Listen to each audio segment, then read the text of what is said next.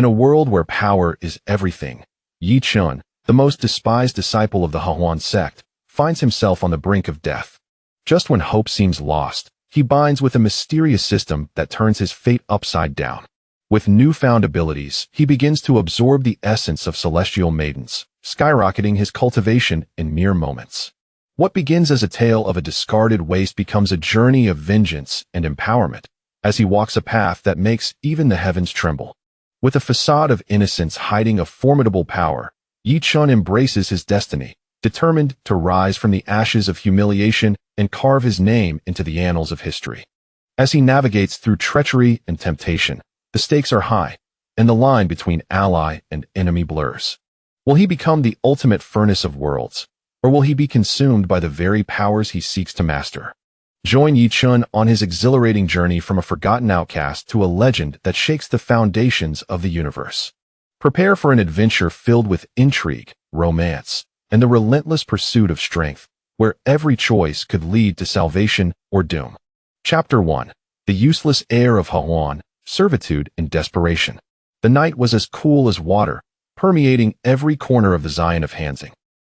Chen curled up amidst the hay in the woodshed, resembling an abandoned wild dog. The biting cold wind swept through the dilapidated window frame, stirring up the dust and the scent of decaying grass, mercilessly whipping against his thin garments. He had gone 3 days without receiving any PGDN. His stomach was empty, but what was more unbearable than hunger was the chilling silence in his dantian. He could clearly perceive the spiritual energy flowing through the heavens and the earth, like cheerful streams bypassing him, a stubborn rock rushing elsewhere. Zunin Sumi. This was the verdict rendered by the elder of the Dan Hall 3 years ago, for words that loomed like an insurmountable chasm, completely severing him from the path of cultivation. His meridians were inherently closed, as if shackled by countless invisible chains, unable to retain any spiritual energy, let alone circulate it. In Hanzing, where dual cultivation was fundamental and the harmony of yin and yang was emphasized, a man unable to cultivate was deemed worthless, barely qualifying as a lowly furnace. The most useless in history was the title bestowed upon him by the sect. Bang! The door of the woodshed was violently kicked open, and 2 cultivators dressed in outer sect disciple attire strode in, their faces displaying unabashed disdain and disgust. Leading the charge was Wang F., a burly Foundation establishment cultivator in charge of the Zion. Chen, get out here. Wang F's voice was as icy and hard as shards of winter ice. Chen slowly opened his eyes, revealing a still grayness within. He struggled to rise, brushing the straw off his clothes, remaining silent. 3 years of bullying and humiliation had dulled all his edges, leaving only a deep-rooted numbness. Wang Gunch, he called out softly, his voice hoarse. Wang F looked down at him, his gaze appraising him like a piece of merchandise waiting to be sold, eventually settling on his slightly pale, delicate face, ravaged by long-term malnutrition, a cruel smile curling at the corners of his mouth. Good news, tremendous good fortune has come to you, waste, Wang F chuckled. The intersect S. Zayu FNG's senior sister, Wenjiu Shinzi, has summoned you to serve her. Chen's head snapped up, and for the first time, a ripple of emotion surfaced in his dead eyes. Wenjiu, that name resonated throughout Hanzing and even among the younger generation of Dinghong. She was the direct disciple of the sect master, a prodigy, having reached the late golden core stage at merely 20 years of age, possessing an unparalleled beauty and exceptional swordsmanship, a moon that countless disciples could only admire from afar. How could such an existence intersect with a mere waste from the Zion? Serve?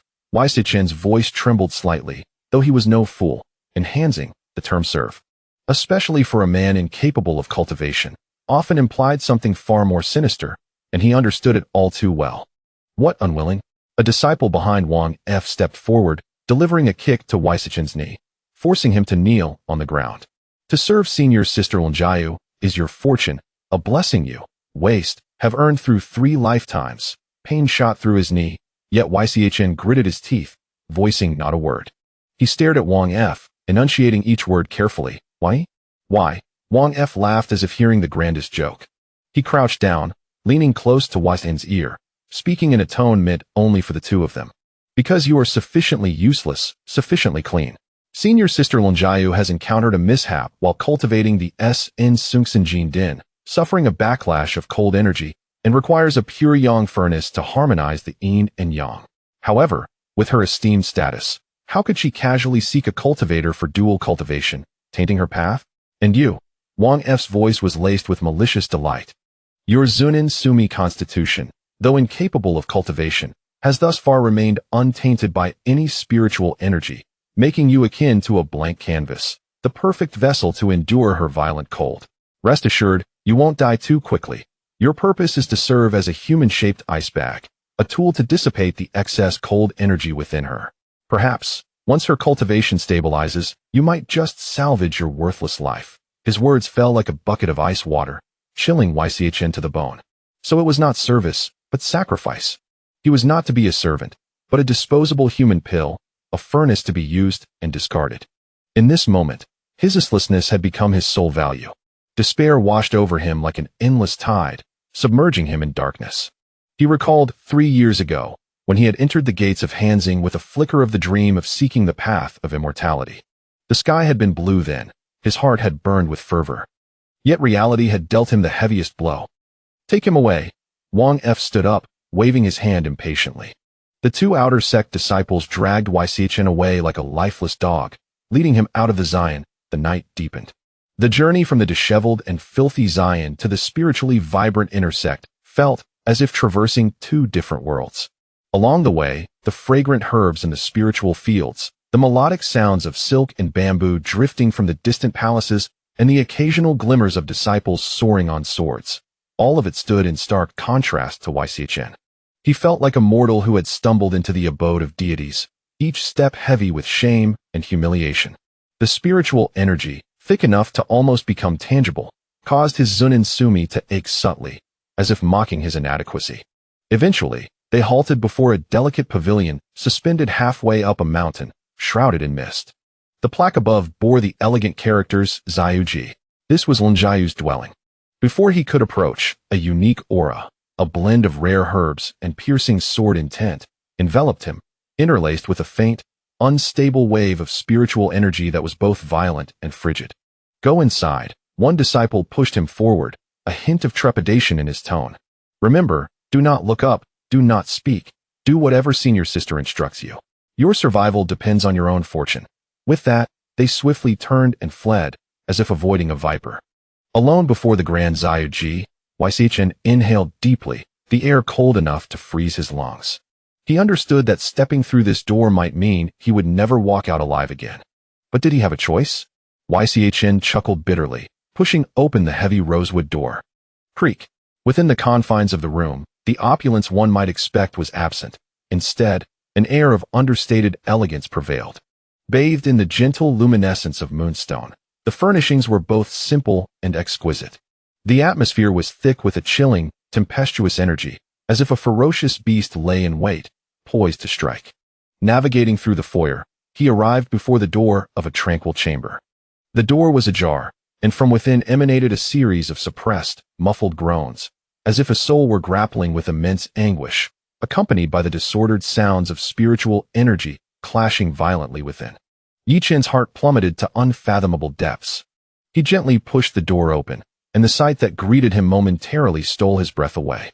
In the center of the chamber, on a bed of cold jade, sat a figure in a meditative posture.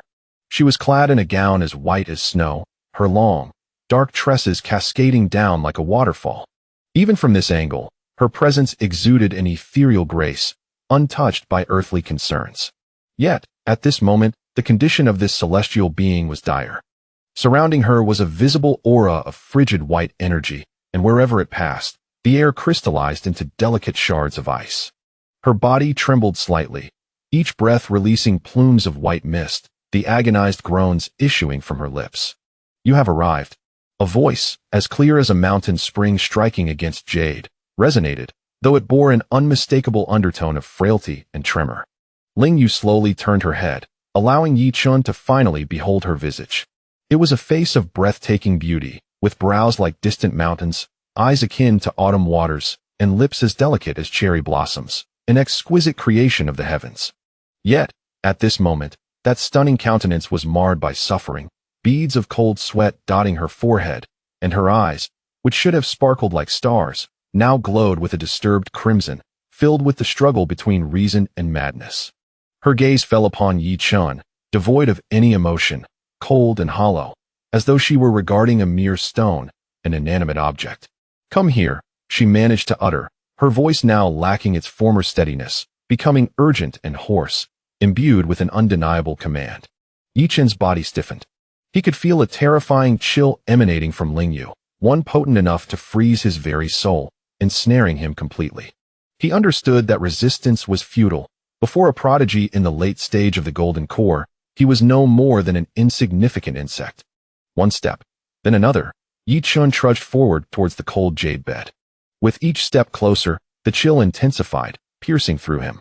The blood within his veins seemed on the verge of congealing, and the xianin locking veins within him throbbed with unprecedented pain, as if countless steel needles were piercing through his meridians.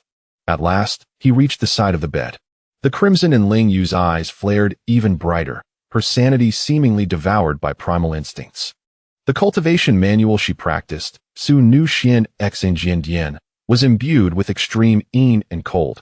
Once it turned against her, the chill would seize her heart. If not properly directed, the consequences could range from the complete obliteration of her cultivation to her very demise. The optimal method for guidance was to find a yang-type furnace to expel the cold energy. Yet, Yi Chen was not such a furnace. He was merely a vessel. "Strip off your clothes and lie down," Ling Yu commanded, her voice now frantic and hoarse, laced with an authority that brooked no argument. This command struck Yi Chen like a thunderclap in his mind. Humiliation, anger, and indignation surged within him. He could accept death, could resign to being deemed worthless, but he could not endure being treated as a creature devoid of dignity. Why should this be? Simply because he was unable to cultivate? Simply because he was born with xianin locking veins? 3 years of repression, 3 years of endurance erupted at that moment, on the precipice of life and death. A surge of courage, inexplicable in its origin, compelled him to clench his fists tightly, his nails digging into his palms, blood trickling between his fingers. He raised his head, for the first time meeting the gaze of this celestial prodigy with a look of resolute defiance. He spoke not a word, yet his eyes conveyed everything. Ling Yu seemed taken aback that a mere waste would dare defy her. The crimson in her gaze flickered violently as the last vestige of her reason was swept away by the raging cold. "You seek death," she growled, her voice morphing from ethereal to that of a wounded beast. With a swift motion, she extended her hand towards Yi Chen's collar. Her hand, quick as lightning, bore a terrifying chill capable of reducing steel to dust. In Yi Chen's vision, that delicate hand loomed larger than life, the shadow of death descending upon him. Despair engulfed him as he closed his eyes. Perhaps death was the only refuge for one such as he. Yet, just as Ling Yu's fingers were about to make contact with his skin, a faint, almost imperceptible mechanical notification echoed within the depths of his mind, where chaos had reigned for 18 years. Life of the host detected under lethal threat. Premium pure yin energy source detected. Activation conditions met. Wanjie system, activating. Chapter 2. Near-Death Awakening. Wanjie system time, in Yi Chen's perception, seemed to stretch infinitely.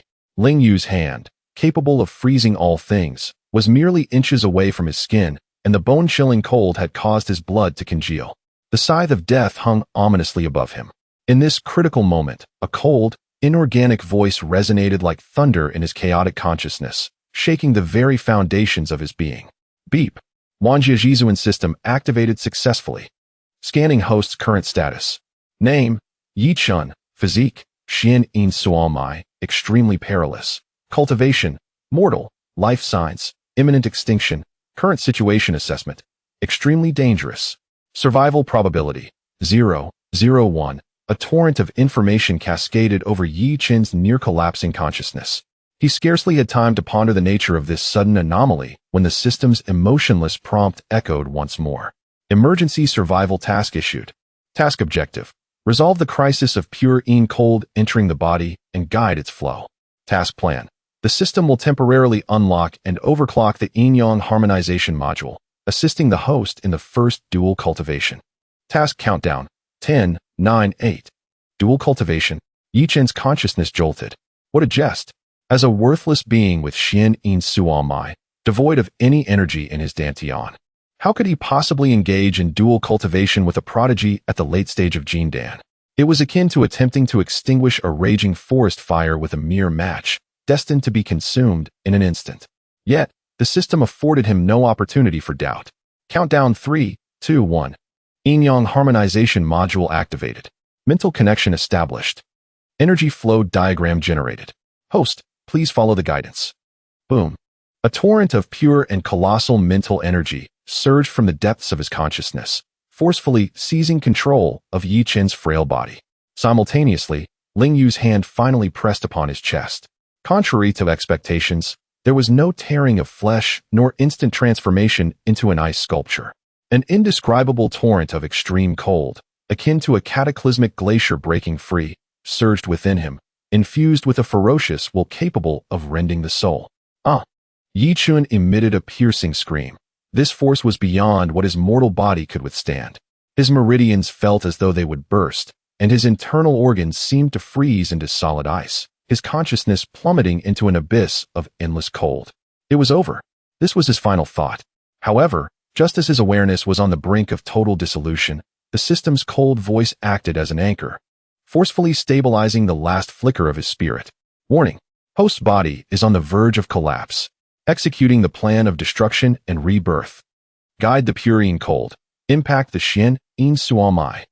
In an unbelievable twist, Yi Chen's body, now under the system's control, performed an astonishing act. Instead of resisting, he actively opened all blocked meridian nodes, allowing the frigid torrent to surge within him. Crack, crack, crack. The sound of shattering chains echoed from deep within Yi Chen's body. Those chains had bound him for 18 long years. Under the cataclysmic force from a late-stage Jin Dan cultivator, those seemingly indestructible locks began to crumble inch by inch. Excruciating pain. Inconceivable agony. If the earlier invasion of cold had felt like plunging into an icy abyss, this moment felt as though millions of ice needles were violently stirring and piercing through every meridian and inch of flesh. Yi Chun was on the verge of fainting from the torment, yet his consciousness remained locked in by the system, forced to endure it all. Simultaneously, a vividly clear energy flow diagram, composed of countless light points and lines, unfurled in his mind. On the diagram, the blue torrent representing Ling Yu's cold energy raged violently, while at its core lay a faint golden stream, the essence of his most primal yang energy as a mortal. Follow the guidance. Using the host's primordial yang energy as a guide to direct the pure Yin cold, completing the circulatory operation. Under the system's precise command, Yi Chen's body transformed into a finely tuned instrument. That faint yang energy acted like a masterful beast tamer, skillfully guiding the reins of the raging beast known as pure Yin cold in a wondrously arcane manner. The ferocious cold began to flow through his meridians, gradually, yet resolutely following the path outlined in the diagram. It was a miracle. A mortal was indeed guiding the rampaging spiritual energy of a late-stage Jin Dan cultivator. Ling Yu, lying beneath him, seemed to sense the changes within her body. Her face, twisted in pain, gradually relaxed, the crimson in her eyes fading to a state of bewilderment. She instinctively felt a warm and peculiar force soothing the chaotic cold within her, directing it toward a safe outlet. That outlet was Yi Chun. As the circulatory operation continued, the immense pure Yin cold flowed through Yi Chen's body. With each complete cycle, a portion was absorbed and refined by his newly opened meridians. Those shattered meridians, nourished by this supremely pure energy, not only did not collapse but began to reshape, expand, and strengthen at an astonishing pace. Destruction and rebirth. His body was undergoing a transformative metamorphosis. As the first wisp of the refined cold energy infused his barren dantian, it was as if a long-dormant desert had suddenly been graced by rain, miraculously awakening a glimmer of vitality. 1 wisp, 2 wisps, 10 wisps. An increasing amount of pure spiritual energy flowed into his dantian, gradually forming a minuscule vortex. Beep. Congratulations, host, for breaking through the Xian Yin Suan Mai, successfully drawing energy into the body. Detected host's cultivation breakthrough. Qi refinement stage 1. Boom. When the system's prompt echoed once more, Yi Chun felt an overwhelming lightness. The heavy shackles that had tormented him for 18 years dissipated into nothingness. He clearly sensed the spiritual energy of heaven and earth joyfully flooding into his body, coursing through his newly forged and resilient meridians, converging into the vortex within his dantian. He could cultivate. I, Yi Chen, have finally embarked on my path of cultivation. An overwhelming joy surged within me like a torrential flood, instantly shattering the tension that had gripped my nerves. Yet, the system afforded me little time for reflection. The formidable coldness within Ling Yu persisted, and our dual cultivation continued unabated. I suppressed my excitement and focused entirely on the system's guidance. As I entered the Qi refining stage, my control over energy became increasingly adept. No longer a passive recipient, I began to actively guide, absorb, and refine the energy. Time flowed slowly in this extraordinary dual cultivation session. Eventually, when the last vestige of the ferocious coldness was refined and absorbed, transforming into my own spiritual power, the entire quiet chamber finally returned to tranquility. I slowly opened my eyes, a fleeting glimmer of light vanishing in an instant. Looking down at my hands, my skin remained fair, yet within it resided an unprecedented sense of power. I could distinctly perceive the swirling vortex in my dantian and the ceaseless flow of spiritual energy within my meridians. Peak of the first layer of Qi refining stage. In just one session of dual cultivation, I had transformed from an ordinary person unable to cultivate into a practitioner at the peak of the first layer of Qi refining stage, with an incredibly solid foundation, nearly reaching the second layer. Ding. Emergency survival mission completed. Reward settlement in progress. Reward 1. Host cultivation level elevated to the peak of the first layer of Qi refining stage. Reward 2. Host physique optimized to Chaos Dao Body, beginner, capable of accommodating and transforming myriad exotic energies. Reward 3. Yin-Yang harmonization module officially unlocked. Reward 4. Acquired initial Yin-Yang value, 10 points. A flurry of reward notifications dazzled Yi Chen's senses. With a thought, a virtual panel, visible only to him, unfolded before his eyes. Supreme System of the Myriad Realms, Host, Yi Chen, Cultivation Level, Qi Refining Stage. First Layer, 98-100. Physique, Chaos Dao Body, Beginner. Cultivation Method, None, Unlocked Modules. Yin-Yang Harmonization, Level 1. Locked Modules, Cultivation Method Simulation, Alchemical Arrays, Magical Artifacts, Blessed Realms, Fortune Plundering. Click to view details. Yin-Yang Value, 10 points. Note: Yin-Yang value is the core energy driving this system, obtainable through dual cultivation, absorbing special Yin-Yang energy, etc. Gazing at the information on the panel, Yi Chen's heart raced vehemently. Useless? Furnace? From this day forth, all of that shall become a thing of the past. I, Yi Chen, shall carve my own path to transcendence with this unparalleled system. However, just as my emotions surged, a faint whimper emanated beneath me. Yi Chen's heart trembled, and he quickly looked down. There, on the icy jade bed, Ling Yu's long eyelashes quivered slightly, as if she were on the verge of awakening. Chapter 3. The First Dual Cultivation, Breaking the Veins, and Refining Qi. Ling Yu's soft moan struck Yi Chen like a bucket of cold water, extinguishing the flickering flames of desire that had ignited within him. In an instant, he became acutely aware of his predicament. He lay disheveled on the bed of the master sister of Hehuan's sect, and she was on the verge of awakening. Should this celestial beauty regain consciousness and discover the indignity of being sullied by one she deemed a worthless furnace, the fate awaiting him would likely be more dreadful than death itself. The fury of a Jindan cultivator could obliterate him 1,000 times over. Flee. This was the first thought that flashed through Yi Chen's mind. He attempted to rise, but his body betrayed him. Having just undergone a seismic transformation, he felt utterly weak and limp. With the spiritual energy surging through his meridians still untamed, rendering even the slightest movement of his fingers a Herculean task. As Ling Yue let out another soft groan, her brows furrowing slightly, it seemed she was slowly surfacing from the depths of a profound unconsciousness. Yi Chen's heart raced. Warning: high-energy life form is about to awaken. Host exposure risk 99. 9. System recommendation: immediately suppress breath and feign exhaustion. The timely alert from the system provided Yi Chen with a glimmer of direction amidst his panic.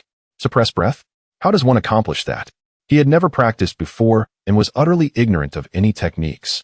The Yin-Yang Harmony Module auxiliary function activated, basic breath suppression technique being imparted.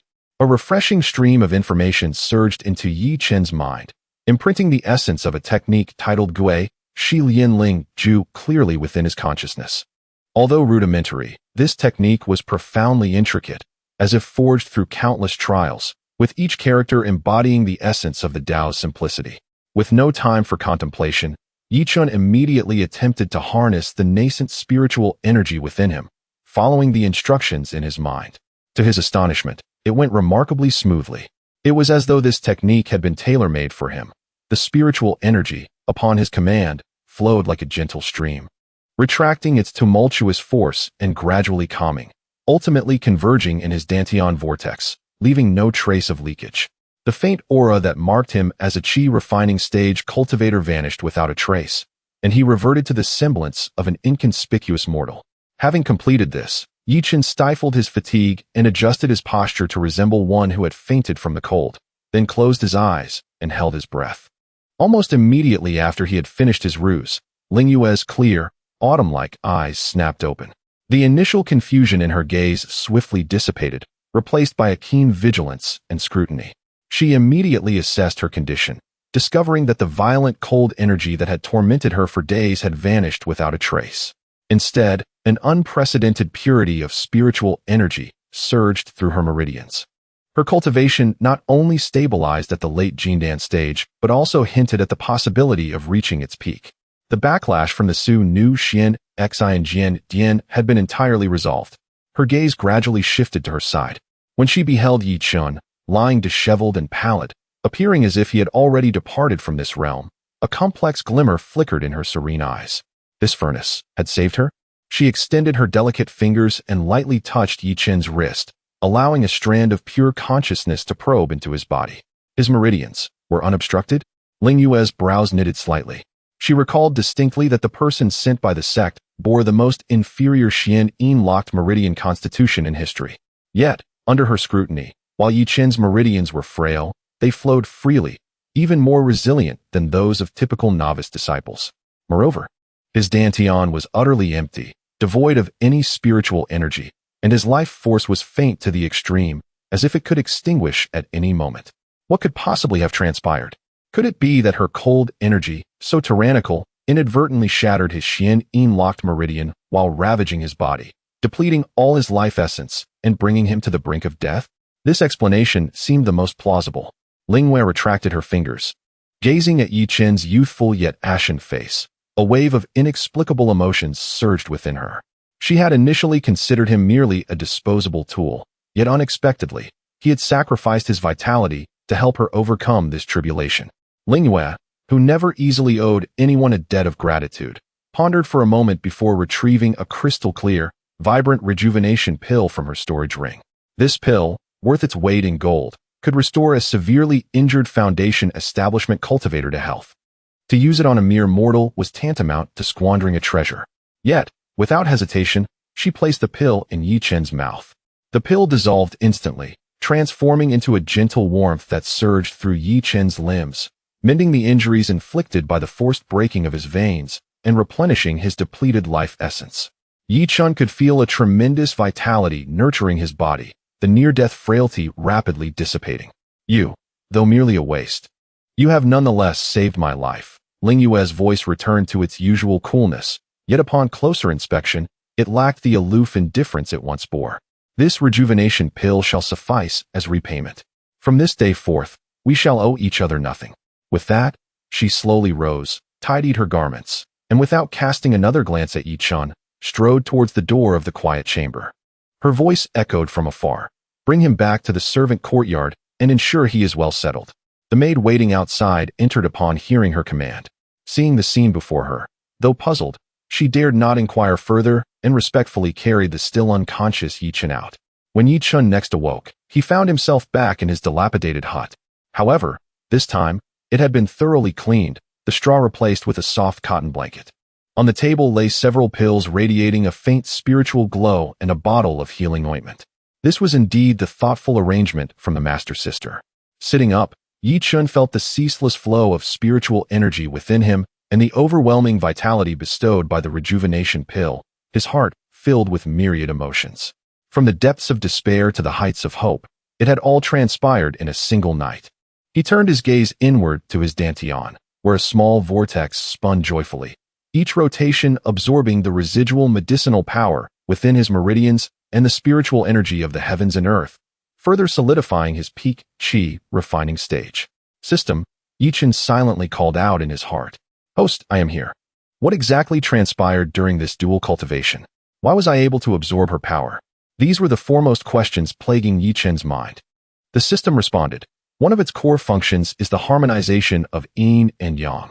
Although you are but a mortal, with the assistance of the system, a temporary channel for the conversion of yin and yang can be established.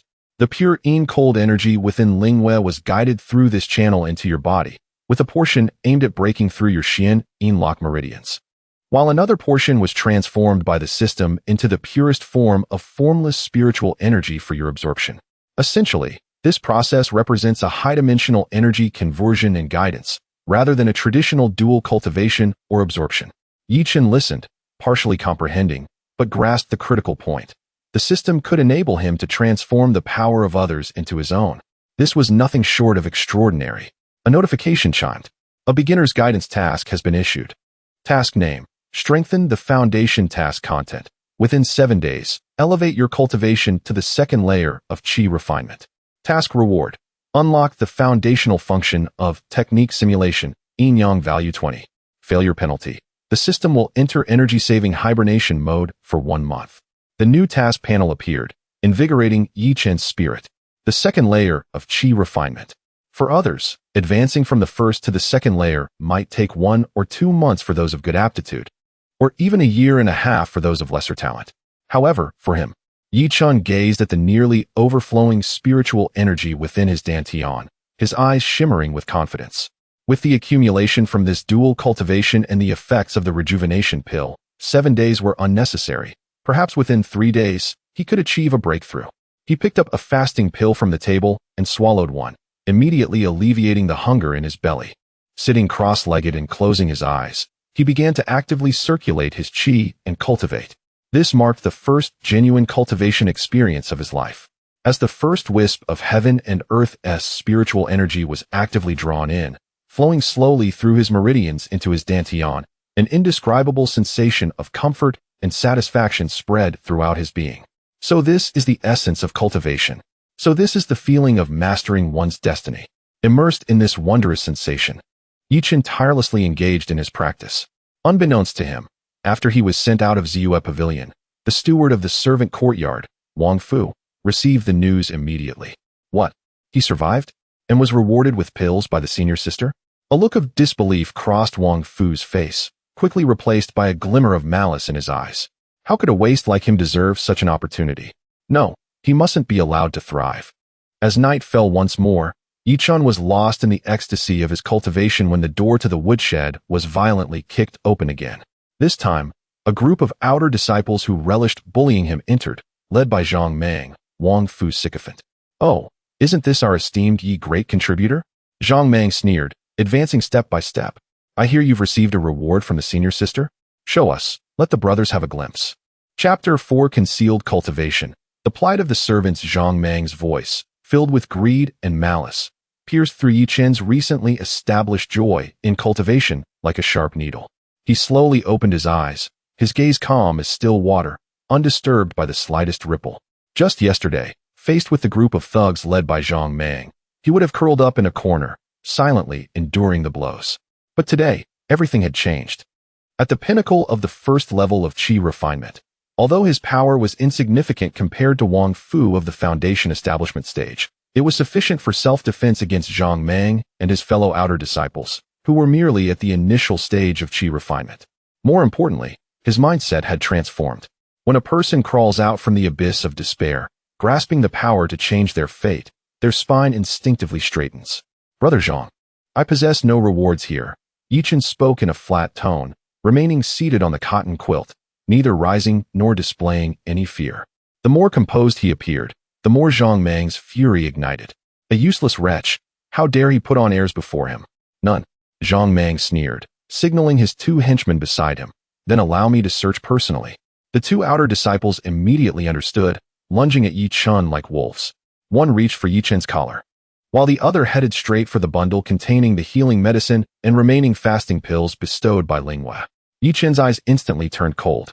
He could endure verbal humiliation, but he would never allow anyone to take away the resources he relied upon for survival and cultivation. Just as the disciple's hand was about to touch the bundle, Yi Chen moved. He did not employ any spells. Instead, he slightly tilted his body, evading the grasp with an exceedingly cunning angle.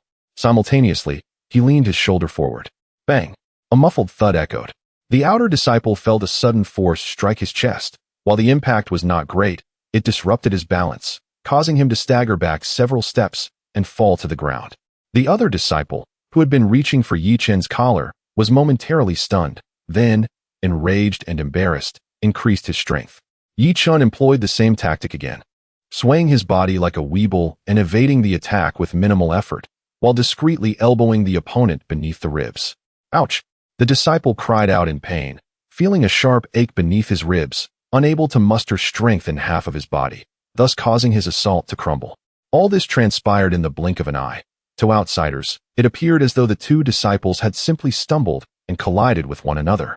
Only Yi Chen understood that this was a fundamental technique of force absorption from the Gui, Shi Lian Ling Ju instilled by the system, combined with his extraordinary reaction speed that surpassed ordinary mortals, allowing him to execute such fluid movements. Zhang Meng was taken aback, rubbing his eyes in disbelief. Two worthless fools. They could not even catch a servant who could not cultivate. He cursed angrily and stepped forward. An aura of spiritual pressure belonging to a third-level Qi refinement practitioner enveloped the entire woodshed in an instant. A faint white light emanated from Zhang Meng's palm, signaling the initiation of the basic spell, Push Mountain Palm. Yi Chen's heart tightened. He knew he was no match for a direct confrontation. He immediately reined in his focus, allowing a hint of panic and fear to flicker across his face, instinctively shrinking back, as if he had reverted to that bullied wretch. This display of weakness greatly satisfied Zhang Meng's vanity. With a cold snort, he dissipated the spiritual light in his palm and instead seized Yi Chen by the collar, yanking him up from the quilt. "Kid, are you trying to play tricks with me?" Zhang Meng growled viciously, his other hand roughly groping over Yi Chen's body. Yi Chen allowed him to act as he pleased, his gaze cast downward as if resigned to his fate. Soon, Zhang Meng retrieved the ceramic bottle containing the healing medicine and several fasting pills from his bosom. "Is this all there is?" Zhang Meng weighed the bottle in his hand, a look of disappointment crossing his face, which swiftly transformed into a grimace. "This is all the reward you received from the senior sister? It seems you are utterly useless." With that, he stuffed the pills and the bottle into his own pocket and delivered a vicious kick to Yi Chen's abdomen. Bang! Yi Chen, like a kite with a severed string, crashed heavily against the wall behind him before sliding down to the ground. Zhang Meng had exerted 7 parts of his strength in that kick, sufficient to injure a mortal's internal organs, leaving them bedridden for days. Yi Chen curled up on the ground, coughing violently, a trickle of blood seeping from the corner of his mouth. A searing pain radiated from his abdomen, yet his heart remained icy. He quietly dispersed the thread of spiritual power he had just mobilized in his abdomen. The force of that kick had been mitigated by most of his internal energy, and the residual pain was entirely bearable for him. The blood that seeped forth was merely an illusion created by biting his tongue, hiding his cultivation, enduring in silence. This was his only path to survival at present. A waste is a waste. Zhang Meng observed Yi Chen's feeble state, his doubts completely dispelled. He spat on the ground, flanked by his 2 lackeys, and strode away. The door to the woodshed slammed shut once more, leaving behind a scene of chaos and silence. After a long while, Yi Chen slowly rose from the ground, wiping the blood from the corner of his mouth. His eyes held no anger, no resentment, only an unfathomable calm. This debt, he would remember. He walked to the corner and unearthed a small oil paper package from beneath a pile of hay. Inside lay the truly precious rejuvenation pill he had secretly hidden away. What Zhang Meng and his companions had stolen were nothing but worthless trinkets. "System, open the interface," Yi Chen silently commanded in his heart. The virtual panel materialized once more. He focused his attention on the modules yet to be unlocked. Technique simulation consumes yin-yang points and mental energy to optimize, complete, fuse, or even create new techniques from existing ones. The higher the level, the stronger the simulation ability. Currently locked: pills, arrays, talismans, and artifacts, a mastery module for all professions. Once unlocked, The host will gain foundational knowledge and talents corresponding to the profession, allowing for rapid improvement through learning and practice. Currently locked, Heavenly Abodes, a spatial module. The initial level provides storage capabilities. Upgrades allow for the creation of independent small worlds, time flow adjustment, spiritual herb cultivation, and spirit beast nurturing. Currently locked. Each module's function made Yi Chen's heart race with excitement. This is not merely a golden opportunity. It is, in fact, a grand avenue leading to divinity. The foundation of all this lies in the yin-yang value and one's own cultivation. He glanced at his attribute panel. Yin-yang value. 10 points. System. What can these 10 points of yin-yang value accomplish? Response to the host. 10 points of yin-yang value can be used for 1. Exchange for 1 basic body refinement pill, requires 10 points. 2. Exchange for basic breath control technique, requires 5 points. 3. Conduct a mild system probe, consumes 1 point. Without hesitation, Yi Chen opted to exchange for the basic breath control technique. Though elixirs are beneficial, it is the techniques that are fundamental. He now possessed spiritual energy at the qi refinement stage, yet lacked a method to harness it, akin to a beggar clutching a mountain of gold, unable to transform wealth into true power. Exchange successful. Consumed 5 points of yin-yang value. Basic breath control technique, system optimized version, being instilled. A surge of information flooded his mind. As a cultivation technique more systematic and comprehensive than the turtle breathing and spirit gathering technique was instantly mastered.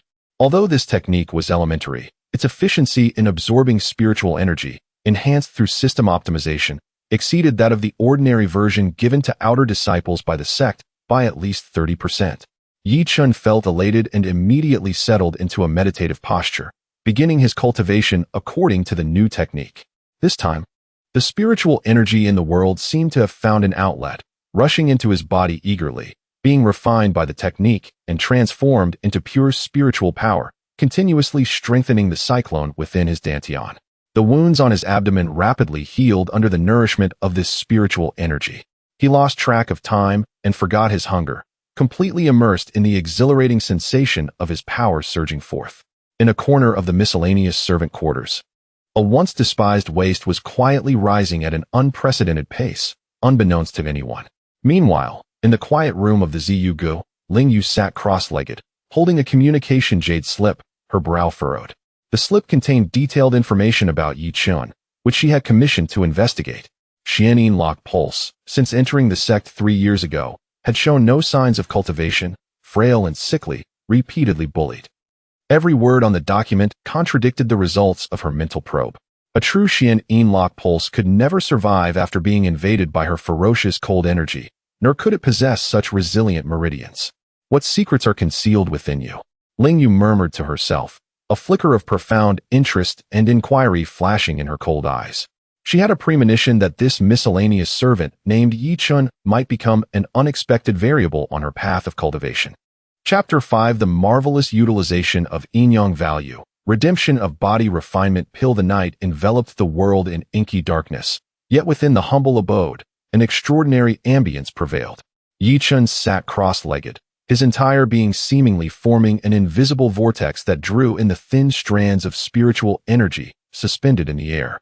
This energy flowed into his body with each breath, circulating through the basic breathing technique, system-optimized version, ultimately transforming into pure spiritual power that converged in his dantian.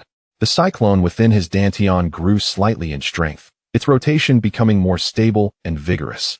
The peak of the first layer of the qi refinement stage was continuously solidified and fortified during this repeated practice. After a considerable duration, Yi Chen exhaled a long breath of impure air and opened his eyes. The lifeless gaze that once characterized him now held a contained brilliance, radiating a tranquility and determination that belied his age. The sensation of cultivation was truly wondrous. He murmured to himself, clenched his fist, and felt the ceaseless flow of power within him. Although this power remained insignificant in the eyes of true cultivators, for him, it signified a rebirth. System, check attributes. Host, Yi Chen, cultivation level, Qi refinement stage 1, 99-100.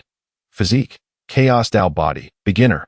Technique, basic breathing technique, system optimized version. Unlocked modules, Yin-Yang Harmony, level 1. Yin-Yang value, 5 points. After merely one night of cultivation, his progress surged from 98 to 99, leaving him just a step away from breaking through to the second layer of the Qi refinement stage. Such speed, if known, would undoubtedly leave the so-called prodigies of Huan's sect astounded. However, Chen felt no sense of satisfaction. He was acutely aware of the dire conditions of his current cultivation environment. The spiritual energy in the servants' courtyard was meager, devoid of any supporting resources. Relying solely on breathing techniques for rapid advancement was akin to chasing a mirage. More critically, there was his physical body. Although he had broken through the Xian-Yin locking veins, the 18 years of deprivation had rendered his body still feeble. Cultivators lay their foundation in Qi refinement and their essence in body refinement. A formidable physique was essential to bear greater spiritual power and unleash more powerful spells. System, what can I exchange with the remaining 5 points of yin-yang value? Chen cast his gaze upon the scant 5 points of yin-yang value. This was his only current asset. Response to host. 5 points of yin-yang value can be exchanged for 1. Basic body refinement technique, requires 5 points. 2. 3 ordinary pill of abstinence, requires 3 points. 3. 1 bottle of low-grade healing ointment, requires 2 points. Without a moment's hesitation, Chen chose the basic body refinement technique. Pills were ultimately external substances. Techniques were the fundamental means of self-improvement. Exchange successful. Consumed 5 points of yin-yang value. Basic body refinement technique, system-optimized version, infusing. A torrent of information surged into his consciousness. Unlike the basic breathing technique, this body refinement technique not only encompassed mental incantations, but also included 18 seemingly simple, yet profoundly aligned physical movements that corresponded with the body's muscles, bones, and meridians. Each movement precisely targeted the training of specific muscles, bones, and tendons. Similarly, due to system optimization, the efficacy of this body refinement technique was far superior to the common methods circulating in the market. Chen rose, slowly assuming a stance within the confines of the cramped dwelling. The first move, Fierce Tiger descends the mountain. He bent down, hands planted on the ground, his spine resembling a taut bow, as the spiritual power flowed along designated pathways toward his limbs and bones. Crack, crack. A series of subtle bone-cracking sounds emanated from within him, muscles vibrating at a peculiar frequency, as impurities were expelled through sweat from his pores. A sharp, intense pain engulfed his entire being, akin to countless ants gnawing at his marrow. Chen gritted his teeth, yet his gaze grew increasingly bright. He could distinctly sense his body growing more resilient through this torturous forging. The second move, Spiritual Ape climbs the branch. The third move, Giant Bear shakes the tree. One move followed another as Chen tirelessly practiced. His movements evolved from initial awkwardness to a fluid and natural grace.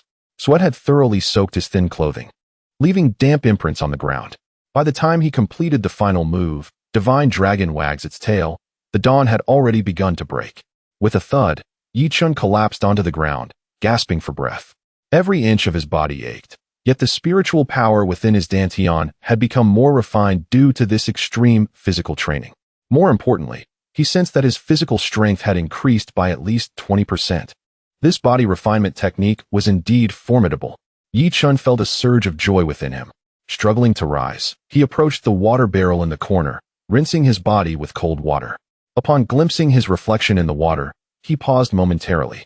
Though his frame remained slender, his skin bore a faint lustrous sheen, and the muscles that had once appeared slack due to malnutrition had become taut, displaying distinct lines. This was the effect of body refinement. Ding! Detected that the host has completed the first body refinement, solidifying the foundation.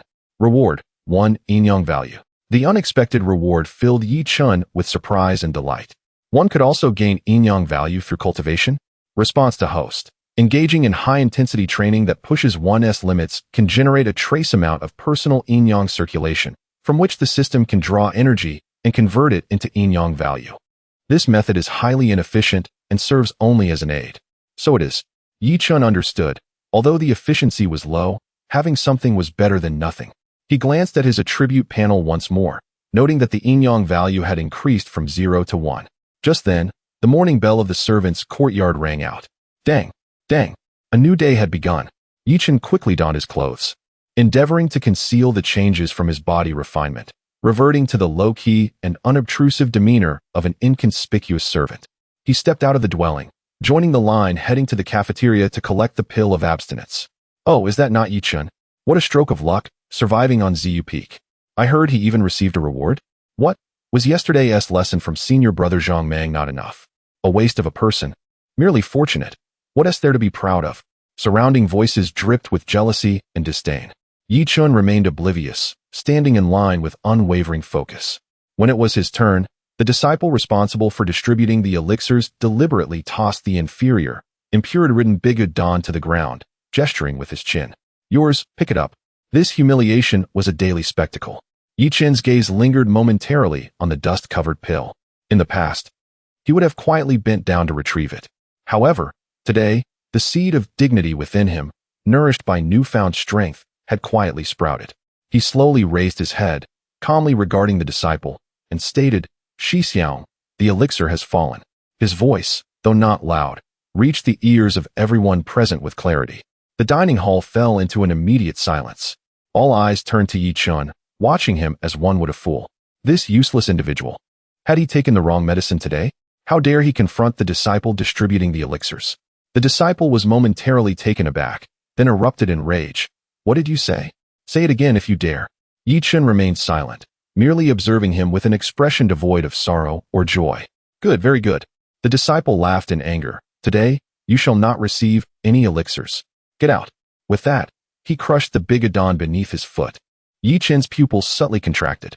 He refrained from further argument or anger. He simply cast one last deep glance at the disciple before turning and departing the dining hall in silence. Amid the gloating eyes of the crowd, his figure appeared somewhat desolate, yet his posture remained resolutely upright. Without the bigodon, he would once again face the threat of hunger. Yet he did not care, for he understood that he was no longer the wasteful being who could only survive by relying on the charity of others. Upon returning to the woodshed, Yi Chen sat cross-legged, entering a state of cultivation once more. Without elixirs, he would combat hunger through his training. He vowed to devote all his time to enhancing his strength. He would make those who once bullied and looked down upon him realize that fortunes may shift, and one should never underestimate the youth in adversity. Meanwhile, as Yi Chen silently cultivated, Ling Yu, far away on the intersect Ziyue Peak, made a decision. Go, summon that servant named Yi Chen again, she instructed her maid. The maid was taken aback. Shiji, you still want to? Ling Yu's cold gaze swept over, causing the maid to fall silent, not daring to inquire further. Yes. Ling Yu gazed out at the clouds drifting by, her heart heavy with uncertainty. How could a mortal endure her pure, coldness? Could a single Huichun Dan truly restore him from the brink of death? She sensed that the seemingly ordinary servant concealed secrets far beyond her imagination. She needed to confirm this for herself once more. Chapter 6. The Grievance of the Furnace, the Master's Sister's Doubt. The air in the woodshed was frigid and sparse, as if even the most fundamental spiritual energy of the universe scorned this tainted place. However, for Yi Chen at this moment, it was a sacred hall of his secret ascent. The sensation of hunger gripped his stomach like an invisible hand, delivering piercing pangs. Yet, he paid no heed, fully immersed in the profound workings of the basic breathing technique. Each breath, every inhalation and exhalation, was akin to a minute tide, cleansing his newly formed meridians. The faint points of spiritual energy in the air were forcibly stripped from the dust and decay, gradually drawn into his body. This process was arduous and slow, much like searching for water in a desert, yet Yi Chen relished it. He could distinctly perceive that with each influx of spiritual power, the cyclone within his dantian became more consolidated. His physical body, tempered by the basic body refining technique, had far surpassed its previous endurance against hunger. The warmth brought about by the flow of spiritual energy gradually overshadowed the emptiness in his abdomen. He was using cultivation to combat the physiological limits of a mortal. Cultivation level, Qi refinement stage, first layer, 995100, on the system panel. The number representing his cultivation progress was steadily advancing at an almost imperceptible rate. Just a little more, just a final push. A surge of intense desire welled up within Yi Chen. He intensified the operation of his technique, striving to break through this barrier in one go. However, at the moment of his utmost concentration, a series of respectful yet insistent knocking echoed from outside the woodshed. Knock, knock, knock. The sound was crisp, in stark contrast to the brutishness of Zhang Mang and his associates from the previous day. Yi Chen's cultivation was interrupted. He slowly retracted his energy, imperceptibly furrowing his brows. He immediately activated the turtle breathing technique, retracting the recently stirred spiritual energy fluctuations, reverting to the state of a weak mortal. "May I ask if Brother Yi Chun is available?" A clear, delicate female voice called from outside, laced with a hint of cautious politeness. Yi Chen's heart stirred. This voice was somewhat familiar. It seemed to belong to the maid who had carried him back yesterday at Ziyue Pavilion. He rose and opened the creaking wooden door. Standing outside was indeed the girl clad in a light green maid's outfit. Upon seeing Yi Chun, she briefly appeared taken aback, seemingly surprised by his improved complexion, then quickly lowered her head and respectfully bowed. "Brother Yi, the master sister requests your presence." As these words left her lips, not only did Yi Chen's heart tighten, but the surrounding miscellaneous workers and outer sect disciples, who were pretending to be busy while secretly eavesdropping, erupted in a flurry. "What? The master sister summons him again? Twice? How is this possible? He is a useless one. What right does he have? Could it be that the master sister truly took a liking to him? Unthinkable. What kind of person was she? How could she? I have heard that some powerful female cultivators practice special techniques that require the absorption of yang energy to replenish yin. But this fellow lacks spiritual power. Where would he find yang energy to absorb?" Various whispers brimming with jealousy, confusion, and even malice buzzed like a swarm of bees, permeating the corners of the workers' quarters. The glances directed at Yi Chun were more complex than the day before, mingling envy and jealousy with a heightened sense of scrutiny and bewilderment. Yi Chun remained oblivious to everything around him. His mind raced. Another summons? Why? Had she discovered some flaw? Or perhaps the effects of the rejuvenation pill exceeded her expectations, leading her to suspicion? System warning. Summons from a high-level cultivator, golden core late stage, typically accompany a high degree of uncertainty. It is advised that the host maintains utmost vigilance, operating the turtle breathing technique continuously and refraining from exposing any traces of cultivation. "I understand." Yi Chen mentally responded while maintaining a composed facade, nodding slightly at the maid and speaking in a hoarse voice. "Please guide me." He had no authority to refuse, nor could he. Under the maid's guidance, Yi Chen embarked once more on the path toward the inner sect's Ziyue Peak. Unlike the despair and numbness he felt when being dragged the previous night, this time he walked step by step on his own accord. His senses had sharpened immensely due to his entry into cultivation.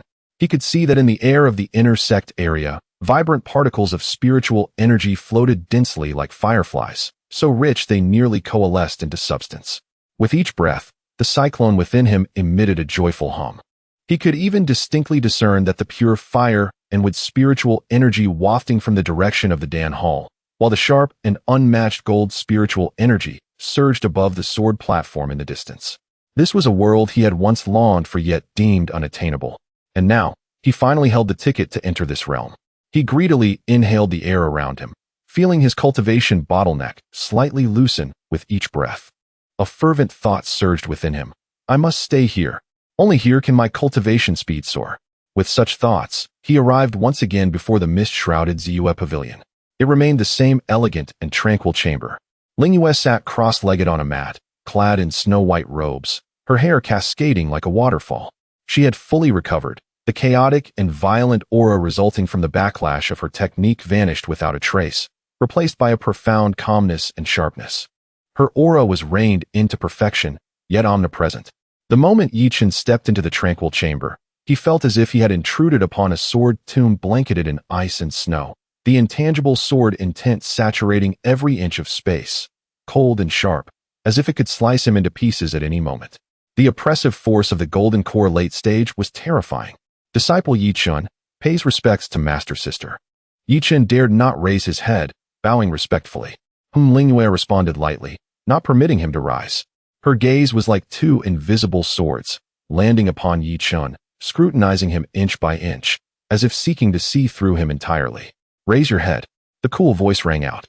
Yi Chen complied, slowly lifting his gaze.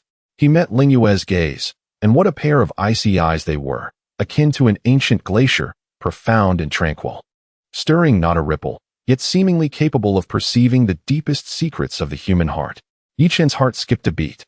"Your recovery is remarkable," Lingyue spoke, her tone devoid of any discernible emotion. A third-grade Huichun Dan has enabled you to recover from the brink of death to a state of vitality within a single night. Such efficacy surpasses my expectations. An alarm rang in Yi Chen's mind.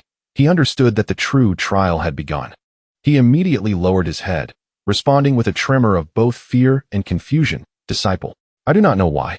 Perhaps it is due to my unique constitution, or perhaps it is the blessing of the senior sister's elixir. He attributed everything to his peculiar physique and the medicine itself, the most prudent explanation. A unique constitution? A hint of an elusive smirk graced Ling Yue's lips, cold and devoid of mirth. Indeed, your constitution is quite extraordinary. The sect's records indicate that one with a Xian-Yin-locked meridian has naturally obstructed channels, akin to an unyielding stone, impervious to water and fire, with spiritual energy difficult to penetrate. Yet, upon my examination yesterday, your meridians were unobstructed. The realization struck. Yi Chen's heart constricted sharply. He had anticipated this as the genuine reason for Ling Yue's summons. A few beads of cold sweat trickled down his forehead, his body trembling slightly as he spoke with evident fear. Senior sister, please discern. I have been in the sect for 3 years and have never been able to draw energy into my body. This can be confirmed by the Dan Hall. As for my meridians, I truly do not know. Perhaps it was due to the overwhelming effect of senior sisters. He faltered mid-sentence, revealing a look of fear that suggested he wished to say more, but dared not. He believed that Ling Yue's intelligence would fill in the blanks. Indeed, Ling Yue's cold eyes flickered momentarily, and she continued in alignment with his words. You imply that my pure Yin cold energy, while raging within you, forcibly breached your Xian-Yin locked meridian? I would not dare to speak presumptuously. Yi Chen immediately prostrated himself on the ground, trembling more violently. All I know is that yesterday felt like falling into an ice cavern, with my meridians breaking inch by inch, unbearable pain leading me to faint. What happened thereafter? I am entirely unaware. He placed himself entirely in the role of an innocent, weak victim, claiming ignorance. His words held truth. His meridians indeed suffered severe damage, and he truly felt unbearable pain. Such a lie, imbued with genuine sensation, is the hardest to discern. The chamber fell into a profound silence, interrupted only by Yi Chen's fearful breaths and Ling Yue's sharp, almost blade-like scrutiny. System analysis. Target character Ling Yue, current emotional state, 70 suspicion, 20 curiosity, 10 potential malice. She does not fully believe your words. Yi Chen's heart sank. The wisdom and perceptiveness of a golden core cultivator far exceeded his imagination. Extend your hand, Ling Yue spoke again, her tone leaving no room for dissent.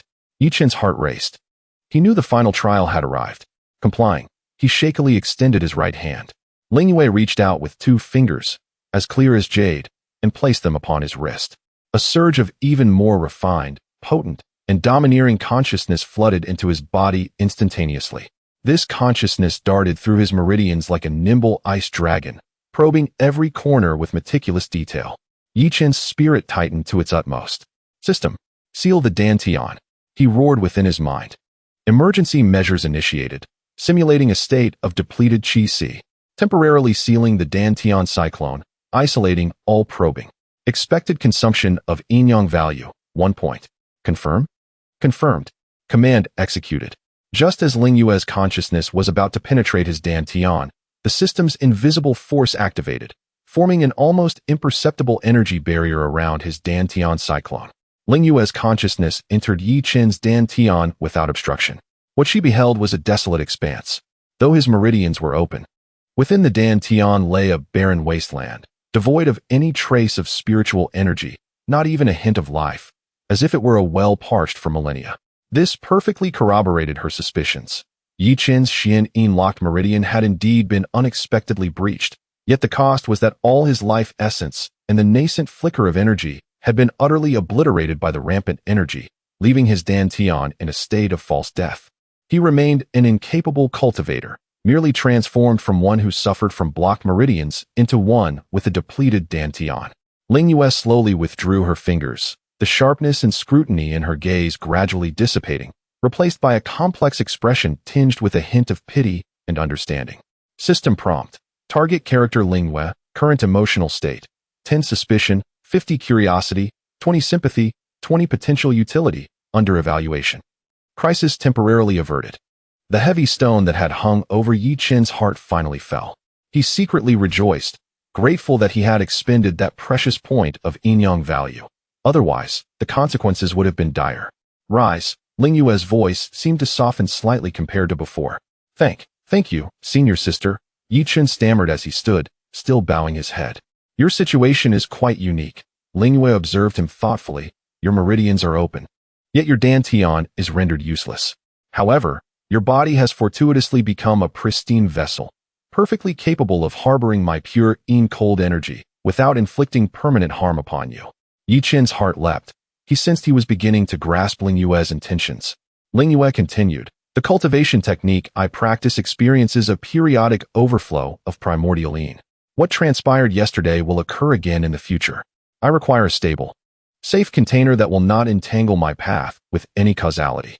Her gaze fixed steadily on Yi Chen, her voice echoing in the silent chamber. Yi Chen, from this day forth, you shall be my exclusive furnace. You need not return to the servants' courtyard.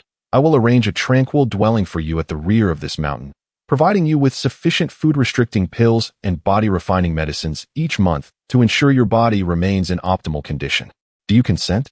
Though her inquiry conveyed a semblance of questioning, her tone left no room for negotiation. It was a decree, a proclamation. In an instant, myriad thoughts surged through Yi Chen's mind. To become a dedicated furnace cauldron signified the irrevocable loss of his freedom, reducing him to a mere instrument for Ling Yu's cultivation. Yet simultaneously, it heralded an escape from the relentless torment of the miscellaneous department, granting him access to the long-coveted environment and resources for cultivation. Danger and opportunity coexisted. He found himself devoid of options, or rather, this was the most favorable choice available at present. Yi Chen took a deep breath, once more prostrating himself upon the ground, his voice imbued with a fitting blend of gratitude and exhilaration. To alleviate the burdens of the senior sister is a fortune earned through 3 lifetimes of cultivation. I am willing. Chapter 7. Provocation from the Outer Sect. A punch to the 3rd level of Qi refinement in the early morning, a delicate mist enveloped the back mountain of Ziwei Peak like a fairy's veil. This place was a stark contrast to the clamor and filth of the servant quarters, existing in a realm of its own. A meticulously crafted bamboo cottage, nestled against the mountains and by the water, was graced by a spring that bubbled melodiously, its waters imbued with pure water element spiritual energy. Surrounding it was a dense grove of emerald bamboo, rustling in the wind like a celestial symphony. Here lay the new abode arranged by Ling Yue for Yi Chen. Within the bamboo cottage, Yi Chen sat cross-legged, his eyes tightly closed. His aura hovered at a delicate threshold. It had been 10 days since he became Ling Yue's dedicated furnace, and these 10 days had been the most tranquil and fulfilling of his life. No longer did he have to bow and scrape for a subpar fasting pill, nor endure endless bullying and humiliation. Ling Yue kept her word, sending maidservants every 3 days with ample fasting pills and a vial of body-refining elixir. Though the elixir was of the lowest grade, it was a priceless treasure for Yi Chen, who had just embarked on his cultivation journey. Coupled with the system-optimized basic body refinement technique, his physical strength grew day by day, dispelling his previous frailty and replacing it with a newfound resilience. More importantly, the cultivation environment here was unparalleled. Ziwei Peak was the convergence point of the Hahuan sect's spiritual veins, where the density of spiritual energy surpassed that of the outer sect by at least tenfold, a stark contrast to the servant quarters. Under such exceptional conditions, Yi Chen's cultivation progressed at an astonishing rate. Buzz. In an instant, the Qi whirlpool within his dantian trembled violently, its rotation accelerating abruptly.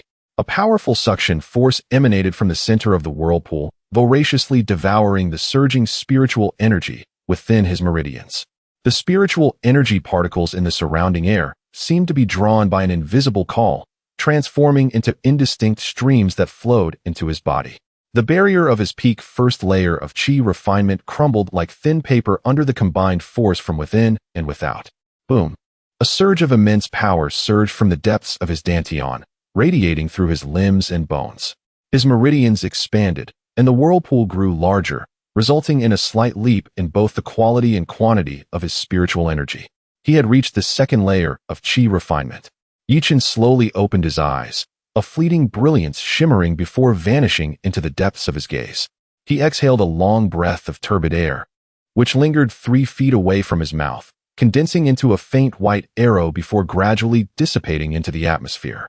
In just 10 days, he had ascended from an ordinary mortal to the second layer of qi refinement.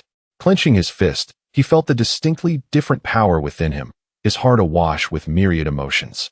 This speed was enough to make any so-called genius blush with shame. He understood that while the system played a significant role, the cultivation environment and resources provided by Lingwei were equally invaluable. Lingwei. Yi Chen silently pondered this name, his feelings complex. He was her nominal furnace, a mere tool for her cultivation, yet he was undeniably benefiting from her generosity. This contradictory relationship left him momentarily perplexed. However, he quickly cast aside these tangled thoughts. Regardless, the only truth at present was to enhance his strength. Only with sufficient power could he truly seize his destiny, rather than treading on thin ice, reliant on others. He stood up, stretching his limbs, the joints cracking crisply. In recent days, aside from cultivating, he had also gone to the Outer Sex Affairs Hall to receive a new set of disciple robes. Though his current identity was awkward, he was no longer a servant, and it would be inappropriate to continue wearing the tattered gray attire. Donning a fresh Outer Sect disciple's azure robe, Yi Chen appeared significantly more spirited. He concealed his aura to the utmost, looking every bit the fragile youth, before stepping outside and making his way toward the Outer Sect area.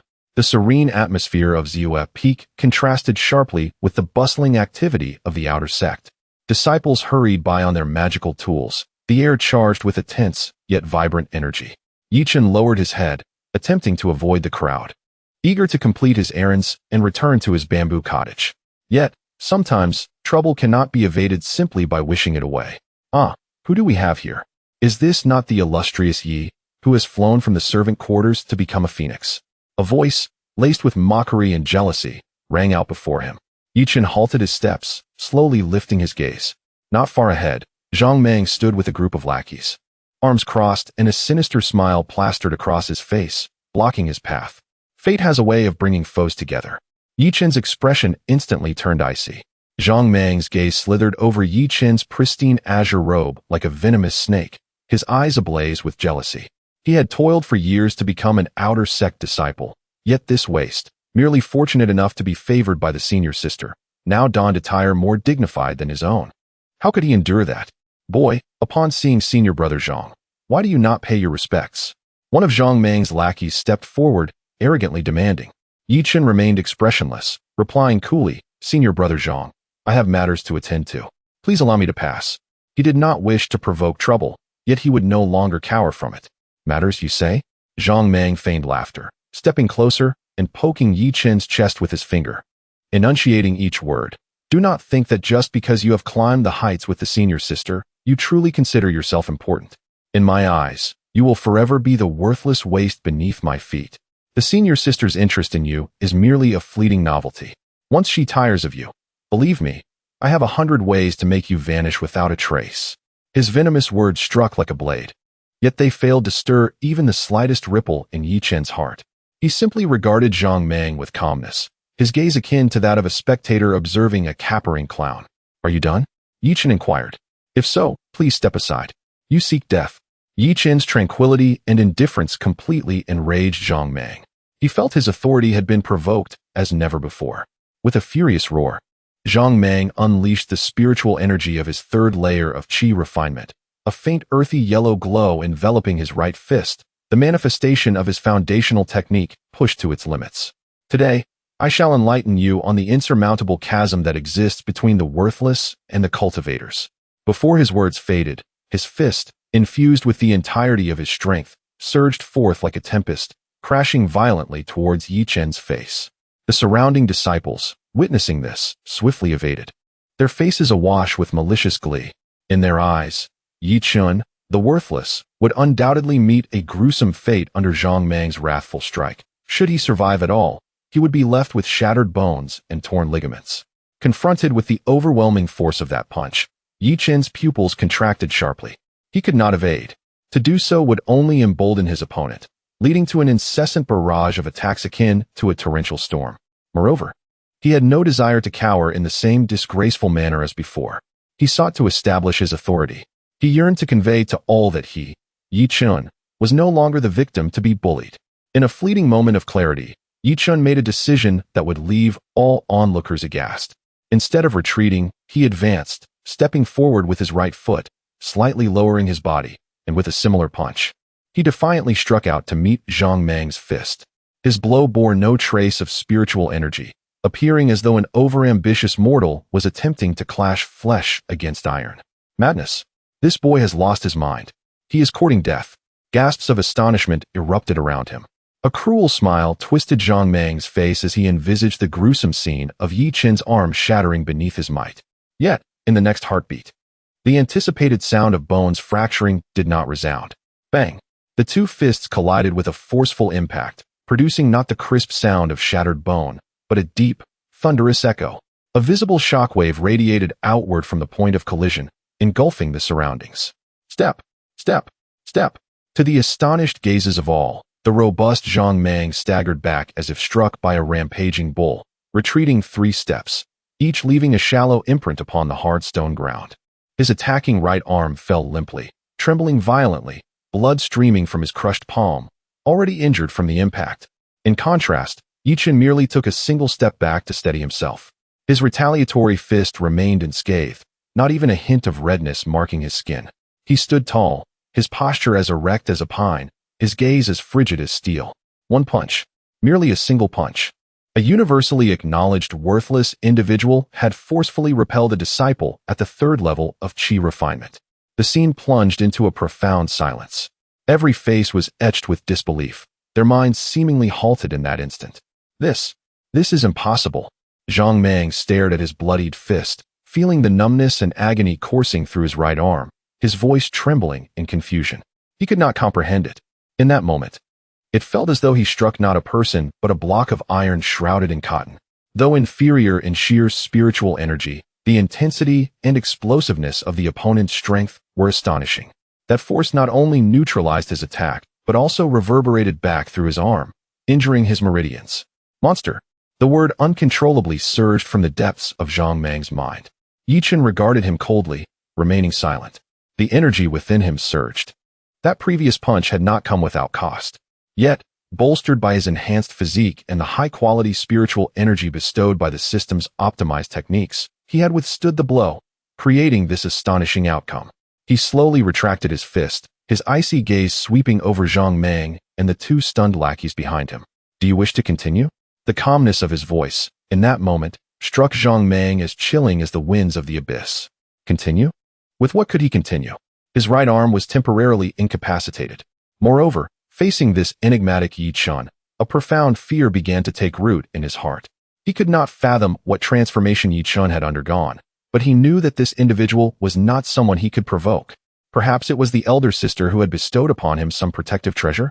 Yes, it must be so. Finding a plausible justification, Zhang Meng's fear somewhat diminished. Yet his fighting spirit was utterly extinguished. He pointed shakily at Chen, delivering a hollow threat. You wait. With that, he fled in disarray, accompanied by his 2 companions, beneath the astonished gazes of the crowd. A tempest had concluded with a whimper, yet the shock waves it generated rippled through the outer disciples like a stone cast into a tranquil lake. Did you see? Zhang Meng was vanquished by that worthless one with a single punch. He is not worthless. The power behind that punch must have been at least that of a 2nd-level Qi refinement. No, perhaps even stronger than an ordinary 2nd-level Qi refinement. Was he merely pretending to be weak all along? Was Xianyan's lock on his meridians a ruse? I suspect he must have received guidance from the elder sister or been gifted some rare treasure, undergoing a transformation overnight. Whispers and speculations surged like waves. Chen's name began to circulate in a markedly different manner within the small circle. Yet, the architect of this upheaval, Chen, regarded it as a trivial matter. He paid no heed to the complex gazes around him, striding directly towards the outer affairs hall to collect his new garments before making his way back to the rear mountain of Ziyufeng without a backward glance. He understood that while today's punch had temporarily quelled the nefarious, it would inevitably attract more attention and trouble. In this world, lacking strength equated to being prey. Today he could repel a 3rd-level Qi refinement, but tomorrow he might have to confront those at the foundation establishment stage or even golden core. He must become stronger. Upon returning to his bamboo cottage, Chen shut the door, his eyes gleaming with unprecedented determination. He immersed his consciousness within, discovering that the extreme clash from earlier had ignited the energy vortex within his dantian, propelling him closer to the pinnacle of second-level qi refinement.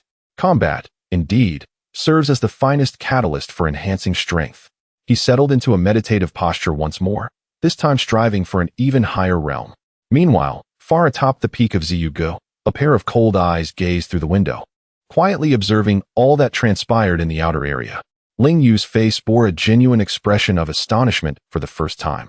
Chapter 8 System Task. Collecting Ning grass within the bamboo cottage, spiritual energy flowed serenely. Yi Chun sat cross-legged, yet his mind remained restless, unable to fully immerse itself in cultivation.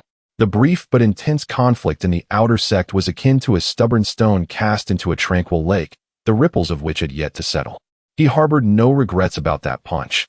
Dignity is forged through one's own strength. Relentless submission only invites further oppression. Yet, he was acutely aware that tranquility is often disrupted by the winds of fate. Today he had repelled Zhang Mang, a practitioner at the third layer of qi refinement, momentarily instilling fear in the petty evildoers, but he had also propelled himself from the status of an inconsequential weakling to one fraught with unforeseen peril. This would undoubtedly attract more scrutiny, perhaps even the attention of higher-level cultivators. His greatest trump card, the system and his true cultivation level, must remain concealed at all costs. Otherwise, he would likely face a grim fate of being dissected for research. He needed to devise a means to better conceal himself. Yi Chun murmured to himself, his brow furrowed. Although the Gui Shi Lian Ling Ju was profound, it was ultimately a foundational technique. It might deceive practitioners in the qi refinement stage. But should he encounter someone in the foundation building stage, or even a golden core true person like Ling Yu, they would likely see through it. Just as he was consumed by these worries, a familiar, cold mechanical voice echoed in his mind. Alert!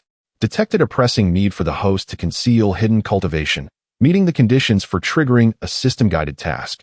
The system's first collection task is officially released. A pale blue virtual screen slowly unfolded within Yi Chun's consciousness. Task name: Source of Cold. Task objective: proceed to the back mountain of the sect, in the area of Duanhuan Cliff, to collect a mature Ning grass. Task difficulty: low, for the current host. Task deadline: within 3 days. Task reward: basic qi concealment technique, system optimized version. Task failure: no penalties. Note: Ning grass, a first-grade spiritual herb, grows in the most frigid and dark places and serves as a material for refining certain low-tier water and ice attribute pills. Its roots contain a trace of pure primordial energy, which can be used for system energy reserves. Basic qi concealment technique. Yi Chun's eyes sparkled with excitement. This was akin to receiving a pillow when one was drowsy. With this system-optimized technique, his ability to mask his cultivation would undoubtedly be greatly enhanced, providing him with significant security. The back mountain of the sect. Duanhuan Cliff. Yi Chun silently repeated these names. As a handyman, he had not ventured deeply into the area, yet he had heard tales of its dangers. It was not part of the core region covered by the sect's spiritual veins, where the spiritual energy was wild and chaotic, serving as a battleground for low-level demonic beasts raised by the sect and disciples honing their skills. While the outskirts were relatively safe, venturing deeper posed risks, even for outer disciples, who sometimes met their demise. Duanhuan Cliff was particularly notorious among the perilous spots in the outer region. Its treacherous terrain was perpetually shaded, gathering energy, and ordinary disciples would rarely set foot there unless absolutely necessary. It seemed that this task was not as simple as it appeared. Yi Chun thought to himself, yet the determination in his gaze intensified. For the sake of the basic qi concealment technique, this risk was worth taking. He did not set off immediately. Even when hunting a rabbit, one must exert their full strength. First, he adjusted his condition to its peak within the bamboo cottage. Then, from the items delivered by the maid, he retrieved a short-handled axe used during his handyman days. Though the blade was dull, it was hefty and was the only weapon he had at present. Having completed his preparations, he quietly left the bamboo cottage without alarming anyone, moving stealthily like a weasel, avoiding the main path, and traversing the narrow trail along Ziwe Peak towards the back mountain of the sect. Half an hour later, he arrived before a massive stone tablet. The tablet bore the 4 characters back mountain of the sect in an elegant script, accompanied by a smaller inscription, "Training Ground, Life and Death at One's Own Risk." Beyond the stone tablet lay a starkly different landscape. The meticulously paved stone path vanished, replaced by a rugged and muddied mountain trail. The air grew charged with wild spiritual energy, and the flora thrived in untamed abundance, with the occasional low growl of beasts echoing from the depths of the dense forest. Chen took a deep breath, gripping the axe tightly as he resolutely stepped into this realm brimming with uncertainty and danger. System map function activated, target location of Ning grass marked. A rudimentary map materialized in his consciousness, with a blinking red indicating the direction of Duanhuan Cliff. Chen cautiously navigated through the woods, channeling his spiritual energy from the second layer of qi refinement into his legs, allowing him to exceed normal human speed. His senses heightened to an extraordinary degree. He could perceive even the slightest rustle of leaves or the whisper of the wind within a radius of several dozen meters. Suddenly, an unusual sound emanated from the bushes to his left. Chen halted, his body tensing, and his gaze sharpened as he fixed it upon the source of the noise. A howl pierced the air. A bluish shadow sprang forth from the underbrush with blinding speed, lunging directly for Chen's throat. It was a robust azure wolf, its crimson eyes glaring, fangs bared, surrounded by a faint aura of spiritual energy. Indeed, a first-tier low-grade demonic beast known as the Windblade Wolf. The Windblade Wolf was renowned for its speed and razor-sharp claws, equivalent to a practitioner in the first or second layer of qi refinement, making it a formidable opponent for many outer disciples. However, Chen displayed no signs of panic. Just as the Windblade Wolf was about to reach him, he twisted his body at an extraordinary angle, narrowly evading the lethal lunge. The man and the wolf brushed past each other. The Windblade Wolf, missing its target, landed several meters away, turning with vigilance. A low growl rumbling from its throat, its wolfish eyes locked onto Chen. Chen steadied himself, positioning the axe before his chest. This marked his first genuine battle against a bloodthirsty demonic beast. At that moment, his blood surged with exhilaration. Without unnecessary hesitation, the Windblade Wolf launched another attack. This time, it did not leap but opened its mouth wide, unleashing a crescent-shaped azure wind blade formed from its innate demonic technique. Slicing through the air with a sharp, piercing sound, aimed directly at Chen. Chen's pupils contracted sharply as he sensed the cutting force contained within the wind blade. If struck head-on, his current physique could very well result in him being cleaved in two. At this critical juncture, he chose not to retreat, but instead surged forward, channeling his spiritual energy into his feet, charging directly at the Windblade Wolf. Simultaneously, he lowered his body sharply, executing a sliding maneuver that allowed him to narrowly glide beneath the wind blade. The azure wind blade grazed his scalp, severing a small tree behind him with a clean cut.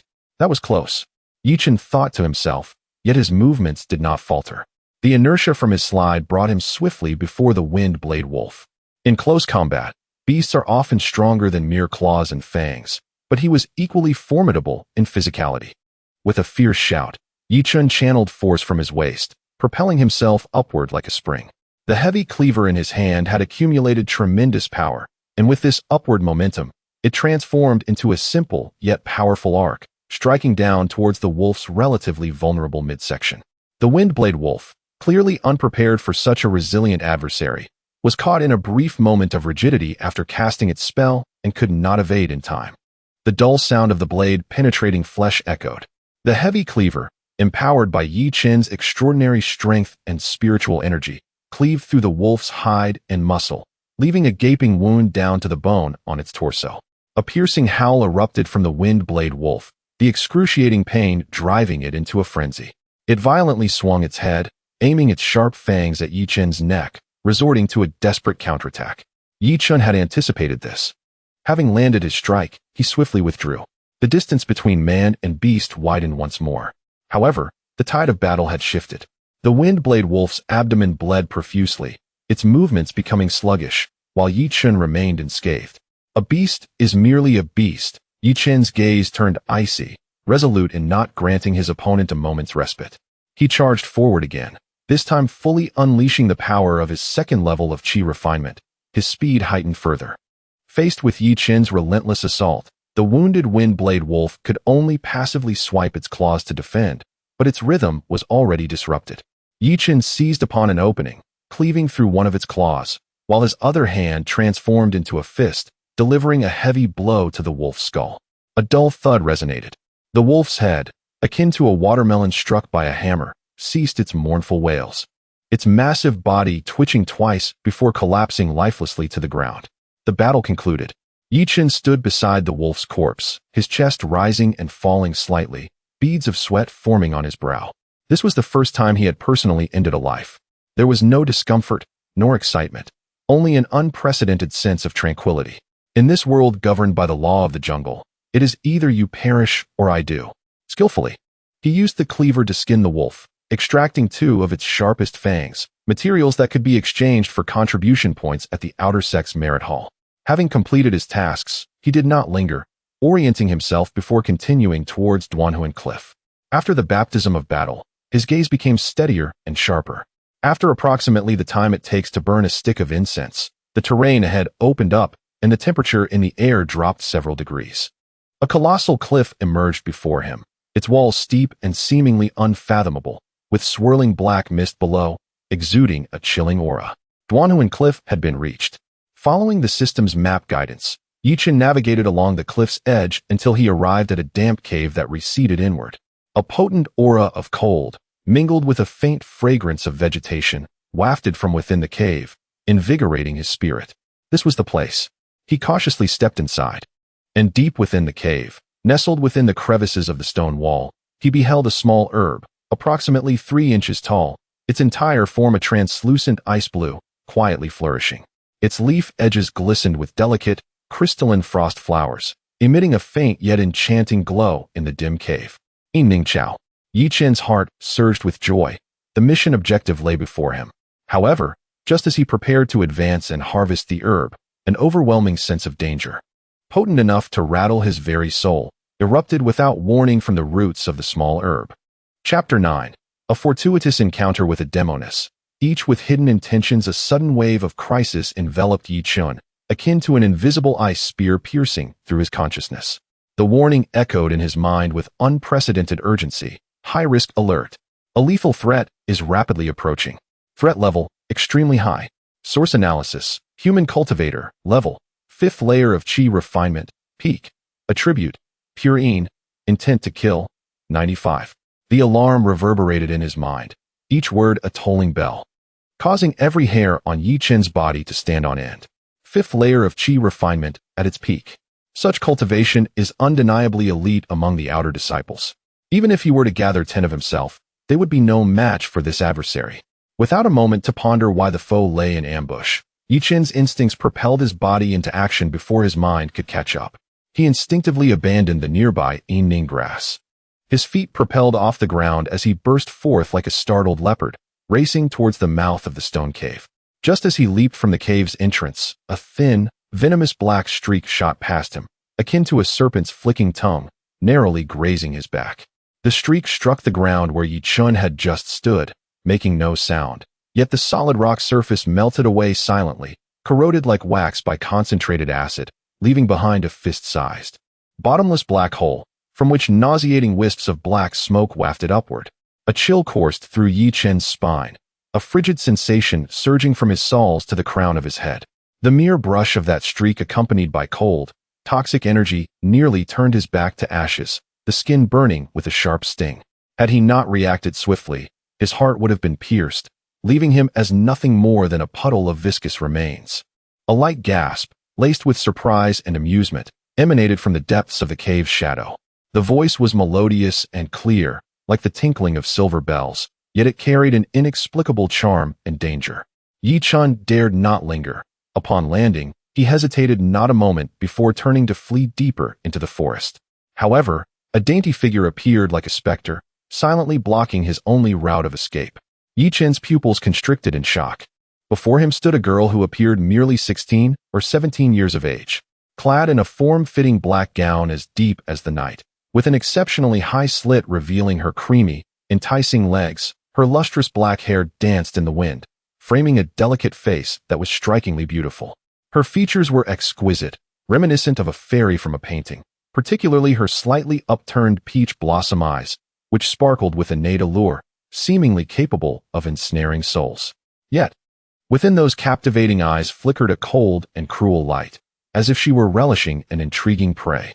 Her fingertips were entwined with a barely perceptible black thread, reminiscent of the deadly streak that had just grazed him. With a tinkling laugh, she covered her mouth, the sound enchanting yet unsettling. My, you reacted quite quickly. You managed to evade my Xianyin spike. Which inner disciple of Yihuan's sect are you a direct disciple of?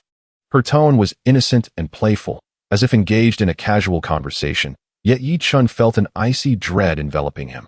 From her distinctive black gown and the aura of her technique, he instantly deduced her origin, Xianyin Cave.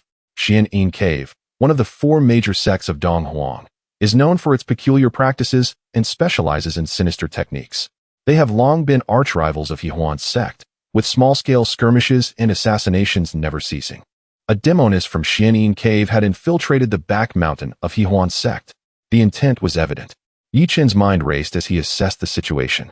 The opponent was at the peak of the 5th layer of qi refinement, while he was merely at the 2nd layer.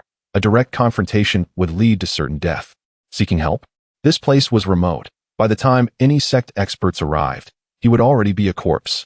The only path to survival lay in exploiting her arrogance and curiosity to find an opportunity. I am merely an outer disciple who accidentally stumbled into this place. Yi Chen's face displayed just the right amount of fear and trepidation as he spoke, his voice trembling. As he spoke, he subtly retreated, attempting to create some distance between them. An outer disciple? The girl's enchanting peach blossom eyes narrowed slightly, glimmering with scrutiny. She tilted her head, observing Yi Chun with keen interest, akin to a cat toying with a mouse. How could a mere outer disciple possess such reaction speed? Moreover, how did you come to this ominous place, the cliff of soul severing, alone? Her voice remained sweet, yet her undertone was laced with skepticism. It seems you harbor quite a few secrets.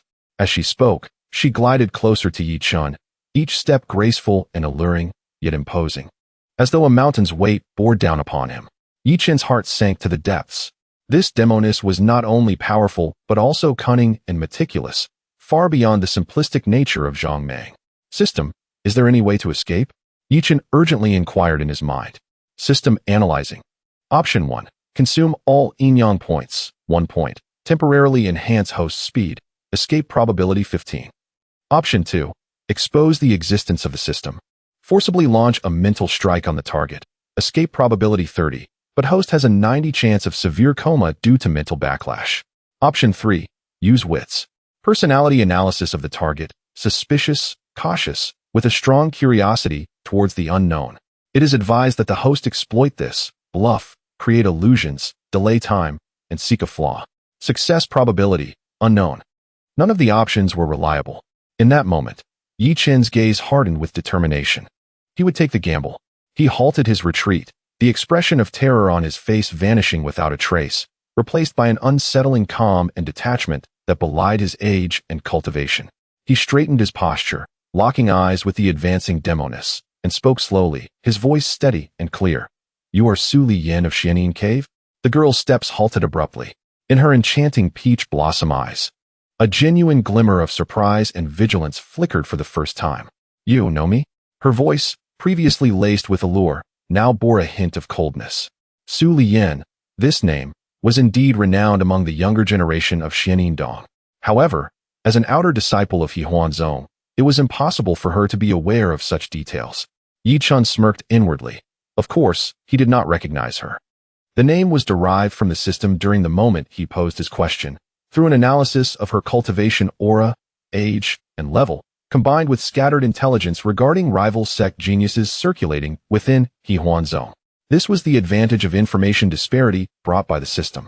The enchanting fairy of Xianyin Dong, Su Li Yin, wielded her Xianyin poison silk with exceptional skill, making her a rare opponent among disciples in the qi refinement stage. Am I correct? Yi Chen's tone remained flat, as if merely stating an obvious fact. His demeanor completely astounded Su Li Yin. Her caution surged instantly. A disciple of Yihuan Zong who could effortlessly unveil her identity and secrets could not possibly be an ordinary outer disciple. There must be a formidable figure backing him, or perhaps he himself was a concealed inner sect elite, here to lure her into a trap. In her mind, Su Li Yin conjured a dramatic scenario. Observing Yi Chen's feigned calmness, she felt increasingly perplexed. Who exactly are you? Su Lian's voice became grave, her fingertips dancing with black threads, ready to unleash a lethal strike at any moment. Who I am is of little consequence, Yi Chen replied nonchalantly, stepping forward without fear, exuding an air of control over the situation. What matters, Su Xinzi, is your purpose for infiltrating the back mountain of Hehuanzong. Is it for this evening grass, or do you have other intentions? He deliberately emphasized the latter phrase, his gaze filled with the implication that he had already seen through everything. Su Lian's heart raced. Her infiltration was indeed not solely for the evening grass, but rather she had been tasked by her sect to investigate a secret concerning the higher echelons of Hehuanzong. This matter was highly confidential, known only to her and her master. How could he possibly know? Could it be that Hehuanzong had already detected their plans and deliberately set this trap? In an instant, a thin layer of cold sweat broke out on Su Lian's forehead. She regarded the youth before her, seemingly at the second level of qi refinement, yet composed and seemingly omniscient, for the first time feeling the gravity of the situation. To kill him? If he possessed any talismans for self-preservation or communication, striking first would expose her, leaving her vulnerable to the onslaught of Hehuanzong's experts. To let him go, allowing him to depart, would also reveal her whereabouts. In that moment, Su Lian found herself in a dilemma. Yi Chen observed the subtle shifts in her expression, his heart settling slightly as he recognized that his bluster had taken effect. He needed to escalate the situation further. Su Xinzi, we have no quarrel with each other, Yi Chen said slowly, infusing his tone with a hint of benevolent warning. Your objective here, I do not wish to question. If you require this evening grass, feel free to take it. I shall pretend this encounter never occurred. He took the initiative to show weakness and presented her with an incentive, attempting to break the stalemate. Upon hearing this, a flicker of intrigue danced in Su Lian's beautiful eyes. She scrutinized Yi Chen, seemingly searching for clues on his countenance. However, Yi Chen's expression remained as tranquil as water, his gaze profound as an abyss, rendering her unable to decipher him. After a long pause, a captivating smile suddenly blossomed on Su Lian's taut face. Hee, little brother, you are truly amusing. She once more covered her lips with a light laugh, though this time her laughter bore less malice and more curiosity and probing. Since you have put it that way, I shall not stand on ceremony. With a graceful flick of her hand, a black thread shot forth, deftly wrapping around the evening grass on the stone wall, uprooting it along with the soil and enclosing it within an exquisite jade box. Having completed this, she did not immediately depart, but instead gazed at Yi Chen with sultry eyes, licking her rosy lips, and spoke in a tone laden with temptation. Little brother, today this affair is known to both of us. To express my gratitude, how about we become friends? Her figure slowly leaned closer to Yi Chen, a strange fragrance wafting into his nostrils, causing his heart to flutter slightly. Warning: detection of mental charm spell fluctuations. Please stabilize your mind immediately. Yi Chen's heart jolted, abruptly regaining clarity. What an incredible enchantress. She was still testing him. He subtly took a step back, maintaining a safe distance from Su Lian, a calm smile gracing his face. No need for friendship, Su Xinzi, until we meet again. With that, he made no further delay, turning to retrace his steps, walking at a leisurely pace. He exposed his unguarded back to this potentially lethal enchantress. This was his final gamble, wagering that her trepidation would deter her from acting rashly. Su Lian stood rooted in place, watching Yi Chen's composed retreat, the light in her peach blossom eyes shifting unpredictably. The urge to kill surged within her multiple times, yet she forcibly suppressed it each time. That young man's back was too calm, too composed. His confidence did not seem feigned. Ultimately, as Yi Chen's figure was about to vanish around the bend of the forest path, Su Lian refrained from making a move. Consider yourself fortunate, she huffed softly, her form flickering as she transformed into a wisp of black smoke, stealthily retreating in the opposite direction of Yi Chen. Only after confirming that the enchantress's presence had completely dissipated did Yi Chen lean against a large tree, gasping for breath. His back was already drenched in cold sweat. The brief span of time that felt like an incense stick burning was 100 times more heart-pounding than his battle with the foam-rin wolf. How perilous, he muttered to himself, still shaken. Ding. The hosts successfully preserved their life under a lethal threat, resulting in significant mental fortitude. Task Inhan Jiyuan determination, failed. Triggered hidden achievement. outwitting a formidable foe. Achievement reward. Advanced release of task reward basic Qi gathering technique. System optimized version. The system's notification resounded. Rewards have been distributed. Please check, host. This prompted Chen, who had just narrowly escaped a life-threatening crisis, to feel a surge of vitality. Although the mission had failed and the Yinning grass was snatched away, he had fortuitously acquired the coveted Qi gathering technique ahead of time. This time, it was not a loss. He steadied his emotions and, without lingering in the back mountain, promptly turned to retrace his steps. Unbeknownst to him, shortly after his departure, the previously fleeing demoness Su Liyin materialized like a wraith at the very spot where he had battled the Windblade Wolf. She crouched down, gazing at the lifeless wolf carcass, struck dead in a single blow, and the surrounding traces of the skirmish. In her enchanting peach blossom eyes, a growing intrigue and amusement flickered.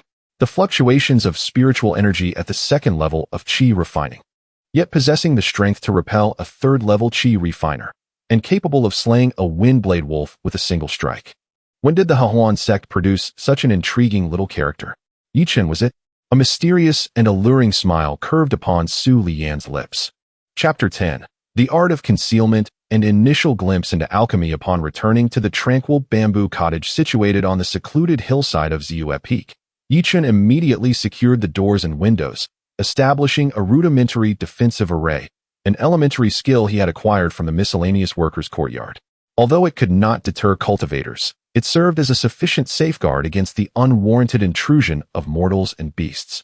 Once these measures were complete, he finally relaxed and immersed his consciousness into the sea of awareness.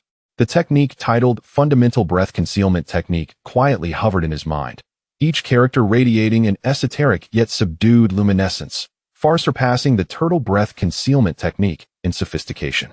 The essence of the turtle breath concealment technique was akin to hiding, wherein one buried the fluctuations of spiritual energy deep within the Dantian's Qi sea, much like a turtle retracting its head. Although it provided a semblance of concealment, it would inevitably reveal the total amount of spiritual energy within the Dantian when scrutinized by a powerful cultivator's keen perception. Conversely, the optimized fundamental breath concealment technique centered on integration. It instructed practitioners on how to harmonize their spiritual aura with the surrounding celestial and terrestrial energies, as well as the natural essence of mountains, stones, and flora, achieving a mode of existence that mirrored the unity of heaven and man. Unless one possessed an overwhelming cultivation level and deliberately scanned inch by inch with their consciousness, discovering any anomaly would prove exceedingly difficult. Chen eagerly began to channel his internal spiritual energy according to the method within his mind. This process proved far more arduous than he had anticipated.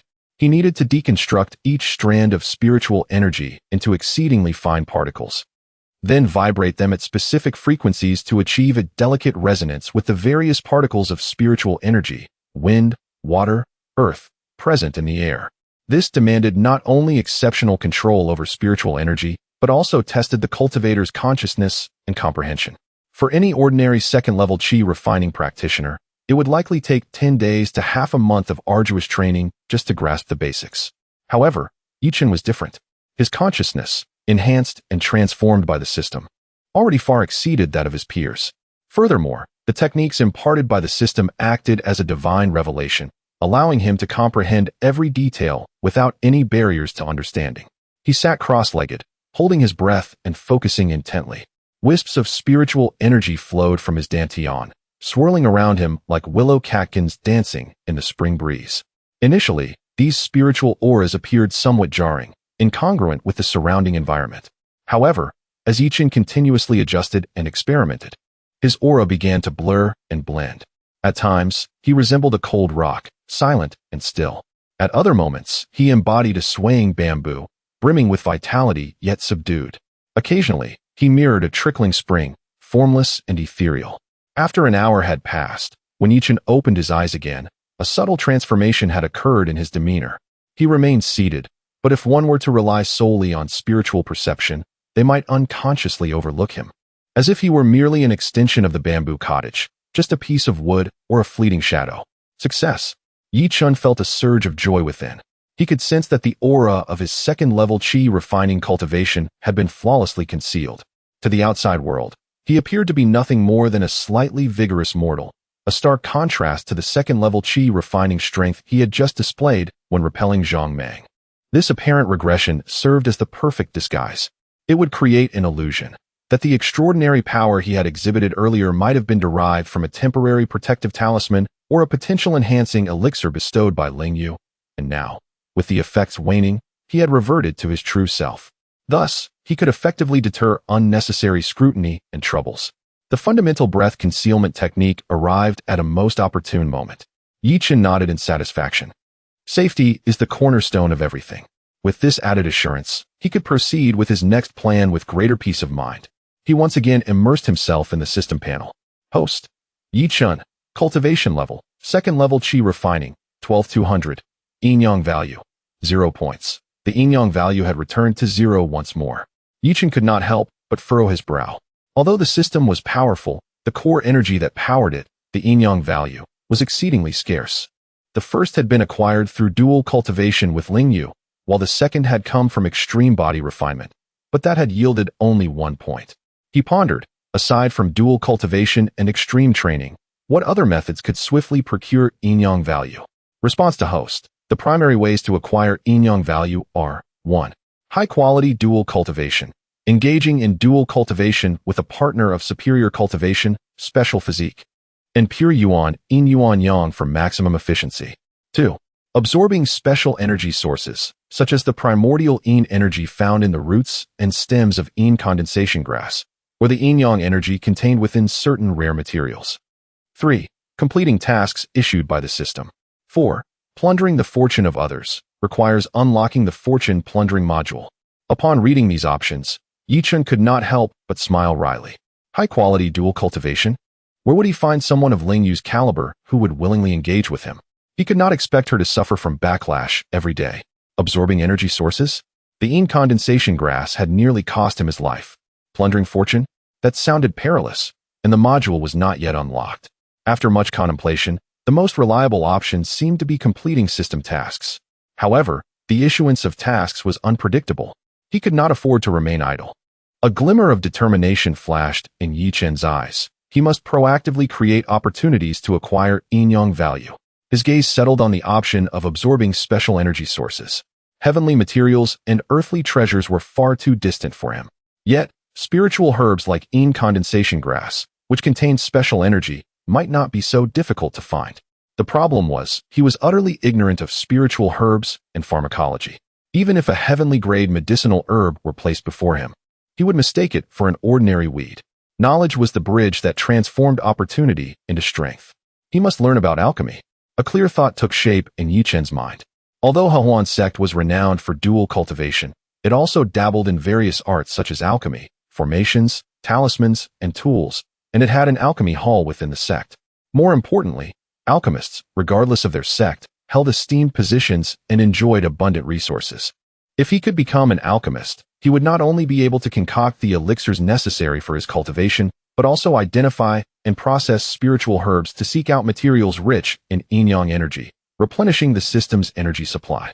Even the elixirs refined can be exchanged for resources, establishing a virtuous cycle. This is a promising and grand path. However, embarking on the journey of alchemy is exceedingly arduous. It requires not only the guidance of esteemed masters and abundant resources, but also exceptional talent. Chen, now devoid of wealth and status, possesses but one advantage, the system. With a mindset of tentative exploration, he inwardly inquired, "System, are there any options for exchanging knowledge about alchemy or spiritual herbs?" He initially assumed that with his yin-yang value at 0, the system would remain unresponsive. To his astonishment, the system interface illuminated before him. Detected a strong desire for knowledge from the host, activating the Knowledge Exchange Preview function. Knowledge Compendium, Beginner, List, 1. Spirit Herb Atlas, Common Edition, System Collected Version contains illustrations, medicinal properties, growth environments, and identification techniques for 3,000 common first-grade spiritual herbs, poisonous plants, and ordinary grasses. Required yin-yang value for exchange, 5 points. 2. Introduction to Alchemy, System Edited Version expounds on the fundamental theories of alchemy, fire control methods, pharmacological combinations, and 10 first-grade elixir formulas. Required yin-yang value for exchange, 10 points. 3. Detailed Guide to Basic Talismans. Gazing at the dazzling array of options, Yi Chen's breathing quickened. Particularly, the Spirit Herb Atlas seemed tailor-made for him. With it, the vast expanse of the back mountain of the sect would no longer appear as treacherous wilderness, but as an immense treasure trove awaiting his discovery. Alas, the exchange required 5 points of yin-yang value. Yi Chen stared at his barren zero, once again feeling the embarrassment of financial scarcity. The immediate priority was to acquire yin-yang value. Yi Chen pondered. Since extreme body refinement could yield 1 point of yin-yang value, did this imply that by continually challenging his limits, he could accumulate wealth gradually? With this thought, he hesitated no longer. Leaping from the ground and resuming the posture of the basic body refinement technique within the confines of his small bamboo hut. With the ferocity of a tiger descending the mountain, the agility of a spirit ape climbing branches, he tirelessly honed his physical form, pushing himself to the brink of muscle tearing and bone creaking. When his spiritual energy was depleted, he would resort to the basic breathing technique to recuperate. When his body grew weary, he gritted his teeth and persevered. Sweat poured down like rain, soaking the ground. Agonizing pain crashed over his nerves like relentless waves. Yet, he savored it, for he could distinctly feel that with each limit surpassed, his body grew more resilient, and his mastery over spiritual energy became increasingly refined. More importantly, the occasional crisp notification sound echoing in his sea of consciousness served as his greatest motivation to endure. Beep. Detected that the host has completed an extreme body refinement, resulting in an yin-yang cycle, gaining 1 yin-yang value. Beep. Gained 1 yin-yang value. 2 days later, as Yi Chen collapsed onto the ground, utterly exhausted and devoid of the strength to even move a finger, a satisfied smile graced his face. The number representing his yin-yang value on the system panel in his sea of consciousness had remarkably transformed into 5. System. Exchange for Spirit Herb Atlas. Common Edition. He issued the command without hesitation. Exchange successful. Consumed 5 yin-yang points. Spirit Herb Atlas. Common Edition being infused. Boom. A torrent of information, more vast and intricate than ever before, surged into his mind. The forms, colors, scents, growth habits, and pharmacological properties of 3,000 types of plants flooded his consciousness like a tidal wave. Such an overwhelming influx of information would render an ordinary person senseless. However, Yi Chen's sea of consciousness, having been fortified by the system, proved remarkably resilient. He bore the throbbing pain in his brain, absorbing the knowledge with the fervor of a parched sponge. After an indeterminate period, when he finally opened his eyes, the night sky outside was filled with twinkling stars. Yet, his gaze had undergone a profound transformation. The once vacant depths of his eyes now seemed to harbor a vast world of flora. A mere glance at the shadows beneath the bamboo grove revealed 3 inconspicuous herbs. 1. The tranquil heart herb capable of clearing the mind. Another, the snake-repelling orchid loathed by serpents and insects. And the last, the prickly vine with minuscule serrated edges and slight paralyzing toxicity. These wild grasses, which had previously appeared indistinguishable to him, now possessed names and value. The entire back mountain of the sect had transformed in his eyes into a treasure waiting to be unearthed. The gateway to the realm of alchemy had begun to slowly open before him. The key to this magnificent avenue was none other than yin-yang value. He must return to the back mountain at once. Yi Chen's eyes ignited with an unprecedented fervor. This time, he would no longer be a passive executor of tasks, but an active hunter. Chapter 11. The summons of the senior sister. While Yi Chen was immersed in the vast ocean of botanical knowledge, diligently preparing for his next expedition to the back mountain, he remained blissfully unaware that every move he made had already been observed by a pair of icy eyes. At Ziyu Gu, in the serene chamber on the top floor, Ling Yu sat cross-legged upon a cold jade cushion, her aura of sword intent condensed to a tangible form, yet held in restraint. Before her floated a mirror-like water screen, vividly displaying Yi Chen's every action outside the bamboo hut, from the moment he donned his disciple's attire, to his confrontation with Zhang Meng, and ultimately his return to the hut, where he did not venture out again. With a single punch, he repelled a practitioner at the 3rd layer of qi refinement. Ling Yu extended her delicate finger, lightly tapping the water screen, where Yi Chen's tranquil visage lingered. A glimmer of enigmatic depth sparkled in her frigid gaze. She held no belief in one-time protective talismans or pills that could awaken latent potential. In the realm of cultivators, Power was paramount. The punch he had unleashed demonstrated a quality of spiritual energy that far exceeded that of an ordinary practitioner at the second layer of Qi refinement, showcasing both the refined essence of his spiritual power and the explosive strength of a body honed through relentless training. This was not an achievement born of mere days, nor could it be conferred by external means. He had indeed concealed his cultivation level, and remarkably so.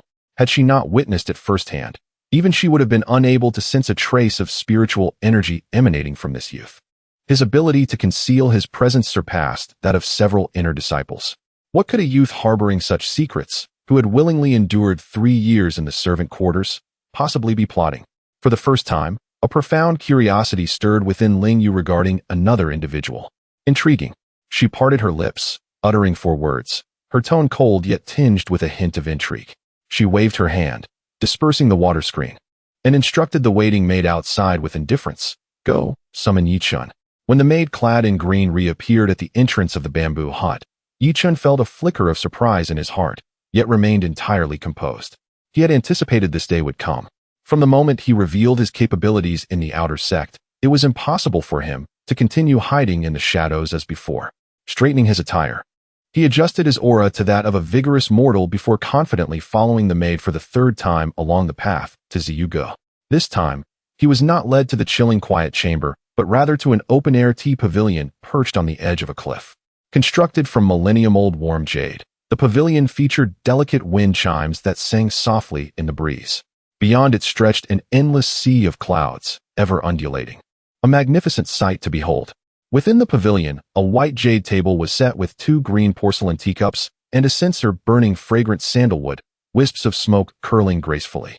Ling Yu, clad in white, stood with her hands clasped behind her at the pavilion's edge, gazing serenely at the drifting clouds below.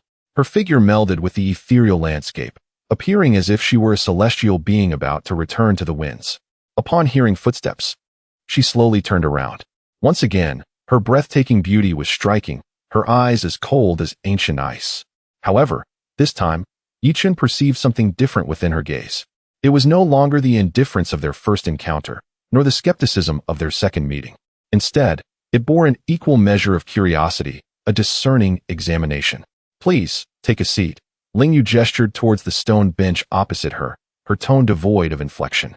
Your disciple dares not. Yi Chun replied, bowing respectfully. Ling Yu did not insist. She seated herself, pouring a cup of tea for herself from a small purple clay pot atop the table. The tea, of vibrant emerald, exuded steam, and a refreshing aroma wafted through the air. This tea, known as Yun Wu Shuejian, was harvested from the pinnacle of a snow-capped mountain, brewed with rootless water, possessing the ability to calm the mind and cleanse the spirit. She lifted the teacup, taking a delicate sip, her movements graceful as a painting. Without directing her gaze towards Yi Chun, her words seemed to float in the air, creating an intangible pressure. Yi Chun stood quietly, eyes gazing at his nose observing his heart, remaining silent. He understood that speaking too much at this moment would lead to mistakes. The best response was silence. Indeed, perceiving Yi Chun's reticence, Ling Yu set down her teacup, her gaze finally landing upon him as she addressed the matter directly.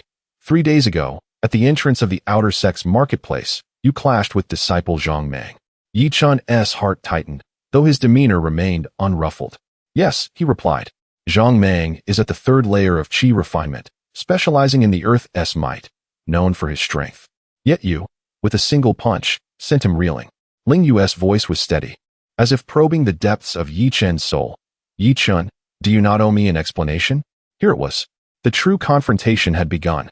Yi Chun took a deep breath, a hint of bitterness and helplessness crossing his face.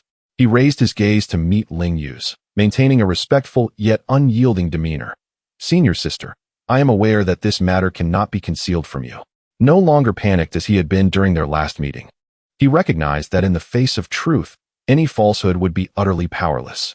By admitting to the truth, he could seize a sliver of initiative. Oh, Ling Yu's brows arched slightly, seemingly surprised by his candor. Pray, continue. Your disciple is not afflicted by the Xian-yin locking veins. Though his voice was soft, each word was distinctly articulated, or rather, he once was. He offered a half-truth, a narrative he had meticulously rehearsed over the past few days. Months ago, while chopping firewood on the back mountain, He had accidentally fallen from a cliff. Believing he would surely perish, he fortuitously landed in a cold pool, escaping death only to find that he had seemingly unblocked certain obstructed meridians and experienced a minor serendipity. This tale, a cliché yet irrefutable trope within the realm of cultivation, served as his explanation. Serendipity? Ling Yue's tone betrayed no emotion. Indeed, Yi Chen pressed on, summoning the courage to elaborate. At the bottom of the cold pool, I discovered the remains of a venerable master who had achieved transcendence, and from beside him, I acquired a body-tempering pill and a fragment of a cultivation technique.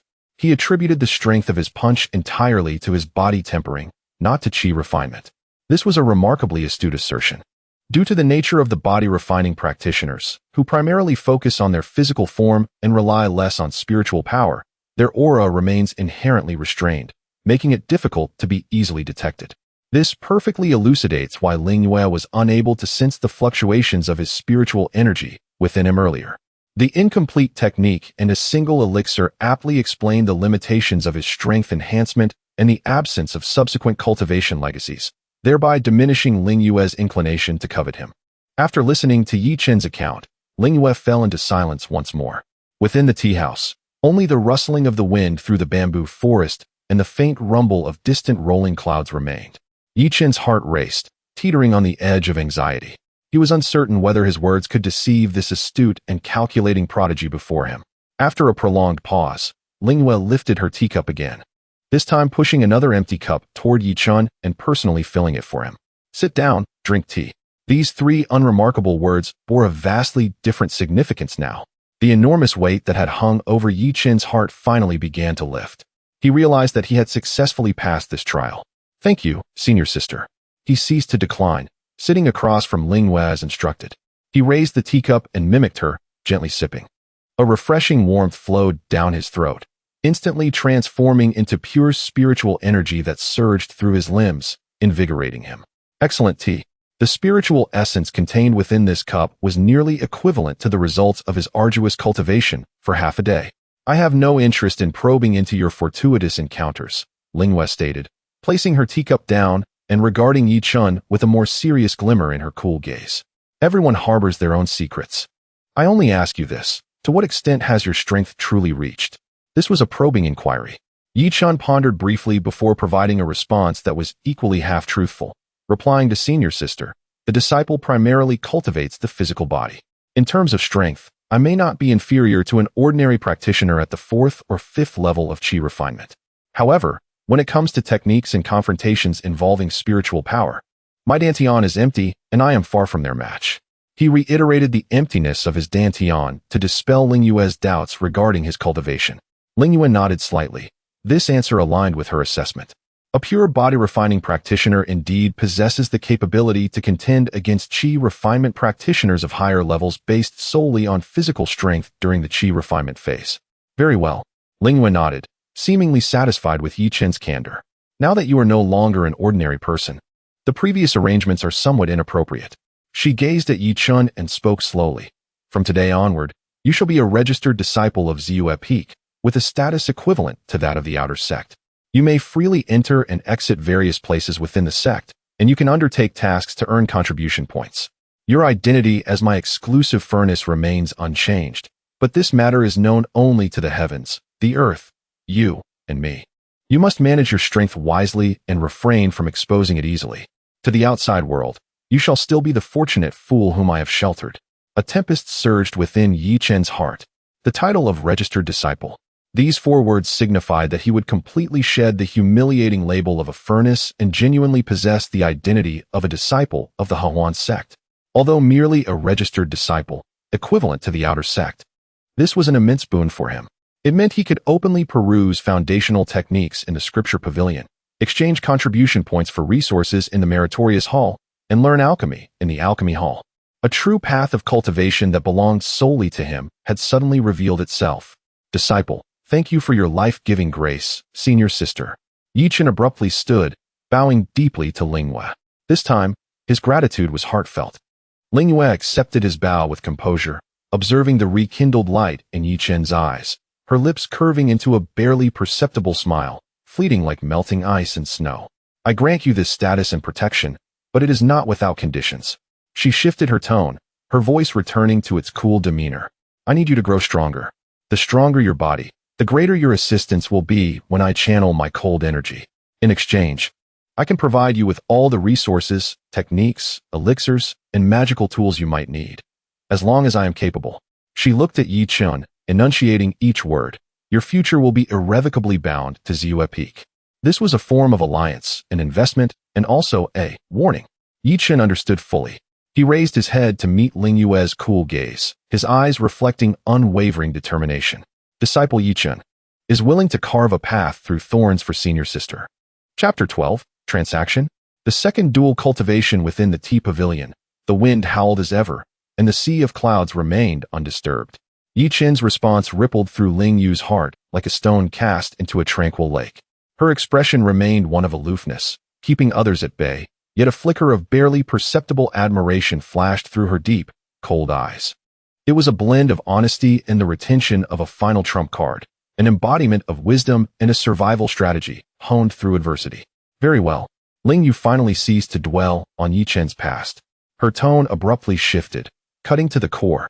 Since your physical form has transcended the mundane, we may engage in a true transaction. Transaction? Yi Chen's heart stirred, though his demeanor remained one of respectful attentiveness. Indeed. Ling Yu rose and paced to the edge of the pavilion, standing with her hands clasped behind her back. Her voice, cold and clear, resounded. The cultivation method I practice, Su Nu Xian X Jian Dian, is one of the highest inheritances of our sect. This technique wields unparalleled power, with a sword intent that is piercing, yet it harbors a fatal flaw. She paused, seemingly weighing her words. On every full moon night, or during critical moments of cultivation, a pure cold evil arises within me that cannot be completely refined. This malevolent energy, extremely cold and sinister, continually erodes my meridians and golden elixir. If mild, my cultivation stagnates. If severe, my foundation is damaged, leading to demonic deviation. Yi Chen's mind suddenly cleared. The scene of their first encounter played vividly in his memory. It was not merely a backlash from the technique, but a perilous hidden danger. As for your body, Ling Yu turned, her gaze sharp as lightning, locking onto Yi Chen. After that extraordinary encounter, you have become a pure body, vigorous and robust, yet devoid of mixed spiritual energy. To me, you are the most perfect vessel and furnace in this world. Her words bore no emotion, as if she were describing a rare artifact. I require your assistance during pivotal moments of my cultivation. Ling Yu's voice was resolute and unwavering. I will transfer the unrefined, pure, cold evil into your body. What you must do is endure this force with your formidable physique and refine it. Yi Chen's pupils constricted suddenly.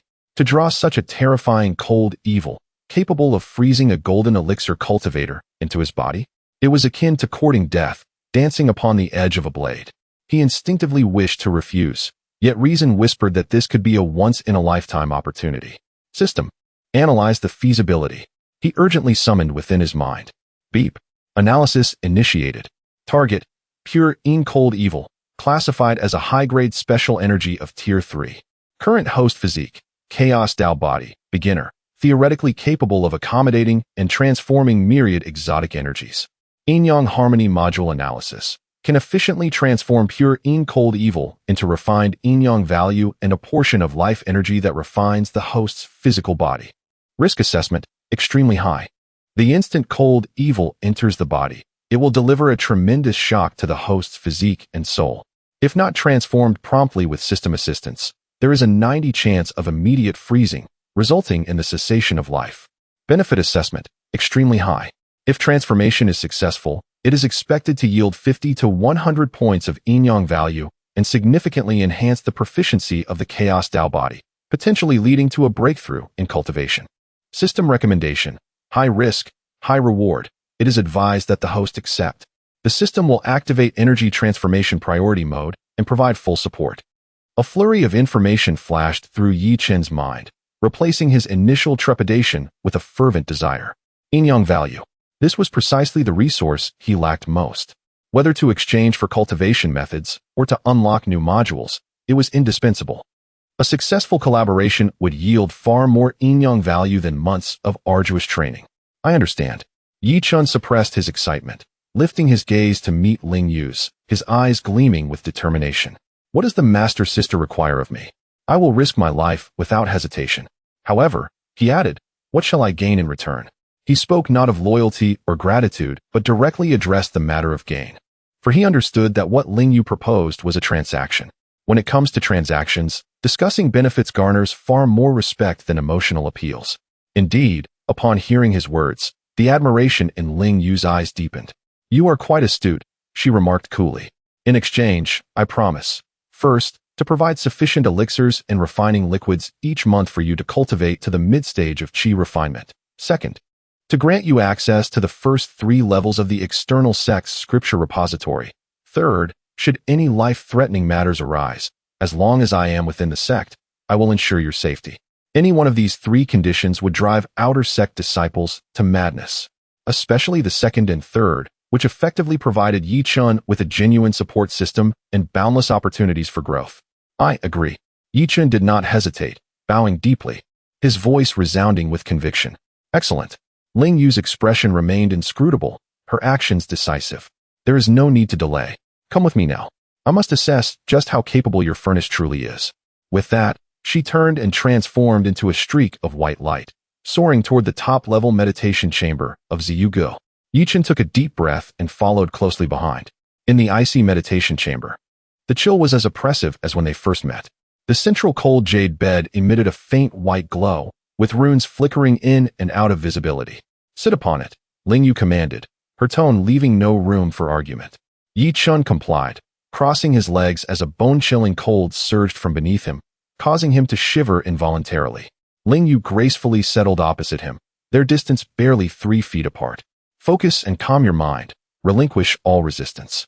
Ling Yu closed her eyes, her long lashes casting a delicate shadow on her eyelids. I will guide the cold evil into your energy sea. Remember to maintain clarity in your spiritual platform, operate your body refining method, and survive.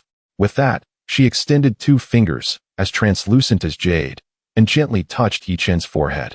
Boom. A wave of pure cold evil, 10 times more terrifying than the first encounter, surged into Yi Chen's body like an ancient glacier that had burst its dam. Yi Chen emitted a pained groan, feeling as though his blood, marrow, and even soul were instantaneously frozen.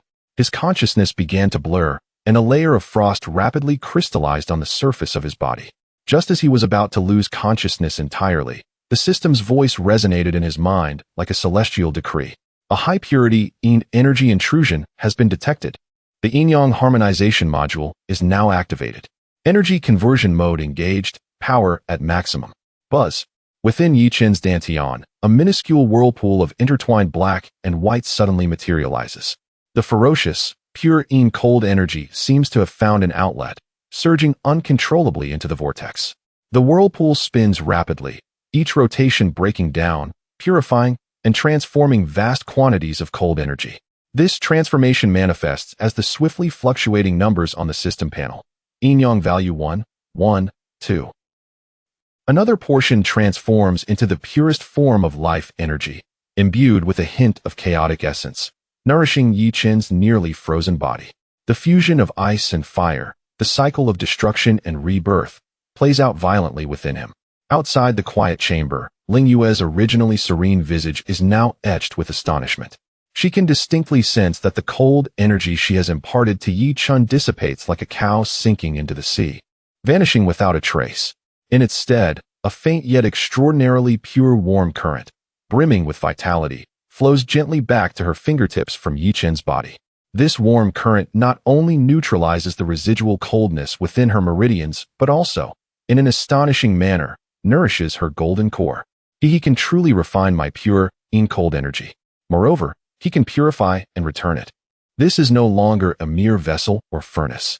It is akin to a celestial furnace capable of transforming waste into treasure. A tidal wave of realization surged within Ling Yue. She understands that what she has stumbled upon may not be a mere raw gem, but a divine mine harboring endless treasures. Yet this is not enough. With a determined clench of her silver teeth, she makes a bold decision. She no longer restrains the sword essence within her, but instead channels it with all her might. More and wilder pure cold energy is summoned forth, continuously flowing through their foreheads towards Yi Chen. She wishes to ascertain the limits of Yi Chen's capabilities, and this aligns perfectly with Yi Chen's desires. Excellent. Yi Chen roars internally. The rotation speed of the system whirlpool accelerates, and the yin-yang value skyrockets like a rocket. 10, 20, 30, 50. With each cycle of freezing and reforging, his physical body becomes increasingly resilient. The proficiency of the chaotic Dao body also rises rapidly. However, as the levels of energy exchange escalate, the mere contact at their foreheads can no longer accommodate such a vast influx of energy. The two bodies, as if drawn by an invisible force, begin to draw closer involuntarily. The cold air within the quiet chamber intertwines with the warm current emanating from Yi Chen, forming a dense spiritual mist that envelopes their figures entirely. With a soft hiss, under the agitation of pure energy, their garments silently turn to ash. The perfect Dao bodies shimmer in the ethereal mist. At this moment, Lingyue has entered a profound state of cultivation. Her Dao heart is clear, instinctively pursuing the most efficient cultivation method. She senses that to achieve the ultimate harmonious state of yin and yang in this energy cycle, the most primal and intimate connection is necessary. This is the fundamental path of the union of heaven and earth's yin and yang. There are no words, no desires. Guided by the Dao, everything flows seamlessly. At the instant their perfect bodies merge into one, an indescribable mystical sensation erupts simultaneously within the depths of their souls. This is not a mundane pleasure, but a completeness and harmony stemming from the great Dao. With Yi Chen as the furnace and Lingyue as the source, a perfect, ceaseless energy cycle is wholly formed. The pure yin cold energy flows from Lingyue's body, entering Yi Chen's chaotic Dao body through the closest connection. After undergoing the system's transformation and purification, it transmutes into the purest form of chaotic life essence, which then flows back into Lingyue's body. Boom. After an indeterminate amount of time, an earth-shattering roar reverberates from within Yi Chen. The barrier of the second layer of qi refinement is shattered by the overwhelming torrent of energy. The third layer of qi refinement. The energy torrent shows no signs of slowing, continuing to surge forward. The peak of the third layer of qi refinement. Boom. Another resounding explosion. The fourth layer of qi refinement. Only when his cultivation stabilizes firmly at the mid-stage of the fourth layer does the impact of energy gradually subside. Meanwhile, Lingyue reaps even greater benefits. The pure chaotic life essence not only completely eradicates the hidden dangers of cold energy within her, but also restores her damaged Dao foundation to its pristine state. Moreover, a hint of rounded chaotic luster appears atop her golden core, and the bottleneck that has troubled her for so long seems to have loosened slightly. When the final energy cycle concludes, the spiritual mist slowly dissipates. The two gradually open their eyes. Their gazes meet, and the air within the quiet chamber instantly freezes. Even for Lingyue, whose heart is as still as water, a blush unexpectedly colors her cheeks, and a fleeting glimmer of unprecedented embarrassment and fluster crosses her cold eyes. Swiftly, she retrieves a new white gown from her storage ring and adorns herself, regaining her lofty fairy-like demeanor, though her slightly flushed earlobes betray her inner unrest. This is your reward. She dares not gaze at Yi Chen any longer. With a wave of her delicate hand, a storage bag floats before Yi Chen, her voice still cold, but carrying a barely perceptible tremor. Remember your identity and duty. You may withdraw now. Yi Chen silently picks up a long robe of unknown origin, draping it haphazardly over himself. He accepts the storage bag and bows deeply to Lingyue. Yes, master sister. He utters not a single additional word, turning to exit the quiet chamber with composure. It is only after his figure has completely vanished that Lingyue seems to release all her strength, her body swaying slightly as she leans against the cold jade bed behind her.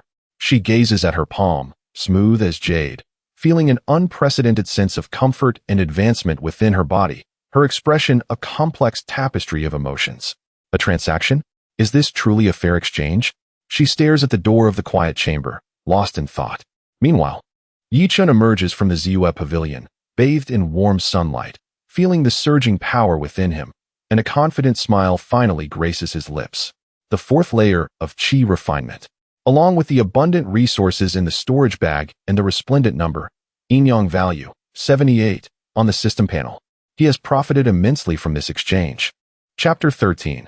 The sudden surge of cultivation raises suspicions within the bamboo cottage. Yi Chen sat cross-legged, his mind immersed in the storage bag bestowed by Lingyu. As his divine sense swept through it, he found himself momentarily breathless. 100 low-grade spirit stones were neatly stacked in the corner, exuding pure spiritual energy. 3 bottles of elixirs, Jukiden, Suitian Lingya, and Huichun Dan, each a coveted resource for outer disciples, and most notably, a jade slip of azure hue. Pressing it against his forehead, a torrent of information flooded his mind. The Qingmu Ju, one of the foundational cultivation techniques for the outer disciples of Hahuan's sect, was balanced and harmonious, perfectly suited for solidifying the foundation during the qi refinement stage. This was indeed a generous deposit, exceeding all expectations. System, detect Qingmu Ju. Ding. Detected cultivation technique. Qingmu Ju, outer sect version. Assessment, mid-level mundane. There are 37 obscure points of spiritual energy flow and 12 points of excessive meridian burden risk. Would you like to consume 10 yin-yang points to optimize and deduce? Yes. Yichen did not hesitate. Deduction begins. Deduction complete. Optimized version of Qingmu Ju has been generated. Operational efficiency increased by 40, purity of spiritual energy enhanced by 15, and meridian burden reduced by 60. A brand new and more refined essence of the cultivation technique was instantly imprinted deep within Yi Chen's soul. He could distinctly feel that the optimized Qingmu Ju was so exquisite that it even surpassed the techniques practiced by some inner disciples. Excellent. Truly splendid. Yi Chen suppressed the ecstatic tumult within.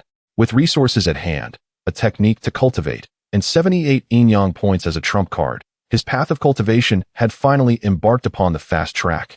He did not immediately commence his training, but first retrieved a bottle of Suitian Lingya, using it in conjunction with the Jichuan Ju to further temper his physique. The 4th level of qi refinement lent his vitality and exuberant vigor, making the tempering process extraordinarily effective. Throughout the night, the bamboo cottage echoed with the crackling sounds of his bones and muscles, as the first rays of dawn filtered through the bamboo grove into the small dwelling. Yi Chen gradually concluded his session, expelling a breath imbued with a faint metallic tang. A layer of fine black impurities was expelled from his skin, yet he appeared invigorated, his eyes shimmering with fleeting brilliance. His aura, perfectly concealed by the Jichuan Ju, still resembled that of an ordinary person, but the vitality and confidence emanating from within could no longer be masked by the shabby attire of a menial servant. The meteoric rise in his cultivation brought not only strength, but also a transformation in his demeanor, one that was impossible to conceal. 7 days later, when Yi Chen stepped out of the bamboo cottage once more to collect his bigodan from the outer sect dining hall, he immediately sensed the peculiar gazes directed at him. Curiosity and scrutiny mingled with unabashed jealousy and disdain. During these 7 days, he had remained indoors, utilizing elixirs and spirit stones to firmly establish his cultivation at the pinnacle of the 4th level of qi refinement, just a step away from the 5th level. The prolonged nourishment of spiritual energy had rendered his complexion rosy, and his previously slight frame now appeared robust and well-proportioned. Clad in a clean azure robe of an outer disciple, his stature resembled that of a pine tree, and his eyes sparkled like stars. He was no longer the downtrodden servant, Yi Feichai, resigned to humiliation, but rather a young cultivator with extraordinary poise, his brilliance restrained yet evident. This dramatic transformation stood out sharply among those outer disciples still struggling at the bottom. Look, there is Yi Chen. Humph, isn't he the furnace favored by senior sister Lingyu? Look at his smug demeanor, as if he has become someone of significance. I heard he is now a recognized disciple of Ziyu at Peak, enjoying the finest of provisions. What sheer luck? What luck? Just a facade for selling his looks, a disgrace to our Hahuan sect. Whispers buzzed around like swarming flies. Yi Chen paid no heed, striding directly towards the window where the elixirs were distributed. Behind the counter sat a middle-aged overseer with a pointed nose and a lazy demeanor, Wang Fu, an old acquaintance from the menial hall. Somehow, he had been transferred to the outer sect dining hall, continuing his role of scrutinizing others. Upon seeing Yi Chen, a flicker of surprise flashed in Wang Fu's beady eyes, quickly morphing into scorn. Oh, isn't this the renowned figure from our menial hall, Yi Chen? What brings you to our humble abode instead of serving the fairies at Ziyu at Peak? Yi Chen maintained a calm demeanor, presenting his identity jade token. Manager Wang, I am here to collect this month's bigodan. Wang Fu glanced at the token, noting the designation of a recognized disciple from Ziyu at Peak, then scoffed, tossing the token back. Recognized disciple? Sounds nice, but it's just a trinket, isn't it? Take it. He carelessly retrieved 2 dingy, low-quality bigodan from beneath the counter and tossed them onto the table as if dismissing a beggar. According to sect rules, outer disciples were entitled to receive 5 medium-grade bigodan each month. Wang Fu's actions were evidently a deliberate attempt to make things difficult. Yi Chen's gaze turned icy. He did not bend to pick up the 2 elixirs, but silently regarded Wang Fu, slowly articulating, "Manager Wang, according to sect regulations, outer disciples are entitled to 5 medium-grade bigodan each month. Are you intending to violate sect rules?" His voice was not loud, yet it rang clearly in the ears of everyone present. The dining hall fell silent in an instant. No one had anticipated that this so-called waste who had relied on a woman to rise would dare confront the powerful Wang Fu openly. Wang Fu's face flushed a deep crimson, and he slammed his hand on the table, rising to his feet, pointing a finger at Yi Chen. "What are you? How dare you speak of rules to me? Today you will receive just 2. Take it or leave it. Say another word, and I will ensure you leave empty-handed." A pressure emanating from the 5th level of Qi refinement bore down upon Yi Chen. Had this been 7 days prior, Yi Chen would have likely crumbled under such pressure, collapsing to the ground. But now, he stood still, his body as unyielding as a mountain, unaffected by the oppressive force that descended upon him like a gentle breeze caressing a hilltop, stirring not a single ripple. His expression remained tranquil. Yet beneath that calm lay the latent energy of a volcano poised to erupt. "Very well, indeed." Yi Chen nodded slightly, choosing not to argue further. He cast a deep, cold glance at Wang Fu, which sent an involuntary shiver down Wang Fu's spine. Turning away, he prepared to leave. "Stop!" A thunderous voice erupted from behind. Yi Chen turned to see Zhang Meng, accompanied by several lackeys, obstructing his path. At that moment, Zhang Meng's expression was as dark as a stormy sky, his gaze fixed on Yi Chen, brimming with palpable jealousy and resentment. The humiliation from being knocked back by a single punch lingered in his mind. In recent days, the rumors surrounding Yi Chen's rise as Ling Yu's favored consort had only fueled the flames of his fury. How could this happen? A useless individual whom he had looked down upon for 3 years was suddenly ascending to heights he had long desired. "Yi Chen," Zhang Meng spat through gritted teeth. "You've made some progress in a few days, I see.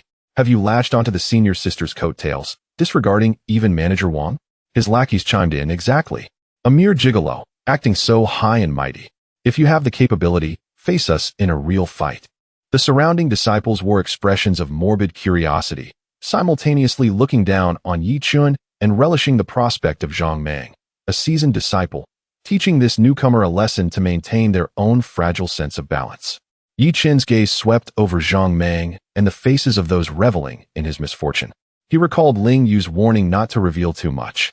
He understood that exposing his cultivation level of the 4th layer of Qi refinement would easily defeat Zhang Meng, yet it would undoubtedly attract greater suspicion and trouble. The identity of a body refining practitioner was insufficient to explain such a rapid ascent in cultivation. Patience was necessary, but endurance did not equate to retreat. "Zhang Meng," Yi Chen's voice was unexpectedly calm. "While you waste time barking like a mad dog, perhaps you should invest that energy into your training.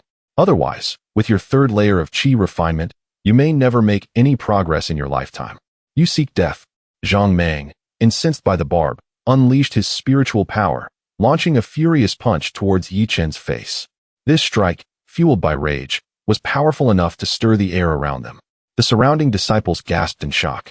However, just when everyone expected Yi Chen to be sent flying by the blow, he merely executed a simple maneuver. He slightly turned his body at a subtle angle, evading the punch, and in a flash, his right hand darted out, not to block or retaliate, but to gently rest upon Zhang Meng's wrist. Following this, he shifted his stance, twisting his waist. A surge of supple yet immense internal force flowed through his arm and into Zhang Meng's body. This was the unloading technique from the Gui Shi Lian Ling Ju, now magnified by his 4th layer of Qi refinement. Zhang Meng felt as if his fist had struck a mound of cotton. All his strength was diverted by an inexplicable force, causing him to lose his balance and stumble several steps forward, nearly toppling over. In one move, it barely qualified as a confrontation, merely a fleeting encounter, and Zhang Meng, at the 3rd layer of Qi refinement, had made a fool of himself before Yi Chen. The arena fell into a profound silence.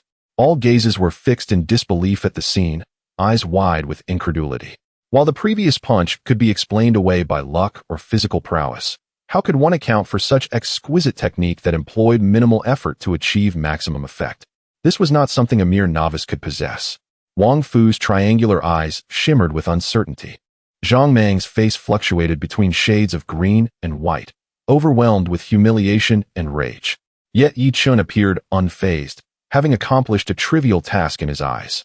He withdrew his hand, not sparing Zhang Mang another glance, merely casting a detached survey over the surrounding disciples before calmly stepping out of the dining hall. This time, no one dared to impede his departure. As they watched Yi Chen's retreating figure, a singular thought simultaneously blossomed in everyone's minds. This Yi Chen was anything but ordinary. Once the seed of doubt is sown, it will take root and flourish with alarming fervor. Chapter 14. The sect's small competition. The battle for quotas. Yi Chen's composed figure departed like an invisible needle, piercing deeply into the nerves of every individual within the dining hall. A moment of silence was soon replaced by a cacophony of fervent discussions. Did you see that? That move was exquisite. Zhang Mang didn't even brush against his sleeve. Could it truly be that wasteful Yi Chen? Wasn't he supposed to be strong solely due to his body refinement? This technique is evidently honed through countless battles. Could it be that the fortuitous encounter he experienced after falling from the cliff was not merely related to body refinement? Seeds of doubt took root in the hearts of the onlookers, blossoming into various speculations. Regardless of the conjectures, they all pointed to a singular conclusion. Yi Chun was far from ordinary. Wang Fu wore a grim expression, watching the direction in which Yi Chen vanished, his slanted eyes glinting with malice and greed. A waist with secrets, in his eyes, resembled a piece of unguarded delicacy, making his mouth water with desire. Meanwhile, Zhang Mang clenched his fists tightly, his nails digging deep into his palms, a trickle of blood seeping through his fingers, yet he remained oblivious. The humiliation and jealousy had transformed into a raging hatred that consumed him. Yi Chen I, Zhang Mang, shall not rest until one of us is dead. He whispered fiercely, his voice akin to a wounded beast. Yi Chen paid little heed to the stir he had caused behind him.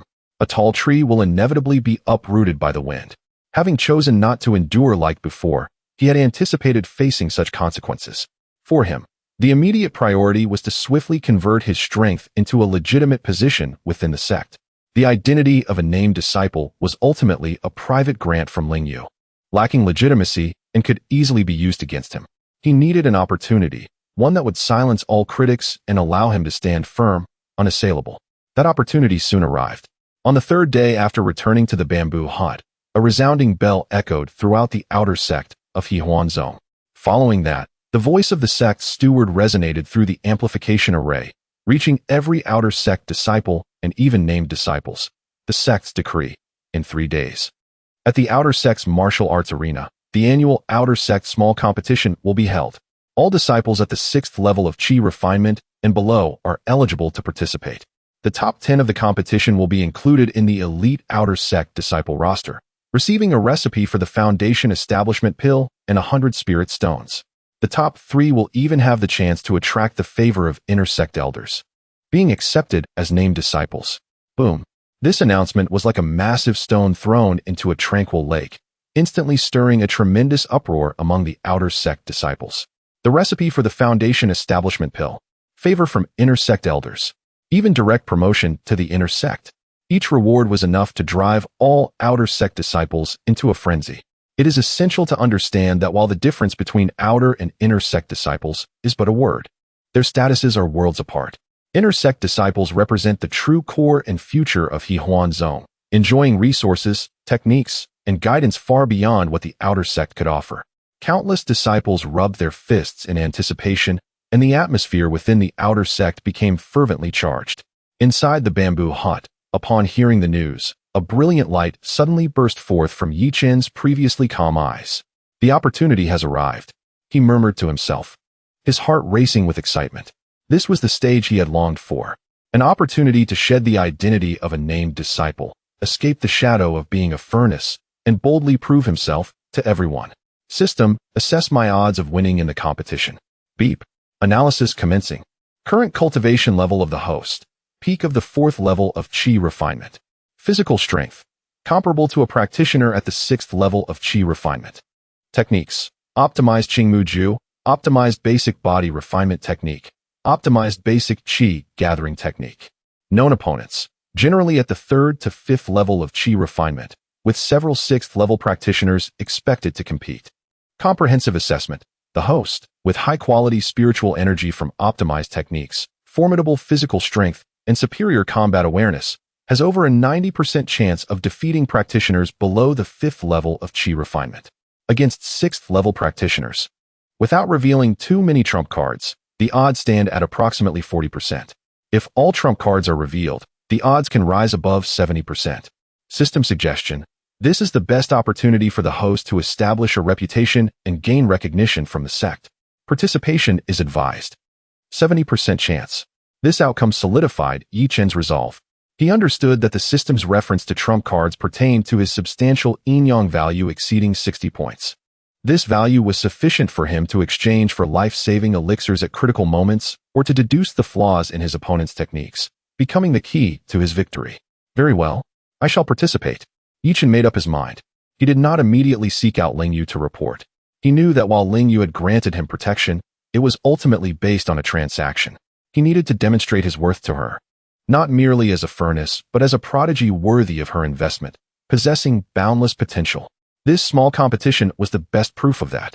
In the following 3 days, Yi Chen entered a nearly frenzied state of cultivation. No longer content with merely operating his techniques, he began to truly engage in combat. In the clearing outside the bamboo hut, he pushed the optimized Qingmu Ju to its limits. Waves of blue wooden spikes materialized from thin air, whistling as they shot towards a distant boulder, piercing the hard rock surface and creating deep, intricate holes.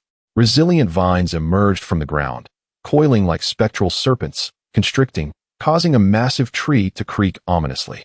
These were the foundational techniques of wooden spikes and vine manipulation recorded within the Qingmu Ju. The same techniques, when executed by Yi Chen, exhibited speeds, power, and flexibility far surpassing those of ordinary outer sect disciples. This was the terrifying advantage brought by optimized techniques. In addition to the techniques, he did not neglect the refinement of his physical body. Time and again, he coated himself with body-refining elixirs, honing every inch of muscle and sinew through excruciating pain. He even began to experiment with combining spiritual energy and physical strength. A punch unleashed powerful winds, imbued with a faint azure glow of spiritual energy, amplifying its power beyond that of pure physical strength. 3 days passed in the blink of an eye. Although Yi Chen's cultivation level had not yet broken through, his combat prowess had undergone a transformative change. He absorbed every possible nutrient for his growth with the fervor of a sponge, evolving at a breathtaking pace. On the day of the small competition, the vast outer sect martial arena was alive with the clamorous presence of thousands of outer sect disciples, encircling 10 towering platforms to the brim. Upon these elevated stages, several elders responsible for overseeing the competition had already taken their seats, their expressions solemn and grave. When Yi Chen, clad in azure robes, made his entrance into the arena, he immediately captivated the attention of all. "Look, it's Yi Chen. He has come to participate in the small competition," murmured the crowd. "What business does a mere named disciple have here? Does he truly believe that the prestige of the senior sister will intimidate his opponents? Humph. I suspect he aims to show off in front of her, hoping to earn her admiration. How utterly shameless." Various voices of disdain and mockery arose, revealing their contempt. In their eyes, Yi Chen's presence was akin to a jester crashing a solemn gathering, ridiculous and presumptuous. Zhang Meng and Wang Fu were also among the throng. Upon spotting Yi Chen, a glint of malice flickered in their eyes. "Brother Meng, this brat dares to come to his own demise. When he steps onto the platform, you must teach him a lesson." Wang Fu whispered sinisterly into Zhang Meng's ear. "Fear not," Zhang Meng replied with a malevolent grin, cracking his knuckles, the sound echoing like popping beans. "I shall make him realize that a waste is forever a waste." Yi Chen, however, remained oblivious to the surrounding clamor. He calmly approached the registration desk, presenting his identity jade token. The disciple in charge of registration paused upon seeing the designation of a named disciple from Ziyue Peak, gazing at Yi Chen with a look of incredulity. After a moment's hesitation, he recorded Yi Chen's name. Yi Chen, 4th layer of the Qi refinement stage, number 37. Receiving his number plate, Yi Chen turned and walked towards the waiting area designated for the participants. His steps were steady and resolute, his gaze calm and profound. Deep within those tranquil eyes burned a flame known as ambition. What he sought was not merely a place among the top 10, nor even the top 3. He aspired to claim the first position. He intended to use this title of outer sect champion as the foundational stone upon which he would embark on his path to strength. He yearned for those who had once belittled and humiliated him to gaze upon his back with awe. This small competition would mark the true beginning of his journey to resurgence. Chapter 15. The fifth level of Qi refinement. A distant and melodious bell tolled, resonating through the heavens, instantly quelling the clamor and noise of the training ground. Upon the high platform, an elder of the outer sect, his hair and beard white as snow, rose to address the crowd, his voice booming with the authority of the foundation establishment stage, clearly echoing throughout the arena. The outer sect's minor competition officially commences. The rules remain unchanged. Strikes must be controlled, and malicious harm is strictly prohibited, especially fatal injuries. The defeated shall leap from the platform of their own accord, or face the consequences. With that, 10 enormous stone platforms were illuminated by a radiant barrier. Countless luminous points representing the participating disciples' world within, eventually pairing off, transforming into clear lines of text. All competitors fixated upon the barrier nearest to them, searching for their names. Yi Chen's gaze fell upon the luminous screen of the third platform. Soon, he found his name. Third platform, match 1, number 37, Yi Chen, against number 81, Li Wei. Li Wei, at the fifth level of Qi refinement, specializing in the Vajra fist, he was somewhat renowned within the outer sect. What exceptional luck for Yi Chen to face such a formidable opponent in his first match. Li Wei looked down upon those who rose through unorthodox means. And a spectacle was surely in store. It seemed inevitable that Yi Chen would be carried off the stage, his bones shattered by a single punch. A wave of malicious laughter erupted from the crowd. Li Wei, a robust and rugged young man, initially paused upon hearing his opponent was Yi Chen, but soon his face revealed unabashed glee and disdain. Snarling, he stepped forth from the crowd, stretching his limbs while locking onto Yi Chen with the predatory gaze of a hunter. In his eyes, this was a divine opportunity to establish his reputation. If he could trample this pampered boy underfoot in front of all, his name would surely resonate throughout the outer sect. Boy, you might as well jump off the platform to spare yourself some pain, Li Wei declared as he leaped onto the third platform, his feet crashing down with a resounding thud that shook the very ground. He crossed his arms, looking down at Yi Chen with a condescending glare. Yi Chen, undeterred by Li Wei's taunts, advanced with calm and deliberate steps, his expression serene. He ascended the stone steps, eventually halting 10 paces before Li Wei. Ignoring the mocking glares and the biting remarks around him, his focus remained solely on his opponent. The referee glanced at both combatants. Proceeding with the customary inquiry, "Are both parties ready?" "I've been ready to crush this spineless coward," Li Wei sneered. Yi Chen simply nodded in tranquil affirmation. "Begin." As the referee's words fell, Li Wei sprang into action. Vajra fist, shattering stone.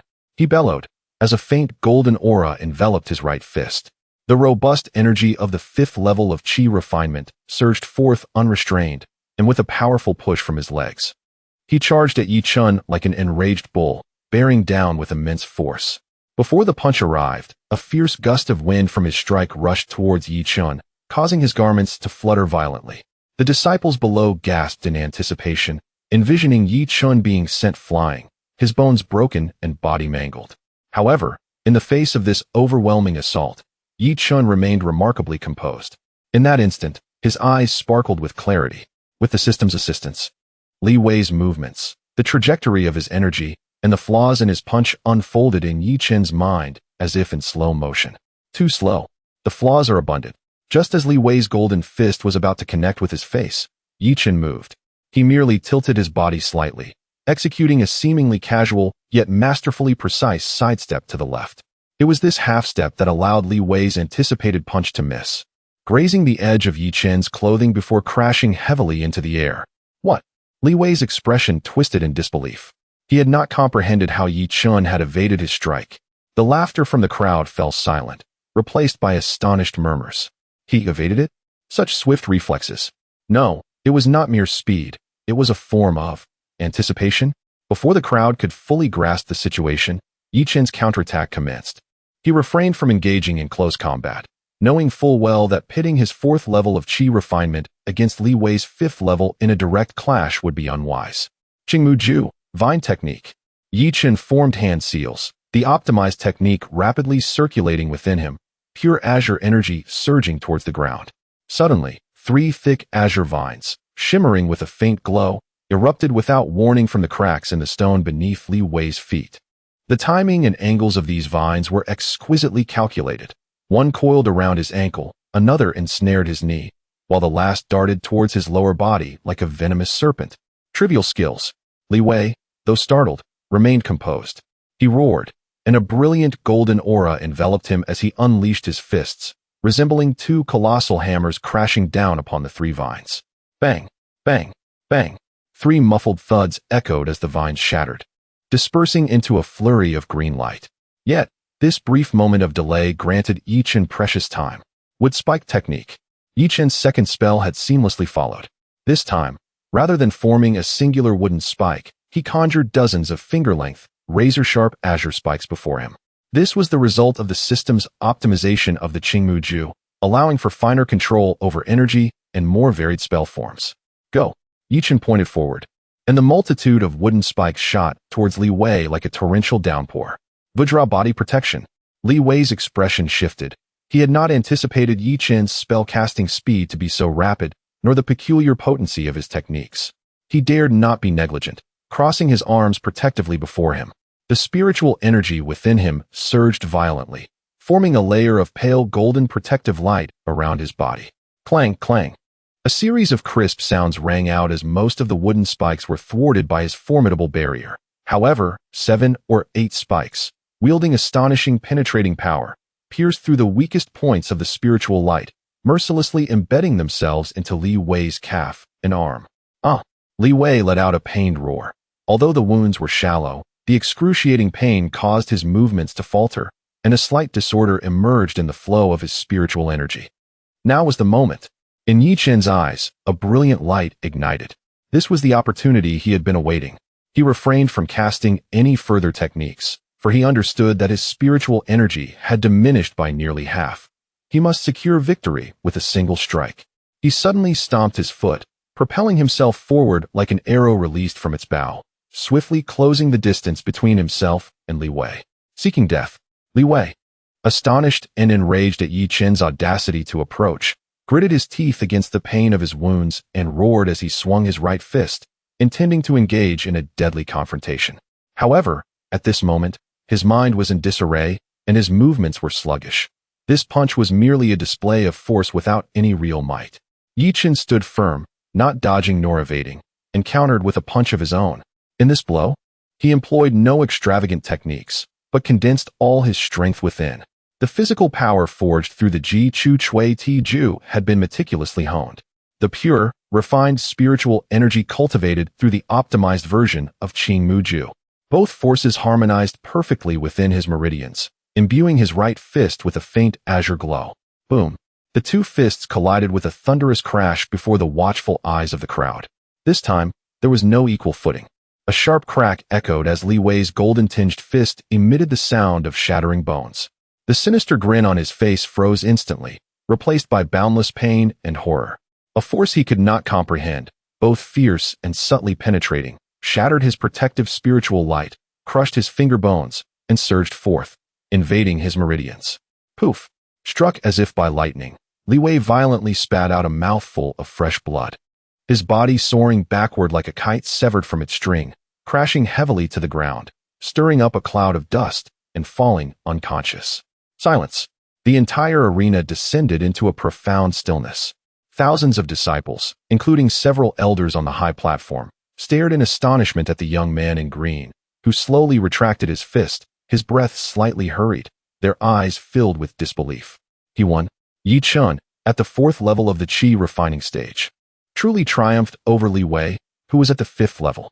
Moreover, throughout the entire confrontation, he had employed merely 2 of the most fundamental techniques, and that unremarkable final punch.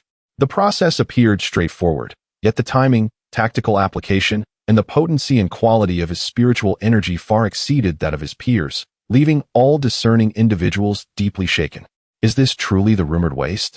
The announcer's voice finally shattered the eerie silence, striking each person's heart with the weight of a hammer. Wow. Following a brief stillness, a cacophony of astonishment erupted.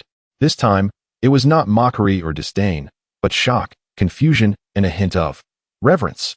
Among the crowd, Wang Fu's complexion turned pale, his triangular eyes filled with fear.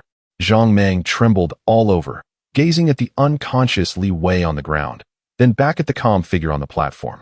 A chill coursing through him from his feet to the crown of his head. He finally comprehended the magnitude of the existence he had provoked. Yi Chen paid no mind to the tumultuous waves below. He simply remained composed, feeling the nearly depleted spiritual energy within him and the slight numbness in his arm from the forceful exertion. It was arduous. This battle had indeed been challenging. Were it not for the system-optimized techniques, the correct tactical application, and the final strike that capitalized on his opponent's moment of mental disarray, it could have easily been he who fell. He took a deep breath, suppressing the turbulent blood within him. Then, under the gaze of countless complex expressions, he descended the platform step by step. Chapter 16. Encountering Su Lian again. The enemy of my enemy, Yi Chen stepped down from the arena, not lingering excessively in the bustling martial arts field. He navigated through the throngs of excited spectators and made his way to a secluded corner, where a series of tranquil chambers awaited disciples seeking temporary respite. His battle with Li Wei, though seemingly decisive, had drained him significantly. His internal spiritual energy was nearly depleted, and his arm ached from the excessive exertion of that final punch. With the next round of competition poised to commence at any moment, it was imperative that he restored himself to optimal conditions swiftly. He pushed open the stone door of an unoccupied quiet chamber and entered. The door closed slowly behind him, shutting out all external clamor. The chamber was dimly lit, illuminated only by a faintly glowing illumination talisman. As Yi Chen settled into a meditative posture, preparing to retrieve a chi-gathering pill from his storage bag, a faintly sweet, yet perilous fragrance unexpectedly invaded his nostrils. This scent was hauntingly familiar. Yi Chen's pupils constricted abruptly, and his internal spiritual energy instinctively became alert. He sprang to his feet, his gaze like lightning, piercing the darkest corner of the chamber. Who was there? A silvery, melodious laugh echoed from the shadows, captivating and enchanting, as if it could seep into the very bones of a person, rendering their spirit enraptured. Accompanying the laughter, a graceful figure emerged from the darkness. Clad in a form-fitting black dress, she accentuated her alluring curves exquisitely. Her skin was as white as snow, and her features were exquisitely enchanting, particularly her bright, captivating peach blossom eyes, which seemed to ensnare souls with their glimmer. It was none other than the enchanting Demoness, Su Lian of the Xianyin Cave. What could possibly bring her here, especially to such a heavily guarded venue for the sect's minor competition? Yi Chen's heart sank to the depths. He discreetly grasped a low-tier offensive talisman hidden within his sleeve, one of his trump cards for the minor competition. Yi Gongzi, why so tense? Su Lian glided forward with graceful steps, each movement imbued with a deadly allure. She halted 3 paces from Yi Chen, her peach blossom eyes playfully scrutinizing him, her red lips parting slightly as she spoke. After a few days' absence, you have truly impressed me, Gongzi. Her voice was soft and mellow, tinged with a languid charm, every syllable seemingly laced with temptation. You are following me? Yi Chen's tone turned frosty, unmoved by her beguilement. He understood that this beautiful rose was bristling with poisonous thorns. Following? How can you accuse me of such, Gongzi? Su Lian lightly laughed, her enchanting curves subtly undulating with the motion. A person of your caliber, shining brilliantly on the arena. It would be difficult for me not to take notice. She extended a delicate finger, lightly touching her red lips, her gaze growing increasingly playful. With your cultivation at the 4th level of chi refinement, you can easily defeat those at the 5th level who focus on physical training. TSK, Yi Gongzi, you are truly deeply hidden. Yi Chen's heart tightened. To Su Lian, his battle with Li Wei, which he perceived as arduous, appeared effortless. This indicated that her strength and insight surpassed his own. I do not comprehend your words. Yi Chen replied coldly, gripping the talisman tighter.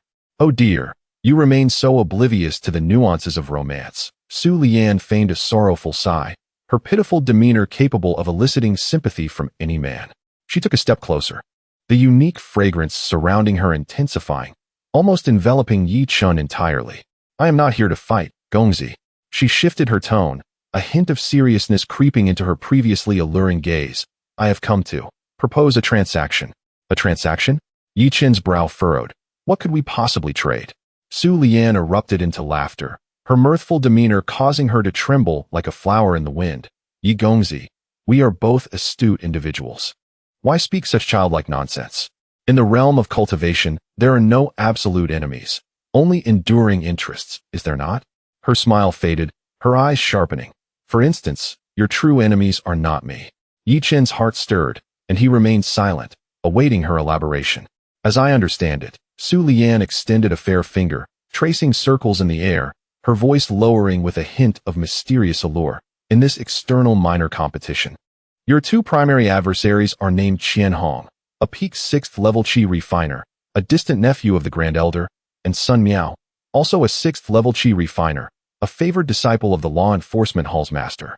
She paused, a glint of cunning flickering in her peach blossom eyes. Both of these individuals possess formidable backgrounds and ruthless natures, and they have received the same directive. What directive? Yi Chen instinctively inquired. The directive is. Su Lian leaned forward slightly, nearly pressing against Yi Chen, and whispered in a voice meant for their ears alone, to spare no effort in eliminating you. On the arena, boom. It was as if a thunderclap reverberated in Yi Chen's mind. The Grand Elder's faction? The law enforcement hall. He instantly comprehended the situation. His recent rise and closeness to senior sister Lingyue had undoubtedly threatened certain factions within the sect. They did not wish to see an uncontrollable genius flourish under Lingyue's guidance. What a ruthless scheme. Why are you revealing this to me? Yi Chen suppressed his astonishment, regarding her coldly. He found it hard to believe that this demoness was acting out of goodwill. Because. Su Lian's lips curled into a captivating smile. The enemy of my enemy is my friend, is it not? She straightened her posture, creating a slight distance from Yi Chen, and continued, Qian Hong and Sun Miao are not only your adversaries, but have also hindered our Xian'an Cave's interests. I, for one, derive great pleasure from watching dogs fight amongst themselves, especially witnessing them arrogantly believing they are victorious only to be ruthlessly trampled underfoot. That would surely be quite entertaining. Excitement and danger flickered in her eyes. Thus, I am here to assist you. Su Lian unfurled her hand, and within her palm lay a black jade slip, quietly cradling detailed intelligence regarding the cultivation techniques of Qian Hong and Sun Miao. This included their vulnerabilities, favored techniques, and even their recent exchanges of talismans and elixirs within their sect. Everything was laid bare. Yi Chen's breath quickened, for the value of this intelligence was beyond measure. It was akin to having foresight into all his opponent's hidden cards. What are your terms? Yi Chen inquired, his voice low and steady. He understood the age-old adage that nothing comes without a cost. My terms are quite simple, Su Lian said, her fingers gently tracing the surface of the jade slip, her gaze becoming profound. After the minor competition, you will undoubtedly rise to prominence, perhaps even ascend to the inner sect. I require you to provide me with certain intelligence regarding the inner sect of He Huan Zone at opportune moments. For instance, the array formations of certain forbidden areas or the cultivation habits of specific important figures. This was a request for him to become an informant. Yi Chen's expression darkened instantly. Now, don't be so tense, Su Lian teased, seemingly perceiving his unease. Rest assured, I would never ask you to undertake anything perilous. Merely some inconsequential bits of information that would benefit my Xian'an Cave, yet would not jeopardize the foundation of your He Huan Zone. This transaction is mutually beneficial. She gently extended the jade slip towards him, her enchanting peach blossom eyes fixed intently on Yi Chen. The chamber fell silent once more. Yi Chen gazed at the jade slip that emanated a faint dark glow, his mind a battleground of conflicting thoughts. Collaborating with a demonic enchantress was akin to seeking shelter with a tiger. However, to refuse her would mean facing the lethal pursuit of two 6th-layer Qi refinement experts. With an uncertain future ahead, this intelligence was his greatest leverage for a comeback. After a lengthy pause, Yi Chen slowly raised his hand. Upon seeing this, Su Lian's smile deepened. Yet, instead of accepting the jade slip, Yi Chen extended his index finger and gently lifted Su Lian's flawless chin. This sudden, slightly audacious gesture left her momentarily frozen. In her captivating eyes, which had always bewitched many, there flickered a genuine astonishment and panic for the first time. The atmosphere in the chamber became palpably ambiguous, yet fraught with tension. Yi Chun leaned closer, the distance between them shrinking to less than an inch, allowing them to feel each other's warm breaths. He gazed into Su Lian's slightly widened, beautiful eyes, a wicked smile curling at the corners of his mouth, and in a voice even deeper and more magnetic than before, he whispered in her ear, "I will take the intelligence. However, the terms of our collaboration shall be determined by me." Chapter 17. System Simulation and Unraveling Opponents' Techniques. Within the confines of the quiet chamber, the air seemed to solidify. Su Lian had never anticipated that one day she would be dominated by a youth whose cultivation was significantly inferior to hers, commanding the situation with such overwhelming authority. The warmth emanating from Yi Chen's fingertips, coupled with his breath, which bore an invasive essence, caused her normally unperturbed heart to inexplicably skip a beat. A foreign sensation, a blend of embarrassment and a peculiar thrill, surged through her. "What do you intend to do?" Her voice trembled for the first time, and her enchanting peach blossom eyes instinctively averted from Yi Chen's fervent gaze. "What do I intend to do?" Yi Chen's lips curled into a playful smile, yet his dark eyes harbored a cold rationality and composure, merely wishing to convey to Miss Su that a transaction is founded on equality. If she sought to utilize him, she must be prepared to be utilized in return. With that, he exerted a slight pressure with his fingertips, redirecting Su Lian's face back towards him, then slowly withdrew his hand amidst her astonished gaze. He refrained from any further audacious actions and stepped back, creating distance between them. The suffocating sense of oppression dissipated instantly. Only then did Su Lian exhale in relief, only to realize that her back had, unbeknownst to her, become slick with a fine sheen of cold sweat. Flushed with indignation, she shot Yi Chen a glare. This fellow, in that fleeting moment, exuded an aura that belied his status as a mere chi-refining stage cultivator. He was clearly a formidable force, a master of the dark arts. "Humph, silver-tongued rogue," she huffed, tossing the black jade slip towards him, her tone laced with an irritation she herself was oblivious to. "Here is your item. I hope you don't meet your demise too soon." With that, she did not linger, her figure flickering as she melded into the shadows of the corner, disappearing without a trace, leaving behind only a faint, elusive fragrance. Yi Chun observed the direction of her disappearance, his gaze sharpening. This enchanting woman was elusive and possessed bizarre methods, clearly not one to be trifled with. Collaborating with her was undoubtedly akin to seeking shelter from a tiger. Yet, he had no alternative. He picked up the icy jade slip, probing its contents with his consciousness. Instantly, a torrent of information flooded his mind. Qian Hong, peak of the 6th layer of Qi refinement, outer sect disciple of Hahuanzong. Primary cultivation technique, Ho Tu Ju. Characteristics, abundant spiritual energy, remarkable defensive capabilities, adept in close combat. Common techniques, earth spear technique, rock armor technique, gravity technique. Vulnerabilities, relatively slow speed, clumsy movements. Low resistance to spiritual attacks. A momentary lag in spiritual energy flow occurs at the Tianzong point on the left shoulder. Recent activities, 3 days prior, exchanged for 1 diamond talisman and 3 explosive talismans at the Merit Hall. Sun Miao, 6th layer of Qi refinement, outer sect disciple of Hahuanzong.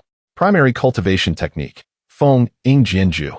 Characteristics, remarkably swift, peculiar sword techniques, excels in guerrilla tactics and ambushes.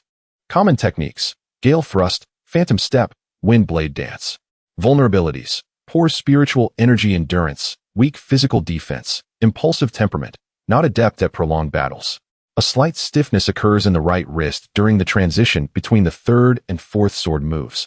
Recent activities, 5 days prior, received 3 speed pills from the pill hall. The detail was staggering. Yi Chen inhaled sharply.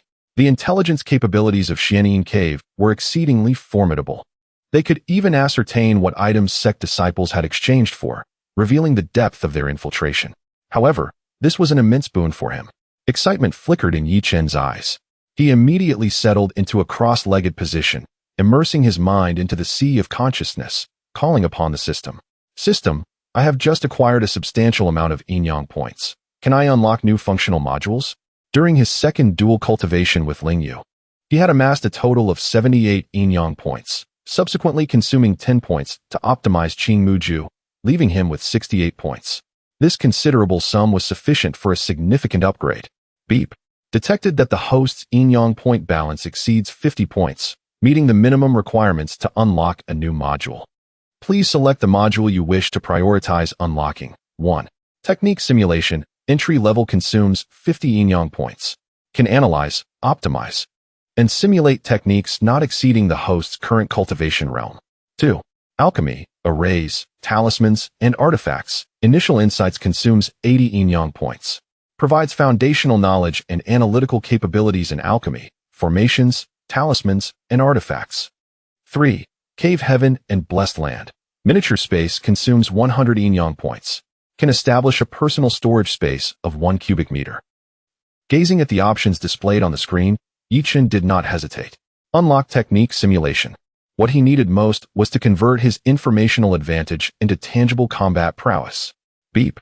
Confirmed consumption of 50 yin-yang points. Unlocking Technique Simulation Module, entry level. Yin-yang point balance, 18 points. As the system's notification faded, Chen felt a jolt within his sea of consciousness, as if he had gained a pair of eyes capable of perceiving the essence of all things. The previously obscure cultivation formulas and energy flow diagrams transformed into clear and comprehensible structures before his eyes. Technique Simulation Module has been activated. Current available functions. 1. Technique Optimization. Experienced optimizes the techniques the host has learned. 2. Weakness Analysis. Analyzes the flaws and weaknesses of target techniques. 3. Tactical Simulation. Based on the intelligence of both parties, conducts tactical simulations, calculating the probability of victory. Incredible. Chen's heart surged with joy. This was akin to having a portable super tactical analysis master. Wasting no time, he immediately input the intelligence provided by Su Lian into the Technique Simulation Module. System, based on my current strength, conduct a weakness analysis and tactical simulation for Qianhong and Sun Miao. Beep. Task received. Commencing analysis. Analysis Target 1, Qianhong. Core weakness, speed. Tactical simulation initiated. In an instant, a virtual arena materialized in Chen's mind. Within the arena, a green-hued silhouette representing him clashed fiercely against a tan-hued silhouette representing Qianhong. Simulation 1, Direct Confrontation. The azure silhouette unleashed the Qingmu Ju, clashing against the earthy-hued shadows Hutu Ju. Ultimately, the azure figure's spiritual energy was the first to deplete, succumbing to the earthy figure's rock armor technique, which delivered a crushing blow. Win rate, 12. Simulation 2, Evasive Maneuvering. The azure silhouette capitalized on its agility, continuously darting about while employing the wooden spike technique for ranged harassment. Although the earthy shadow moved slowly, its defense was formidable, rendering it impervious to breach. In the end, the azure figure, lacking sufficient spiritual stamina, was seized by the opponent, who employed a gravity technique to restrict its movements before achieving victory. Win rate, 28. A succession of simulations yielded dishearteningly low success rates. Chen's brows furrowed deeply. Qianhong resembled a tortoise of iron, slow yet embodying a perfect integration of offense and defense, exhibiting virtually no discernible weaknesses. The system identified the sluggish operation of the Tianzong acupoint in the left shoulder as a critical vulnerability, designating it as the focal point for a revised tactical simulation. Ding. Command received. Resimulating. This time, the combat scene in Chen's mind altered.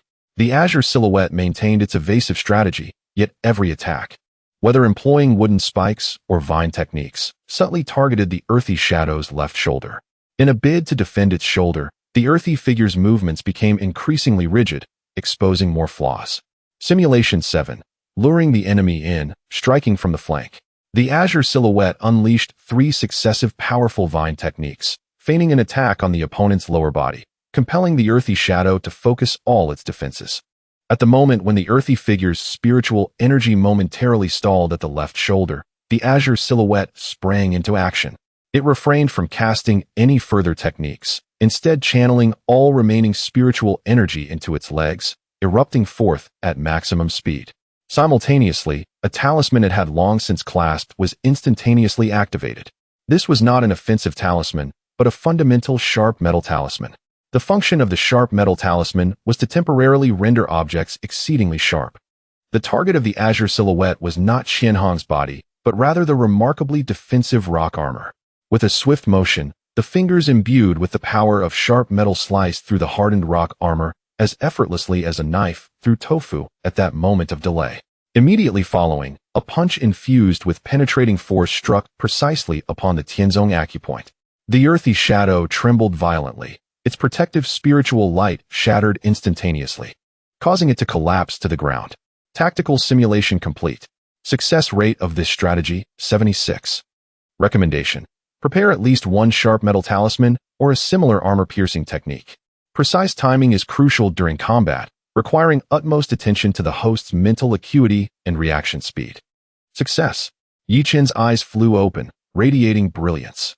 A clear, comprehensive, and highly successful battle plan had taken shape within his mind. He then input the intelligence on Sun Miao into the system, replicating the process. In response to Sun Miao's swift and elusive movements, the system devised a strategy predicated on stillness conquering motion, exploiting his impulsive nature to lure him into a strong attack, then seizing upon the rigidity in his swordplay for a decisive strike. Success rate of the strategy, 81.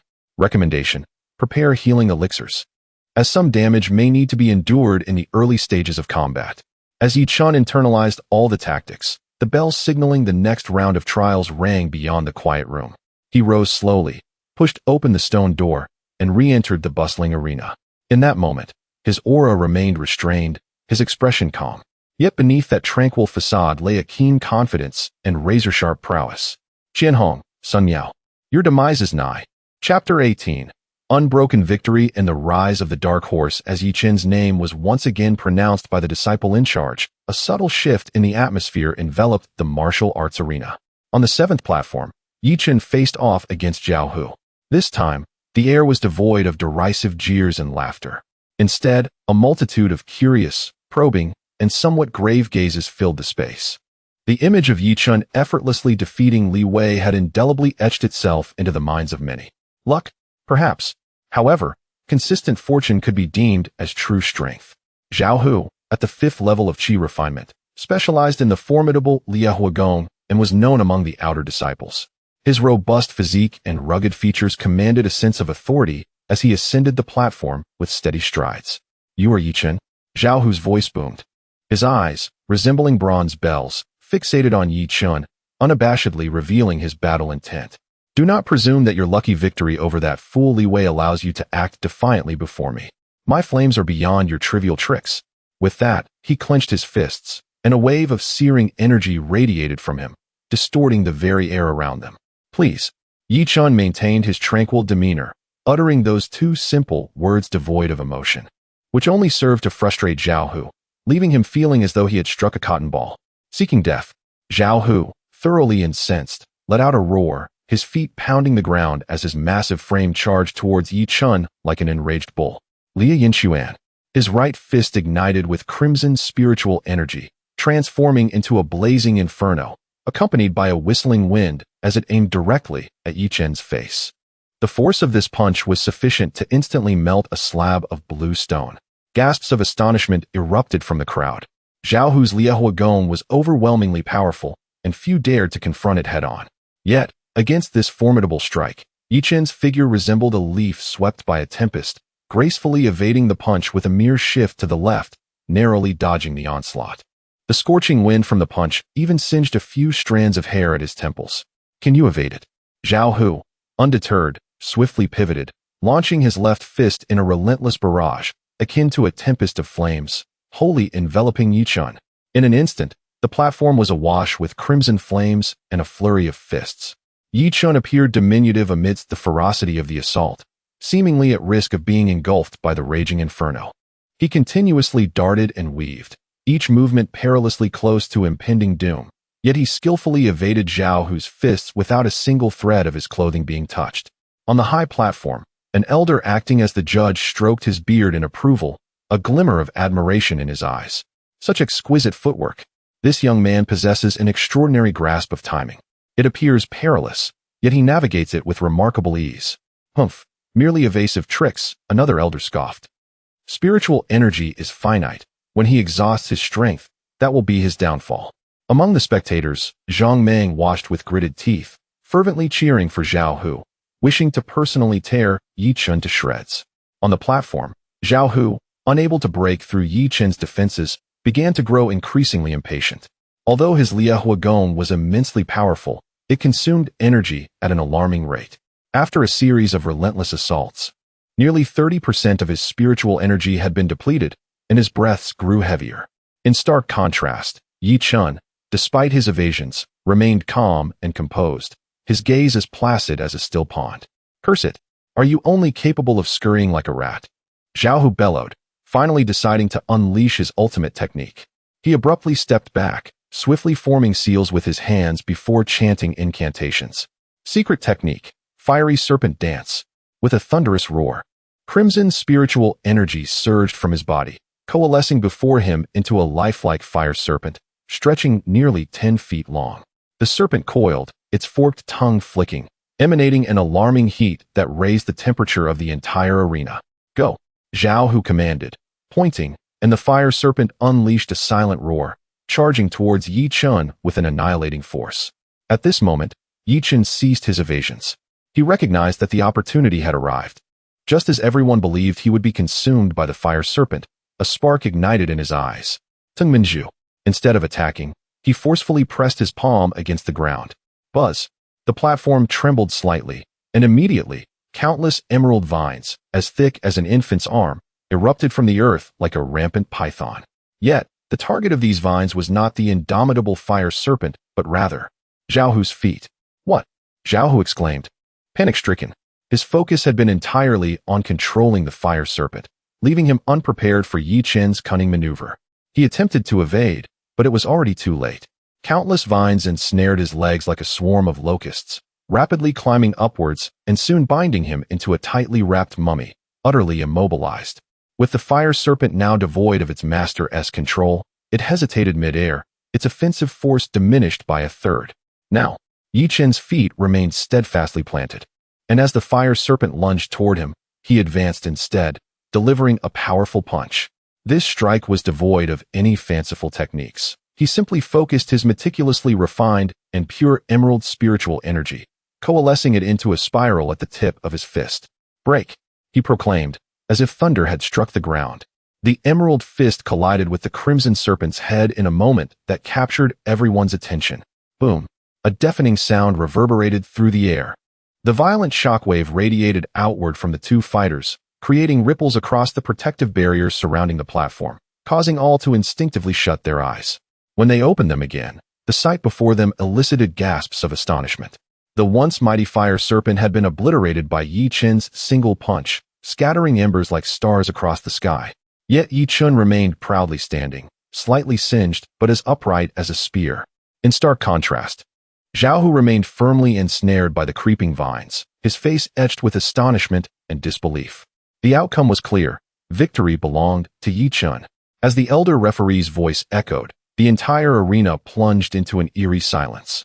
If the first victory could be attributed to luck, then this second match, where he, at the 4th level of Qi refinement, boldly confronted a 5th-level practitioner and emerged triumphant, transcended all preconceived notions of his inadequacy. Following the silence, a tumultuous uproar erupted. "My heavens, what have I just witnessed?" He actually shattered Zhao Hu's fiery serpent with a single punch. 4th level of Qi refinement, how could this be possible? What is the quality of his spiritual energy? A dark horse. An undeniable dark horse has emerged in this minor competition. Countless gazes converged upon the slightly frail figure at the center of the stage, filled with shock, reverence, and even a tinge of fear. Zhang Mang's complexion shifted from green to pale, his body trembling slightly from jealousy and trepidation. Wang Fu was so astonished that he stood abruptly, his triangular eyes wide with incredulity. On the elevated platform, the previously skeptical elder was now utterly dumbfounded, murmuring to himself, "This child is no ordinary talent, absolutely not." Atop Ziyue Peak, before the water curtain, Ling Yu's delicate hand, which held the teacup, tightened slightly. For the first time, true ripples stirred in her cool, discerning gaze. The exquisite application of spiraling force and the compression of spiritual energy surpassed the realm of ordinary outer sect techniques. The fortuitous encounters he experienced were far more astonishing than he had conveyed. She watched the calm figure descending from the stage, her curiosity soaring to unprecedented heights. In the subsequent matches, Yi Chen became the undisputed focal point. Each of his appearances drew the attention of the entire assembly. In the third match, he faced a peak 5th-level disciple adept in earth-based defenses. Utilizing the perpetual vitality of the Qingmu Ju, Yi Chen deftly consumed his opponent's spiritual energy, ultimately seizing an opening to secure an effortless victory with his vines. In the fourth match, against a 5th-level practitioner skilled in a bizarre footwork style, Yi Chen employed stillness to counter movement, leveraging his extraordinary perception to anticipate all of his opponent's actions, ultimately launching a decisive strike. 1 match, 2 matches, 3 matches. Yi Chen, with an overwhelming display of prowess, achieved 5 consecutive victories. All his defeated opponents were of a far superior cultivation level, yet without exception, they fell to him in a manner that was almost crushingly decisive. He was no longer perceived merely as a dark horse, but was regarded as a true monster. The name Yi Chen swept through the outer sect like a tempest, and various legends about him began to circulate fervently. Some claimed he had inherited the legacy of an ancient powerhouse, while others asserted he was a hidden, illegitimate son of a certain elder. Regardless of the truth, all understood that the heavens of the outer sect of Hahuan's sect were about to change. Following a resounding victory, Yi Chen felt the spiritual energy within him boiling like a pot of water, surging incessantly. The continuous high-intensity battles did not exhaust him. Rather, they served as whetstones, refining his cultivation and foundation to a more rounded and solid state. The barrier of the peak 4th level of qi refinement, which had troubled him for days, now appeared on the verge of collapse. He recognized that the opportunity for a breakthrough had arrived. Without drawing attention, he discreetly entered an unoccupied quiet chamber and set up a simple array for protection. From his storage bag, he retrieved a crystal-clear gathering qi pill, a gift from Lingyu, whose potency was far beyond that of ordinary outer sect elixirs. Upon consuming the pill, a torrent of majestic and pure spiritual energy instantly unfurled within his abdomen, surging forth like a flood released from a dam, rushing towards his limbs and bones. Now is the moment. Yi Chen harmonized his mind and body, fully activating the optimized Qingmu Ju. The spiritual energy within him transformed into a furious azure dragon under his guidance, propelled by the immense potency of the gathering qi pill, relentlessly assaulting that invisible barrier of realms. Bang! Boom! With each impact, his meridians felt as if they were being torn apart, yet he gritted his teeth, his eyes filled with madness and determination.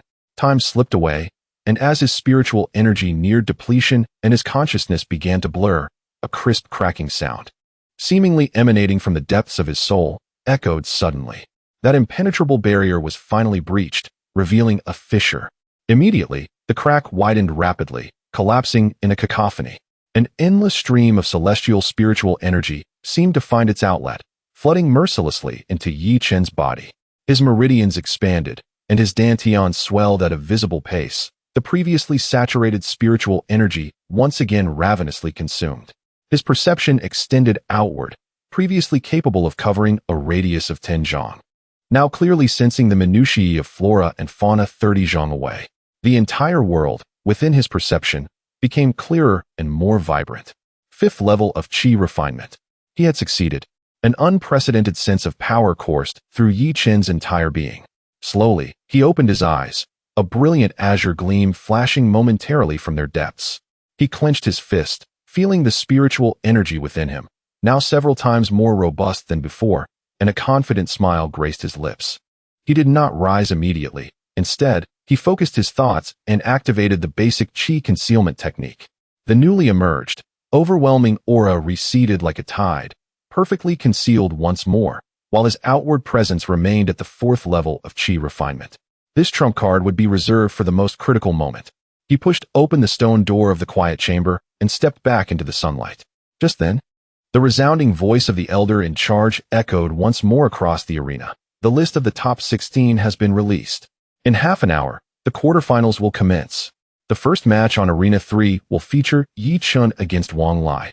Wang Lai, at the 6th level of qi refinement, is among the top 20 disciples of the outer sect, renowned for his ferocious spear techniques. Upon hearing this name, the crowd erupted into a wave of excitement once again. Everyone was eager to discover whether this super dark horse, who had surged forth against all odds, could continue his undefeated saga when faced with a true top-tier outer sect expert. Yet Yi Chen merely lifted his head, glancing toward Arena 3, his gaze as tranquil as water. The 6th level of Qi refinement, is it? Just perfect. I shall test my newfound strength against you. Chapter 19. Preparations before the finals. The atmosphere at the training arena, after a brief intermission, surged once again to a fever pitch. The final 16 contestants were no longer mere disciples from the outer sect. They embodied the pinnacle of the combat prowess of He Huanzong's outer disciples. Each individual standing in this arena had endured countless battles and possessed a resolute spirit. At this moment, all eyes were riveted upon the third ring.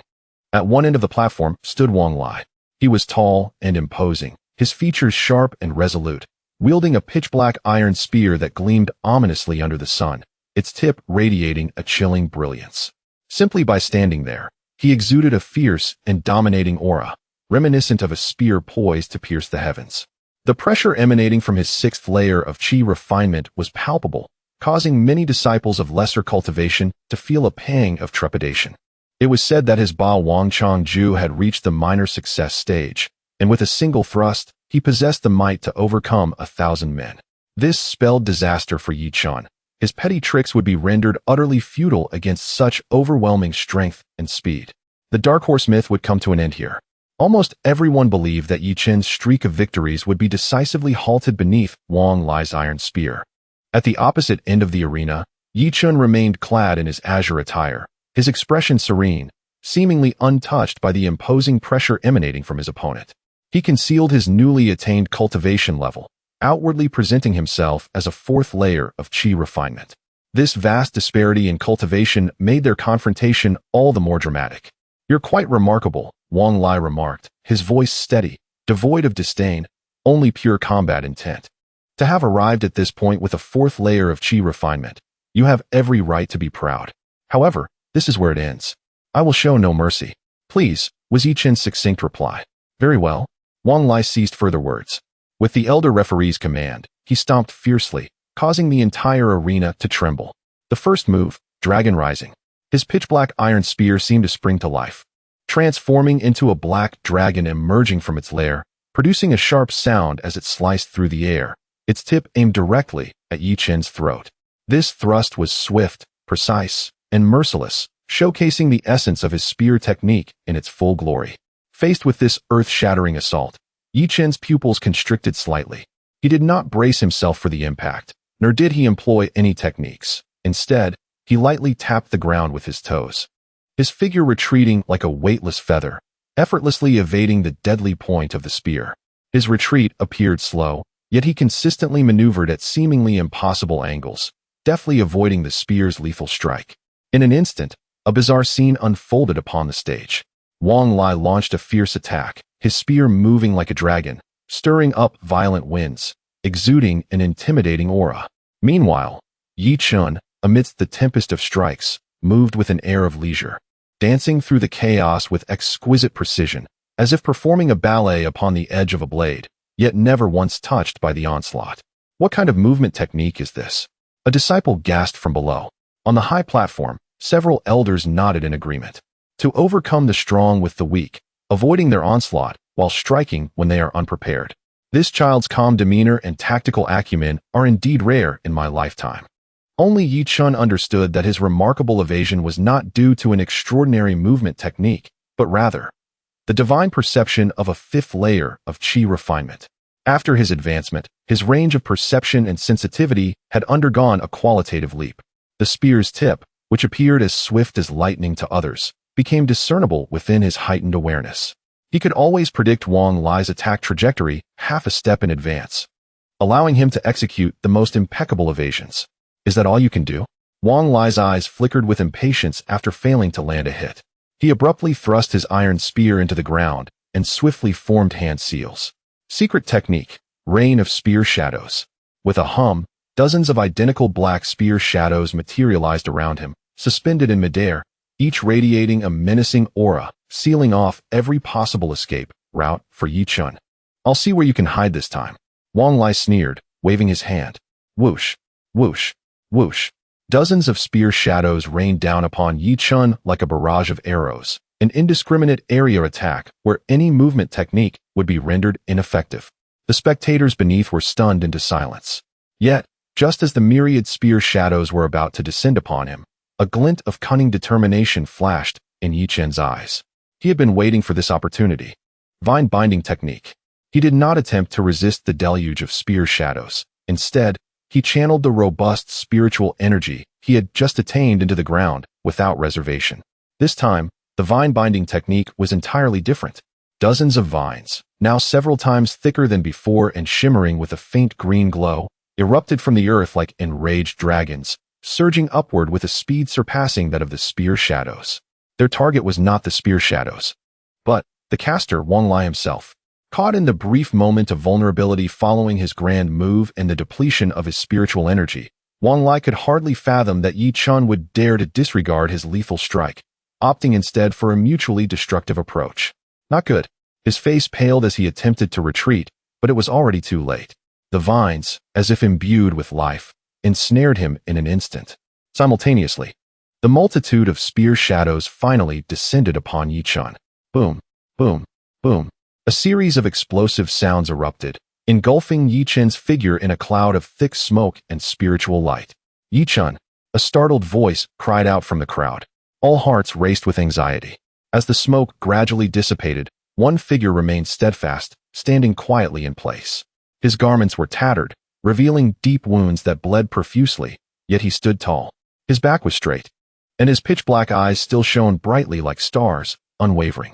In stark contrast, Wang Lai, though unscathed, was bound tightly by the vines, rendered immobile, with his iron spear long out of reach. I have lost. Wang Lai gazed at Yi Chen with a complex expression, ultimately lowering his head in resignation. He understood that had this been a life-or-death struggle, he would have already been a living target for his opponent. Yi Chen triumphed and advanced to the top 8. The voice of the elder referee was tinged with an unmistakable excitement. The audience, after a brief moment of stunned silence, erupted into an unprecedented wave of thunderous applause and cheers. This time, it was not mere astonishment, but a heartfelt admiration. To exchange injury for victory. What remarkable resolve and decisiveness. This young man possessed not only extraordinary combat wisdom, but also a genuine heart of a true warrior. Yi Chen offered a slight nod to Wang Lai before turning away, descending the platform step by step under the watchful eyes of the crowd. With each step, faint droplets of blood fell from his wounds onto the ground. He did not immediately seek healing. Instead, he bore the excruciating pain and approached the elders below the platform, bowing respectfully. Disciple Yi Chen humbly requests the elders to allow me a moment to rest. His voice, though somewhat weak, was clear and resolute. The leading elder regarded him with admiration, waving his hand grandly. Granted. You have 1 hour to recuperate. Bring forth a bottle of top-grade healing ointment. Thank you, Elder Xie. Yi Chen accepted the elixir, refraining from further words, and turned towards the quiet chamber. Observing his slightly unsteady yet still upright figure, no one dared to underestimate him any longer. Within the quiet chamber, Yi Chen consumed the healing ointment and retrieved a rejuvenation pill from his storage pouch, swallowing it and activating the Qing Mu Ju to begin mending his injuries.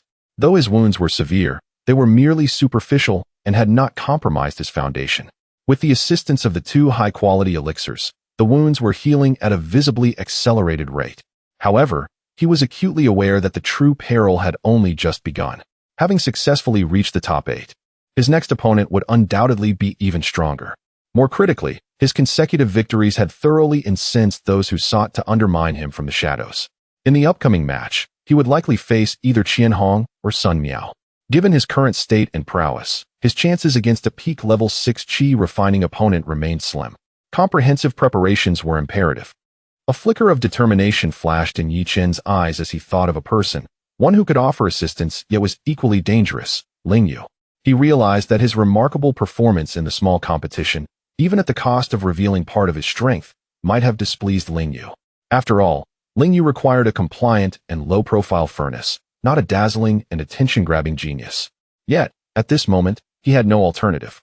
He needed Ling Yu's resources, a means of defense capable of withstanding a full-force strike from a peak-level 6 Qi refining opponent. He steadied his mind, organized his thoughts, and then retrieved a small communication talisman. This had been given to him by Ling Yu for urgent correspondence. Infusing it with spiritual energy, he spoke into the talisman in a tone of respect and sincerity. Senior sister, Disciple Yi Chun has urgent matters and seeks an audience. Chapter 20. Mutual benefit. The night was as dark as ink, with the moon concealed and stars sparse. Within the bamboo cottage, Yi Chun sat cross-legged, his eyes firmly closed. Suspended before him was a resplendent golden inner armor, and he was diligently familiarizing himself with and refining this life-saving talisman bestowed by Ling Wei, utilizing the recently stabilized 5th layer of Qi refinement energy. Just as he became fully immersed in his task, a faint and elusive fragrance of orchid quietly wafted into the room. Yi Chun abruptly opened his eyes, a glint of alertness flashing through them. Who? He swiftly stowed away the inner armor, his muscles taut like a poised cheetah ready to spring.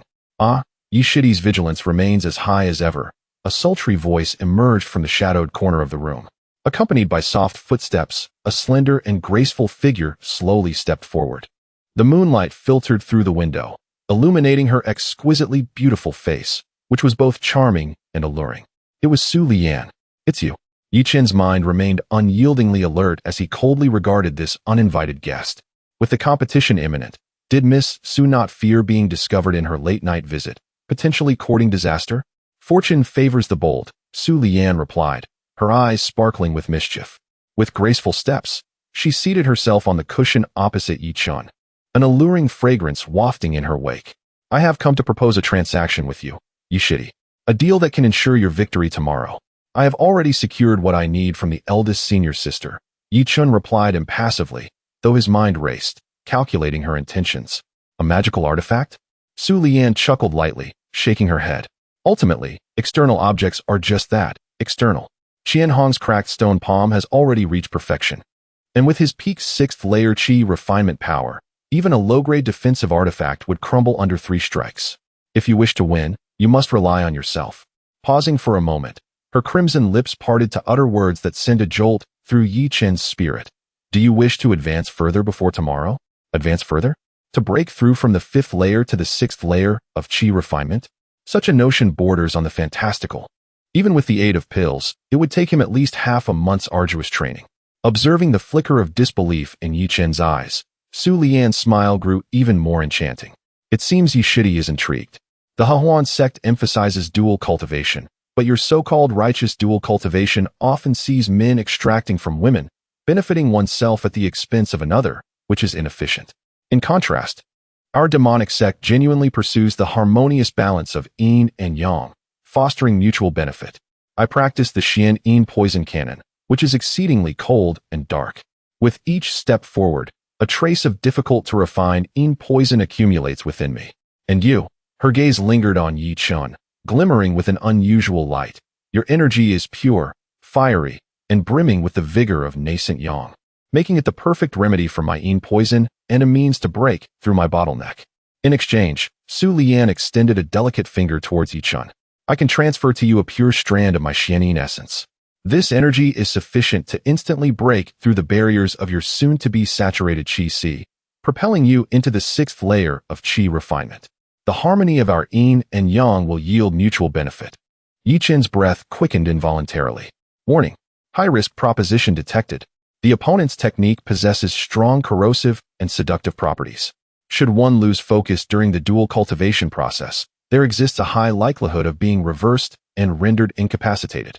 The system's warning struck him like a bucket of cold water. Yet simultaneously, he noticed the progress bar on the system panel displaying 89-100 of his cultivation progress. Risk and opportunity. Tomorrow, he would face Qianhong's lethal strike.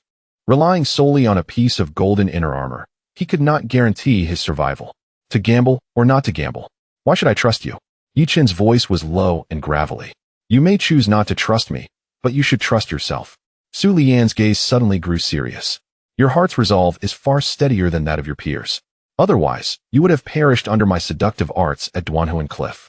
Moreover, we can establish a vow of heart, ensuring that during our dual cultivation, we only exchange vital energy, without infringing upon one another. Any violator will shatter their heart's resolve, destroying their cultivation. A vow of heart. This was the most serious oath in the realm of cultivation. Once violated, it would almost sever one's future path of cultivation. Yi Chun gazed into Su Lian's clear yet profound eyes, falling into a long silence. Finally, he slowly uttered 2 words, agreed. A radiant smile of relief blossomed on Su Lian's face. Without further words, they sat cross-legged opposite each other, a mere foot apart. Remember, maintain your focus and guide my Xian-Yin essence to challenge your barriers while simultaneously releasing your pure yang energy, Su Lian instructed. Understood. In the next moment, their palms met. In that instant, an overwhelming chill surged forth, as if attempting to freeze the soul, rushing along Yi Chen's arm and meridians with reckless abandon. Within that icy energy was an enigmatic essence capable of stirring the heart and clouding the mind. Focus. Yi Chen bit his tongue, the pain snapping him back to clarity. Yin-Yang harmonization module activated, commencing purification of foreign energy. The system engaged, and warm white light coursed through Yi Chen's meridians, gradually stripping away the allure and toxicity of the Xian-Yin essence, leaving only the most pure and potent Yin energy. Simultaneously, Yi Chen unreservedly activated the Qingmu Zhu optimized version, channeling the vibrant, pure yang energy within him into Su Lian's body. Su Lian let out a soft moan, her previously pale face now flushed with a healthy glow. Yi Chen's untainted yang energy enveloped the rebellious Yin poison within her, slowly neutralizing and dissolving it. She had never experienced such a comforting sensation before. On the other hand, Yi Chen was engulfed in an entirely different scene. The purified Xian-Yin essence surged forth like a torrent, crashing against the barriers of his fifth layer of qi refinement with tremendous force. Boom! Yi Chen felt as though a violent explosion had erupted within his qi sea. His meridians expanded painfully, and his dantian qi sea spun wildly, swelling. The energy that had been at capacity found an outlet, beginning a qualitative transformation. Yin and yang, cold and heat. Two distinctly contrasting energies formed a delicate and perfect cycle between the two of them. Their breaths intertwined, and in the transmission of energy, their consciousnesses experienced fleeting touches. Yi Chen seemed to witness a cold and desolate world, where a young girl struggled for survival amid endless darkness and poison, each of her steps accompanied by slaughter and betrayal.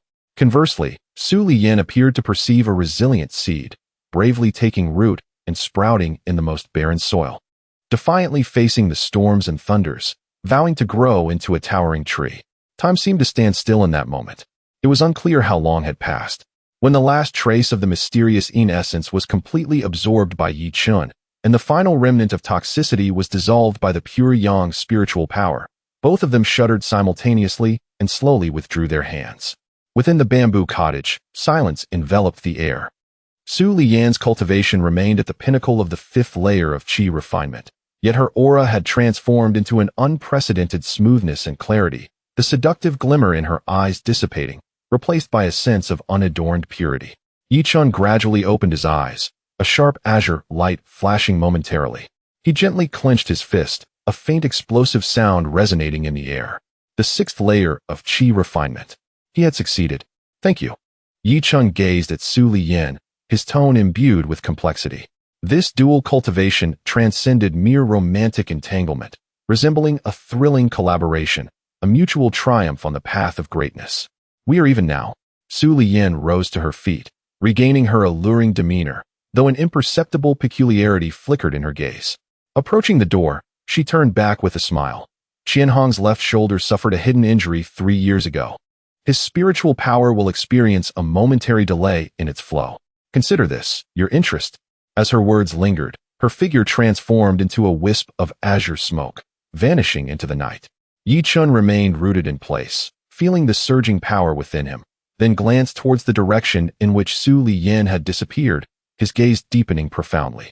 It seemed that his relationship with this enchanting woman had become even more intricate and elusive following this brief, yet utilitarian dual cultivation. Now, what he needed to do was solidify his cultivation and prepare for the impending decisive battle. This time, he not only aimed to win but to do so with honor. Chapter 21. The Pinnacle Showdown. Forged in blood, the resounding chime of the gathering bell, 3 longs and 2 shorts, reverberated throughout the outer sect of Hehuanzong. This was not a warning, but a proclamation that the annual minor competition's ultimate battle was about to commence. Countless outer sect disciples, along with inner sect disciples who had heard the news, had already surrounded the central martial arena, creating an impenetrable throng. Their faces were universally adorned with excitement and anticipation. This year's minor competition was truly legendary. A previously silent waste, after 3 years of obscurity, had suddenly emerged as an unstoppable dark horse, carving his way through obstacles to reach the finals. His opponent, on the other hand, was Chen, who had already gained widespread acclaim as the foremost disciple of the outer sect. One was a creator of miracles, while the other was a king of the old era. This battle would not only determine the champion, but also symbolize the transition between the old and new epochs. In the center of the martial arena, on the high platform, all the elders of the sect were present, including the rarely seen Grand Elder of the Law Enforcement Hall, whose sharp gaze resembled that of an eagle, scrutinizing the scene with keen interest. With a melodious toll of the bell, 2 figures slowly entered the arena from opposite ends. Chen, clad in the gray attire symbolizing the Grand Elder's faction, stood tall and imposing, his demeanor exuding arrogance. Each step he took was firm and measured, as if he were not walking upon stone but upon the very land he was destined to conquer. The oppressive aura of his peak 6th level chi refinement surged like a tangible wave, unabashedly spreading outward, causing many disciples with lesser cultivation to feel momentarily breathless. His gaze was fixed on Chen, filled with unabashed disdain and murderous intent. To him, Chen was merely a stepping stone to garner favor with the Grand Elder. On the opposite side, Chen remained clad in azure robes. A night of recuperation had fully healed his injuries, and his cultivation had stabilized at the 6th level of chi refinement. Yet, he still suppressed his aura to the 5th level using the basic concealment technique. His steps were neither hurried nor slow, and his expression remained calm and unperturbed, as if he were preparing for an ordinary morning practice rather than a life-and-death confrontation. This composure and tranquility formed a stark contrast to Chen domineering flamboyance. "Waste, your luck has run out." Chen sneered at Chen, his lips curling into a cruel smile. "Today, I shall sever your limbs and make you understand that an ant is ultimately just an ant." In response to this venomous provocation, Chen merely lifted his eyelids and uttered 2 words, "Noisy." "You seek death." Chen was thoroughly enraged. As the head elder called for the start, he launched himself forward like a cannonball, his robust body stirring up a fierce gale. Shattering stone palm, he bellowed, his right hand forming a blade with fingers together, a rich, earthy glow emanating from its edge. With the most direct and domineering approach, he aimed a powerful strike at Chen's crown. The force of this palm was tremendous, causing the air to emit a piercing shriek under the weight of its pressure. Before the palm even arrived, the hard stone surface of the arena had already begun to crack with fine fissures.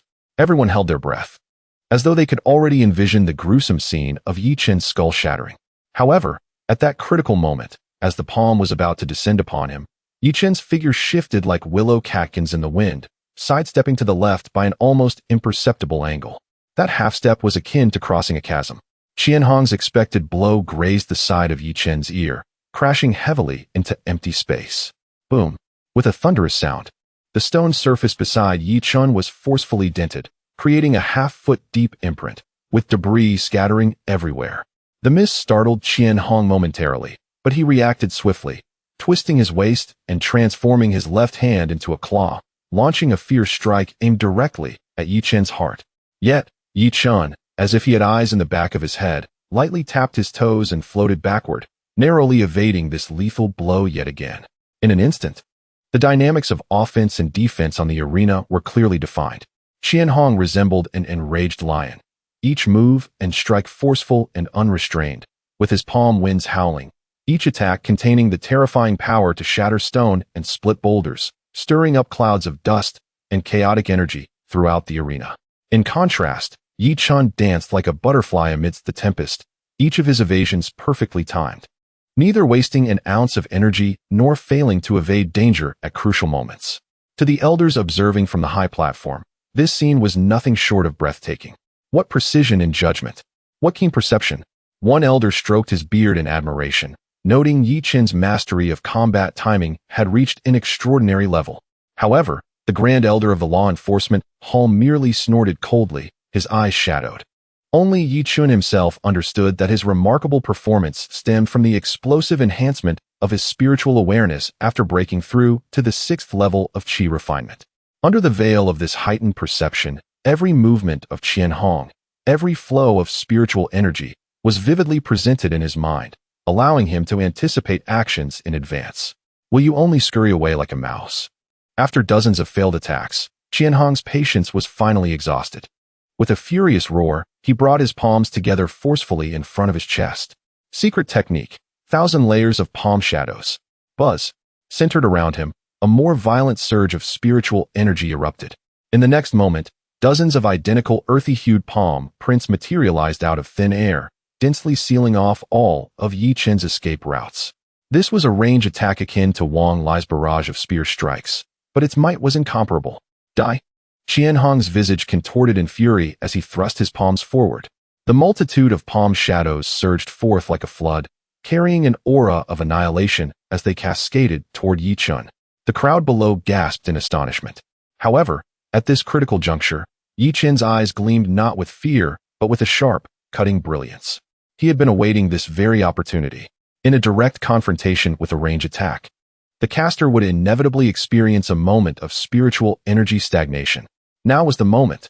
Yi Chen chose not to retreat, but instead charged forward into the torrent of palm shadows, propelling himself like an arrow released from its bow. As he lost his mind, the crowd erupted with incredulous gasps. Qingmu Ju, Vine Shield. Yi Chen formed a hand seal with his left hand, and a robust circular shield woven from dozens of resilient vines materialized instantly before him.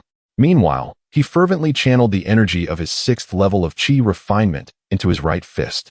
A dazzling azure radiance enveloped his hand, exuding vibrant vitality while concealing an unparalleled sharpness. Boom, boom, boom.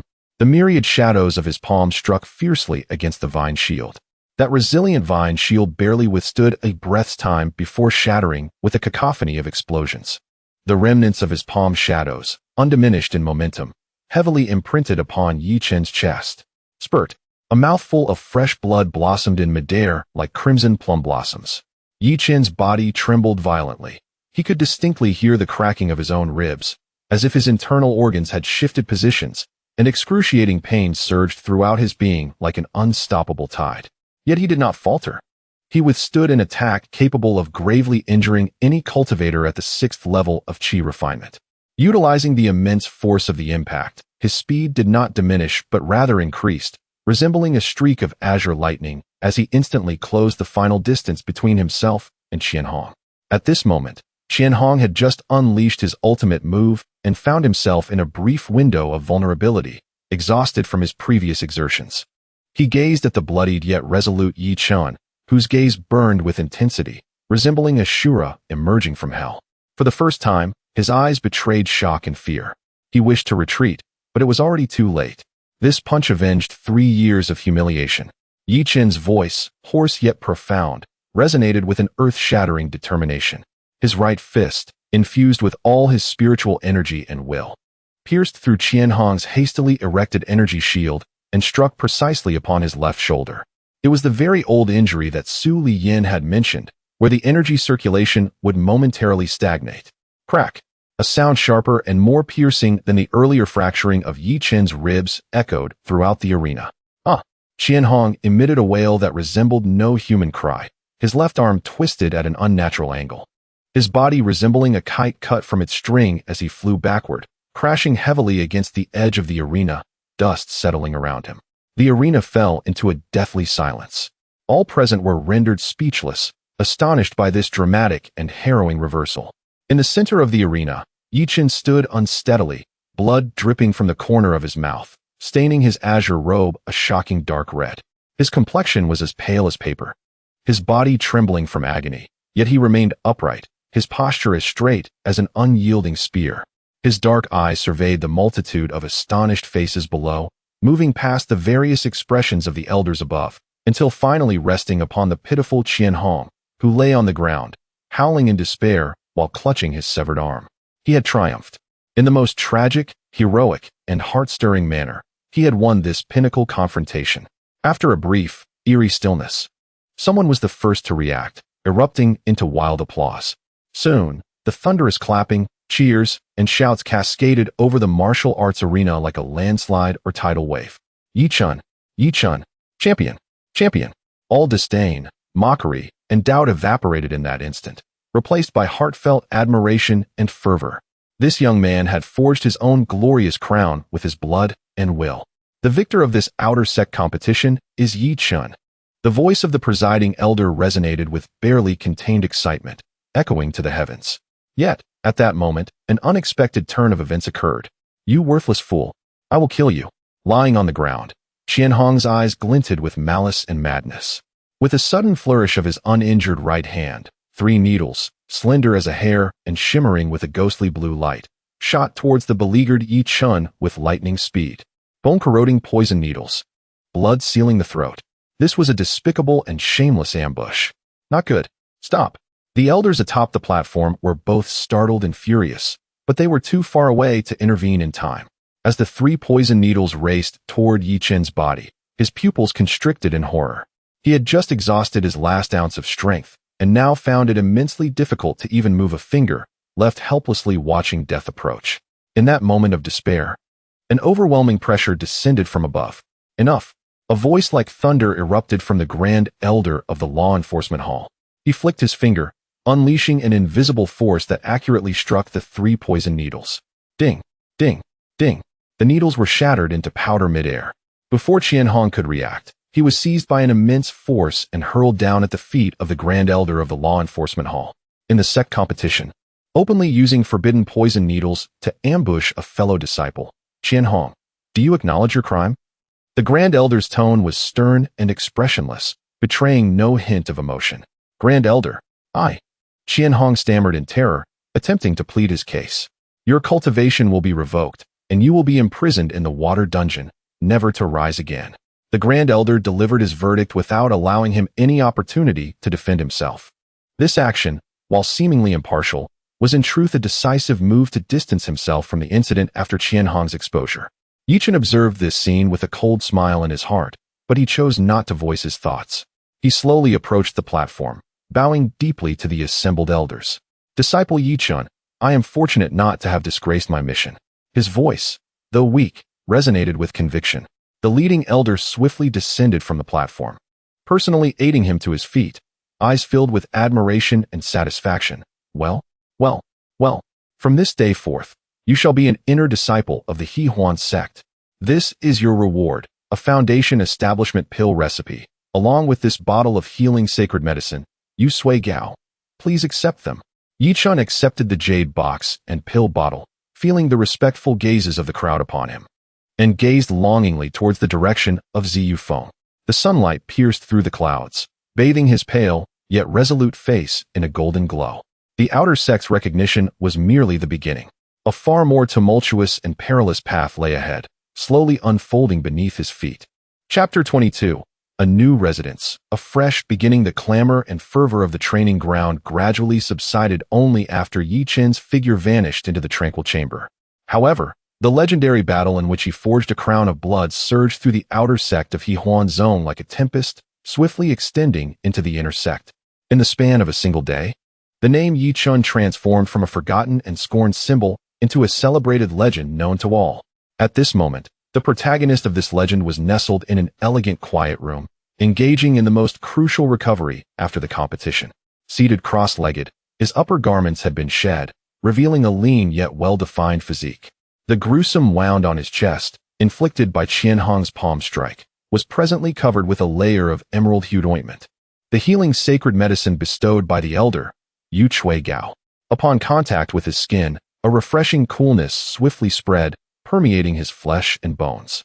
The once searing pain dissipated rapidly, as if it had encountered its nemesis. Chen could distinctly feel the fractured sternum gradually mending at an astonishing pace, while the damaged meridians and internal organs revived under the nurturing energy enveloping them.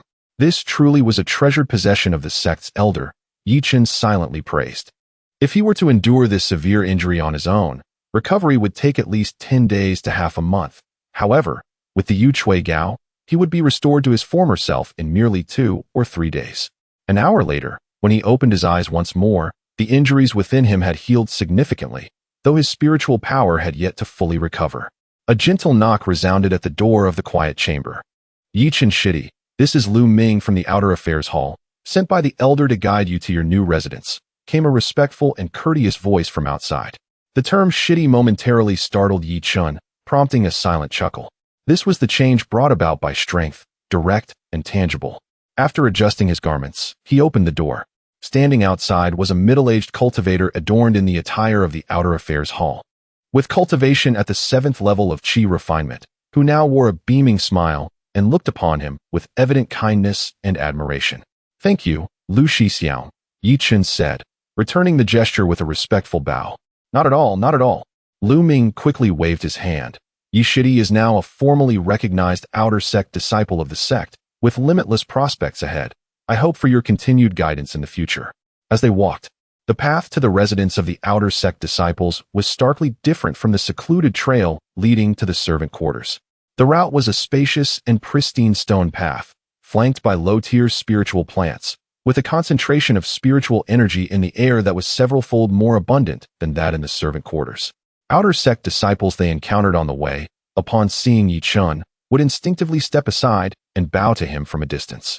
Their gazes were complex, filled with awe, envy, and curiosity, yet devoid of any trace of contempt or ridicule. Yi Chen accepted it all with a calm demeanor, knowing that this respect was not directed at him as an individual, but rather at the strength and status he had earned with blood and broken bones on the arena the previous day. Soon, the two arrived at an area nestled halfway up the mountain. Here, constructed against the hillside, were over 100 uniformly styled independent courtyards, each separated by several dozen paces, ensuring tranquility and elegance. Yi Shidi, this is the residence for outer sect disciples. Qing Zhu Li, Lu Ming pointed to a courtyard situated favorably near a small grove of spiritual bamboo, smiling as he spoke. According to the rankings from the competition, the champion has the privilege to choose first. This courtyard, marked as Gengzi 36, is one of the most spiritually abundant residences here and has been allocated to you. Yi Chen looked up and indeed saw a wooden plaque inscribed with Gengzi 36 hanging above the courtyard door. Upon entering, he found himself in a courtyard approximately half an acre in size, with stone paving and a small area of arable spiritual field in one corner. Although currently barren, the soil was fertile and evidently capable of sustaining the growth of spiritual herbs. Within the courtyard were 3 stone houses, one serving as the main hall for guests and gatherings, another as a bedroom for daily rest, and most enticing to Yi Chen, a quiet chamber designated for cultivation. Lu Ming led Yi Chen into the quiet chamber, where he observed a complex formation etched onto the floor, emanating a faint glow. This is a low-grade spirit gathering array provided by the sect for every outer sect disciple, Lu Ming explained. It automatically gathers the surrounding spiritual energy, increasing the concentration within the quiet chamber by 30% compared to the outside. If a spirit stone is embedded at the array's core, the enhancement can reach up to 70%. For us Qi refinement cultivators, this is an excellent environment for cultivation. Yi Chen extended his hand, clearly feeling streams of pure spiritual energy slowly emanating from the formation, nourishing the entire room. This truly resembled the life a cultivator ought to lead.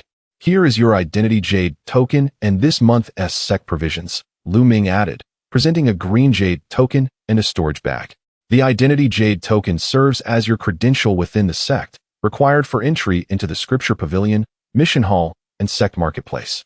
Additionally, it records the contribution points earned through completed sect tasks. The storage bag contains your monthly allowance as an outer sect disciple, 10 low-grade spirit stones, and a vial of Qi gathering pills. Though modest, it suffices for your daily cultivation needs. Yi Chen accepted the jade token and storage bag, probing with his consciousness to find 10 sparkling spirit stones and a pill vial quietly resting within. He was overwhelmed with emotion.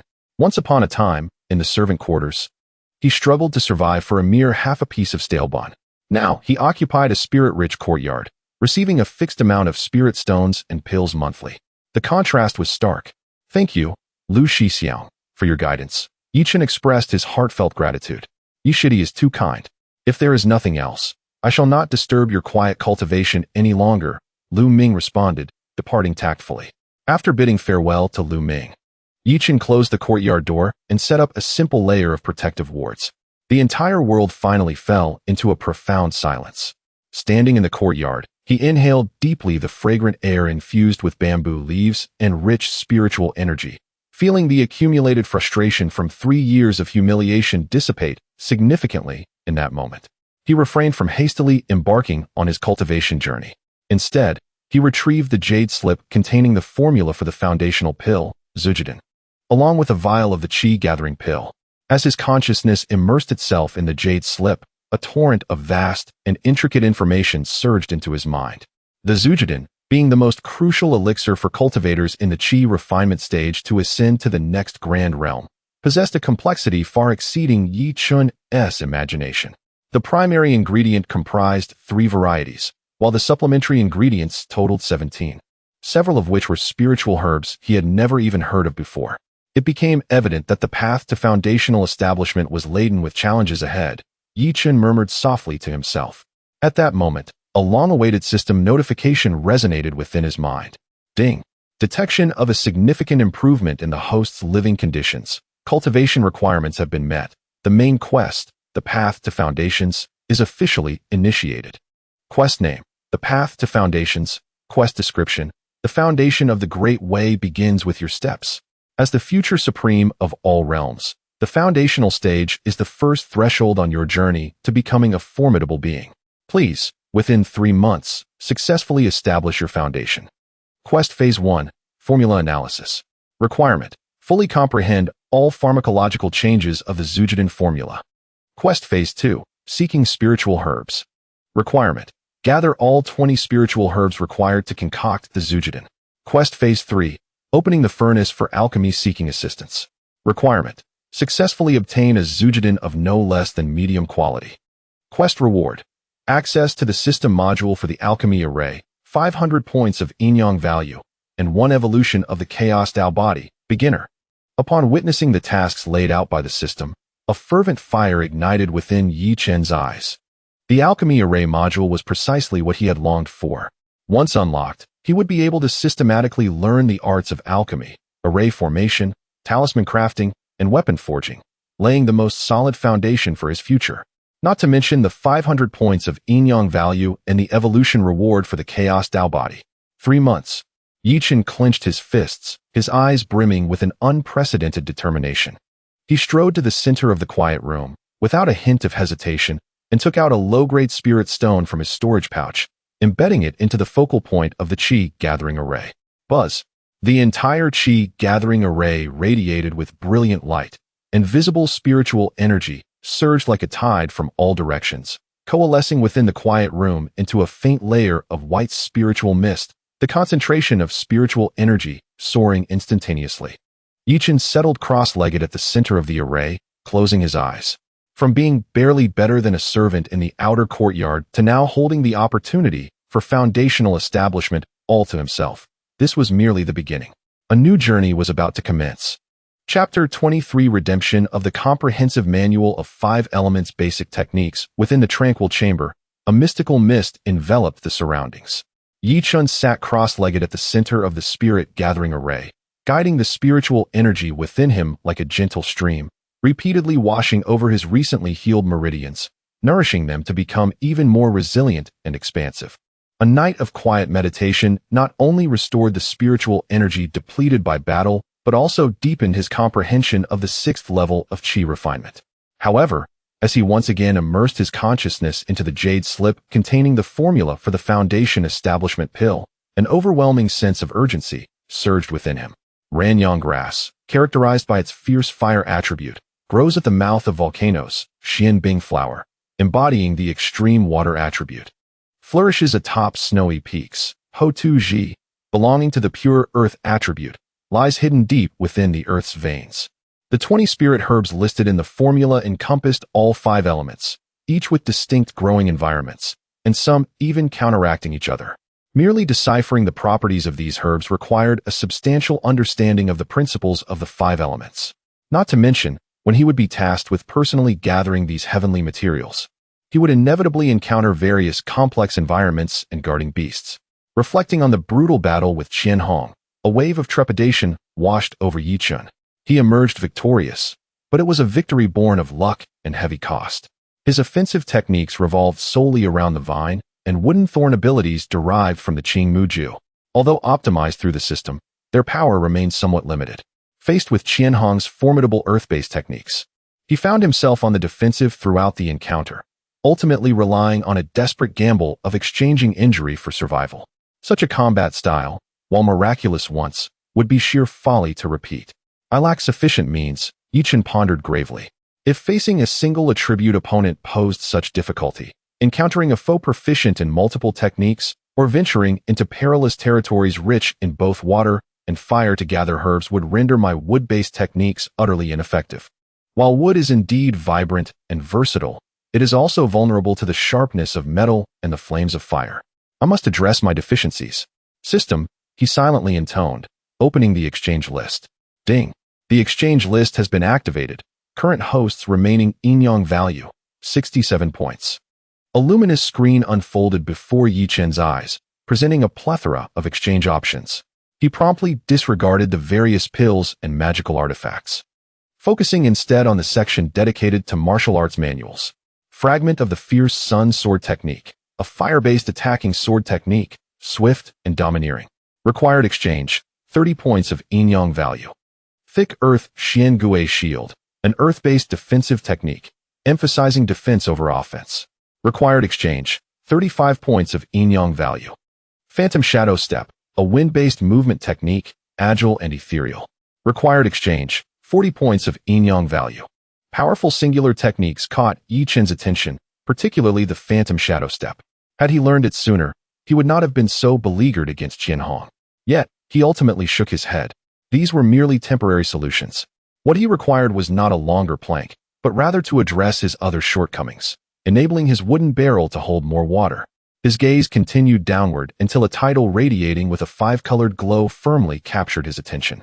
Comprehensive Manual of 5 Elements Basic Technique System Optimized Version. Type: Comprehensive Manual. Description: a compilation of the foundational techniques of the 5 elements, meticulously refined by the system from myriad worlds. It encompasses the core offensive, defensive, and auxiliary techniques of metal, wood, water, fire, and earth, totaling 50 types. This manual not only teaches the techniques themselves, but also elucidates the profound principles of the interactions among the 5 elements, establishing the most stable foundation for the host's path. Required exchange, 60 points of yin-yang value. 60 points. This was nearly all of his current assets. Yet, an unprecedented light flickered in Chen's eyes. This is it. Compared to those powerful yet narrow-focused singular techniques, this manual was precisely what he needed at this moment. It resembled a comprehensive textbook, allowing him to systematically construct a cognitive framework for the 5 elements from the ground up. The foundation is the essence of everything. System: exchange for the comprehensive manual of 5 elements basic techniques. Without a moment's hesitation, Chen issued the command. Command received. Consuming 60 points of yin-yang value. Exchanging for comprehensive manual of 5 elements basic technique system optimized version. Remaining yin-yang value, 7 points. The information of the manual is now being infused. Please, host, calm your mind and prepare to receive. As the words faded, Chen felt a tremendous explosion within his mind. A torrent of colorful information composed of countless golden runes, azure patterns, cerulean waves, crimson flames, and golden points surged into his consciousness like a river breaching its dam. The razor-sharp golden finger, the endlessly rejuvenating E-wood recovery technique, the soft yet resilient water screen heavenly splendor, the explosive unmatched flame burst, the solid and formidable rock armor technique, the methods of 50 techniques, the routes of spiritual energy operation, core essentials, and the underlying principles of the interactions among the 5 elements transformed in this moment from mere dry text into the most vivid insights, deeply imprinted within his very soul. The process was both agonizing and wondrous. Chen's forehead throbbed, his entire body drenched in sweat, as if his consciousness were about to burst under the immense flow of information. Yet he steadfastly maintained clarity of thought, fervently absorbing and digesting it all. Time passed unmeasured until the vibrant torrent of information gradually subsided, fully merging into his memory. Chen exhaled deeply, slowly opening his eyes. The entire world seemed transformed in his perception. He could distinctly sense the stable earth attribute energy imbued within the stone walls of the chamber. The flowing spiritual energy in the air was interwoven with the vibrant elements of water and fire. Even the nuances of the Qing Mu Ju he cultivated appeared clearer in the light of the principles of the 5 elements. He gently extended his right hand, focusing his thoughts. No longer was he invoking the Qing Mu Ju, but rather, Following the newly acquired techniques, he summoned a trace of weak spiritual energy within him, initiating its flow along the path of water. Condensing water technique. He whispered softly. In the next moment, a miraculous scene unfolded. The wandering water element's spiritual energy in the air seemed to respond to an invisible call, swiftly converging towards his palm. A droplet, followed by another, and soon a sphere of water, as large as a fist, gracefully floated above his palm, quietly rotating and emanating a refreshing coolness. Although merely a rudimentary first-tier spell, this marked his inaugural success in conjuring a magic outside the realm of Qingmu without reliance on it. A wave of indescribable exhilaration surged within Yi Chen. He endeavored to alter the incantation. With the earth element's stone skin technique, the water sphere in his palm instantly dissipated, and a dense, earthy yellow aura radiated from within him, swiftly enveloping the skin of his right arm, forming a rough, rock-like layer of keratin. He tapped it with his left hand, producing a resonant thud, remarkably solid. He had succeeded. He had officially entered the realm of 5 elemental magic.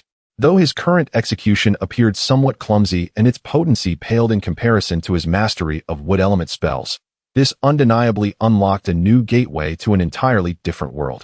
He withdrew the spell, his eyes sparkling with determination and self-assurance.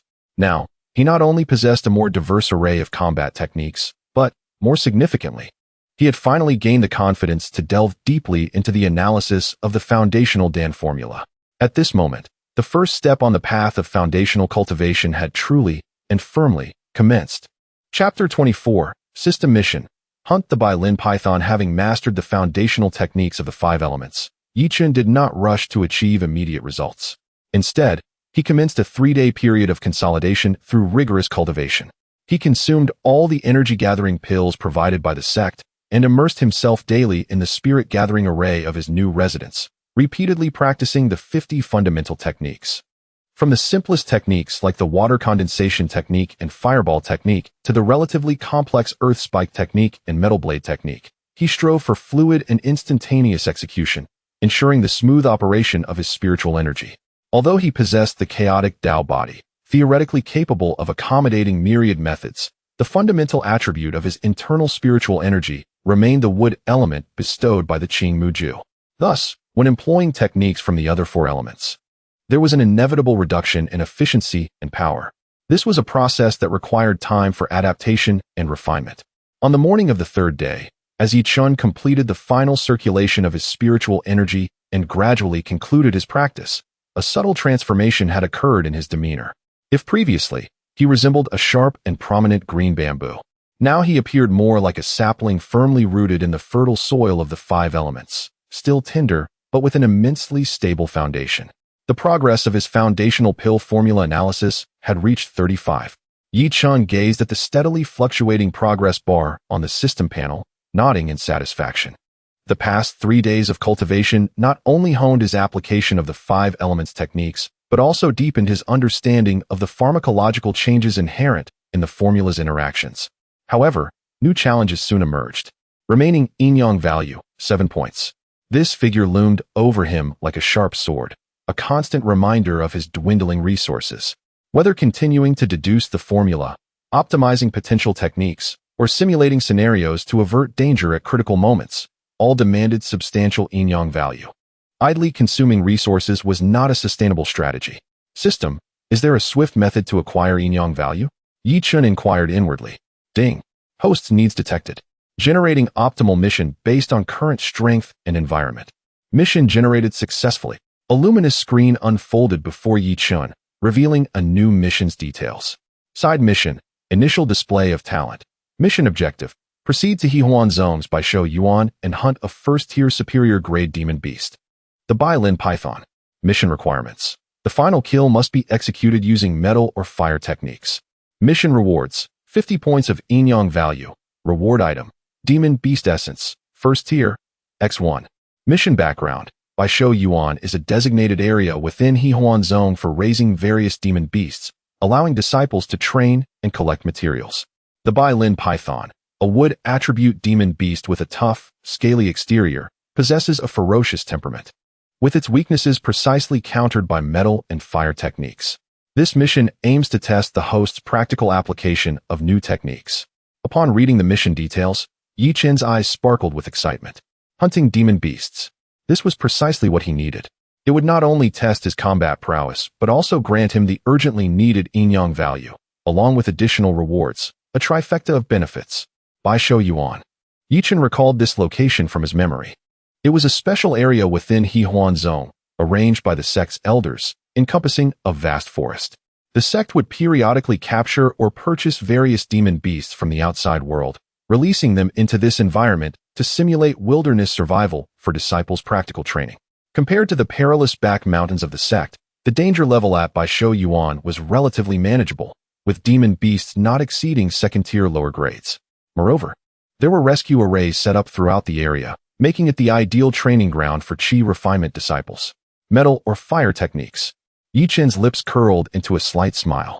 The Bailin Python being a wood attribute meant that both metal and fire countered it effectively.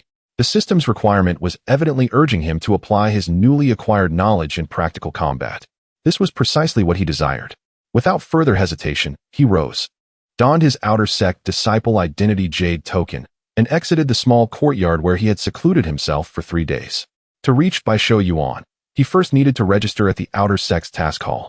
The task hall was bustling with activity, filled with disciples coming and going.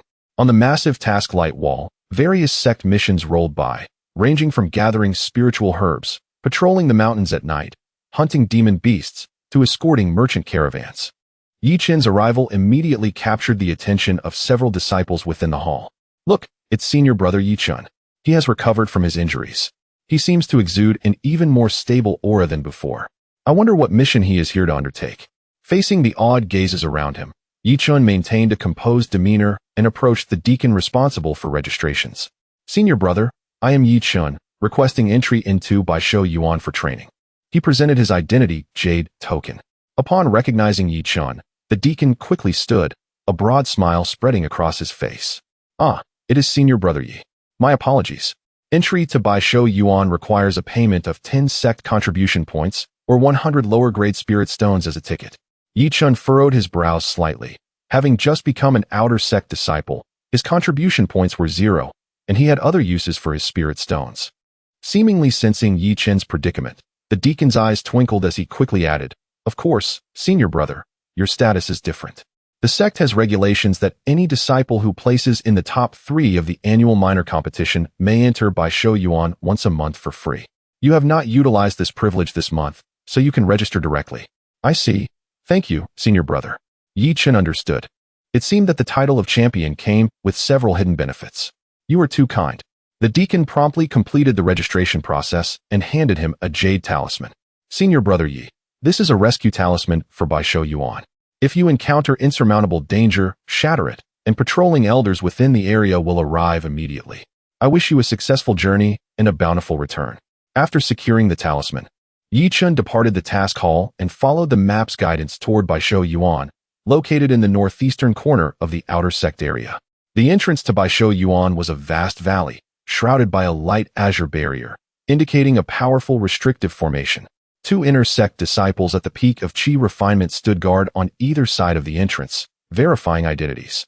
Yi Chen presented his jade token and smoothly passed the verification. Junior brother Yi. Though the demon beasts within the area are domesticated, they have not lost their wild nature. Please remember not to venture too deeply into the core regions. Good luck. One of the guards offered a kind reminder. Thank you for the warning, senior brother.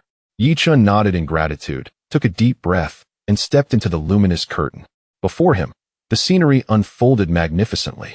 A primal and untamed aura surged forth, as towering ancient trees obscured the sky, and the mingled scents of damp earth and decaying leaves filled the air, intermittently accompanied by the resonant roars of distant beasts. This place, in stark contrast to the tranquility of the outside world, was a genuine arena governed by the laws of the jungle. Yi Chen felt no trepidation. Instead, a long-lost exhilaration coursed through him. He meticulously concealed his presence, his form merging with the dense thicket like a wraith.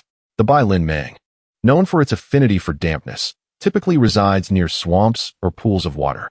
His objective was clear and unwavering. The system's mission had commenced. Chapter 25. The team formation turmoil as Yi Chen stepped into the shimmering portal of the Baishou Yuan. He felt as though he had entered an entirely different realm. The air was thick with the earthy scent of damp soil mingled with the pungent aroma of wild beasts. Towering ancient trees intertwined their branches high above, fragmenting the sky into patches of brilliant azure. The light within the forest was dim, occasionally pierced by eerie cries and low growls resonating from afar, serving as a constant reminder of the lurking dangers. Yi Chen did not rush deeper into the woods. He activated the basic qi concealment technique to its utmost, rendering his presence nearly indistinguishable from the surrounding flora. His eyes gleamed with a calm intensity, akin to that of a seasoned hunter, meticulously scanning the ground for traces.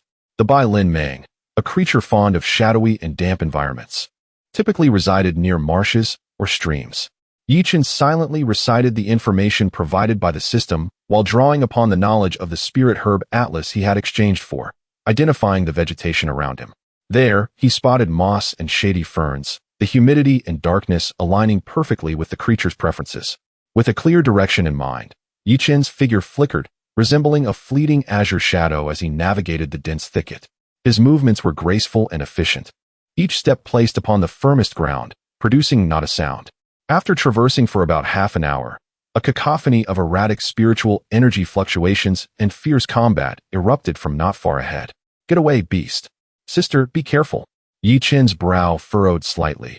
He immediately halted, pressing his body against the shadow of a massive tree, peering towards the source of the commotion. In a clearing within the woods, 3 disciples clad in the outer sect attire of the Hehuan sect were encircled by 7 or 8 agile Tai Pai Hui Lang, or iron-skinned gray wolves. Among the trio were 2 young men and 1 woman. The leader, Zhao Feng, possessed a cultivation level of 6 layers of qi refinement and wielded a mid-grade magical sword, its blade glinting as he valiantly fended off the relentless assault of the Wolf King. The other disciple, slightly plumper and named Sun Qian, was at the 5th layer of qi refinement, frantically employing the earth wall technique in an attempt to establish a defensive line. Protected in their midst was a delicate-looking female disciple, Lu Ruyan, whose cultivation only reached the 4th layer of qi refinement. She was casting water arrow techniques, but against the tough-skinned Tai Pai Hui Lang, her efforts were merely a nuisance. The Tai Pai Hui Lang was a mid-grade demon beast known for its formidable defense and proficiency in group attacks. At that moment, the Wolf King, significantly larger than the others, had reached a superior grade of the 1st stage, with each pounce accompanied by a ferocious gust, forcing Zhao Feng to retreat continuously, perilously close to defeat. "Senior Zhao, this won't do. Our spiritual energy is depleting too rapidly." Sun Qian exclaimed anxiously as one of his earthen walls cracked under the assault of a gray wolf. "Be quiet. Steady yourselves," Zhao Feng shouted back, repelling the Wolf King with a swift stroke of his sword, yet suffering a gash from the wolf's claws that bled profusely. Lu Ruyan's fair face paled as she gazed at the encroaching wolves, a flicker of despair flashing in her eyes. They had intended to hunt a few low-grade demon beasts to earn contribution points, but unexpectedly wandered into the territory of these iron-skinned gray wolves. At that moment, a figure emerged slowly from behind the trees. It was Yi Chen, though he initially wished to refrain from interference. Witnessing the trio's imminent collapse of defense compelled him to act. "Do you require assistance?" Yi Chen's voice resonated calmly. The 3 disciples were startled, turning to see Yi Chen. Their expressions varied. Lu Ruyan's eyes brightened momentarily, but upon noticing the jade token at Yi Chen's waist indicating his cultivation at the 6th layer, her hope dimmed. What could a 4th layer practitioner accomplish? Sun Qian's face bore a bitter expression. "Junior brother, run. Don't mind us. Shatter the distressed jade talisman and summon help." However, Zhao Feng's brow furrowed upon seeing Yi Chen, a hint of disdain and impatience flashing in his eyes. He recognized Yi Chen as the lucky one who had triumphed in the recent outer sect competition through sheer luck and brute strength. How dare a mere 4th layer practitioner interfere here? Ignorance breeds recklessness. Zhao Feng scoffed, his tone dripping with arrogance. "This is not a place for you. If you wish to avoid death, leave immediately and do not obstruct us." Yi Chen's gaze turned icy at these words. His intention had been benevolent, yet he was met with such ungratefulness. Choosing not to engage further, he decided to turn away. Just then, the tide of battle shifted dramatically. The cunning Wolf King seized the moment of Zhao Feng's distraction and unleashed a deafening roar. The remaining iron-skinned gray wolves, seemingly receiving a command, charged recklessly towards Zhao Feng and Sun Qian in a suicidal assault. Not good. Zhao Feng and Sun Qian were taken aback, ensnared by the wolves, unable to extricate themselves. The real threat, however, came from the Wolf King. Its massive form transformed into a streak of gray lightning, circumventing the two, aiming directly for the defenseless Lu Ruyan. The glinting claws were already poised to strike her delicate neck. "Senior sister," Sun Qian exclaimed in horror. "Lu Yan." Zhao Feng's eyes widened in fury, desperate to assist, but two gray wolves had firmly clamped onto his sword, rendering him immobile. Lu Ruyan's beauty drained of color as the shadow of death loomed over her. She momentarily forgot to resist, helplessly watching as the claws loomed larger in her vision.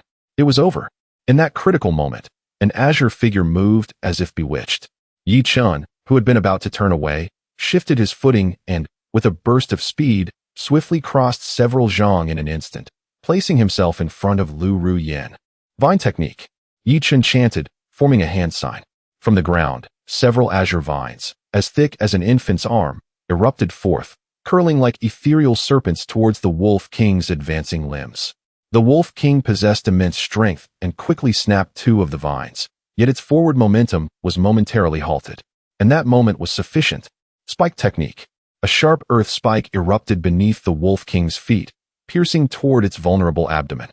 The Wolf King howled in rage, its massive form momentarily stiffening mid-leap. A prime opportunity. A glimmer of brilliance flashed in Yi Chen's eyes as the spiritual energy within him surged with fervor.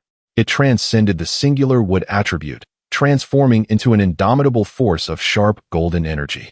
The technique, sharp gold slash, manifested as he extended his fingers like a sword toward the exposed throat of the Wolf King, revealed by its own roar. With a swift motion, a crescent-shaped, pale golden blade appeared out of thin air, as delicate as a cicada's wing yet imbued with a fierce, cutting aura that sliced through the air at a speed nearly imperceptible to the naked eye, instantaneously severing the Wolf King's neck. At that moment, time seemed to come to a standstill. The colossal form of the Wolf King crashed heavily to the ground, convulsing twice before falling silent. A fine line of blood gradually expanded at its throat, and soon, the massive wolf's head tumbled down, blood gushing forth in a torrent. A single strike had claimed its life. The battlefield fell into an eerie silence. The remaining iron-skinned gray wolves, witnessing the demise of their leader, emitted a chorus of fearful howls, tucking their tails in terror as they fled into the depths of the dense forest, vanishing without a trace in an instant. In the clearing, only Zhao Feng, Sun Qian, and the still-dazed Lu Ruyan remained, their expressions a mixture of astonishment and disbelief as they fixated on the tall figure of the young man, sword in hand. Although he still exuded the aura of a mere fourth-level Qi refinement practitioner, the fluidity with which he had controlled the battle and his astonishing speed, especially that final, earth-shattering golden blade, made one question if such feats were truly within the realm of a fourth-level practitioner. Sun Qian swallowed hard, his gaze toward Yi Chen filled with awe and trepidation. He had come to understand the adage that one should not judge a book by its cover. Lu Ruyan, regaining her composure, looked at the not-so-tall yet utterly reliable figure before her, her beautiful eyes sparkling with emotions intertwining relief and profound gratitude for having survived. "Thank you, senior brother Yi, for saving my life," she said, her voice trembling as she bowed deeply. Zhao Feng's expression was the most complex, shifting between shades of blue and white. Shock, shame, embarrassment, and fear surged within him. Just moments ago, he had mocked Yi Chen as a burden, yet now, it was this very burden that had saved their lives. The slap of reality was both loud and resounding. Taking a deep breath, he sheathed his sword and approached Yi Chen, shedding any remnants of arrogance. He clasped his fists and bowed respectfully. "Junior brother Yi, I was blind to your prowess and spoke thoughtlessly. Please forgive my transgressions. Had it not been for your intervention today, the three of us would likely have become prey for the wolves. This debt of gratitude is one I shall never forget." His apology was heartfelt. In the cultivation world, strength commanded respect. Yi Chen's displayed power had earned him Zhao Feng's utmost respect. Yi Chen maintained a calm demeanor. He was not one to hold grudges. Since his counterpart had sincerely apologized, there was no reason to dwell on it. It was a mere act of convenience. "We should assist one another as fellow disciples," he replied nonchalantly. "Senior brother Yi, Lu Ru Yin stepped forward with curiosity. Did you not primarily cultivate wood-based techniques? How is it that you can also wield earth and metal techniques with such formidable strength? This was the greatest mystery in the minds of Zhao Feng and Sun Qian. Yi Chen, prepared for this inquiry, smiled slightly. I have fortuitously encountered some opportunities and have dabbled in all 5 elemental techniques, but my understanding is not particularly profound. I hope I do not embarrass you, senior sister. This half-truth only added to his enigmatic aura. You are too humble, senior brother Yi, Zhao Feng remarked with a wry smile. Your breadth of knowledge far surpasses our singular focus. You have come to hunt beasts, I presume? Might I inquire about your target? If you do not mind, we would like to team up with you. You may keep 60% of the spoils. How does that sound? With you by our side, our safety would be significantly enhanced. After the recent brush with death, Zhao Feng had come to appreciate the importance of having a true powerhouse within the team. His invitation was sincere. Yi Chun felt a stir in his heart. His target was the Bai Lin Mang, a first-tier superior beast, stronger than the Wolf King. Having 3 companions to assist in distracting the beast would undoubtedly make the hunt easier and allow him to conceal some of his own cards. With this thought in mind, he nodded. Very well. My target is a Bai Lin Mang. If the 3 of you are willing, let us proceed together. Upon hearing this, Zhao Feng and his companions gasped in astonishment. The Bai Lin Mang was a creature that even many 6th-level Qi refinement disciples dared not provoke lightly. Yet, looking at Yi Chen's tranquil countenance, their fear inexplicably subsided. Excellent. We are willing to accompany you, senior brother Yi. The 3 responded in unison. Chapter 26. The Initial Trial of Alchemy. First grade Yunsu Dan. Deep within the dense forest of the 100 Beasts Garden, a meticulously orchestrated hunt was unfolding. Shitty Sun, erect the earthen wall formation to restrict its movement. Yi Chen's cold voice reverberated through the woods, imbued with an undeniable decisiveness. Understood, Sun Qian bellowed, pressing his hands firmly against the ground. Numerous thick earthen walls surged upward, forming an irregular cage that ensnared a colossal python nearly 5 zhang in length, its entire body covered in emerald scales. This was indeed their target, the first-grade superior demon beast, Bai Lin Mang. The Bai Lin Mang emitted an enraged hiss, its massive tail sweeping across and effortlessly shattering one of the earthen walls. Yet, new walls rose in succession, delaying its escape. Brother Zhao, engage it head-on. Sister Lu, use water arrow technique to disrupt its vision. Yi Chen's instructions were clear. At this moment, Zhao Feng had already developed a deep admiration for Yi Chen and, without hesitation, unleashed a torrent of sword light that transformed into piercing sword qi, relentlessly targeting the python's vital points, forcing it to refrain from fully assaulting the earthen walls. Lu Ru Yin also complied, her fingertips shimmering with brilliance as precise water arrows continually struck towards the python's eyes. Though they could not inflict tangible harm, they significantly hindered its line of sight. Under the flawless coordination of the trio, the originally ferocious Bai Lin Mang appeared momentarily restrained. Yi Chun moved like a specter through the forest, swiftly traversing the battlefield's periphery in search of an opportune moment for a decisive strike. His eyes, as calm as eternal ice, rapidly refreshed the data on the system interface, analyzing the python's every movement for vulnerabilities. Target exhibiting signs of impending rage, energy fluctuations rising. Weakness analysis. The 3rd scale on its abdomen conceals an old wound, reducing its defense by 70. Now is the moment. As the Bai Lin Mang once again obliterated an earthen wall with its tail, leaving a brief window of paralysis lasting 0.3 seconds, Yi Chun seized the opportunity. Instead of opting for the sharpness of metal, he chose the more potent restraint of fire. Fire serpent technique. Yi Chun murmured, forming a complex hand seal. A spirit serpent composed of scorching flames materialized from thin air, launching towards the unassuming scale on the python's abdomen at an ingeniously acute angle. Hiss! The Bai Lin Mang emitted a piercing scream of agony. The crackling sound of burning flesh filled the air, accompanied by the acrid scent of charred meat. Its massive body thrashed violently, demolishing the surrounding earthen walls, yet its vitality swiftly waned. Ding! Side quest initial trial of skill has been completed. Quest evaluation, perfect. Rewards distributed, 50 points of yin-yang value, demon beast essence, 1st grade, X1. The system's notification echoed in Yi Chen's mind as he exhaled a breath of relief. Gazing at the fallen python in a pool of its own blood, Zhao Feng and the others were awash with shock and elation. Their gazes towards Yi Chen transformed from initial disdain, through reverence, to utter admiration. "Brother Yi, you are truly a monster," Sun Chen stammered. Yi Chen smiled faintly and began to skillfully process the Bai Lin Mang's carcass. As per their agreement, he took the most valuable items, the serpent's gallbladder, blood, essence, and the token required for the quest, while distributing the remaining materials, including the skin and meat, among the three. Zhao Feng and his companions expressed their heartfelt gratitude, fully aware that without Yi Chen, they would not have been able to hunt the Bai Lin Mang, let alone overcome the previous wolf pack. After bidding farewell to the trio, Yi Chen made his solitary way back to his small courtyard, Qingzhuli. He closed the courtyard door and set up simple defensive barriers before sitting cross-legged to assess his gains from the expedition. Current yin-yang value, 57 points. With a sense of calm settling in, Yi Chen regarded this number as his capital for further empowerment. His gaze fell upon the emerald serpent gallbladder, still exuding a faint chill, nestled within a jade box. Bai Lin Mang gallbladder, first-grade superior material, containing pure wood and water's spiritual power, essential for the refinement of various first-grade elixirs. Direct consumption poses a risk of poisoning. Refining it into a dan can enhance efficacy by over threefold. Refining it into a dan. Yi Chen murmured, a glimmer of yearning flickering in his eyes. He understood that the ability to directly transform rare materials into strength was fundamental to a cultivator's survival, and alchemy was undoubtedly the most efficient path in this endeavor. System, I possess the materials for alchemy. Can I unlock the relevant functions? Ding.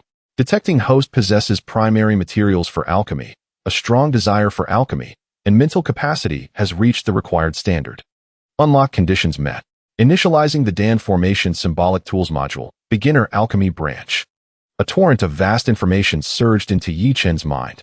From the fundamental principles of pharmacology and flame control to hundreds of first-grade elixir formulas, as well as countless refining techniques and precautions, it felt as if a master alchemist was imparting their wisdom to him one-on-one. After a considerable time, Yi Chen finally opened his eyes, filled with shock and enlightenment. A new selectable module appeared on his system panel. Alchemy Path. Alchemy Path, Apprentice Level. Current Permissions. Access to all first-grade formulas. Unlock Virtual Alchemy Chamber functionality. Next level permissions. Pharmacist Level. Unlock conditions. Successfully refine 10 different first-grade elixirs. Achieve a 30 success rate in alchemy. A virtual alchemy chamber? Yi Chen's heart stirred as he activated this feature. Virtual alchemy chamber consumes mental energy and a small amount of yin-yang value, allowing the simulation of the entire alchemy process within the consciousness space. Simulated materials are infinite, and there is no physical loss upon failure. Each simulation consumes 1 point of yin-yang value. Upon witnessing this feature, Yi Chen was overjoyed. It was tailor-made for him. The greatest fear in alchemy is the wastage of precious materials. With this function, he could practice countless times in the virtual space until he achieved proficiency before attempting actual operations. He unhesitatingly sifted through the formula library. Ultimately, his gaze settled on a dan known as Yunsa Dan. Yunsa Dan, a first-grade medium-quality elixir.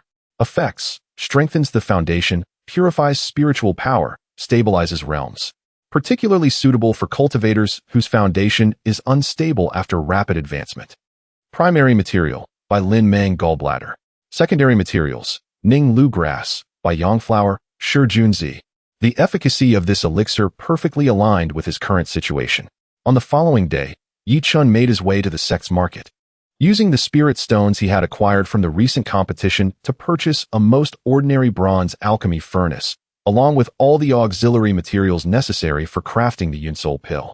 Upon returning to his humble courtyard, he refrained from hastily igniting the furnace. Instead, he took a deep breath, closed his eyes, and connected with the system, entering the virtual alchemy chamber. In an instant, his consciousness was drawn into a vast, white expanse. Before him, a bronze alchemy furnace identical to the one he had just procured floated silently, surrounded by an immense pile of herbs. The first simulation commenced. Following the knowledge imprinted in his mind, Yi Chen began to operate with a degree of clumsiness. The initial step was to warm the furnace. He summoned his spiritual energy to transform into flames. However, due to his inexperience, the flames surged uncontrollably high, causing the entire furnace to glow a deep red. Simulation failed. Reason: flame temperature exceeded the furnace's tolerance limit. Undeterred, he tried again. On the second attempt, he meticulously controlled the flames. The next step involved purifying the medicinal liquid. He introduced a stalk of Ninglu grass, enveloping it with his mental strength in an attempt to extract its essence. Yet, his mental energy output was unstable. He either failed to separate the essence or exerted too much force, reducing the herb to ashes. Simulation failed. Reason: insufficient precision in mental energy control.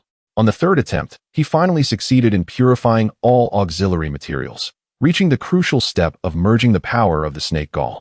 The energy of the snake gall was exceedingly volatile, and upon contact with the gentle potency of the auxiliary materials, a fierce clash erupted. Boom! The virtual alchemy furnace trembled violently and exploded. Simulation failed. Reason: failed to neutralize medicinal energies, resulting in an energy imbalance. The fourth attempt ended in failure. The 10th attempt was similarly unsuccessful. By the 30th attempt, he was still met with failure. Each setback was accompanied by precise analytical feedback from the system. Yet, Yi Chun remained undaunted and unperturbed, his spirit fully immersed in the process. From an initial state of frantic confusion, he gradually evolved into a methodical practitioner, from the crude control of flames to refined adjustments. From reckless expenditure of mental energy to a masterful command over its flow. His mental fortitude became increasingly solid and resilient through repeated exhaustion and rejuvenation. His understanding of alchemy transcended mere theory, delving deeply into practical application. Time passed unmeasured, and after depleting nearly 30 points of his yin-yang value, during yet another simulation, he cautiously integrated the last trace of snake gall energy into the medicinal liquid and executed the final hand seal of the Ningden formula. Buzz! Within the furnace, a radiant green light erupted, and an enchanting fragrance of herbs filled the air. Simulation successful. Produced one first-tier intermediate Yunsol pill, lower grade, X1. Success. Yi Chen's consciousness returned to his physical form. Despite being utterly fatigued, his eyes sparkled with remarkable intensity. Without pausing for rest, he seized the moment while the sensation and tactile memory lingered, opened his eyes, and positioned the bronze furnace in reality. Taking a deep breath, he moved with fluid grace, exuding an indescribable sense of rhythm, warming the furnace, adding herbs, purifying, and fusing. Every step perfectly mirrored his last successful operation in the virtual realm. When he executed the Ningden formula, the furnace emitted a soft hum. Now, Yi Chen commanded, striking the furnace with purpose. The lid sprang open, and a rich aroma instantly enveloped the entire room. A pill, entirely emerald green, radiating a shimmering luster, adorned with faint patterns, lay calmly at the bottom of the furnace. Ding! First successful alchemical creation. Reward: 10 points of yin-yang value. Alchemy, proficiency, 100. Yunsol pill, first tier intermediate. Quality, intermediate. Evaluation: a miracle for a novice. Cradling the still warm pill and sensing the pure energy it contained. A genuine smile of joy finally graced Yi Chen's face. Chapter 27.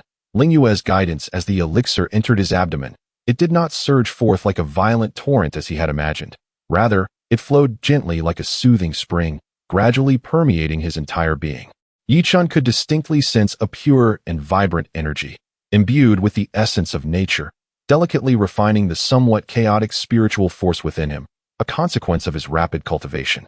Every meridian and acupoint was transformed under this energy's cleansing, becoming more resilient and pristine. The previously somewhat tenuous foundation at the pinnacle of the 6th layer of qi refinement was now visibly solidifying and stabilizing. What an astonishing potency! Yi Chen marveled inwardly. Truly, this was a formulation crafted by the system, combined with the meticulously honed skills of the virtual alchemy chamber, yielding such miraculous effects on his very first attempt. He could even feel himself on the threshold of the 7th layer of qi refinement. Merely one more opportunity away from a seamless breakthrough. He slowly exhaled a breath imbued with a faint herbal fragrance and opened his eyes, a fleeting brilliance shimmering within them. This harvest was not merely the result of slaying the Bai Lin Mang and unlocking the alchemical module. It had granted him the genuine ability to transmute resources into his own strength. The path toward becoming a formidable being had never appeared so clear beneath his feet. Just as Yi Chen reveled in the joy of his newfound stability, an unanticipated chill, penetrating to the very marrow, silently enveloped the entire courtyard. This chill was not the aura of malice. yet it was far more disconcerting. It was pure and noble, as though it emanated from a deity of ice and snow descending from the heavens, carrying an air of authority that surveyed all living beings. The spirit-gathering array in the courtyard seemed to falter under this chill, and even the air felt as though it were on the verge of freezing. Yi Chen's hair stood on end, and the flow of his spiritual energy came to an abrupt halt.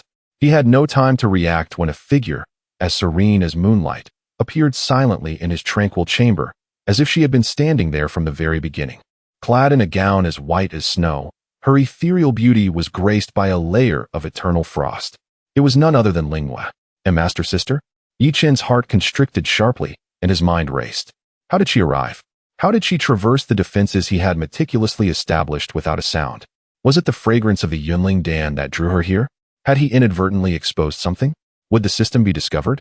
A barrage of questions erupted in his mind, yet he forced a calm facade, respectfully rising to bow. Disciple Yi Chen, pays respects to Master Sister. I was unaware of your arrival and beg your forgiveness for not welcoming you properly. Lingyue's gaze did not meet his. Instead, it fell directly upon the inexpensive bronze alchemical furnace before him and the remnants of several medicinal herbs beside it. For the first time, a complex expression of surprise, scrutiny, and disbelief flickered in her enchanting eyes. After a moment, she slowly lifted her gaze, her cold demeanor resembling two tangible blades piercing deep into Yi Chen's heart. This Yunling Dan, did you concoct it? Her voice was soft yet possessed an undeniable penetrating power, as if it could see through all deceptions. Yi Chen's heart sank. He understood that any attempt at concealment or evasion would be futile. The spiritual awareness of a gold core cultivator was remarkably sharp. The lingering fragrance of the elixir, the fluctuations of spiritual energy in the room, and the residual potency still clinging to him were all as conspicuous as beacons in the night. Taking a deep breath, he recited the explanation he had meticulously prepared. In response to Master Sister, it was a stroke of luck that I managed to refine it. Several months ago, I encountered a fortuitous event and obtained a fragmentary alchemical manuscript that just so happened to record the formulation for this Yunling Dan. Recently, as my cultivation has seen slight progress, I dared to attempt it, and to my astonishment, I succeeded. This account, half truth and half falsehood, attributed everything to serendipity, a common yet unverifiable explanation in the realm of cultivation. Lingyue listened quietly, her exquisite visage betraying no emotion. She did not inquire about the details of this so-called fortuitous event, but instead extended a slender, delicate finger, beckoning with a gesture. The bronze furnace floated gently into the air, hovering before her.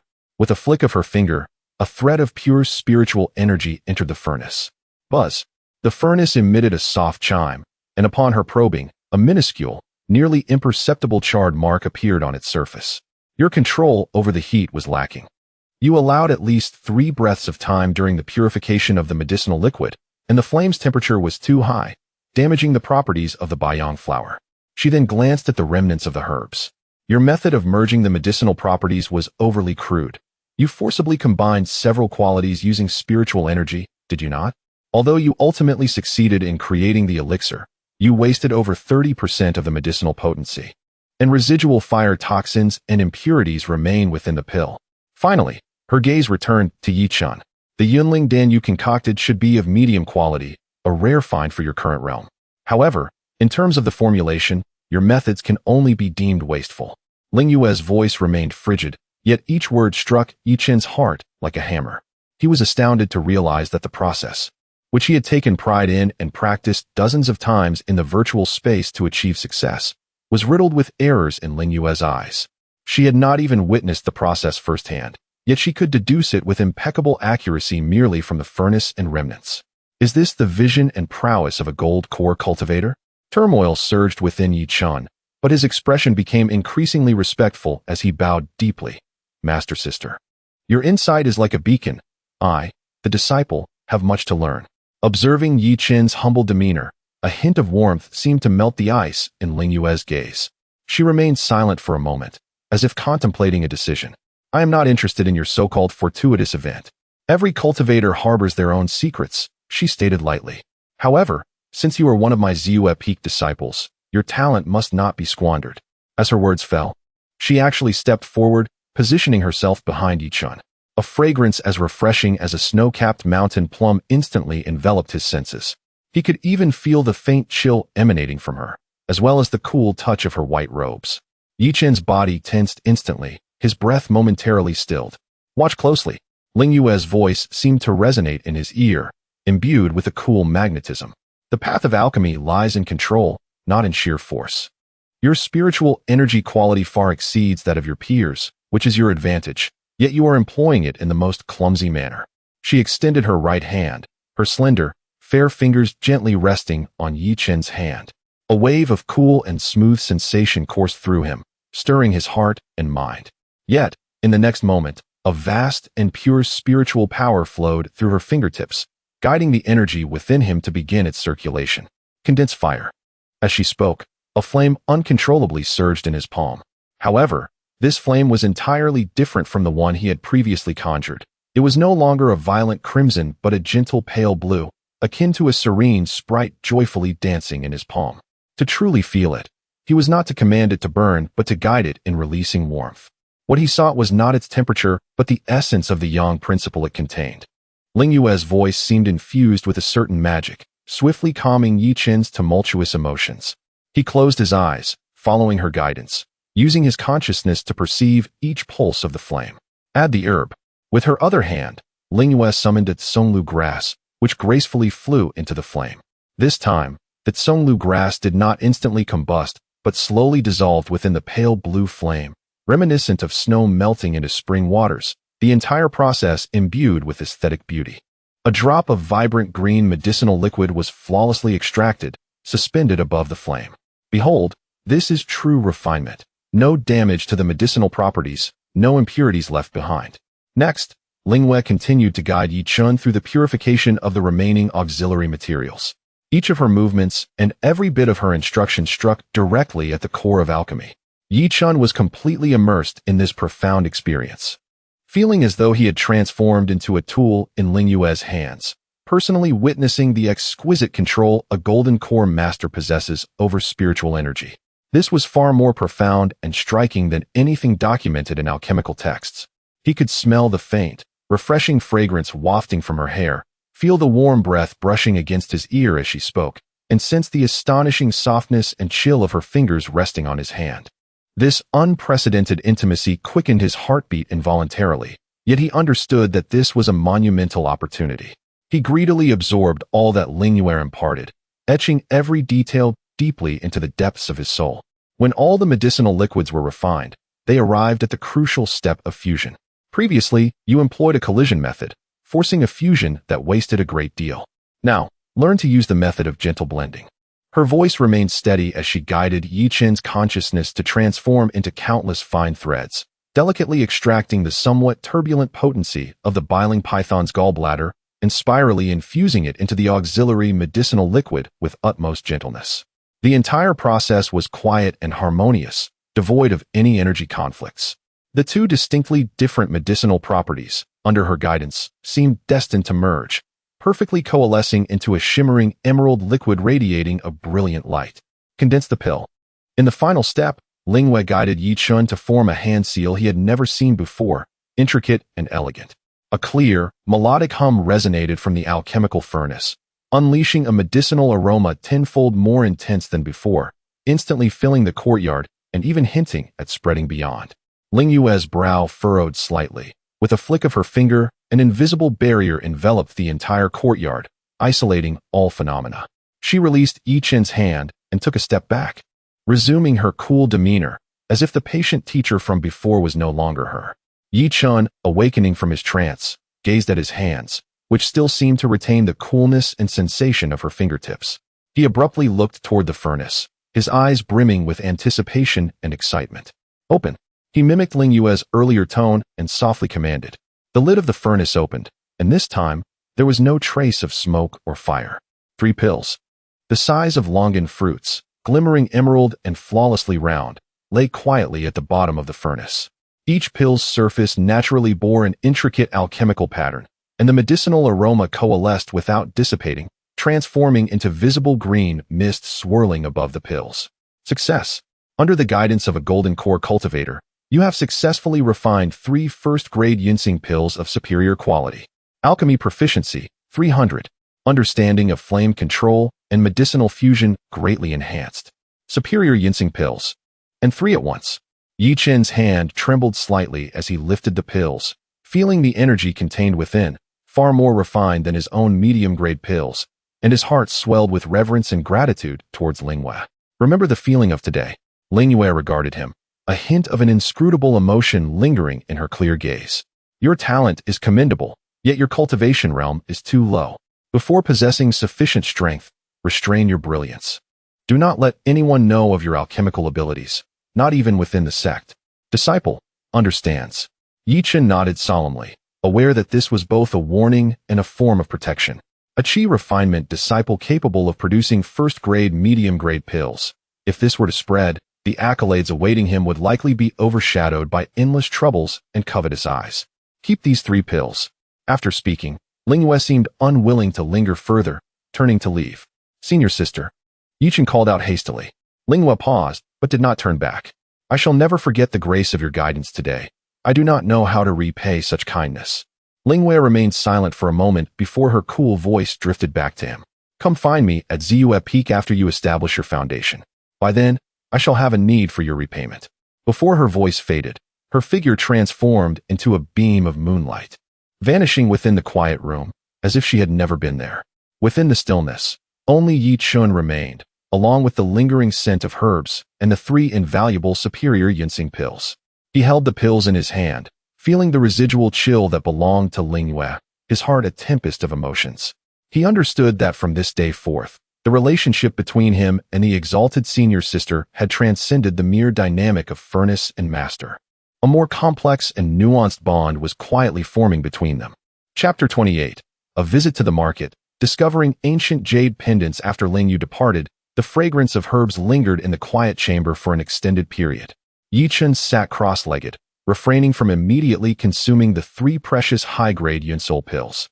With utmost care, he placed them into a jade vial for safekeeping. These were not merely pills. They were products crafted under Lingyue's direct guidance, imbued with significance far beyond that of the pills themselves. More importantly, he understood the critical nature of foundational strength. The potency of high-grade pills is most effectively harnessed when one is on the verge of breaking through to a higher realm, thus maximizing their utility. As he toyed with the mid-grade Yunsol pill he had concocted, a myriad of thoughts flooded his mind. Lingyue's counsel was like a revelation, opening a door to the true world of alchemy. He recognized that his prior modest achievements were akin to a frog in a well. The system had provided him with flawless theories and simulated experiences, yet genuine expertise, perspective, and comprehension of the Tao were irreplaceable. To excel in one's craft, one must first sharpen their tools. Yi Chen's gaze settled upon the inexpensive bronze alchemy furnace. After being refined by Lingyue's pure spiritual energy, the furnace's walls had manifested several fine cracks. Evidently unable to withstand the pressure, it was time to venture to the market. He had devised a plan. Firstly, to acquire a superior alchemy furnace. Secondly, to sell the remaining materials from the Bai Lin Mang, converting them into spirit stones to fund his future cultivation and studies in alchemy. Thirdly, he wished to witness the Hihun sect's market with his own eyes, to grasp prices and expand his horizons. Having made up his mind, Yi Chen tidied himself. Donning a clean outer sect disciple's robe, he stowed the Bai Lin Mang's snake skin, bones, and other materials into his storage bag before departing from Qingzhou Li, heading towards the sect's market. The Hihun sect's market was nestled within a vast valley at the juncture of the outer and inner sects, perpetually shrouded by a protective and spirit-gathering array. This was not only a venue for sect disciples to trade goods, but also a bustling hub frequented by affiliated immortal families and wandering cultivators, making it exceptionally vibrant and lively. As he stepped into the market, a wave of clamorous warmth greeted him. The broad bluestone streets were lined with shops, pavilions with flying eaves, exuding an antique charm. There were specialized stores for selling magical artifacts, such as the Shunbing Pavilion, shops like Bai Chao Tang dealing in pills and talismans, and the Jubao Lu, which purchased various rare materials. The streets were thronged with people, filled with the sounds of bargaining, the clanging of magical artifacts, and the cries of spirit beasts, all suffused with the rich atmosphere of everyday life and the unique allure of the cultivation world. Chen did not hasten to explore the lavishly decorated shops, but instead meandered through the street vendor area. The wares on the stalls were diverse, ranging from beast materials brought back by disciples from the 100 Beasts Garden, self-drawn low-grade talismans, to unknown spiritual herbs, and even some rusted remnants of magical artifacts unearthed from ancient ruins.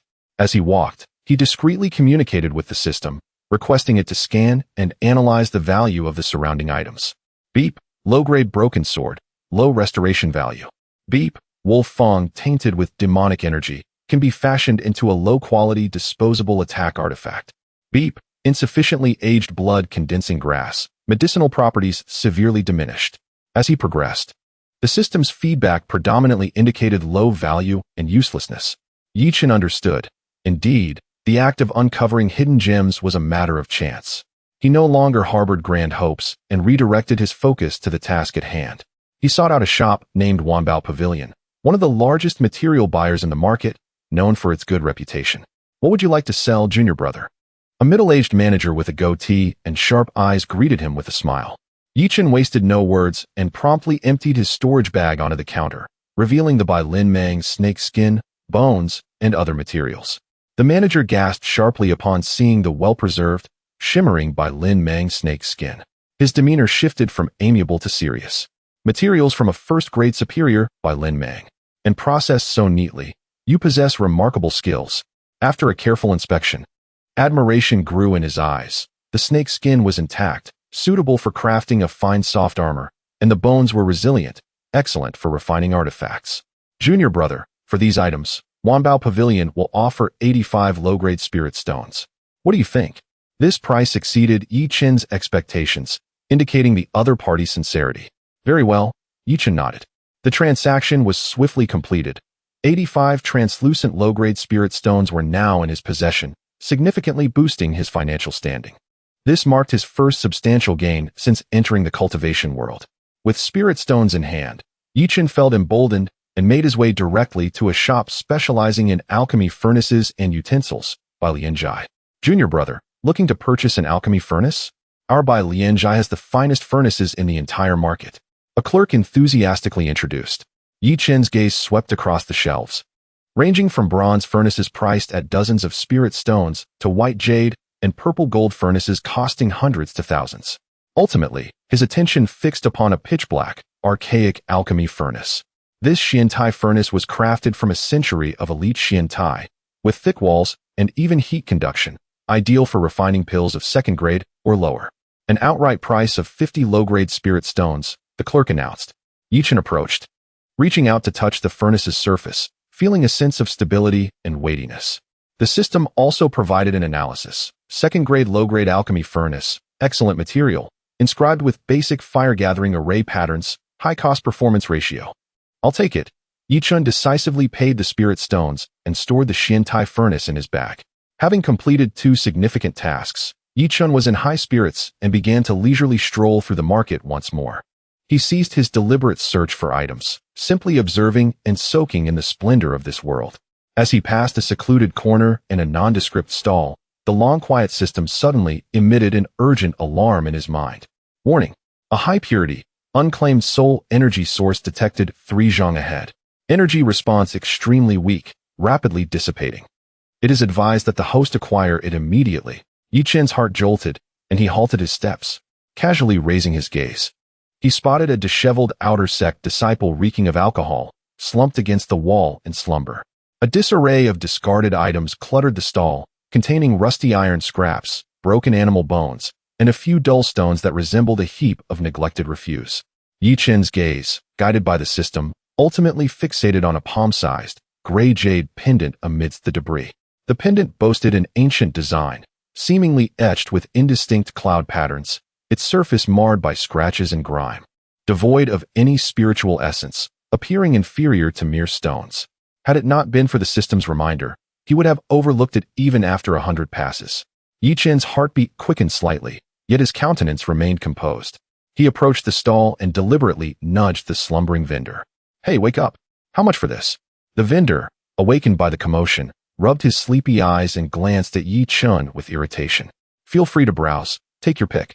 If you fancy something, just toss me a couple of spirit stones.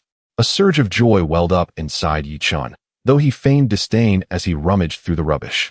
He first picked up a rusty iron scrap, weighed it in his hand, and discarded it, muttering, "What a pile of junk." Then, as if by chance, he grasped the ancient jade pendant and 2 other stones, shaking them before the vendor. "I'll take these 3 stones. They seem somewhat substantial, perhaps for propping up a table leg. 1 spirit stone, deal?" Sure. The vendor eagerly waved him off, urging him to pay and leave quickly to avoid interrupting his slumber. Yi Chen stifled a laugh, promptly retrieving a low-grade spirit stone and tossing it to the vendor, then swiftly pocketing the 3 stones before turning to leave, the entire transaction devoid of any delay. After walking 100 meters and rounding a corner, ensuring no one was watching, Yi Chen finally retrieved the ancient jade pendant.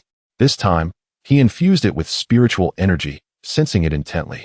The pendant felt warm to the touch, and as his spiritual energy penetrated it, the layer of gray stone began to peel away, revealing a core of pure white jade akin to mutton fat.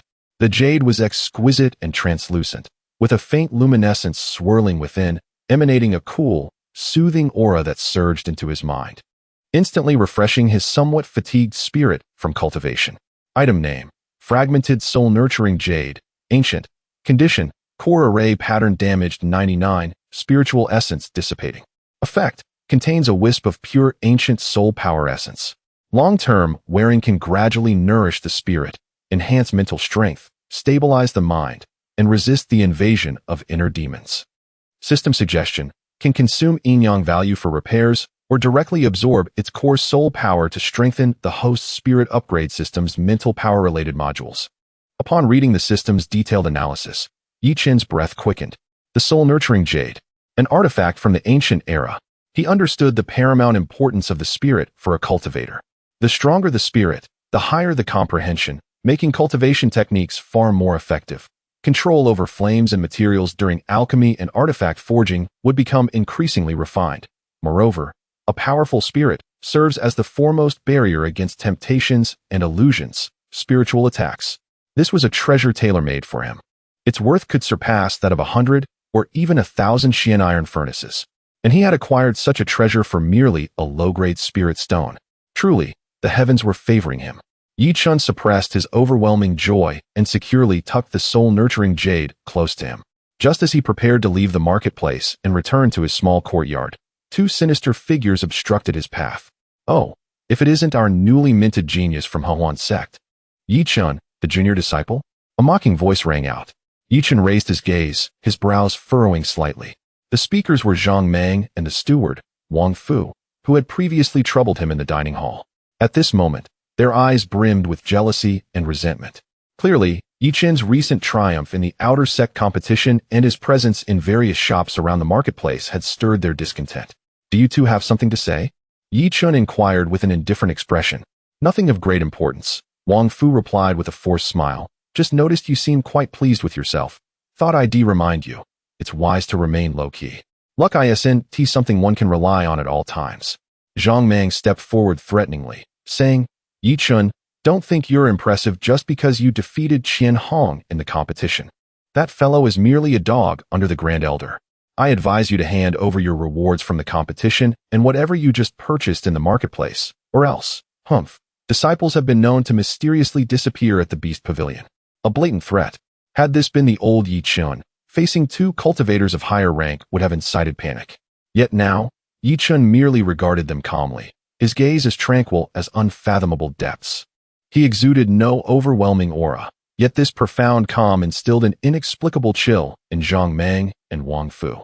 They felt as if they were not facing a 6th-layer Qi refinement disciple, but a primordial beast lurking in the abyss, poised to strike. "Are you finished?" Yi Chen spoke slowly, his voice soft yet distinctly resonant in their ears. "When you are done, leave." "You." Zhang Meng, incensed by Yi Chen's contemptuous demeanor, instinctively prepared to unleash his spiritual energy. However, as he did so, Yi Chen's gaze sharpened abruptly. A formless, concentrated mental pressure, infused with the murderous intent honed through countless life and death battles, struck Zhang Meng and Wang Fu's minds like a heavy hammer. Both felt their brains buzz, as if confronted by an ancient ferocious beast, their blood suddenly freezing. A primal shudder emanating from the depths of their souls extinguished any thoughts of resistance. I will say it again. Yi Chen's voice now sounded to them like a demonic whisper from the depths of the underworld. Leave. Pale-faced, Zhang Meng and Wang Fu were drenched in cold sweat, unable to utter another harsh word. They staggered back a few steps before turning and fleeing in disarray. Watching their retreating figures, a glint of cold light flashed in Yi Chen's eyes. He understood that this was merely the beginning. As his burgeoning talents became increasingly apparent, so too did the troubles that accompanied them. It was imperative to elevate his strength swiftly and establish a solid foundation without delay. He clenched his fist, gripping the warm and soothing Yanghan jade even tighter.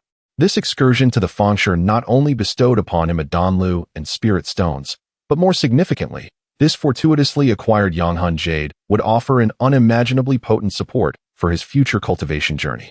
Chapter 29. The bottleneck of great perfection in Qi refinement. The night was as dark as ink, and the moonlight flowed like water, quietly casting its glow upon the small courtyard filled with green bamboo. Yi Chen sat cross-legged in the tranquil chamber, his fingertips gently caressing the warm and smooth ancient soul-nourishing jade, while his mind was enveloped in an unprecedented serenity. The confrontation with Zhang Meng and Wang Fu on the street had not stirred much turmoil within him. Rather, it felt akin to a stone cast into a lake, igniting within him an even more fervent desire for strength. The word roll was a mental impact crafted from the refined power of his spirit, infused with the murderous intent honed from slaying the Wolf King and the Azure Scale Python. The effect was surprisingly effective, directly intimidating the opponent's spirit. This experience deepened his understanding of the immeasurable value of the soul-nourishing jade. In his heart, Yi Chen inquired, "System, what are the conditions for repairing this soul-nourishing jade?" To restore the broken soul-nourishing jade, ancient, it requires the expenditure of 5,000 Yin-Yang points and a piece of the third tier or above treasure containing soul power, the seven-hole Linglong heart. Upon seeing this astronomical figure, Yi Chen couldn't help but let out a bitter laugh. 5,000 Yin-Yang points. At his current acquisition rate, he knew not when he would attain such a sum. Kind reminder. Although the host cannot repair it, he can invoke the soul power essence dissipating from the soul, nourishing jade daily to nourish his own spirit. This process does not consume Yin-Yang points and is far more effective than ordinary meditation. The system's prompt illuminated Yi Chen's mind. This was precisely the ability he needed at this moment. Without hesitation, he followed the system's guidance and pressed the jade against his forehead. A wave of cool, pure aura gradually seeped from the pendant, like a refreshing spring gently flowing into his mental realm known as the Sea of Consciousness. In an instant, Yi Chen felt the entire world become remarkably clear. He could perceive the wandering elemental energies in the air, hear the subtle rustling of bamboo leaves in the courtyard, and even sense the faint pulsation of spiritual veins deep within the earth. His thoughts became incredibly swift, and the previously obscure aspects of his cultivation practice were suddenly illuminated. What a powerful effect! Yi Chen was astounded. This was merely the essence of the dissipating soul power. How extraordinary would it be if it were fully restored? He suppressed the excitement within him and seized this rare opportunity to enter seclusion for cultivation. He retrieved a high-grade spirit-nourishing pill from his storage pouch. As the pill emerged, the room was filled with a delightful fragrance. The natural patterns adorning the pill seemed to embody some profound truth of heaven and earth, and merely gazing at it brought tranquility to the mind. Without hesitation, he swallowed the pill. Boom! A surge of medicinal power, far more potent than a medium-grade pill and at least 10 times purer, erupted within him like a gentle yet vast river. Had this been before, he would have struggled to guide such overwhelming energy, fearing that a moment's inattention could injure his meridians. Yet now, bolstered by the soul-nourishing jade, his spirit power was unprecedentedly robust. The immense medicinal energy, under his precise guidance, flowed through his limbs and bones like a disciplined army, cleansing every meridian and nourishing every cell. The efficiency of absorption reached a terrifying 100%. The bottleneck of his cultivation, in the face of this power, felt as thin as a cicada's wing. Qi refinement 7th layer. Broken. In just 3 days, the medicinal power of the high-grade spirit-nourishing pill was completely absorbed, and his cultivation firmly stepped into the Qi refinement 7th layer, with an utterly solid foundation, devoid of any sense of superficiality. Yi Chen did not emerge from his seclusion. He understood that opportunities must be seized. Thus, He promptly retrieved a second high-grade spirit-nourishing pill. Time is irrelevant in cultivation, seasons passing unnoticed. When Chen finally opened his eyes again, a thin layer of dust had settled in the quiet room, and a month had unknowingly slipped by. At this moment, he had undergone a transformation compared to a month prior. His eyes were as profound as the starry sky, occasionally flashing with brilliance, a testament to his powerful spirit. His aura had become even more restrained. Without the use of spiritual power, he appeared as a robust mortal. Yet once he activated his spiritual energy, the overwhelming presence he exuded could suffocate any Qi refinement practitioner. His cultivation had astonishingly reached the pinnacle of Qi refinement 9th layer great perfection. Over the course of a month, with the aid of 2 high-grade spirit-nourishing pills and the extraordinary assistance of the soul-nourishing jade, he had broken through 3 realms and ascended directly to the peak of the Qi refinement stage. At this moment, the Qi sea within his dantian had transformed into a vast lake of spiritual power, the energy within highly condensed, exhibiting a liquid-like quality while radiating a shimmering brilliance. His physical body, washed by the immense spiritual power, had undergone yet another metamorphosis, becoming as translucent as jade and exceedingly resilient. He could sense that he was but a thin veil away from the realm known as Foundation Establishment. Once he broke through it, he would leap through the Dragon's Gate and enter the ranks of true cultivators. Now was the moment. Chen's eyes narrowed as he summoned all the liquid spiritual power within him, launching the most ferocious assault against that invisible barrier of realms. Boom! A tremendous sound resonated in his mind, and his entire body shook. However, the barrier remained resilient beyond imagination. No matter how fiercely he struck, it merely rippled and then returned to its original state, unmoved. Again, Chen, undeterred, gathered all his strength and charged once more. Once, twice, 10 times. As his spiritual energy waned, he swallowed a Qi-gathering pill to recover. When his spirit grew weary, he drew upon the soul-nourishing jade's soul power to rejuvenate himself. For 3 days and nights, he attempted over 100 times. Ultimately, when his final assault failed and he collapsed to the ground, drained of energy, the barrier remained as steadfast as a mountain. What? Chen gasped, confusion and reluctance filling his eyes. He could distinctly feel that his accumulation of spiritual energy had reached the limit of the Qi refinement stage, both in quality and quantity, beyond reproach. His spirit, nurtured by the soul-nourishing jade, was even more formidable than that of many initial Foundation Establishment practitioners. His physical body had been refined to perfection. All was in readiness, yet why could he not break through that door? He felt akin to a person standing before a treasure mountain, yet unable to find the key, overwhelmed by a sense of helplessness. System, analyze my current state. Ding. In the analysis of the host state, the results were conclusive. The current condition of the host is complete mastery of the 9th level of the Qi refinement stage. The accumulation of spiritual energy stands at an impressive 100, signifying perfection. The strength of the divine soul exceeds the current realm's standard at 120, while the physical body boasts a strength of 110, also surpassing the established criteria. However, the probability of breaking through the boundary barrier is a mere 0.01. Upon witnessing this nearly negligible likelihood, Chen felt a weight descend upon his heart. Why is the probability so low? What am I lacking? The system responded, Host, the transition from Qi refinement to Foundation Establishment is not merely a matter of energy accumulation. It represents a significant leap in the hierarchy of life. This process requires the infusion of the world's spiritual energy into the body, resonating with one's own path, in order to establish an unparalleled foundation. Currently, the host's spiritual energy, divine soul, and physical body are all in a state of perfection. Yet, he is deficient in that crucial connection with the heavens, the opportunity that triggers a qualitative transformation. Opportunity? Chen pondered the term, deep in thought. Indeed, opportunity, the system continued.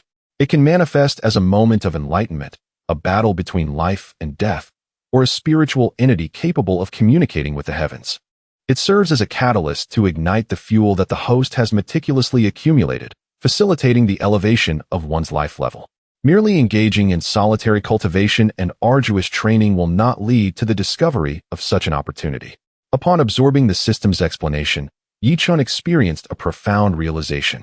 He understood that he had long been ensnared in a misconception, believing that with sufficient energy, success would naturally follow. He had overlooked that the path of cultivation involves not only strength, but also the pursuit of the Tao. Qi refinement is a process of refining essence into Qi, an inward quest. In contrast, foundation establishment marks the beginning of an outward exploration, seeking resonance with the surrounding world. He slowly rose to his feet and opened the door to the quiet chamber. Outside, the sunlight was just right, and a gentle breeze caressed his face, causing the green bamboo in the courtyard to rustle softly. Taking a deep breath, he inhaled the fresh scent of the surrounding flora, and the agitation and dissatisfaction within him gradually subsided. Thus, he realized, what I lack is an experience of worldly cultivation. His gaze grew resolutely determined. Since seclusion cannot yield a breakthrough, then I shall venture forth, to battle, to train, to feel the pulse of this world, and to seek that unique opportunity for foundation establishment that belongs solely to me. He clenched his fists, feeling the surging spiritual energy within him, as vast as the ocean. Mastery of the Qi refinement stage signifies an undeniable strength among the outer disciples. He possesses ample confidence to confront any challenge. The task hall of the sect. Perhaps it is time to pay it a visit. A clear objective emerged in his heart. Chapter 30. The descent for training tasks with a clear direction established. Chen felt no trace of confusion within his heart. The seemingly insurmountable bottleneck now appeared to him not as an obstruction, but as a threshold, a test. Crossing it would usher in boundless possibilities. He dedicated an entire day to adjusting his state to its zenith. The cultivation of his Qi refining to the pinnacle of the 9th level was perfectly concealed using the basic Qi concealing technique, presenting to the outside world merely the aura of a peak Qi refining 6th level. This was a strategic reserve he had set aside for himself. In the perilous realm of cultivation, knowing when to hide one's talents often ensures a longer life than displaying them ostentatiously. Subsequently, he securely placed the Xiantai furnace, high-grade spirit-nourishing pills, and most of his spirit stones within the secret chamber of his small courtyard, taking only a storage bag, the captured mid-grade magical sword, and the soul-nurturing jade he kept close at hand. Lightly equipped, he stepped out from Qingjuli. This time, his destination was the task hall situated at the edge of the inner gate area. The task hall serves as the core hub for disciples of Hehuan Zong to accept and submit tasks. Its architectural style grand and magnificent, far surpassing the palaces of the outer gate. The hall bustled with people, predominantly composed of inner gate disciples, with the occasional flash of figures clad in the garb of core disciples, exuding an unfathomable aura that drew respectful gazes. Chen's arrival did not attract much attention. He walked directly to the enormous water mirror light curtain at the center of the hall. Countless task information cascaded like a waterfall across the light curtain, categorized into different areas according to difficulty and type. Collecting task, journey to the depths of Duanhun Cliff to gather the 3rd-tier spirit herb, Gui Mianhua. Reward, 500 contribution points, 10 high-grade spirit stones. Hunting task, form a team to hunt the 2nd-tier superior demon beast, Tai Bei Yaoxiong. Reward, 800 contribution points, bear gallbladder, and bear paw belong to the hunter. Escort task, accompany the young lady of Tianxing Chamber of Commerce to Linfeng City. Reward, 300 contribution points, 50 mid-grade spirit stones. Chun's gaze eventually settled on the column for inspection and training. Such tasks typically entail sending disciples to subordinate mortal towns or cultivation families to handle routine affairs, investigate anomalies, and maintain the sect's governance. The tasks themselves were not particularly challenging, but were time-consuming and required stepping out from the sect's protection, delving into the mundane world. For disciples dedicated to rigorous cultivation, the cost-benefit ratio was not high. Thus, few took them on. However, this aligned perfectly with Chen's intentions. He sought not substantial rewards, but rather an opportunity to immerse himself in the mundane world, to comprehend its myriad forms and seek a chance for foundational breakthroughs. His finger glided across the light curtain, and soon a task caught his attention. Task number, Bing Z73. Task type, Descent Inspection. Task location, Qinyang Town. Task description, Qinyang Town is a mortal town under our sect's jurisdiction. Recently, reports have surfaced of children mysteriously disappearing, causing widespread panic, suspected to be the work of a malevolent cultivator. Disciples are required to investigate, ascertain the truth, and stabilize the situation. Task requirements. Cultivation level of Qi refining 6th layer or above, minimum of 2 people in a team. Qinyang Town. Yi Chun had a faint recollection of this name. It was the place where he had lived during his childhood before he became orphaned and eventually found by a steward of Hehuanzong due to his spiritual roots. This was it. Yi Chun mused quietly. Returning to his former home might evoke different feelings within him, perhaps leading to a breakthrough. However, the requirement for at least 2 team members caused him to furrow his brow slightly. He was accustomed to acting alone and preferred not to become too entangled with others. Just as he pondered where to find a temporary companion, a melodious and pleasantly surprised voice suddenly reached his ears from behind. Yi Shixiang, is that really you? Yi Chun turned to find a female disciple clad in a pale yellow long dress, her delicate features radiating joy at their reunion. It was Lu Ruyan. Beside her stood Zhao Feng and Sun Qian, both displaying expressions of excitement and respect upon seeing Yi Chun. Lu Shimi, Zhao Shixiang, Sun Shixiang.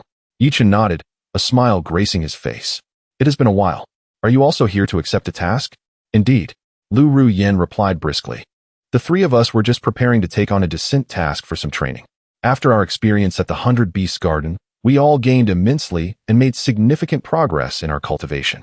As she spoke, she proudly puffed out her chest, her aura having already reached the 5th level of qi refining. Zhao Feng and Sun Qian had also both made breakthroughs. One reached the peak of the 6th level, and the other firmly established at the 5th level. Congratulations to all 3 of you. Yi Chun sincerely expressed his happiness for them. This is all thanks to you, Yi Shixiang, Zhao Feng said earnestly, cupping his fists. Without your guidance and assistance last time, we could never have broken through so quickly. By the way, are you here to accept a task too, Yi Shixiang? Indeed, I am planning to take on this inspection task to Qingyang Town. But I am in need of a teammate. Yi Chun indicated toward the information on the light curtain. Qingyang Town. The trio leaned in to examine, thoughtful expressions crossing their faces. Lu Ruyan's eyes brightened as she clapped her hands. Yi Shixiang, what a coincidence. We were just looking for a task that offers both experience and is not overly perilous. This task is perfect. How about we form a team together? The 3 of us can join you. Yes, yes. Sun Qian nodded eagerly. With you leading, we feel reassured. Zhao Feng gazed at Yi Chun with great anticipation. To accompany such an unfathomable powerhouse like Yi Chun was an opportunity too precious to pass up. Yi Chun contemplated for a moment. Though he initially intended to act alone, he reconsidered. These 3 were of good character and shared a history of fighting alongside each other, providing a level of mutual understanding. Having more people could also yield additional intel during the investigation and divert attention. Most importantly, in their sincere eyes, Yi Chun perceived a glimmer of trust, a warmth that stirred within his heart, which had felt somewhat lonely from long-standing isolation. Very well, Yi Chun nodded. Let us proceed together. Wonderful, Lu Ruyan exclaimed, nearly leaping with joy. The 4 of them promptly made their way to the duty desk of the task hall to register and accept the task. The deacon responsible for registration was a middle-aged cultivator at the early stage of foundation establishment. He glanced at the 4 individuals and, upon noticing that the leader, Yi Chun, only exuded the aura of a 6th layer of qi refinement, a fleeting glimmer of disdain flickered in his eyes. Although Qingyang Town was merely a mortal settlement, the reported presence of malevolent cultivators warranted caution. The deacon, speaking in a monotone, informed them that these were the tracking talismans and communication talismans issued by the sect.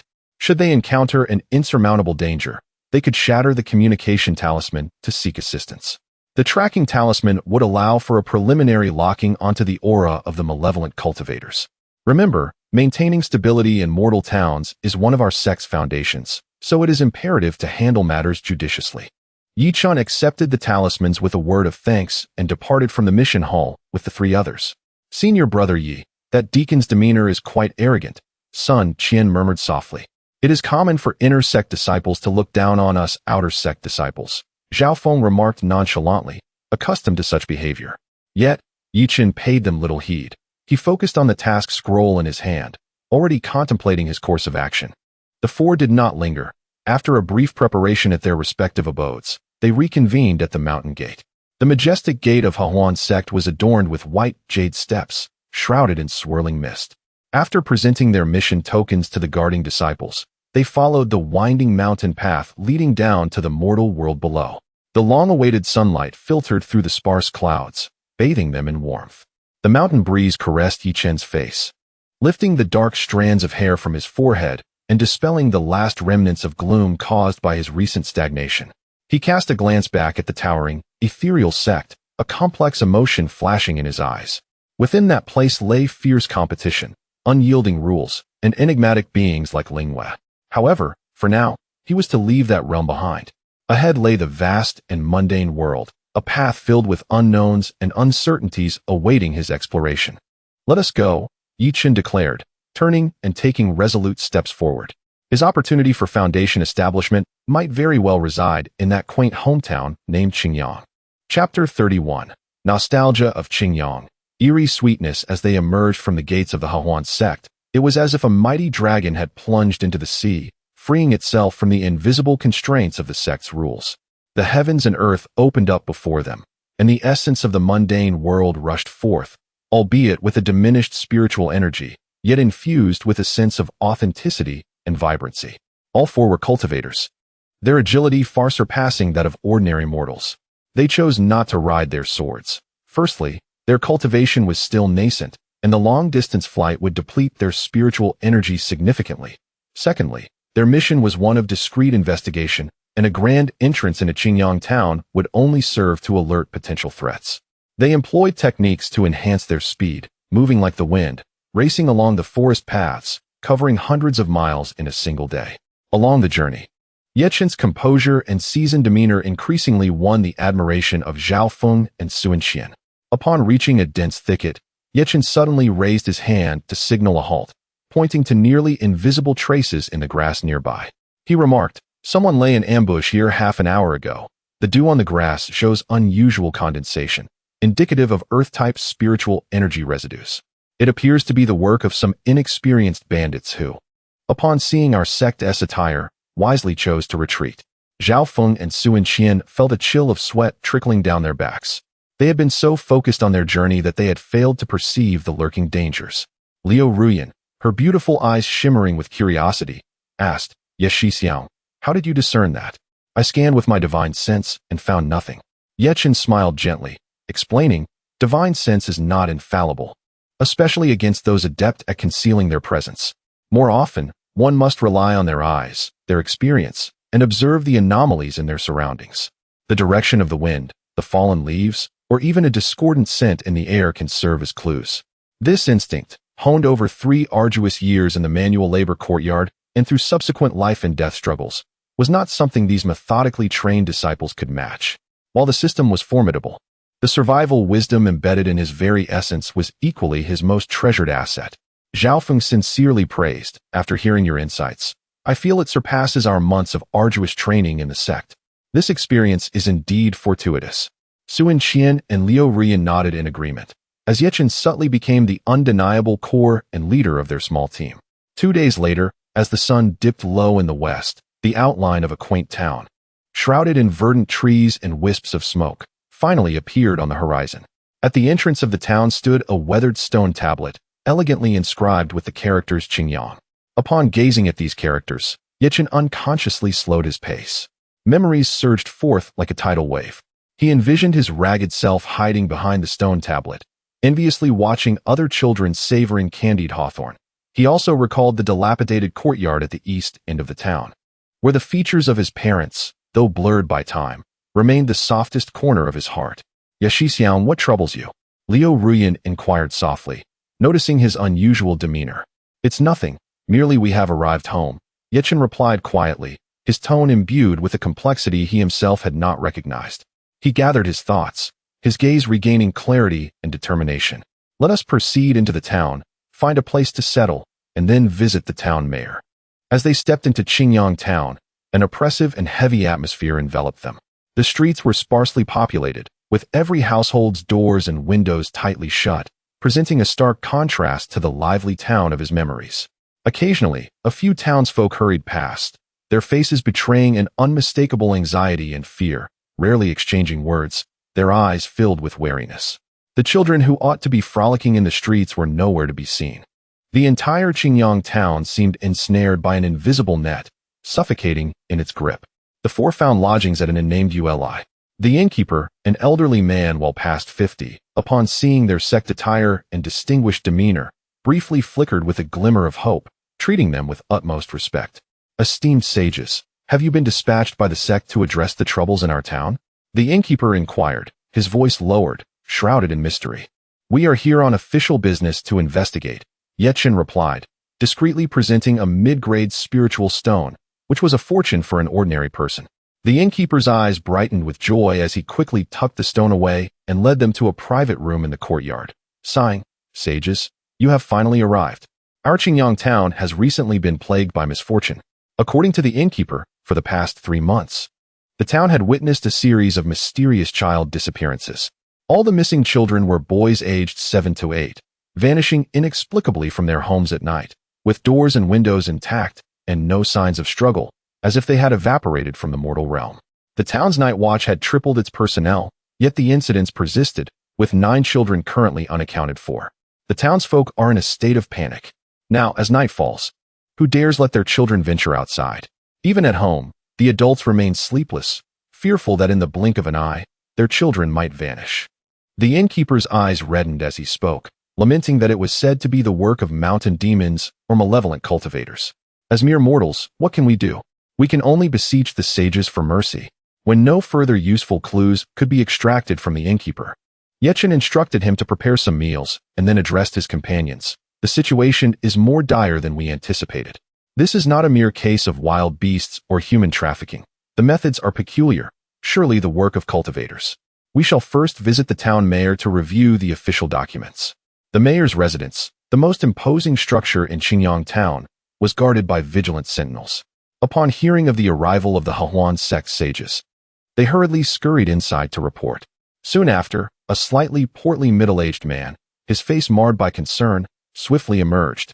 He was Li Yuan, the mayor of Qingyang town. I am Li Yuan, at your service, esteemed sages, he said, bowing deeply with utmost humility.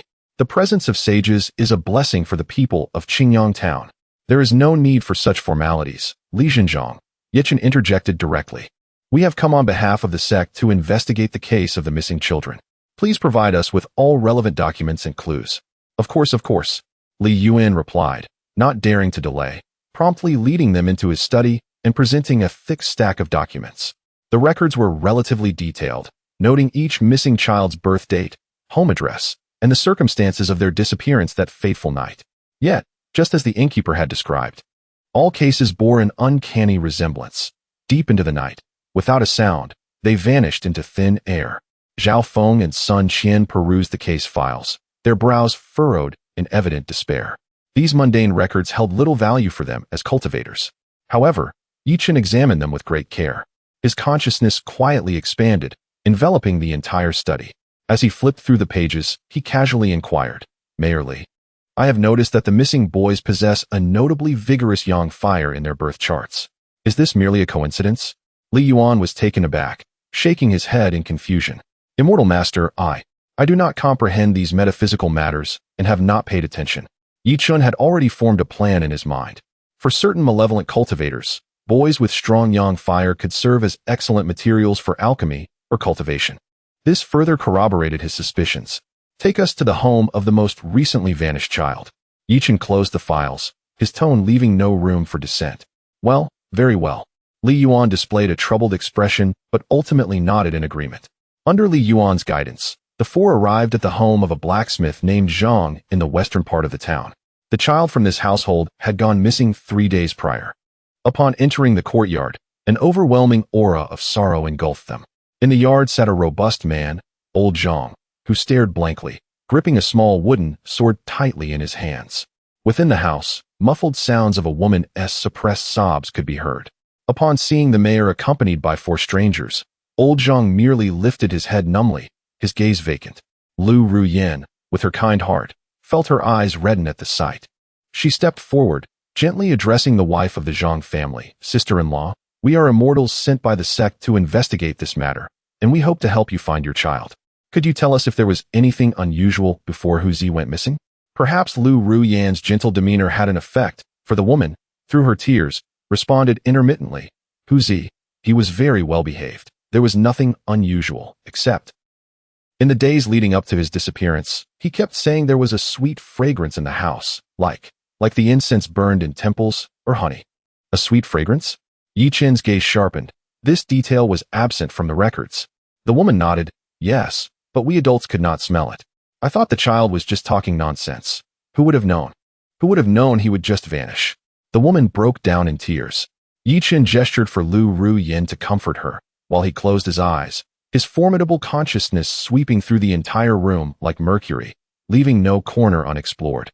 The corners, beneath the bed, the cracks in the tiles, everything appeared normal. Wait. Chen's consciousness abruptly focused on an inconspicuous incense pouch at the head of the bed. It was a crudely made pouch filled with mugwort, used by mortals for pest control and calming the mind. Yet, within the depths of the burlap fibers, his perception detected an exceedingly faint and elusive strange energy. This energy was not spiritual power, but rather something akin to soul force, imbued with a chilling and eerie sweetness. This aura was imperceptible to mortals and difficult to discern even for ordinary qi refining cultivators, but Chen, fortified by the nourishing effects of the Yang Soul Jade, was acutely sensitive to such anomalies. This is it. Chen's heart raced as he approached and picked up the pouch, addressing the Zhang couple. May I take a look at this pouch? The couple, bewildered, nodded. Chen stored the pouch in his spatial bag, offered them a few words of comfort, and departed with the group. Upon returning to the inn's room, Chen set up a simple soundproof barrier before retrieving the pouch. Brother Yi, what did you discover? Zhao Feng asked eagerly. Chen did not respond immediately, but handed the pouch to them. Please investigate it with your consciousness and see if you can sense anything. One by one, Zhao Feng, Sun Qian, and Lu Ruyin examined it, but shook their heads in confusion. Aside from the scent of mugwort, there is nothing at all. It appeared that the adversary's methods were highly sophisticated. Chen retracted the pouch, his voice solemn. There are traces of a substance known as mind-confounding incense on it. This incense is colorless and formless. When mortals inhale it, they experience hallucinations, believing it to be a sweet fragrance. However, for cultivators, it is exceedingly difficult to detect unless one actively investigates. Its purpose is to allow the inhaler's soul to leave their body while they sleep, enabling the caster to easily abduct both the soul and the physical form without leaving any trace. Soul arts. The three gasped in unison. This exceeded the capabilities of ordinary qi refining stage cultivators. The malevolent cultivator is at least at the foundation establishment stage. Sun Qian concluded, his complexion paling. Suddenly, the atmosphere in the room grew unbearably heavy. Their small team, with Chen, on the surface, only at the 6th layer of qi refining, was ill-equipped to confront a foundation establishment stage adversary. Are you afraid? Chen's gaze swept over the three. Zhao Feng gritted his teeth and straightened his back. I am afraid, but as disciples of Hehuan Zong, how can we retreat in the face of danger? Brother Yi, we will follow your lead. Yes, we will follow Brother Yi. Lu Ruyin and Sun Qian echoed in unison. Chen nodded approvingly, though his companions were lacking in strength. Their spirits were commendable. He lifted the pouch to his nose, carefully discerning the faint aura, as knowledge from the system's archives regarding mind-confounding incense flashed through his mind. The crafting of this incense requires a primary ingredient known as rot grass. Chen slowly articulated, and rot grass only grows in places where energy, corpse energy, and resentment gather. He lifted his gaze, his eyes sharp as blades, staring out the window. In Qingyang town, there is only one location that satisfies all three conditions. Zhao Feng followed his gaze, his pupils dilating in shock. The western part of the town. The mass grave in that abandoned city god temple. The last rays of the sun had vanished, and the night shrouded Qingyang town like a massive black cloth. In the direction of the western mountains, the outline of the dilapidated temple emerged in the darkness, resembling a monstrous beast lurking in wait for its prey. A cold smile played at the corners of Chen's mouth. Rest well and gather your strength. Tomorrow, we shall pay a visit to our friend who has a penchant for sweet fragrances. Chapter 32. A night visit to the city god temple and the unlocking soul formation. The night was as dark as ink, enveloping the entire Qingyang town in an eerie silence. Within the inn's room, the flickering candlelight illuminated four solemn faces. The phrase foundation establishment stage evil cultivator weighed heavily upon Zhao Feng, Sun Qian, and Lu Ruyin, akin to a colossal mountain pressing down on their hearts. The distinction between qi refinement and foundation establishment, though seemingly slight, represented a chasm between the mortal and the immortal. It signified a leap in the hierarchy of existence, transforming spiritual energy into liquid form, amplifying consciousness, allowing one to effortlessly overpower numerous qi refinement experts. Brother Yi, do we really have to go? Sun Qian's voice trembled slightly. Perhaps we should first shatter the communication talisman and seek help from the sect? This is beyond our capability. Though Zhao Feng felt a twinge of fear, he countered, seek help? By the time the sect sends someone, it will be too late.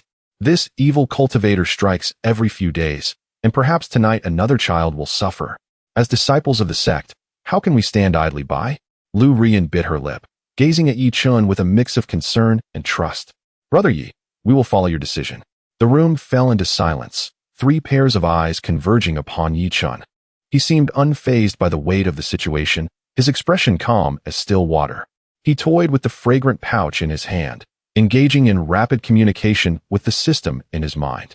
System, analyze the residual aura of this hypnotic incense. Deduce its complete formula and countermeasures. Command received. Analyzing. Analysis complete. Item, hypnotic incense, remnant. Ingredients, Ain-rot grass, soul-severing flower, 7-step serpent venom. A total of 13 materials. Effect, activates the souls of living beings, allowing them to leave their bodies unconsciously during sleep, making it easier for the practitioner to capture them. Particularly effective on mortals and low-level cultivators with weak spiritual power. Countermeasure deduction in progress. Deduction complete. Option 1. Burn with pure yang fire to eliminate its source. Option 2. Wear a tranquil heart talisman to fortify the mind and resist its chaotic effects. Option 3. A tranquil heart talisman. Yi Chen understood. He raised his head, meeting the gazes of his 3 companions, and slowly spoke, his voice soft yet imbued with a reassuring strength. Seeking help is essential, but not at this moment. Once the communication talisman is shattered, it will surely alert the evil cultivator. Should he become desperate, he could slaughter the townsfolk or flee, and we cannot bear that responsibility. He paused before continuing. My plan is to scout first, ascertain his background, and locate the abducted children. Once we find the hostages, we will have the initiative. Then we can call for help, and when the sex experts arrive, we can ensnare him all at once. But what if we are discovered? Sun Qian still felt uneasy. Yi Chun smiled gently, retrieving talisman paper, cinnabar, and a talisman brush from his storage pouch. These materials had been prepared in advance for his studies in talisman formation and alchemy. In the astonished gaze of the 3, Yi Chun focused his mind, his wrist flicking as the brush danced gracefully across the talisman paper. Though his movements were not entirely adept, each stroke was remarkably precise, as if he had practiced 1,000 times. Mystical runes, aided by the system's talisman path, apprentice level, module, were accurately imprinted onto the yellow talisman paper. Moments later, 3 tranquil heart talismans, radiating a faint glow, were completed. These are tranquil heart talismans. Wearing them will protect us from the evil cultivator's hypnotic techniques, and will help obscure our presence to some extent. Tonight, we will not act. After the evil cultivator commits his crime, he will be at his most relaxed, which is the crucial moment for refining the souls of children. We will conserve our energy and investigate at dawn when the yang energy is strongest. Remember, our mission is reconnaissance, not a desperate battle. Holding the talismans that emitted a gentle aura and listening to Yi Chen's well-structured plan, the fear and chaos within the 3 gradually dissipated, replaced by an inexplicable confidence. This brother Yi seemed perpetually assured, as if everything were within his grasp. The night passed without incident. The following day, as dawn broke and the first rays of sunlight pierced through the clouds, casting a golden veil over the earth, Yi Chun and the others quietly departed the inn, heading towards the western outskirts of the town, where the mass grave lay. The closer they approached, the denser the chill in the air became. The mass grave was dotted with solitary tombs, crooked gravestones, and dilapidated coffins, partially obscured by morning mist. Occasionally, a few ghastly white bones could be seen protruding from the earth, sending shivers down their spines. A blend of decay and resentment wafted through the air, constantly triggering their nerves. Both Zhao Feng and Sun Qian felt a chilling sensation emanating from their souls, their spirits unsettled, and even Lu Rian's complexion paled slightly. At that moment, the tranquil heart talismans in their possession spontaneously glowed with a soft light, sending a warm current throughout their bodies, dispelling the chill and discomfort. Their admiration for Yi Chen deepened. Yi Chen walked at the forefront, his expression unperturbed. His chaotic physique was naturally impervious to such malevolent energies, especially with the soul-nurturing jade safeguarding his consciousness. His spiritual sense had already spread out, like an invisible net, meticulously probing every energy fluctuation in the surroundings. The Yin energy, corpse energy, and resentment in this area were at least 3 times denser than normal. It seems that the evil cultivator has set up a Yin gathering formation here, treating the entire mass grave as his medicinal field. Chen murmured. After traversing the oppressive mass grave, a dilapidated temple finally came into view. This was the city god temple. The temple's courtyard wall had long since collapsed, and the vermilion doors now barely hung on their hinges. Inside, weeds flourished, growing up to half a meter tall. The main hall's roof had a significant hole, through which sunlight poured, forming a beam of light filled with swirling dust. In the center of the hall stood a massive statue of the city god. The statue, weathered and worn, had its once benevolent expression eroded by time, and where its eyes once were, there were now 2 dark voids, silently gazing at every intruder. The 4 cautiously stepped into the main hall, and an even colder aura enveloped them. Everyone be careful. The atmosphere here is unusual, Chen cautioned. He slowly approached the offering table before the statue. The table was thickly coated with dust, yet in the corner, within a battered incense burner, Chen discovered a few strands of black ash. He pinched a bit between his fingers and brought it to his nose. It is the ash of rot grass, he asserted. It seems this is indeed the lair of the malevolent cultivator. However, where are the people? Zhao Feng surveyed his surroundings, finding nothing but decay and silence. Chen remained silent, choosing instead to circle behind the colossal statue. The wall behind the statue appeared no different from the others, cloaked in cobwebs and dust. Yet, under Chen's formidable spiritual perception, he discerned obscure energy fluctuations concealed behind this wall. Invisible black runes, coiling like venomous serpents within the wall, formed a complete formation. System alert. Scanning reveals a second-tier gathering locking soul formation, with its core located 3 zhang underground. Warning. This formation is connected to the spirit of the array's creator. Any forceful contact or attempt to decipher it will immediately alert the opponent. He had found it. A glimmer of brilliance flashed in Chen's eyes. He refrained from acting hastily, signaling the others to retreat. He then extended his finger, gathering a thread of faint spiritual energy, and cautiously traced the runes of the formation in the air, attempting to decipher it. Just as his fingertip was about to touch a critical node of the formation, an unexpected change occurred. The temperature of the entire hall plummeted as if it had reached freezing point. A terrifyingly cold pressure erupted without warning from behind the statue. A chilling, grotesque laughter echoed, reminiscent of a sound emerging from the depths of the abyss, reverberating through the vast hall and piercing into the depths of their souls. How audacious of a few insignificant rats to stumble into this lord's dwelling. Zhao Feng, Sun Qian, and Lu Ruyin were instantly struck by the overwhelming pressure of the foundation establishment stage. They felt their blood nearly congeal, their spiritual energy moving with excruciating difficulty, their legs buckling as they nearly collapsed, struggling to breathe. Only Chen remained, standing calmly in place. The mountainous pressure bore down upon him like a gentle breeze, not affecting him in the slightest. He slowly retracted his finger and turned to face the source of the voice. The solid wall behind the statue began to ripple like water. A figure clad in tattered black robes, emaciated and pale as paper, emerged slowly. His sunken eyes flickered with ghostly green flames, exuding a potent stench of blood and decay. His aura unmistakably signified he was at the initial stage of foundation establishment. Upon seeing the pitiful state of Zhao Feng and the others, the figure's eyes gleamed with disdain and greed, but when his gaze fell upon Chen, it abruptly sharpened, letting out a soft gasp. Oh! A glimmer of surprise crossed the black-robed figure's green pupils. To think, among these little rats, there would be one, slightly more robust. How intriguing, truly intriguing. He extended a long, withered hand akin to a desiccated chicken claw, licking his cracked lips with a sinister smile, saying, just in time, my 100 souls banner is in need of a primary soul. Your spirit, it appears, might be far more delectable than the combined essence of those 9 boys. Chapter 33. The Soul Jade Protects the Master. The hidden card revealed confronted by the unabashed greed and murderous intent of the black-robed evil cultivator. Zhao Feng and his companions felt as though their very souls had been frozen, unable to muster even a flicker of resistance. The pressure of the foundation establishment stage acted like an invisible shackle, pinning them firmly in place. leaving them to watch helplessly as the withered claws slowly lifted, heralding their impending demise. Yet, standing before them, Yi Chun remained as steadfast as a rock.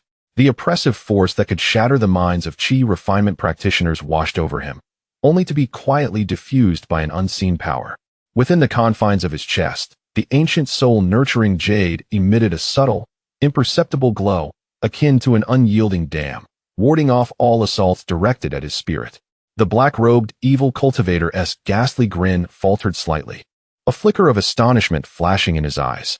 He realized that his soul pressure had no effect on the seemingly unassuming youth before him, who appeared to be merely at the 6th layer of Qi refinement. "There is a method to this," he rasped, a smile returning to his lips. "It seems you possess a treasure that protects your soul. Very well, if I kill you, that treasure, along with your soul, shall belong to me."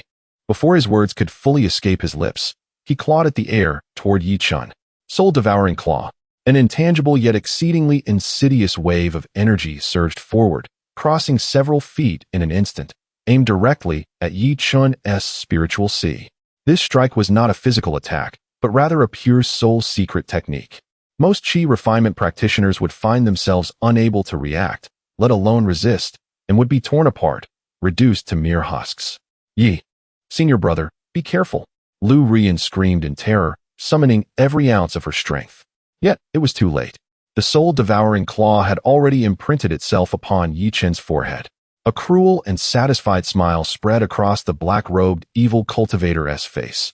He envisioned Yi Chun's soul shattering, his eyes glazing over as he fell to his knees before him. But in the next instant, the smile on his face froze completely. A hum, reminiscent of an ancient resonance, echoed within Yi Chun's spiritual sea. The soul-nurturing jade at his chest suddenly radiated a brilliant light, and a translucent, jade-like, white barrier materialized before him.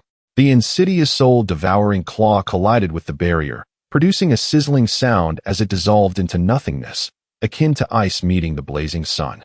"What?" The black-robed, evil cultivator felt as if struck by lightning, his voice caught in his throat. His soul-devouring claw, a soul-killing technique of the Foundation establishment stage, had been effortlessly neutralized. This was beyond the capability of an ordinary soul-protecting artifact. This boy possesses a significant treasure. A greedy glimmer overtook his astonishment. At that very moment, Yi Chun, who had remained as calm as a placid lake, sprang into action. A cold gleam flickered in his eyes as he wasted no time. With a swift movement, he advanced toward the black-robed, evil cultivator, closing the distance to mere feet. Seeking death, the black-robed, evil cultivator reacted swiftly, dark energy spiraling around his claw, imbued with a rancid, toxic aura as he struck at Yi Chun's chest. However, Yi Chun's intention was never to engage in close combat. Earth Spike Technique. With his left hand forming a seal, he pointed toward the ground. In an instant, the earth beneath the black-robed, evil cultivator erupted without warning, sending forth dozens of sharp, hardened earthen spikes, resembling venomous serpents, aimed directly at his lower body. This sudden assault was executed with impeccable timing and an unorthodox angle, precisely when the evil cultivator was at his weakest. Even as a Foundation establishment powerhouse, he found himself momentarily flustered. Letting out a furious roar, he stomped the ground, unleashing the substantial spiritual energy of the Foundation establishment stage, shattering all the earthen spikes into fragments. Yet, this was merely the beginning. At the moment he destroyed the spikes, a gleaming short sword of condensed spiritual energy materialized in Yi Chun's right hand. Breaking Gold Technique. This was not an ordinary technique, but a piercing method, optimized within the system, compressing spiritual energy to the utmost, ready to burst forth. The short sword shimmered with a radiant golden light, its sharpness causing even the black-robed evil cultivator to feel a prickling sensation on his skin. Whoosh! The short sword was launched, transforming into a streak of golden light, its target not the evil cultivator's vital points, but the wall beside him, inscribed with intricate runes. "You insolent wretch, dare you!" The black-robed evil cultivator quickly comprehended Yi Chen's intentions. The young man's goal had always been to disrupt his soul-locking formation. The formation was connected to his soul, and should it be forcibly dismantled, he would suffer a backlash. In a moment of desperation, he could no longer afford to attack Yi Chun. He swerved to position himself in front of the wall, dark energy swelling around his claw, forming a pitch-black shield to absorb the golden light. Boom! The collision of golden light and black shield erupted with a deafening roar. The black-robed evil cultivator was jolted back half a step, his arm tingling with numbness. Though he had successfully blocked the attack, his expression darkened ominously. Here he was, a dignified Foundation establishment evil cultivator, forced into a defensive position by a mere youth at the 6th layer of Qi refinement. This was a profound humiliation. Very well, very well. The black-robed evil cultivator laughed bitterly, his voice turning increasingly sharp and grating. It seems you require a demonstration of my true capabilities to understand the meaning of death. He suddenly struck his storage pouch, summoning a pitch-black banner swirling with dense dark energy, from which hung the skull of an infant. As the banner appeared, the temperature in the grand hall plummeted once more, the chilling wails of infants and the lamentations of children emanating from it, as if countless vengeful souls struggled and howled within. Distorted and tormented faces of children flickered across the banner, including several of the missing children from Qingyang Town. 100 Souls banner. Yi Chen's pupils constricted suddenly. He recognized this infamous evil artifact from the system's knowledge base. It required the souls of 99 vibrant children as the main offering, supplemented by countless vengeful spirits, crafted with utmost malevolence and terrifying power. Senior brother Yi, look. It's Huzi. I see Huzi's face. From behind, Lu Ruyan, having regained her composure, pointed at the banner, her voice filled with grief and indignation. You little brats. To become a part of my 100 Souls banner is their honor. The black-robed malevolent cultivator laughed maniacally, and you shall be fortunate enough to become the 100th master soul of this by Hun Fan. Prepare to meet your demise. The myriad souls will devour your essence. With a fierce motion, he brandished the Bai Hun Fan. In an instant, the wails of tormented spirits filled the air. Countless black soul shadows, infused with boundless resentment and malice, surged forth from the banner, transforming into a tumultuous wave of darkness that swept towards Yi Chun and his companions with overwhelming ferocity. This was no mere spiritual assault. It was a collision of soul bodies imbued with the immense spiritual energy of the Foundation establishment stage. Wherever it passed, the very air was corroded, emitting a hissing sound. Retreat. Yi Chen's visage was graver than ever before. He seized Lu Ruyan, who was nearest to him, and shouted sternly, Zhao Feng, Sun Qian, flee at once. He understood that this strike could not be completely thwarted by the Yonghun Jade. To withstand it would lead only to certain death. Leave. None of you shall escape. The malevolent cultivator's maniacal laughter echoed behind them. In this moment of peril, a glimmer of resolve flashed in Yi Chen's eyes. He forcefully pushed Lu Ruyan towards the hall's exit, yet instead of retreating, he advanced, confronting the terrifying wave of souls as he rapidly formed hand seals. The flames of the blazing sun shall consume all. Fireball technique, launch. 1, 2, 3. A total of 9 fireballs, each the size of a human head, radiating a scorching aura, instantly coalesced before him. This was no ordinary fireball technique. It was an optimized spell that Yi Chun had executed at the limit of his capabilities, having expended nearly half of his internal spiritual energy with the system's assistance. Each fireball contained pure yang energy, sufficient to inflict substantial damage upon these malevolent souls. Go! With a low shout from Yi Chun, the 9 colossal fireballs, akin to a dazzling cascade of shooting stars, resolutely charged towards the dark wave of souls. Chapter 34. The fiery sun scorching the soul. A glimmer of hope, the deafening thunderclap reverberated through the dilapidated city god temple, as if it were about to tear it asunder.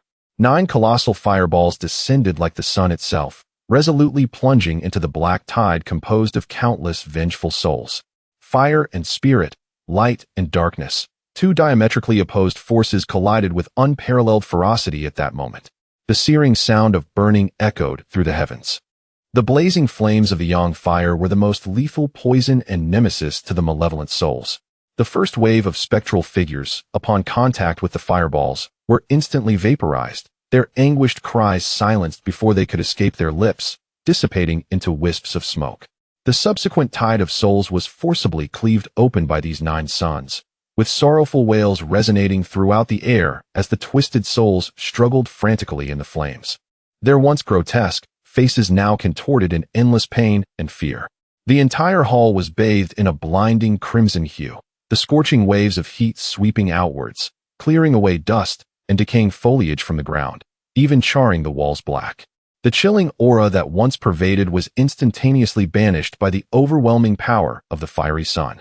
No, the robed, malevolent practitioner let out a roar filled with rage and disbelief.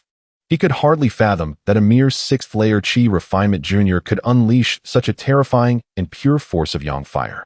This was no ordinary fireball technique. It was the nascent form of the pure yang fire, a bane to all malevolence. His prideful 100 Souls banner was forcefully obstructed by the impact of these 9 fireballs. However, the foundation of the Foundation establishment stage was ultimately robust. Although the tide of souls was torn apart, more spectral figures continued to charge heedlessly into the fray, relentlessly depleting the energy of the fireballs.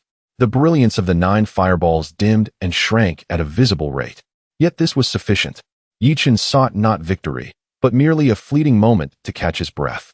With great exertion, he unleashed 9 optimized fireballs, nearly exhausting all of his spiritual energy. A tremendous backlash surged through him, blood surged in his throat, and he could no longer suppress it, violently spewing forth, his face turning as pale as a sheet. Go! He summoned the last vestiges of his strength and hoarsely urged Zhao Feng and Sun Qian, who were momentarily stunned by the scene before them. This shout was like a wake-up call, instantly rousing the two. Hurry! Do not let Yi Shixiang's sacrifice be in vain. Zhao Feng's eyes were bloodshot as he grasped Lu Ruyan, who was still crying out for Yi Shixiang, pulling her along with one hand while dragging the dazed Sun Qian with the other, sprinting toward the temple's exit. They understood that any hesitation at this moment would not only fail to save Yi Chen, but would render his desperate sacrifice utterly meaningless. Want to leave? Leave your lives behind. The black-robed malevolent practitioner, seeing the trio attempting to escape, was consumed by fury. He forcefully activated the 100 Souls banner, circumventing the nearly extinguished fireballs, sending forth a stream of souls that slithered like a black poisonous serpent, pursuing Zhao Feng and his companions. But at that moment, the earth beneath him trembled violently. The wall behind the statue, inscribed with array patterns, emitted a sharp crack, revealing a minute fissure. An unstable wave of energy pulsed from the core of the formation. Damn it! The formation is unstable. The black-robed practitioner's expression shifted dramatically.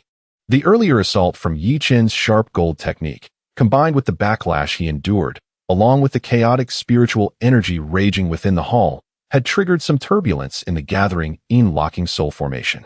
This formation was the culmination of a century of his efforts, containing the souls of 9 young children, an essential step in refining the 100 Souls banner, and it could not afford to falter.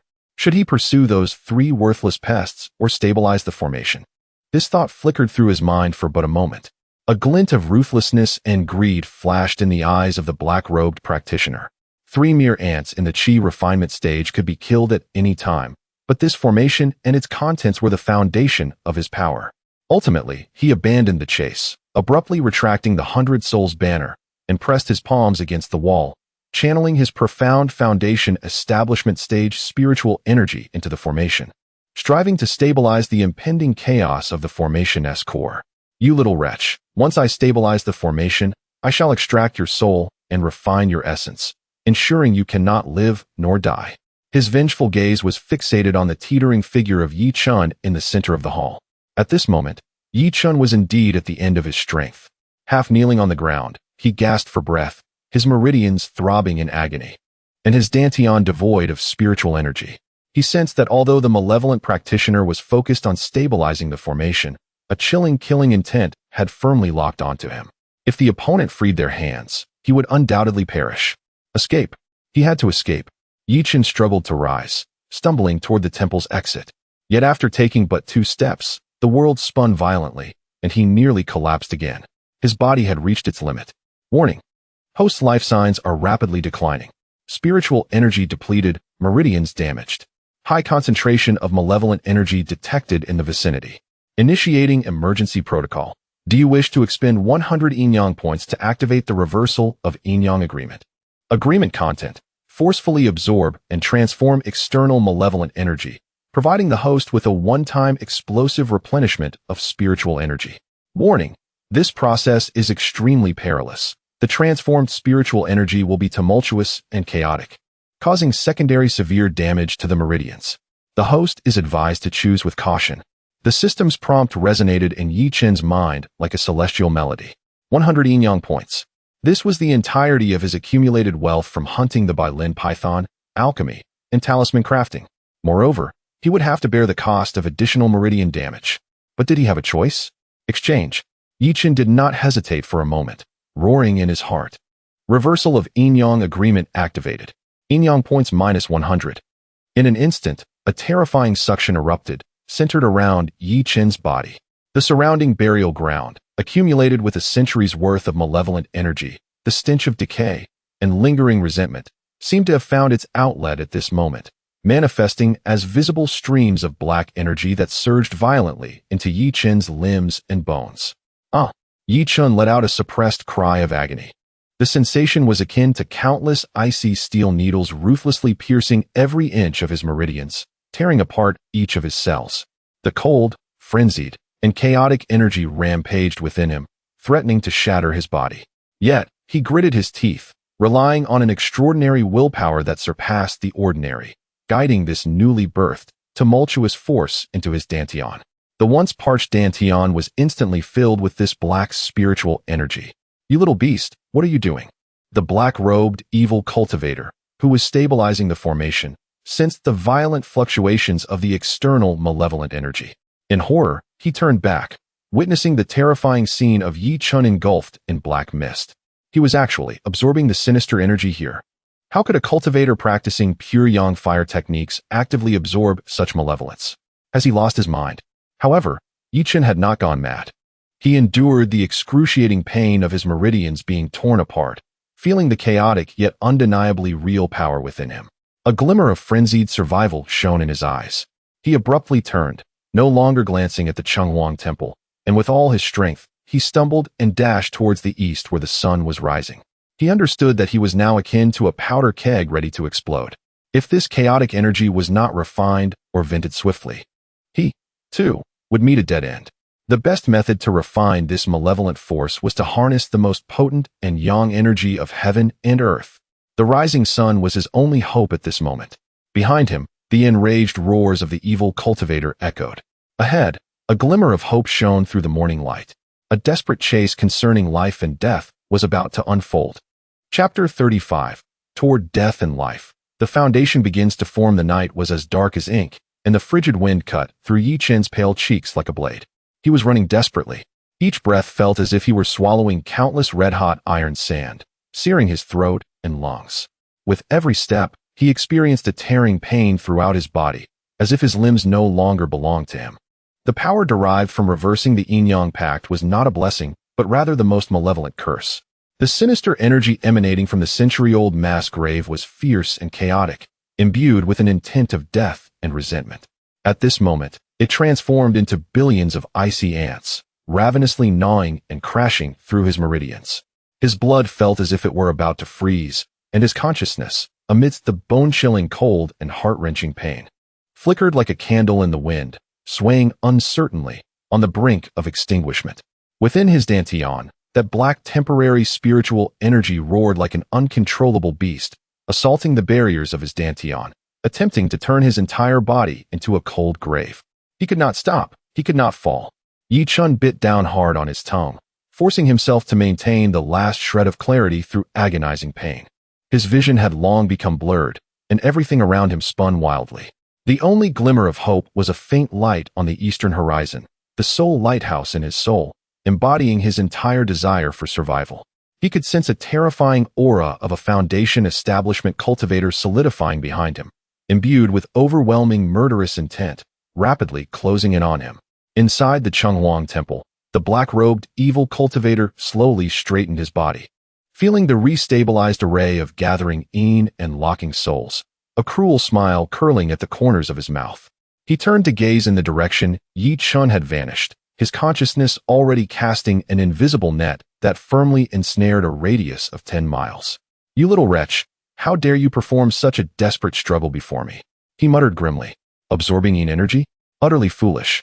Even if I do not kill you, within half an hour, you will be eroded by the yin energy, your soul will be destroyed, and you will become a mindless, soulless corpse." To him, Yi Chen was already a turtle in a jar, a possession in his grasp. What intrigued him more was that jade pendant capable of resisting his soul-devouring claws.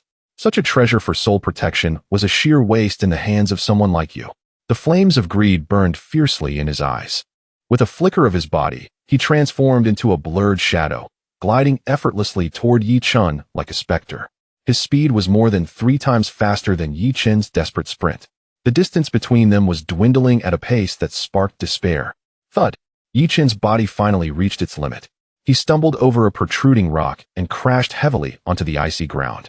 Sharp stones lacerated his cheeks, crimson blood oozing forth, yet he felt no pain.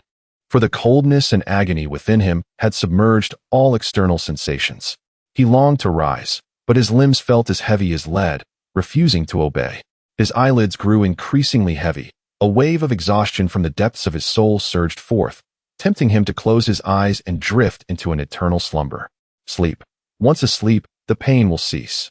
A devilish voice whispered in his mind. Warning. Post-life signs are below 10.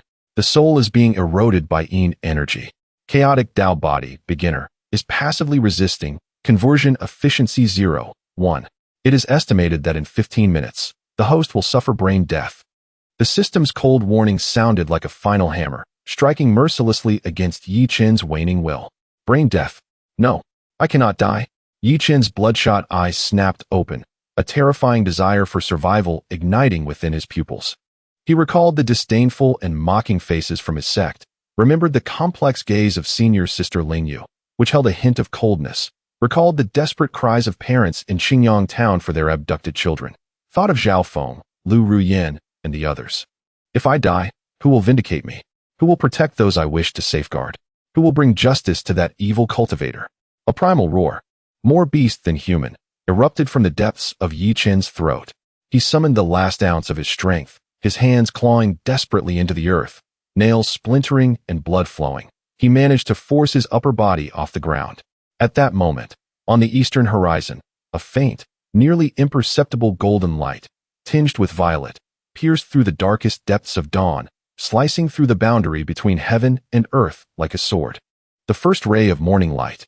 That beam of sunlight seemed to carry a sacred and warm power, traversing the distant sky, precisely illuminating Yi Chen's face, twisted in pain. Buzz. The instant the sunlight touched his skin, Yi Chen's body trembled violently. An indescribable warmth flowed through him, seeping in along with the light. This power, the purest essence of the sun, was the manifestation of the most potent yang energy, wherever the warm current flowed. The rampant yin energy melted away like snow meeting boiling oil, hissing as it dissipated. The black energy that had been rampaging within him momentarily stagnated and recoiled under the illumination of the morning light. It worked. A surge of ecstasy filled Yi Chen's heart.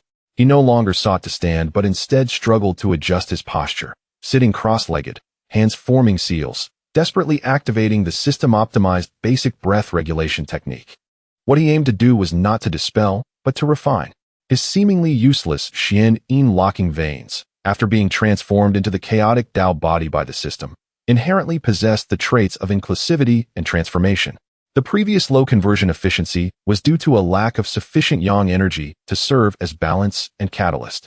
And at this moment, this first ray of supreme yang energy was the perfect catalyst. Refine for me. Yi Chen unified his mind, enduring the excruciating clash of ice and fire within his meridians, using the breath regulation technique as a furnace, the chaotic Dao body as a cauldron, and that ray of morning light as the spark. He began to frantically refine the violent yin energy within him. Strands of black yin energy were forcibly dragged and collided with the morning light seeping into his body. Each collision sent violent tremors through Yi Chen's body, causing beads of sweat mixed with foul-smelling black blood to ooze from his skin. Yet, amidst this profound agony, a thread of pure energy, far surpassing ordinary spiritual essence, began to slowly emerge, a blend of black and white. This nascent energy, though feeble, was imbued with an essence that transcended the mundane 5 elemental spiritual energies. Meanwhile, on another front, Senior Brother Yi, we must return to save him. Zhao Feng, Sun Qian, and Lu Ruyan, having distanced themselves, ultimately halted their flight. Zhao Feng's eyes blazed crimson, his face etched with struggle and guilt. Returning means certain death. He is at the foundation establishment stage. Sun Qian uttered, his voice tinged with trepidation. But can we merely stand by and watch as senior brother Yi sacrifices himself for us? Lu Ruyin cried out, I cannot bear it. With a sudden resolve, Zhao Feng gritted his teeth. Determination flashing across his face. We may not be able to defeat him, but we can delay him, even if it is just to buy senior brother Yi a moment. He retrieved several first-tier talismans from his storage bag, his entire fortune. Sun Qian, you are swift. Immediately use the communication talisman to summon aid from the sect. Lu Ruyin and I will return to set up a simple trap, hoping it may yield some effect. Watching Zhao Feng and Lu Ruyin's resolute forms, Sun Qian wrestled with his own fear and sense of duty. Finally, he stomped his foot in defiance and followed suit. Damn it. If we are to die, then so be it. If not for senior brother Yi, we would have perished long ago. The three reached a consensus and swiftly retraced their steps toward the Chenghuang temple. Soon, they caught sight of the distant figure. Seated in meditation and cloaked in a faint glow, alongside the ominous shadow rapidly closing in from behind. There is no time. He is about to catch up. Zhao Feng gasped in alarm. We fight. The trio exchanged glances, no longer hiding, and stepped forward to block the path of the dark-robed evil cultivator. Fireball technique. Vine's technique. Golden needle strike. They unleashed their strongest attacks simultaneously, hurling everything they had at the approaching shadow. The dark-robed evil cultivator regarded the three oblivious ants before him, a flicker of disdain and cruelty passing through his eyes. Since you are so eager to meet your demise, I shall oblige. Without pausing, he casually waved his sleeve, unleashing a torrent of spiritual power that instantly crushed their spells. The residual force morphed into an invisible giant hand that struck the trio's chests with tremendous force. Puff! They were sent reeling, blood spewing forth as they crashed to the ground, rendered utterly incapacitated. With a single move, three late-stage Qi refinement disciples had been gravely injured and on the brink of death. This showcased the chasm-like disparity between the Qi refinement and foundation establishment realms. The dark-robed evil cultivator sneered as he approached the trio, poised to finish them off, yet his gaze was drawn to the figure of Yi Chen on the hillside, prompting an involuntary gasp of surprise. At that moment, as the sun began to rise, casting golden rays across the land, Yi Chen was enveloped in the resplendent morning light. The surface of his body was suffused with visible black and white energies, a profound and powerful aura rapidly gestating within him. Beneath him, the flora was growing, wilting, regenerating, and perishing at an astonishing rate, as if caught in an endless cycle of life and death. Is he breaking through? The dark-robed evil cultivator paused momentarily, then his eyes ignited with unprecedented greed and fervor. No, he is not merely breaking through. He is refining the Yinsha energy, using the power of the rising sun to refine the most sinister of energies. What an extraordinary constitution. He finally understood. This youth was no mere waste, but a prodigious genius possessing the legendary Dao Body. Such a physique that could transmute foreign energies, if he could usurp it. As this thought coursed through him, the dark-robed evil cultivator's heart raced with excitement. He paid no heed to the half-dead trio on the ground, darting forward to confront Yi Chen, his claw aimed at the crown of his head. Little beast, your body and secrets shall belong to me. Just as his claw was about to make contact, Yi Chen's tightly shut eyes suddenly sprang open. What eyes they were! In his left eye, golden light swirled, as if harboring a blazing sun, radiating vitality and masculinity. In his right eye, silver glimmers twinkled, resembling a cold, luminous moon, exuding an aura of death and femininity. The sun and moon shone together, yin and yang harmonized. An overwhelming pressure, far surpassing the pinnacle of Qi refinement, yet still short of the foundation establishment stage, erupted from within him. Boom! The dark-robed evil cultivator's claw was halted in midair by this formidable aura, unable to advance even an inch. He stared in horror at the transformed Yi Chen before him. Yi Chen slowly rose to his feet. His injuries remained unhealed, his complexion still pale, yet his gaze was terrifyingly calm. He sensed within his dantian a newly refined spiritual power, tenfold more pure and substantial than before, and felt the massive fissure in the foundation establishment barrier that had hindered him for months. From death, life emerged. From destruction, rebirth. This life and death crisis had unexpectedly become a cornerstone on his path to foundation establishment.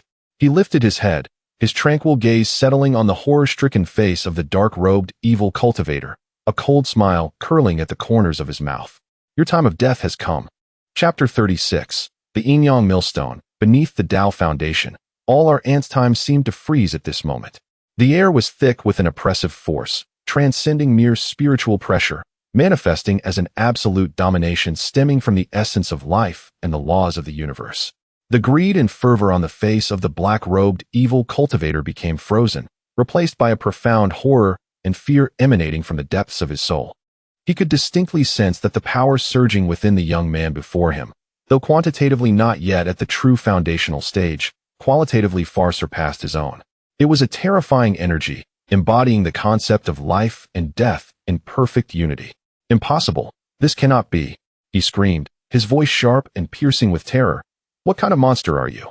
This is not spiritual power at all. Chen did not respond. He merely raised his right hand slowly, extending his fingers like a sword, and with a casual flick, directed it toward the black-robed, evil cultivator. Sharp gold slash. It was the most ordinary first-tier low-level technique, one that even outer disciples might disdain. However, as this sharp gold slash erupted from Chen's fingertip, the entire world seemed to lose color. No longer merely a golden blade of light, it transformed into a crescent-shaped arc of light. Thin as a cicada's wing, yet stretching several feet long. The body of the arc shone with a dazzling golden hue, yet at its edges swirled a faint, chilling silver glimmer. Gold represents yang, embodying slaughter. Silver represents yin, signifying extinction. The dual energies of yin and yang, harmoniously interwoven, perfectly merged within this otherwise pure metal essence, resulting in an astonishing transformation of power. As the light arc traversed its path, the space resonated with an unbearable buzzing sound, as if the very air had been completely severed by this strike. This is bad. The black-robed, evil cultivator felt a surge of dread. He detected the scent of death, a threat to his very existence, emanating from the light arc.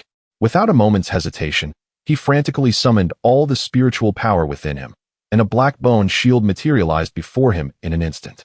This Xian bone shield had been crafted from the skull of a second-tier demon beast, incredibly sturdy, and had saved him from peril on numerous occasions. However, crack! A chilling sound echoed, sending shivers down the spine. The sharp gold light arc, upon contact with the Xian bone shield, encountered almost no resistance, slicing through it as effortlessly as a hot knife through butter. Following this, the arc, undiminished in momentum, struck fiercely against the hastily erected spiritual barrier of the black-robed, evil cultivator. Bang! The spiritual barrier shattered like fragile glass, and the light arc ultimately cleaved into his left shoulder. Splash! Blood gushed forth. The black-robed, evil cultivator let out a wretched howl, his entire left arm severed at the shoulder, plummeting to the ground. The wound was as smooth as a mirror, with strands of black and white energy invading his injury, impeding the regeneration of flesh and extinguishing his vitality. Ah, my hand, my hand. Clutching the stump of his severed arm, he retreated frantically, his eyes filled with disbelief and terror. One strike, merely a single, fundamental technique, yet it had rendered him, a bona fide foundational stage cultivator, armless. This was the might of half-step foundational power. This was the strength of the Yin-Yang Dao Body. Under the Dao Foundation, all are but ants. This phrase was epitomized in the moment. In the distance, Zhao Feng and the others, grievously wounded and collapsed on the ground, were utterly stunned. Their minds were blank, unable to comprehend the earth-shattering scene unfolding before them. The foundational cultivator, who had just moments ago left them without a means to retaliate, now appeared before Chen like a lamb awaiting slaughter. A demon. You are a demon. Intense pain and the fear of death drove the black-robed, evil cultivator into a frenzy. He understood that escape was no longer an option. The bizarre power of his opponent had sealed off all avenues of retreat. The only glimmer of hope lay in a desperate fight to the death. You force my hand. You force my hand. He snarled, his face contorted in rage as he bit down on his tongue, spraying his blood onto the tattered 100 Souls flag. Let the souls mourn together. Buzz. The 100 Souls flag, now infused with the master's blood, erupted into a surge of black light, its size swelling several times over. The myriad of soul shadows upon the flag seemed to come alive, emitting a haunting wail that shook the very essence of the soul. Among them, the most solid and vengeful soul shadow broke free, revealing a robust man wielding a long knife, evidently a formidable cultivator in life. Kill him for me. Devour his soul. The black-robed, evil cultivator, driven mad, poured all his soul power and spiritual energy into the 100 Souls flag. In an instant, led by the robust man's soul shadow, hundreds of vengeful spirits surged forth like a black tide of death, carrying a malevolence and killing intent potent enough to shatter the resolve of any ordinary foundational cultivator, sweeping toward Yi Chen. This was his ultimate trump card, a technique requiring the sacrifice of parts of his own soul to unleash the full power of the 100 Souls flag. Yet, before this cataclysmic strike, Yi Chen's expression remained unperturbed. He slowly raised both hands. His left palm faced upward, and a miniature sun, radiating brilliant golden light, gradually emerged, warm yet domineering. His right palm faced downward, as a miniature moon, suffused with a cool silver glow, quietly coalesced, serene and profound. Sun and moon in conjunction, he softly murmured, as if elucidating a profound truth of the universe. Then, he slowly brought his hands together before his chest. No thunderous roar, no earth-shattering momentum. When the sun and moon met, they merged flawlessly. A black and white, slowly rotating Taiji diagram appeared in Yi Chen's hands. Go. He gently pushed forward. The Taiji diagram expanded rapidly, transforming into a colossal black and white millstone, exuding an ancient aura, spanning the heavens and the earth. It spun not quickly, yet it carried an irresistible, crushing force that overwhelmed all things, as if everything in existence, whether tangible or ethereal, could not escape its ultimate grinding. The Yin-Yang Millstone. The overwhelming torrent of vengeful spirits collided headlong with the slowly rotating Yin-Yang grinding wheel. An eerie spectacle unfolded. There were no earth-shattering collisions, no clashes of spiritual and soul energies.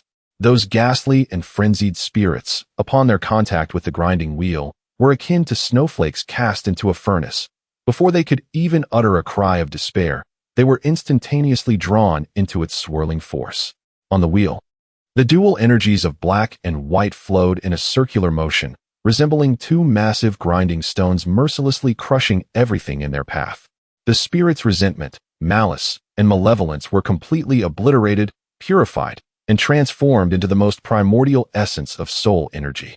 Meanwhile, the very bodies of the spirits were directly disintegrated, dissipating into wisps of blue smoke that vanished into the ether. The foremost spirit, a robust figure, let out a roar of defiance.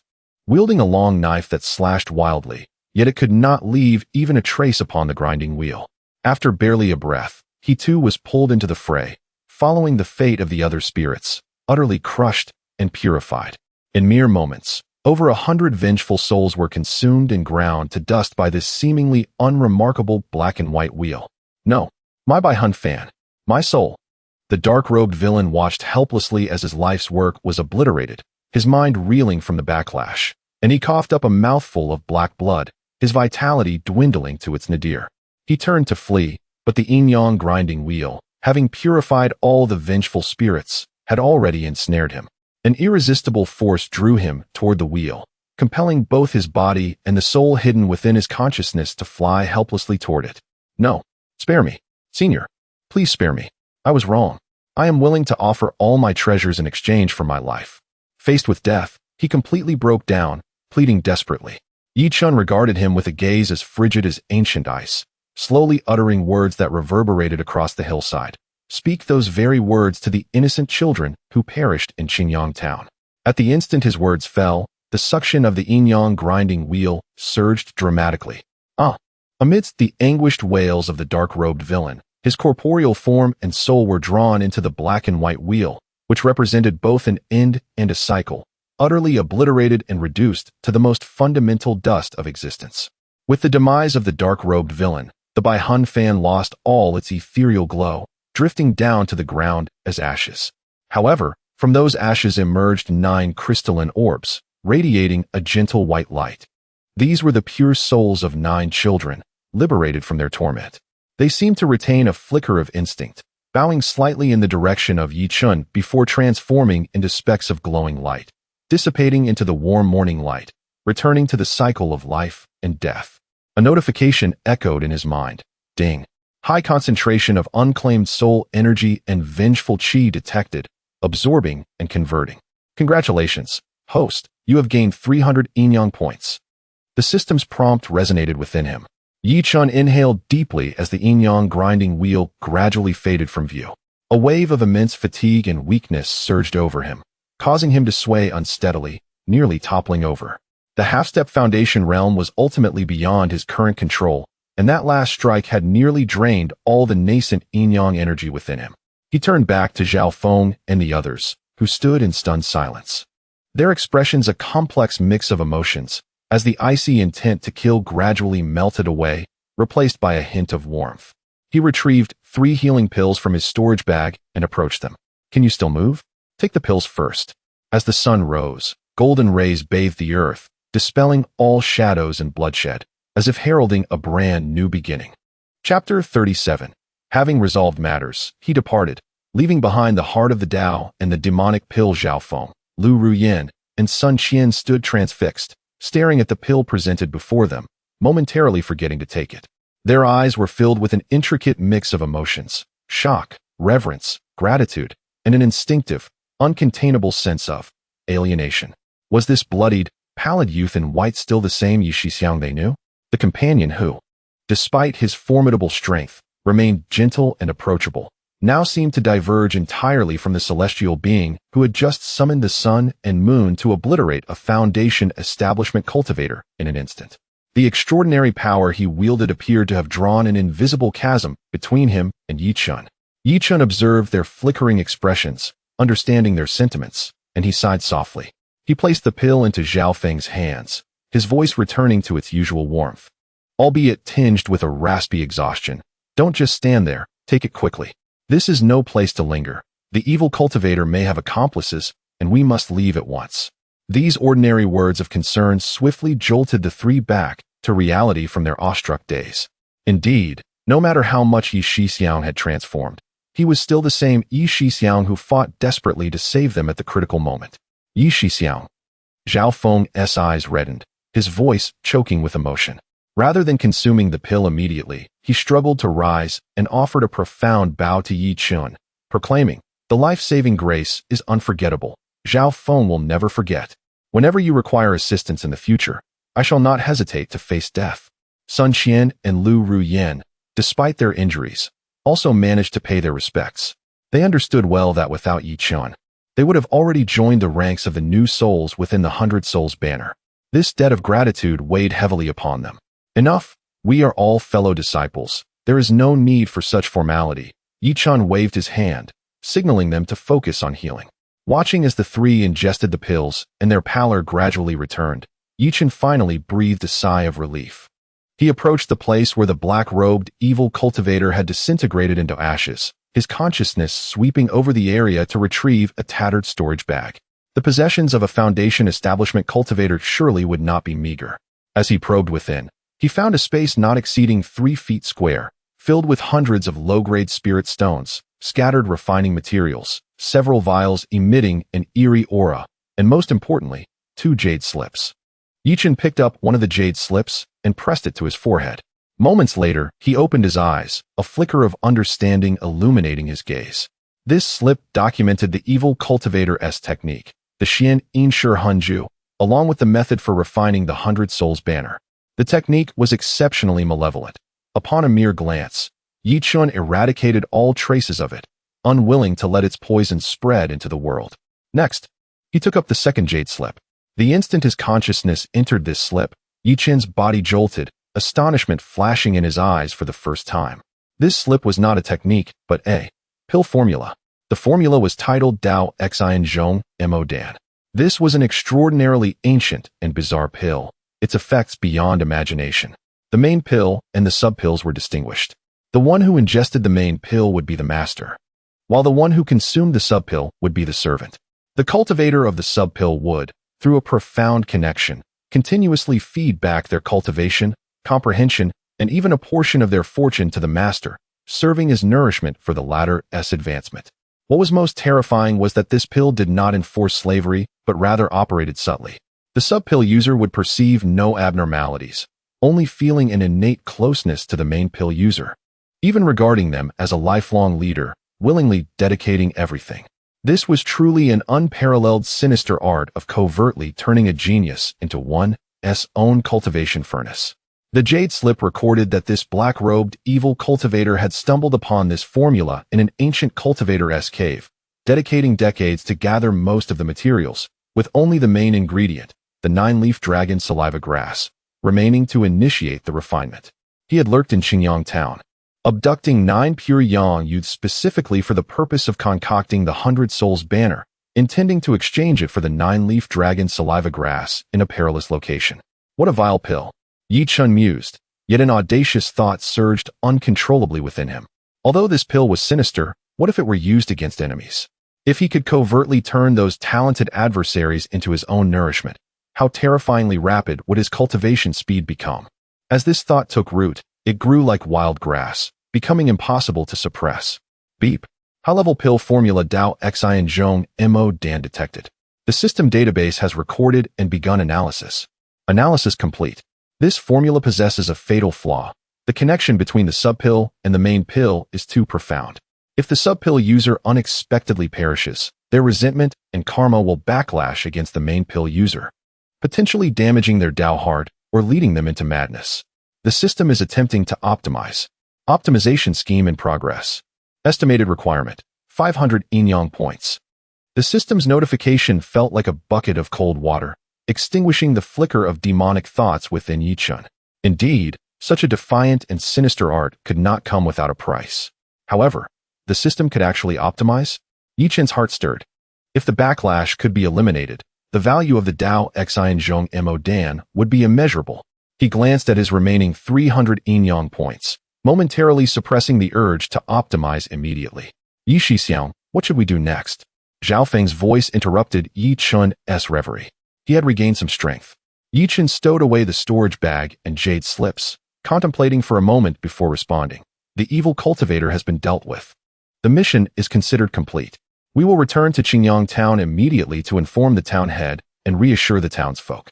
Then, we shall promptly return to the sect to report this matter to the law enforcement hall in full detail. He omitted mention of the Dao Xian Zhong Mo Dan. Recognizing the gravity of the situation, the fewer who knew, the better. Half an hour later, in Qingyang town. Upon learning that the perpetrator terrorizing the town had been eliminated, the town head and the local gentry were overwhelmed with joy, shedding tears of gratitude towards Chen and his companions. Chen graciously declined their offers of reward, merely advising them to comfort the townspeople and inform them of the evil cultivator's ashes to prevent any further risks at the city god temple. Having completed all these tasks, the 4 individuals did not linger for a moment, soaring into the skies on their swords, hastening towards the direction of He Huanzong. On their return journey, the atmosphere upon the flying swords was somewhat subtle. Zhao Feng and the others intentionally maintained a distance of half a body length from Chen, and their conversations bore an added sincerity of respect.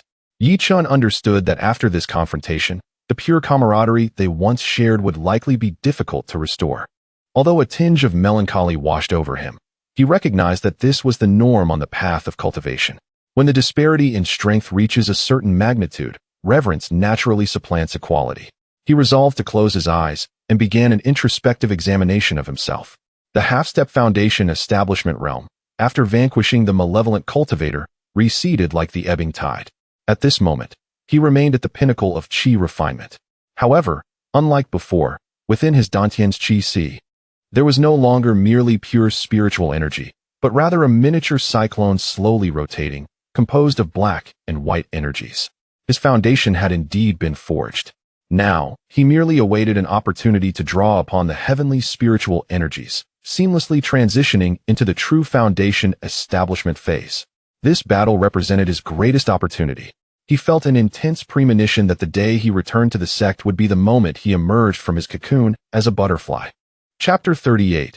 The Sect in Turmoil. Inquiry from the Law Enforcement Hall a day later, at the mountain gate of He Huanzong. For streaks of somewhat disheveled sword light raced from the horizon and landed steadily in the plaza before the mountain gate. It was none other than the return of Chen and his 3 companions. The disciples guarding the mountain, upon seeing them, especially the bloodstains that had yet to fully fade from Zhao Feng and his companions, as well as their waning vitality, could not help but be taken aback. Zhao Shixiang, what has happened to you? Quickly report to the law enforcement hall and inform them we have urgent matters to relay. Zhao Feng spoke with a grave demeanor, providing no further explanation. They had encountered a Foundation establishment period evil cultivator during their mission, and all team members had sustained injuries. According to sect regulations, they were obliged to report to the law enforcement hall at the earliest opportunity and submit to inquiry. The guarding disciples did not dare to delay, promptly sending out a communication talisman. Before long, a stern-faced inner sect disciple clad in the dark robes of the law enforcement hall arrived on a flying sword, leading the four directly to the heavily guarded law enforcement hall. Inside the grand hall of the law enforcement hall, the atmosphere was solemn. Seated at the head of the hall was an elderly man with white hair and a dignified countenance, the esteemed head of the law enforcement hall, Elder Sun, who was in the late stage of golden core cultivation. His gaze, sharp as that of a hawk, slowly swept over the four standing below, ultimately settling on Yi Chen, whose aura was the most stable and countenance the most serene. A flicker of imperceptible brilliance passed through his murky eyes. With his level of cultivation, Elder Sun could readily discern Zhao Feng and the others bore severe injuries, their spiritual energy feeble, clearly having endured a fierce battle. Yet, Yi Chen, though appearing somewhat fatigued, exuded a prolonged aura, his foundation solid, even, subtly tinged with a trace of Dao rhythm that stirred a sense of trepidation within Elder Sunday. Relay the details of the mission, leaving nothing out. Elder Sun began slowly, his voice not loud but imbued with an undeniable authority. Yes, Elder. Zhao Feng, as the captain, stepped forward without hesitation. Drawing a deep breath, he recounted their journey from the moment they arrived at Qingyang town, how they uncovered clues, stealthily explored the Changhuang temple, encountered the Foundation establishment evil cultivator, and how Yi Chen valiantly held the rear to secure their escape. He narrated everything in meticulous detail, albeit intentionally vague regarding the specifics of Yi Chen's counterattack against the evil cultivator. That scene had transcended his comprehension. He merely stated that his Shixiang seemed to attain enlightenment in a dire moment, unleashing astonishing power, ultimately resulting in the death of the evil cultivator. No, rather, by a stroke of luck, he managed to slay the evil cultivator.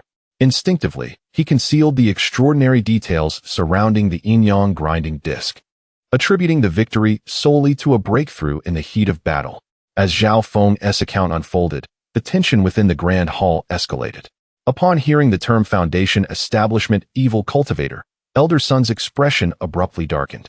When he learned that Yi Chen, an accomplished Qi refinement disciple, had managed to escape from the hands of a Foundation Establishment cultivator and even countered successfully, an unprecedented storm surged within his otherwise calm gaze. What did you say?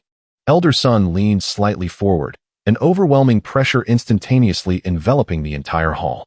Yi Chen, you, with Qi refinement cultivation, have slain a Foundation Establishment initial stage evil cultivator? Under the oppressive force emanating from Elder Sun, Zhao Feng and the others turned ashen, their legs nearly giving way beneath them. Only Yi Chen stood upright, his body unfaltering. The cyclone within him, composed of yin and yang energies, subtly rotated, dissipating the overwhelming pressure into nothingness.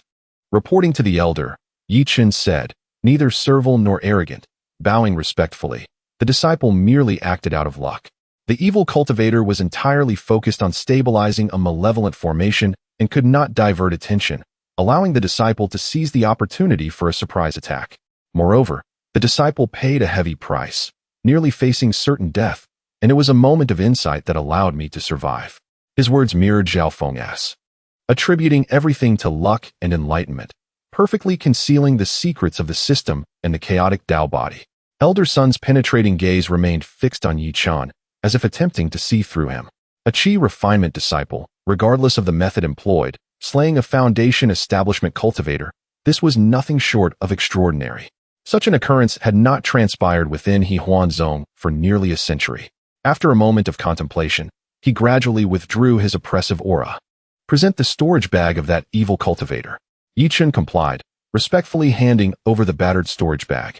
Elder Sun's consciousness probed within, swiftly verifying its contents. The cultivation manuals and sinister elixirs inside confirmed the identity of the evil cultivator. You all executed this matter excellently. Elder Sun nodded, his tone softening considerably. He turned to Zhao Feng and his companions, acknowledging their camaraderie in times of danger, The mission hall shall record your significant contribution. You may now depart to recuperate, and the sect will provide compensation. Thank you, Elder. The three felt as though a great burden had been lifted and retreated after bowing. In the grand hall, only Yi Chun and Elder Sun remained. Yi Chun, Elder Sun spoke again, his tone laden with significance. You are quite impressive. Yi Chun's heart tightened, sensing that the true test was upon him. Do you understand what it means to slay a foundation establishment cultivator while in the chi refinement stage? Elder Sun continued without waiting for a response.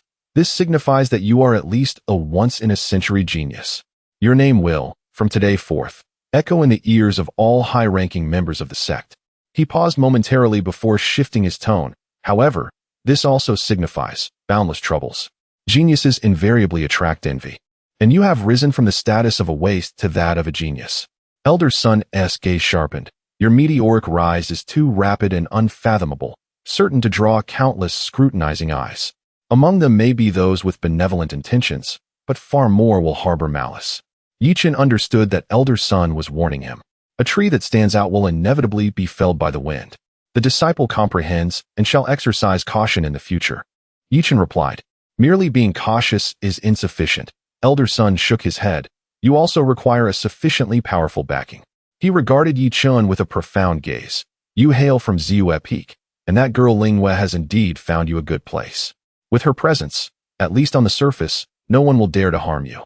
Yet, the underhanded methods are insidious and inescapable. Elder Sun produced a black token from his robe and tossed it to Yi Chen. This is the guest elder token of the law enforcement hall. With this token, you are considered half a member of the law enforcement hall. Should you encounter insurmountable troubles in the future, you may seek me using this token.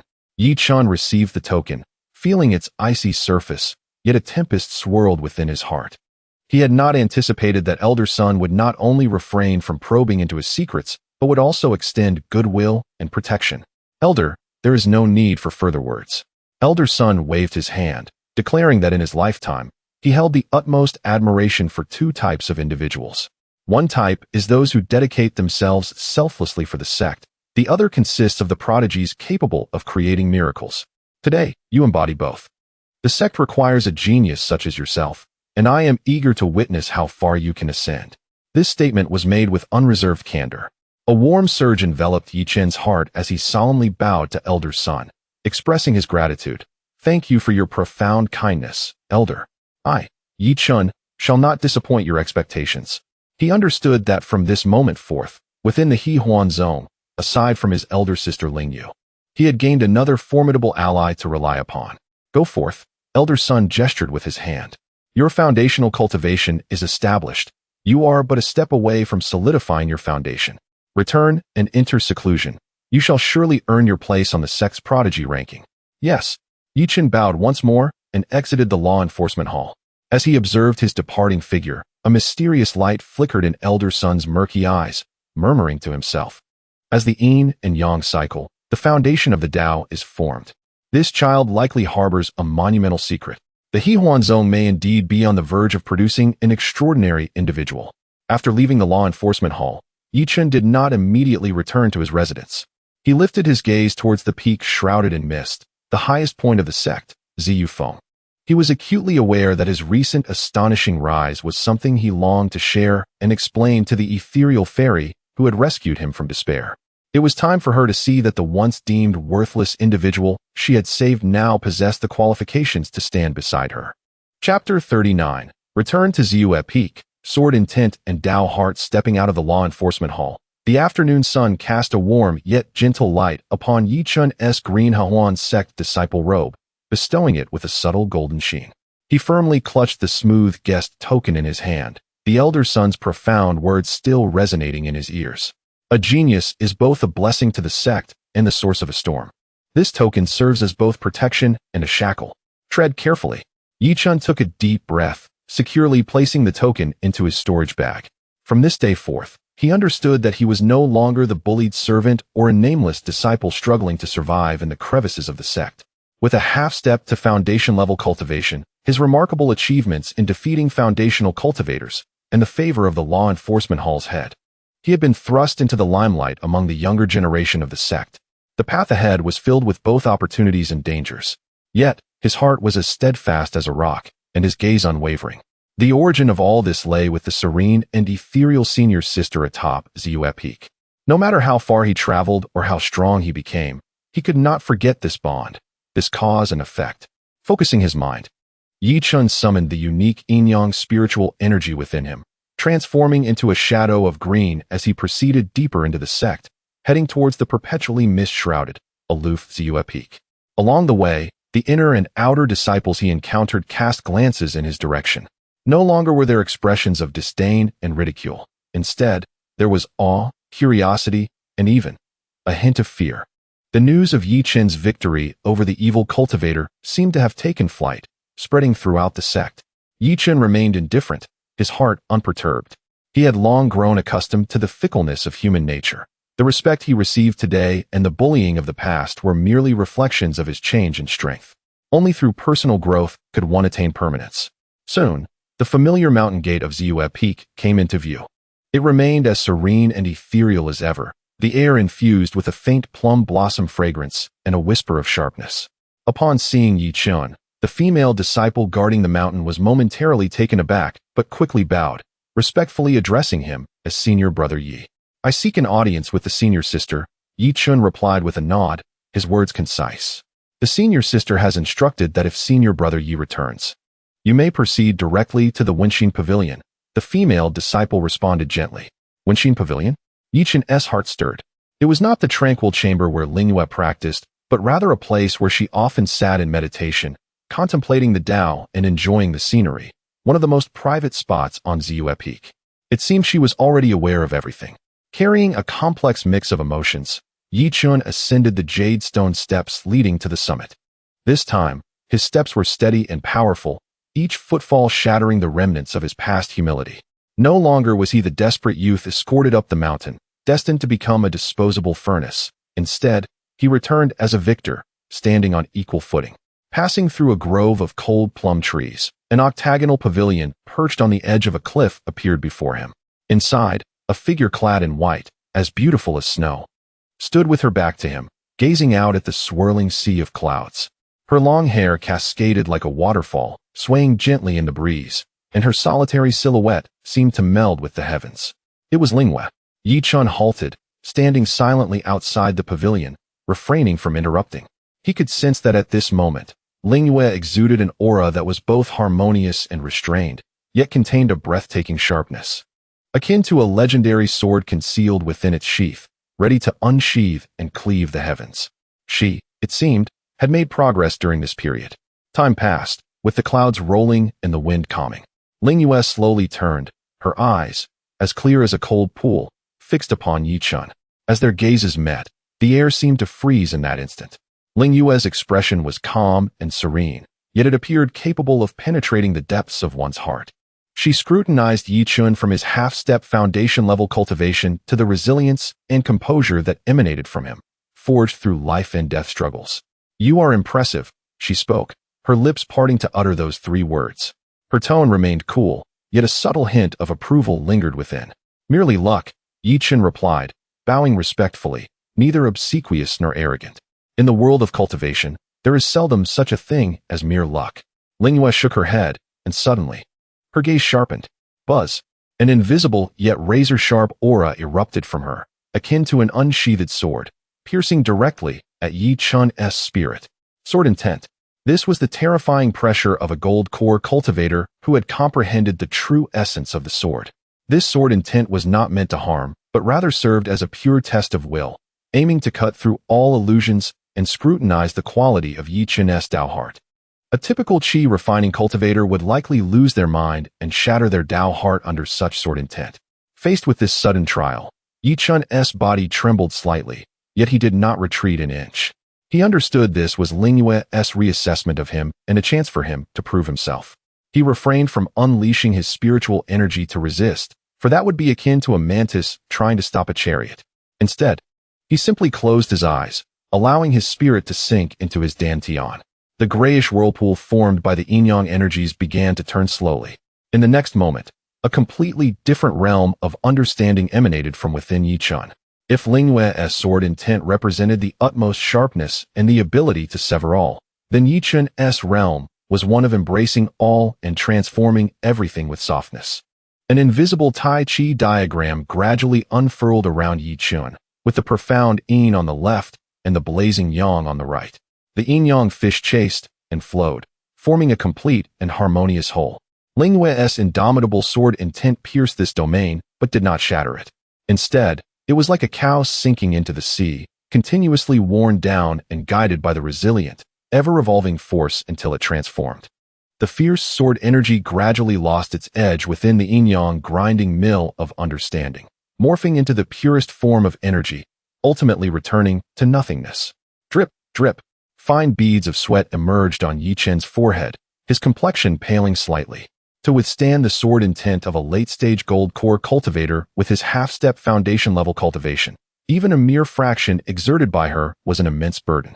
Yet he stood tall and straight, like a pine tree rooted firmly on a cliff, unyielding against the wind and rain. Within the pavilion, genuine astonishment flickered in Ling Yue's eyes for the first time. She was not shocked by Yi Chen's ability to withstand her sword intent, but rather by his method of doing so. It was a path she had never witnessed before, not through confrontation, nor retreat, but by using softness to conquer hardness and dissolving sharpness through harmony. This is no longer merely a technique or skill. It is the nascent form of Yi Chen's own path. Yin and yang, life and death, reincarnation. What a splendid foundation of the Tao. Ling Yu murmured to herself as she gradually retracted her sword intent. The terrifying pressure that enveloped Yi Chen dissipated in an instant.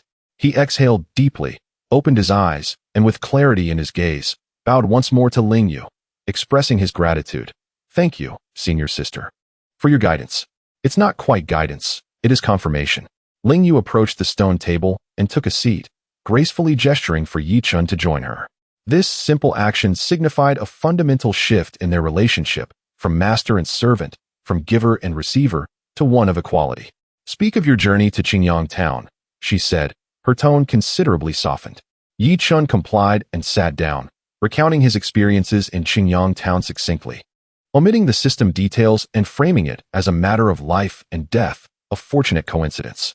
He emphasized how he had been driven to the brink of despair and how, at the break of dawn, he summoned the purple qi from the east, using his own body as a crucible to forcibly refine the sinister energy, ultimately achieving a balance of yin and yang, breaking through to forge this half-step foundation of the Tao. This explanation was reasonable. The realm of cultivation is replete with various extraordinary encounters. A genius endowed with a chaotic Dao body comprehending the Tao amidst life and death to forge a unique foundation is entirely plausible. Ling Yu listened quietly, her beautiful eyes shimmering with varied emotions. She could envision the peril involved and deeply empathized with the resolve of choosing life amidst death. You forcibly broke through in this manner. Although the foundation has been established, it is unstable, and the spiritual energy is chaotic, leaving significant hidden dangers, she pointed out incisively. I humbly request your guidance, senior sister, Yi Chen replied earnestly. The only way to remedy this is to use a supreme elixir to refine the foundation, cleansing the marrow and achieving success in one fell swoop, said Ling Yu, as she flipped her jade hand, revealing a crystal-clear jade vial on the table. Inside lay a pill the size of a longan, radiating a purplish-golden hue with swirling cloud patterns on its surface, faintly exuding an aura of profound Tao. Merely a glance at it activated the yin and yang spiritual energy within Yi Chen. This is the Tiandao Foundation pill? Yi Chen exclaimed in astonishment. He had seen records of it in the sect's texts. This pill is a legendary supreme foundation elixir, capable not only of guaranteeing one's foundation, but also of invoking a trace of heavenly laws to refine the body, forging a Tiandao foundation with boundless potential. Its value is enough to drive even nascent soul elders to madness. Indeed, Ling Yu replied nonchalantly, this was obtained during my early trials, initially prepared for my own breakthrough to the nascent soul stage. Now, it is of greater utility to you. Yi Chen's heart trembled, and he found himself momentarily at a loss for words. This gift was too weighty, too burdensome for him to bear. Senior sister, this item is too precious. I accept it, Ling Yu interrupted, her gaze intense as she looked at him. Yi Chen, the nature of our relationship shall change from this day forth. She paused, and a rare, barely perceptible blush graced her usually cold cheeks. Yet her tone remained resolute. You are no longer my furnace. What I require is a companion who can walk alongside me, exploring the profound truths of yin and yang together. My Su Nu Xian Xin Dian has reached a bottleneck. To break through to the nascent soul, I must find a force of utmost yang and strength to harmonize. Your chaotic Dao body and yin-yang spiritual energy are the finest choices in this world. This Tian Dao Foundation pill is my investment in your future. I need you to grow swiftly. I require a true ancestor of yin and yang to aid my breakthrough and to elevate yourself to the pinnacle. As her words echoed, a profound silence enveloped the Wenxing pavilion. Yi Chen stared blankly at the woman before him, observing the sincerity and hope beneath her icy exterior, his heart a whirlwind of emotions. From initial exploitation to later guidance, and now to today's entrustment and investment, the ties between them had become intricately woven and inseparable. Dao partner. This term resonated like thunder in his heart. After a long pause, Yi Chen slowly picked up the Tian Dao Foundation pill, gripping it tightly in his hand, and solemnly declared to Ling Yu, Yi Chen shall not disappoint senior sister's trust. He refrained from expressing thanks, for such gratitude transcended mere words.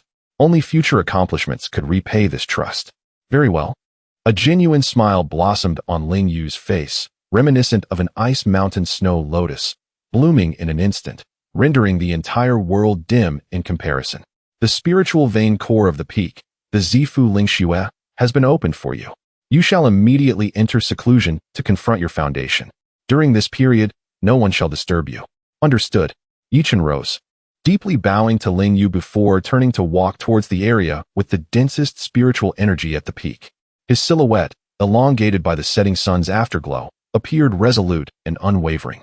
Ling Yu gazed in the direction of his departure, remaining motionless for a long while. She understood that when that stone door opened once more, a true hidden dragon would soar into the skies, stirring the winds and clouds across the four realms. And she would be his most steadfast ally, together composing a legend of the inquiry into the Tao of Yin and Yang. Chapter 40. The Foundation of Heavenly Tao, Resonance of Yin and Yang. The Zifu Lingxue, located at the summit of Ziyue Peak, serves as the head of the entire third-tier spiritual vein. This place is not a natural cave, but rather a semi-independent space meticulously crafted by ancient powers using unparalleled magical prowess. Upon entering, Yi Chen was profoundly struck by the breathtaking scenery before him. The area was modest, spanning approximately 100 feet in circumference. Beneath his feet lay jade-like white tiles, inscribed with intricate spirit-attracting runes. Above, instead of rock, there was a miniature starry sky, with twinkling stars showering down threads of purest star power. At the center of the space rested a cold jade mat measuring 3 feet square, beneath which a fist-sized spring gushed forth a milky white liquid. This was not ordinary spring water, but rather the essence of the spiritual vein, liquefied into spiritual marrow. Merely inhaling the air of this sacred ground made Yi Chen feel a wave of comfort wash over his limbs. The half-step Dao Foundation's Yin and Yang spiritual energy within him began to rejoice and circulate autonomously. What a splendid paradise! Yi Chen marveled, realizing why Ling Wei could reach the late stage of Jindan at such a young age. With a cultivation sanctuary like this, efforts would yield twice the results with half the work.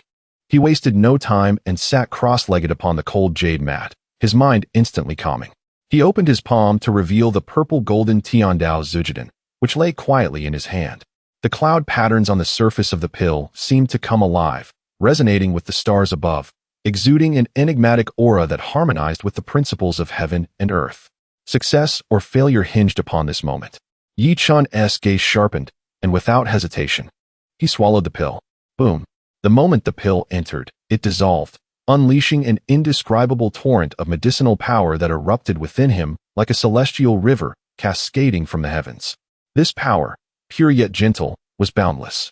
One part surged through his limbs, cleansing and tempering his flesh, while another rushed towards his dantian, aiming to assist him in opening the Zifu and solidifying the Dao Foundation. Simultaneously, the external spiritual energy seemed to be summoned, transforming into visible spirals of spiritual energy that frantically poured into Yi Chen's body. The star power from above, the marrow from below, and these three forces converged to facilitate his transcendence to a new level of existence. However, at this critical juncture, an unexpected anomaly occurred. As an overwhelming influx of spiritual energy surged in, the previously suppressed violent energy within Yi Chen, derived from the chaotic aura of the graveyard, suddenly spiraled out of control. This energy was the source of his life-affirming Tao foundation, yet it also resembled a ticking time bomb. At this moment, spurred by the Tiandao Zujidin, it awakened like a ferocious beast, crashing against Yi Chen's meridians and Dantian with wild abandon. On one side was the gentle and orthodox power of the Tiandao Zujidin, while on the other was the tyrannical destructive force transformed from the chaotic aura. The two powers clashed violently within his Dantian, instantly upheaving the nascent yin-yang mill foundation he had only just begun to form. Puff! Yi Chen spat out a mouthful of blood, his complexion turning as pale as paper. His meridians screamed in agony as his Dantian felt as if it would burst, with cracks appearing in the foundation he had just begun to solidify. This is bad. Yi Chen was alarmed, never anticipating that this latent danger would erupt at such a critical moment with such ferocity.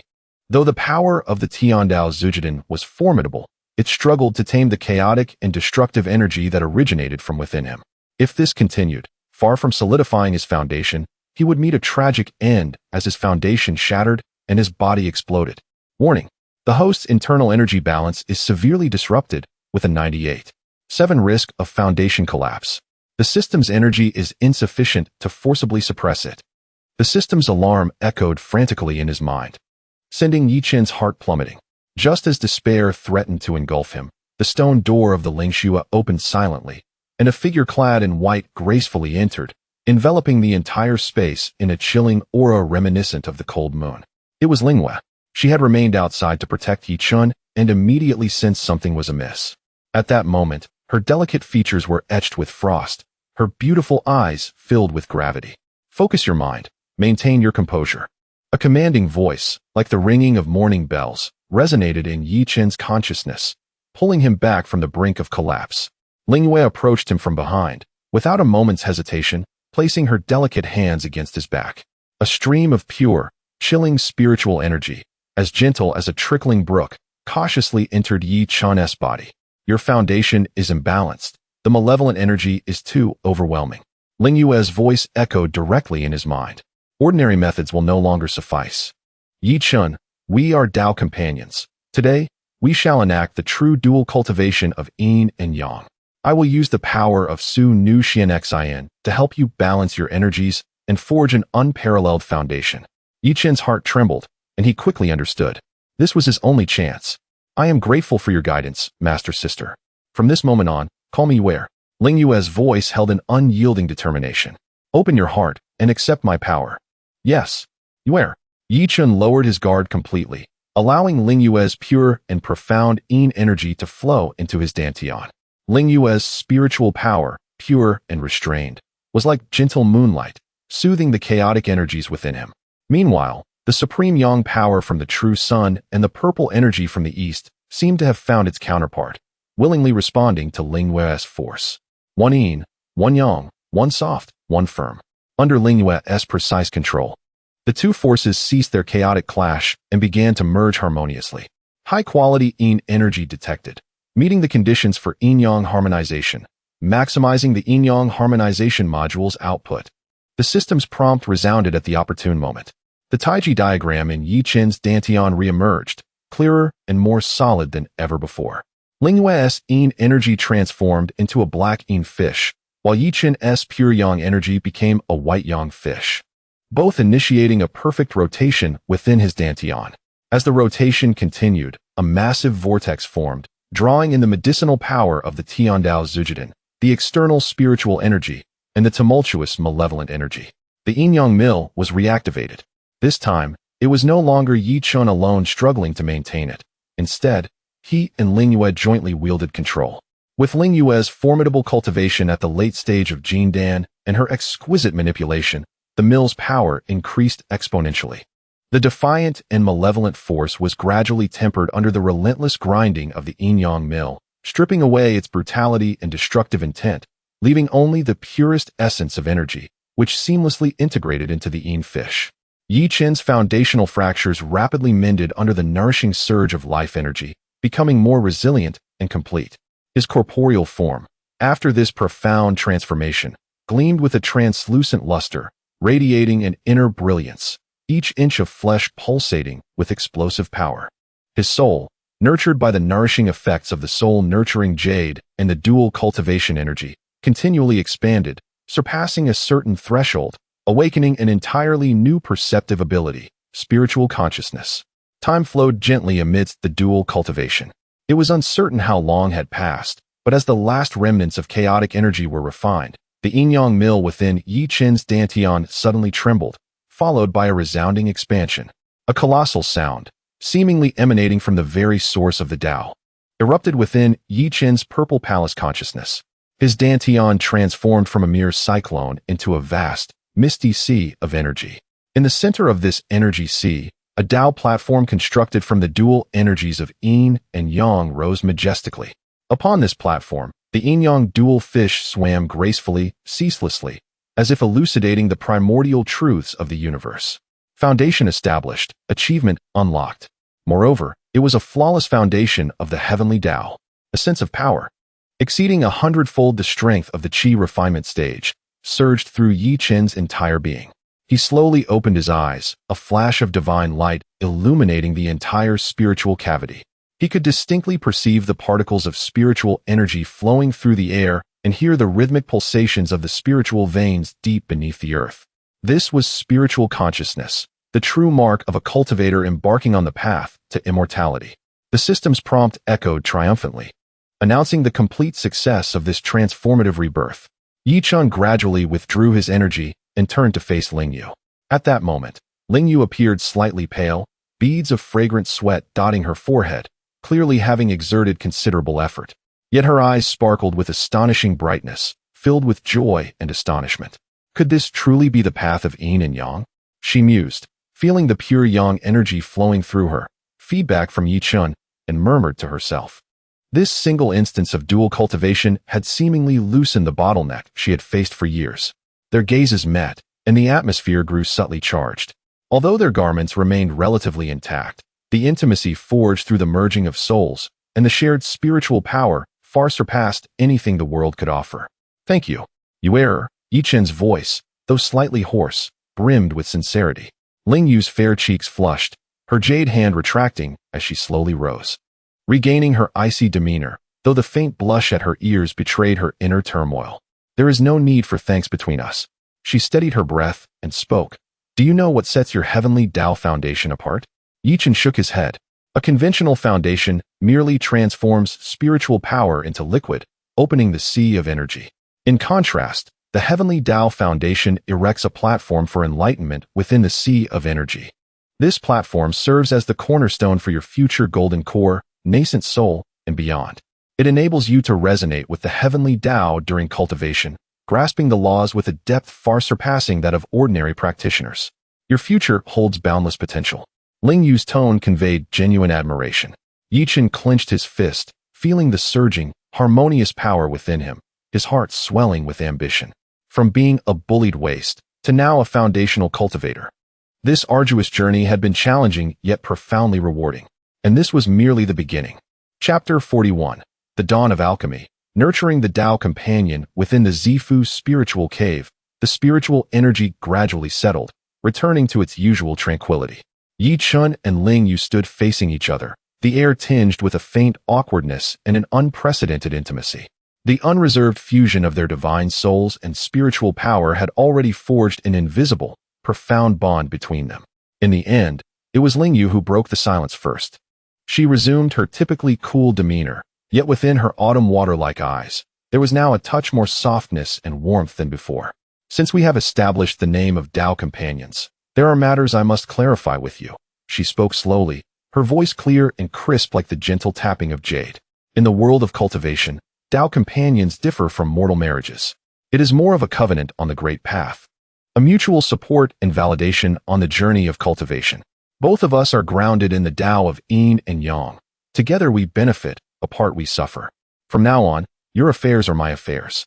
With that, she lightly pointed a jade-like finger, and a jade slip emitting a faint white glow materialized before Yi Chen. This is the general outline and the first 3 layers of the mental cultivation method of my plain, Maiden Mystic Heart Sword Canon.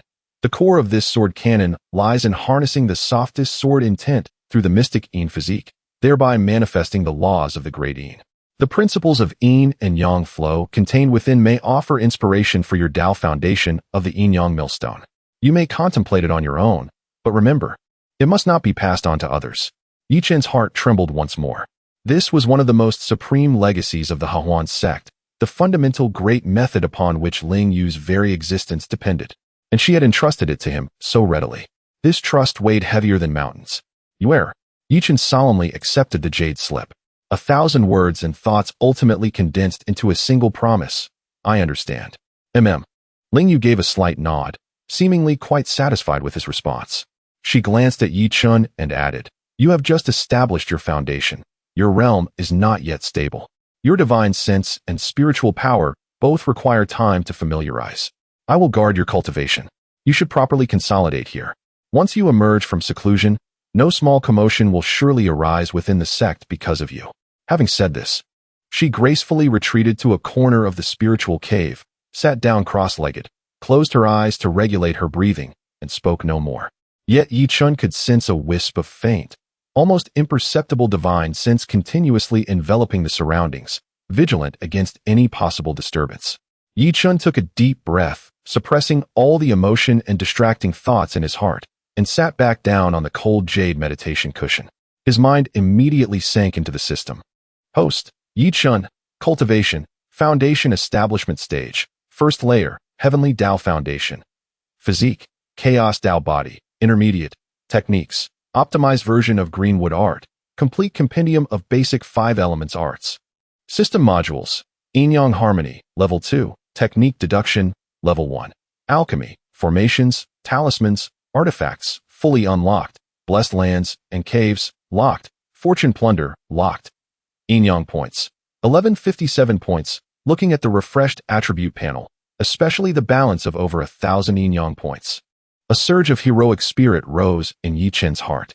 With a thought, he opened the newly fully unlocked Alchemy, Formations, Talismans, Artifacts module. Instantly, a brand new interface unfolded within his divine consciousness.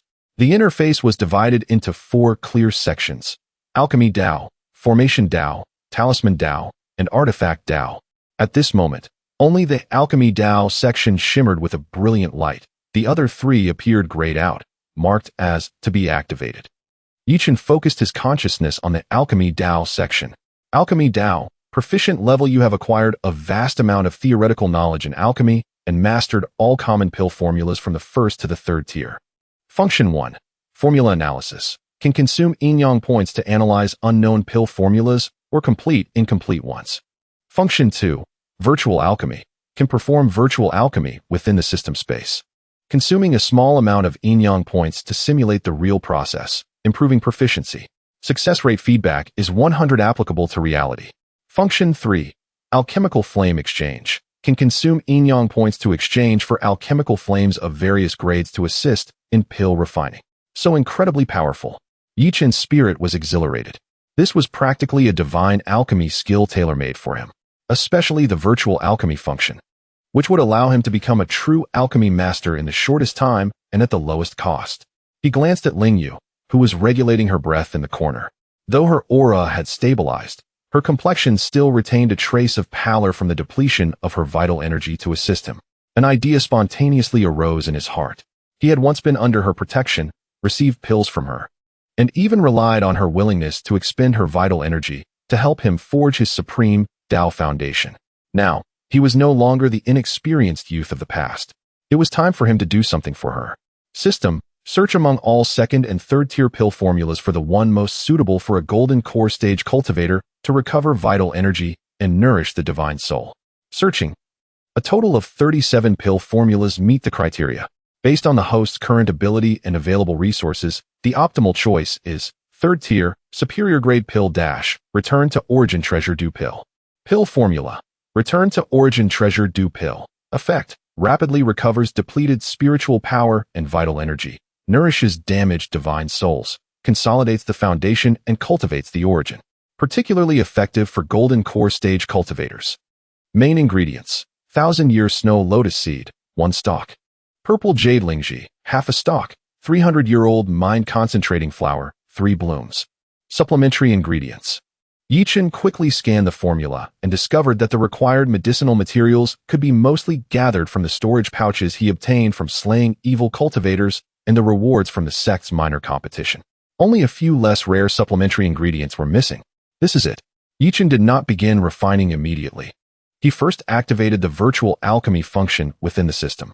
Consume 200 yin-yang points to perform virtual alchemy for the return to origin treasure due pill. Simulation count. 1,000 times? Yes. In an instant, Chen felt his consciousness pulled into a peculiar space. Before him appeared a virtual alchemy cauldron and piles of medicinal materials like mountains. Immediately afterward, countless streams of information regarding the refinement of the return to origin treasure due pill flooded into his mind like a tide. The changes in heat control during the purification of medicinal liquids, the proportional allocation of spiritual power during the fusion of medicinal efficacy, the hand seals and incantations at the moment of pill condensation. Every lesson from failure, every experience from success, all were absorbed by him in an instant.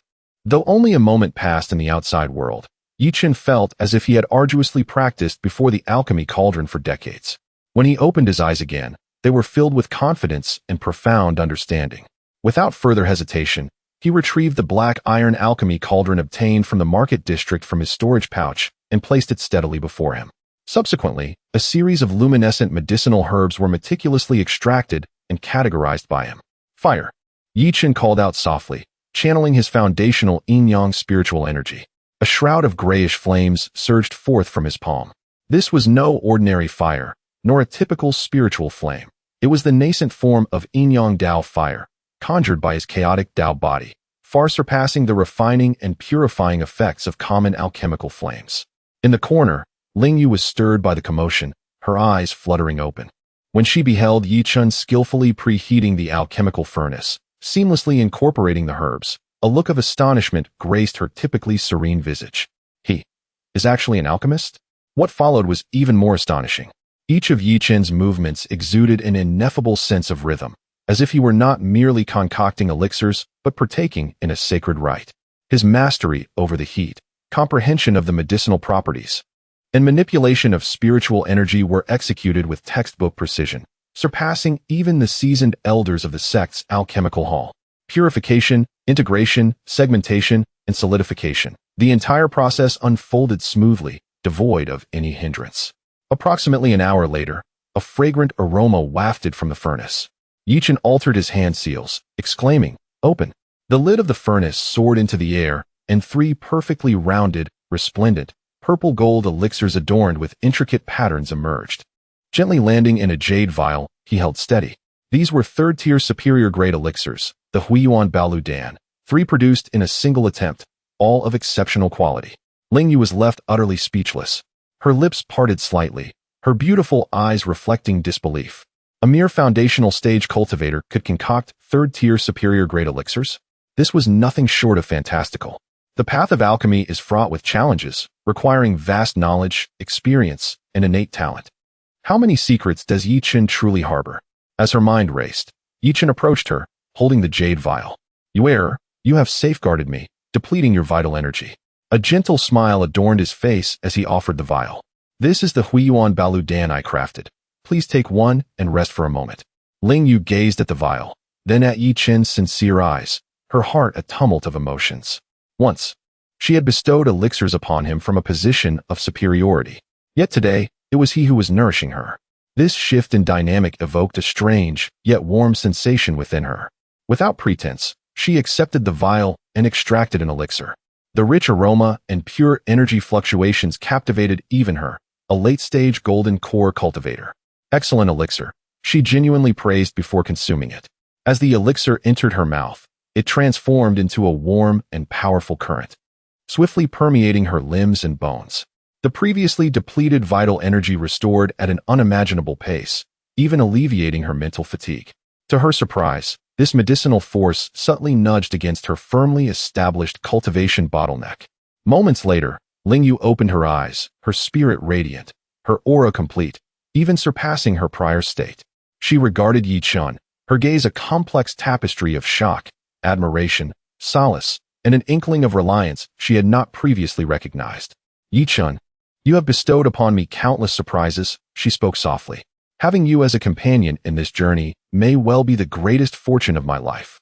Hearing this, Yi Chen felt warmth in his heart and smiled. We are companions on this path, are we not? They exchanged a knowing smile, their unspoken understanding palpable. Let us go, Ling Yu said, rising and brushing off her sleeves. It is time for the entire Hehuan sect to reacquaint themselves with you. Yi Chen nodded, walking alongside her as they exited the sacred Zifu spirit cave that had witnessed his transformative journey. Outside, the sunlight was bright and warm, casting a golden glow upon them as if draping them in a robe of celestial radiance. A new era was about to begin. Chapter 42. A foundation recognized by the world. As Yi Chen and Ling Yu stepped out of the Zifu Ling cave and ascended to the summit of Ziyu Peak, an unmistakable aura, unique to those who had solidified their foundation, radiated forth unabashedly. It surged outward like a colossal stone plummeting into a tranquil lake, instantly permeating the entirety of Hehuan's sect. This presence was utterly distinct from that of an ordinary foundational cultivator. It was both reserved and boundless, agile yet profound, imbued with an almost imperceptible, heart-stirring essence of the Tao. In that moment, within the Hehuan sect, countless cultivators engaged in meditation, alchemy, or teaching, regardless of their location or cultivation level, felt a stirring in their hearts, collectively directing their gazes or spiritual senses toward the solitary and ethereal Ziyu Peak. In the outer sect, at the Qingzhou Li, in the Gengzi 36th courtyard, Zhao Feng, Lu Ruyan, and Sun Qian were exchanging insights on their cultivation. Since their return from Qingyang town, despite receiving rewards, the shock they felt witnessing Yi Chen's meteoric rise had not yet subsided. Suddenly, a familiar pressure emanated from deep within the sect. Zhao Feng's expression shifted, and he exclaimed in disbelief, "This aura, it's Brother Yi. He has solidified his foundation." Lu Ruyan's beautiful eyes widened, filled with incredulity. "How can this be? It hasn't been long since we returned. Wasn't he just half a step into foundation?" "No, this is not merely foundation." Sun Qian, sensitive to the changes, trembled as he spoke. "The quality of this aura surpasses that of any foundational elder I have encountered. What kind of terrifying foundation is this?" The three exchanged glances, each reflecting profound astonishment and a hint of relief. They were grateful to have befriended such a prodigy in the 100 Beasts Garden and to have chosen to fight alongside him in Qingyang town. They understood that from this moment forth, Yi Chen would truly soar, becoming a figure they could only look up to. In the inner sect, in the law enforcement hall, the elder Sun Qiankuan, engrossed in reviewing documents, suddenly raised his head. His sharp gaze seemed to pierce through the hall, focusing intently on Ziyu Peak. A glint of excitement ignited in his murky old eyes. "Good lad, I indeed did not misjudge." Sun Qiankuan slammed his palm on the table, his face beaming with joy. "Such a foundation, such an aura. This is no ordinary foundation. The Tao of Heaven Foundation. Could it be the legendary Tao of Heaven Foundation? Our Hehuan sect has produced such a Qilin child." He stroked his beard and laughed heartily, his laughter brimming with exhilaration and anticipation. He knew that the decision to grant Yi Chen the guest elder token was indeed astute. In the Dan Hall, in the Earth Fire Room, an elderly alchemist with white hair, clad in an alchemist's robe, was cautiously controlling the furnace's flames. Suddenly, his hand trembled, and a nearly complete second-tier elixir was reduced to ashes in an instant. Yet, he paid it no mind. Gazing toward the direction of Ziyu Peak with astonishment, murmuring, "The resonance of the Tao emerges, the spiritual energy resonates. This child's foundation has invoked a phenomenon in the world. The stability of his foundation and the strength of his spirit far exceed that of his peers. A remarkable candidate for alchemy, but alas, he belongs to that girl, Ling Yu." In the sect master's hall, a graceful and dignified woman, Lu Ru Mei, the sect master of Hehuan's sect, was conferring with several core elders. When the aura manifested, a flicker of surprise crossed her beautiful eyes. She then calculated with her fingers, revealing a knowing smile. "With the Xian Yin locking veins, a dragon is transformed in a day. That girl, Ling Yu, has indeed unearthed an unparalleled gem for our sect." She parted her crimson lips, her voice both alluring and authoritative as she issued an edict. "Yi Chen, a former outer sect disciple, is to be promoted to foundational disciple, enjoying the monthly benefits of core disciples, and granted a cave dwelling at Tingtao Shaoju. The promotion ceremony will be held in 3 days at the sect plaza. Sect master. An elder interjected, his face showing doubt. Isn't it too hasty to promote him directly to a foundational disciple? Without passing the inner sect examination, it may be difficult to convince others. Lu Ru Mei raised an elegant brow, a wave of invisible pressure enveloping the hall. Anyone who can slay foundational evil cultivators with qi refining cultivation and forge such an extraordinary foundation needs no further examination. Our Hehuan sect has always valued talent above all. If anyone is dissatisfied, let them forge their own Dao foundation and show me. The elder fell silent, not daring to speak further. The sect master's decision spread swiftly throughout the Hehuan sect in an undeniable manner. A stone cast into a pond stirred 1,000 waves. What? That Leaf Chen, who came from humble beginnings, has not only solidified his foundation, but has also been directly promoted to a foundational disciple by the sect master? How is this possible? A foundational disciple. That is the status of a future heir to the sect. I refuse to accept this. Why him? We have toiled for decades to barely reach the inner sect, and he, a mere lucky fellow. Hush, keep your voice down. Did you not hear? He is the one who has slain foundational evil cultivators. And did you not notice the sect master's attitude? There must be circumstances we know nothing about. The sect buzzed with discussions. Envy, jealousy, skepticism, and resentment intertwined, causing the name Yi Chun to become the most talked about topic within Hehuan sect in a mere half-day. Meanwhile, at the center of this whirlwind, Yi Chun followed Ling Yu down the Ziyu Peak. He had anticipated the rising tide of speculation about him, yet within, he remained as placid as a still pond. He understood that all reverence and doubt stemmed from strength. As long as he was formidable enough, all criticisms would dissipate. The status of a foundational disciple is an acknowledgement from the sect master, as well as a form of protection. As Ling Yu walked, she explained to him, with this status, no one in the sect will dare to act against you openly. You will also have the freedom to access the scripture pavilion and the techniques hall, obtaining more resources. I understand, Yi Chen nodded, but a tree that stands out will inevitably be subjected to the winds. I fear the number of those who will target me will only increase. Then so be it. Ling Yu halted her steps, turning to look at him with her piercing gaze. The path of cultivation is inherently one of opposing currents, contending with heaven, earth, and humanity. Without the heart to forge through thorns and brambles, how can one aspire to reach the pinnacle of the Tao? With me by your side. Anyone who wishes to harm, you must first reckon with my sword. Her voice was soft yet imbued with a reassuring strength. Yi Chun felt warmth in his heart as he gazed at her exquisite face, smiling as he said, "Very well, from now on, I shall clear the path for you." Upon hearing his words, Lingyue felt a faint blush on her ears and shot him a playful glance before turning away to continue her journey. Yet, the slight smile curving her lips resembled the gentle spring breeze melting the ancient frost. Soon, the two arrived at the sect's disciplinary hall. The steward responsible for identity registration had been waiting there for quite some time. Upon seeing Yi Chun and Lingyue approach together, he promptly bowed, his demeanor exceedingly respectful. Congratulations to Master Yi on successfully establishing your foundation and ascending to true disciple status. The title of Master marked a profound transformation in Yi Chen's identity. In the realm of cultivation, the accomplished hold precedence. A foundational cultivator is already a pivotal figure within the sect, naturally elevating their status. Here is your true disciple token and the key to the cave dwelling of Tingtao Shaozhu. The steward presented the two items with both hands. Yi Chen accepted them and, with a sweep of his consciousness, refined the token.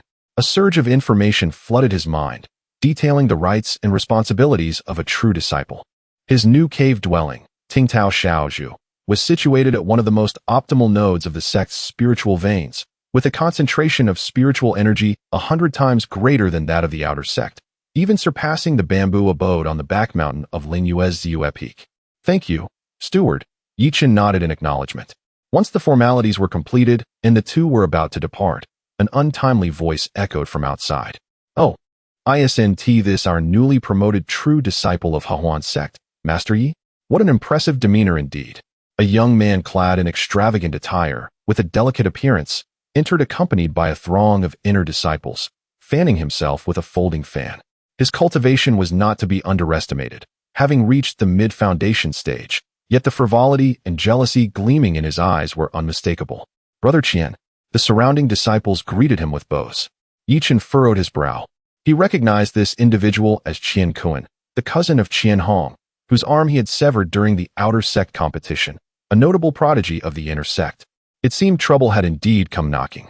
Qian Kun disregarded Ling Wei and scrutinized Yi Chun with his alluring eyes, speaking in a mocking tone. I have heard that Master Yi achieved foundation establishment by slaying opponents with mere qi refinement. I wonder if such tales hold any truth? As an unremarkable junior, I happen to be a foundational cultivator as well, and I would like to seek Master Yi's guidance on a few techniques to uncover the extraordinary nature of this so-called heavenly Dao foundation establishment. No sooner had he finished speaking than his followers began to jeer. Indeed, let us see if it's a horse or a mule. Let us take it for a walk. Surely, it wasn't he merely through the senior sister's connections that you attained the position of true disciple? The blatant provocation instantly transformed the atmosphere within the disciplinary hall into a tense standoff.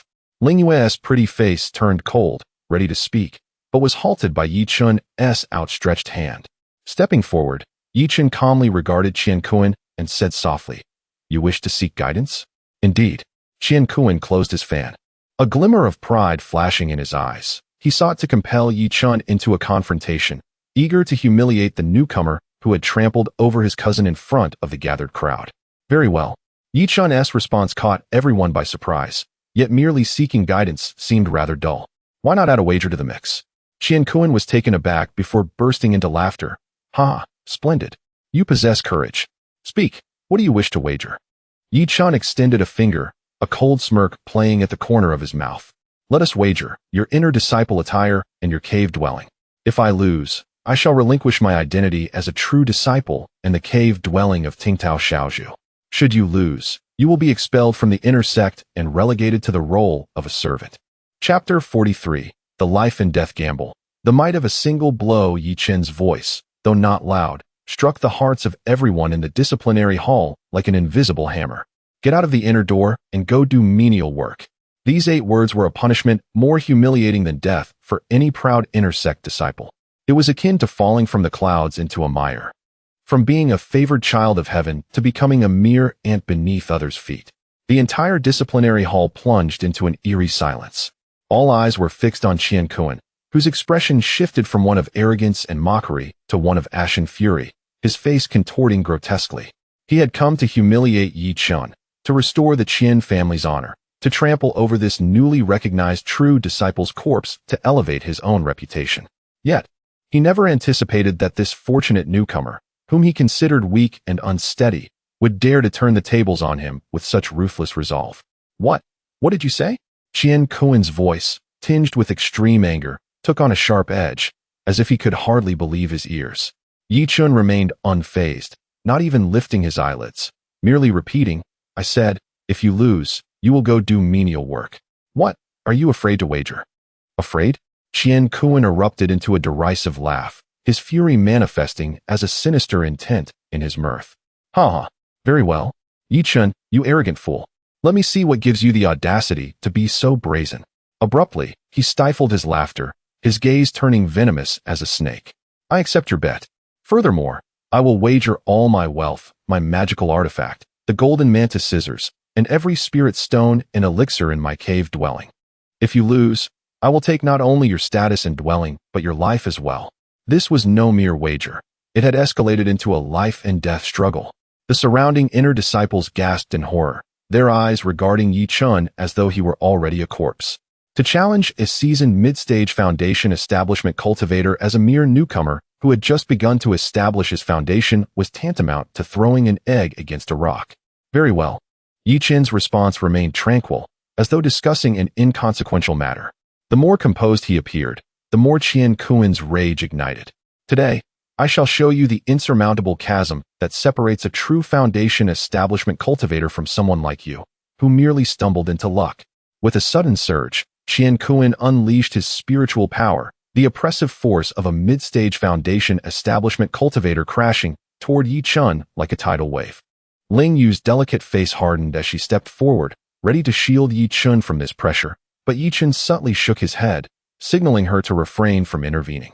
A faint aura, swirling in black and white, briefly enveloped Yi Chun, rendering Qian Kun's overwhelming pressure as inconsequential as a drop in the ocean, leaving no impact on him whatsoever. Qian Kuan's pupils constricted, a flicker of doubt flashing through his mind. At that moment, an ancient yet authoritative voice resonated from outside. Stop. This is sacred ground of the sect. How dare you engage in private duels? And to establish a life and death wager, where do you place the rules of the sect? Before his words faded, elder son Qian Kuan, the head of the law enforcement hall, strode in with a commanding presence, his gaze sharp as lightning, sweeping over the tense duo before finally settling on Yi Chen. A hint of barely perceptible approval flickered in his murky old eyes. He had been observing Yi Chen in secret. Elder son. The crowd hurriedly bowed in respect. Qian Kuan, upon seeing elder son Qian Kuan, tempered his arrogance but still begrudgingly asserted, Elder, it is this child who is utterly arrogant, openly provoking me. We are merely. Enough. Elder son Qian Kuan raised a hand to interrupt him, turning his attention to Yi Chen. Yi Chen, do you truly wish to engage in this wager with him? Yi Chen clasped his hands respectfully, neither servile nor arrogant, and replied, Elder, I am not one to seek reckless confrontation. However, the name of a true disciple must not be belittled. If some believe my status is mere luck, then I shall prove my worth through strength and silence them. An excellent point, that the name of a true disciple must not be belittled. Elder son Qian Kuan inwardly praised, recognizing the extraordinary talent and character of this young man. After a moment's contemplation, he announced, Very well. Cultivators must pursue courage and progress. Merely suppressing one's ambition leads to stagnation. Since both parties have agreed, I shall serve as a witness to this wager. His declaration sent shockwaves through the hall.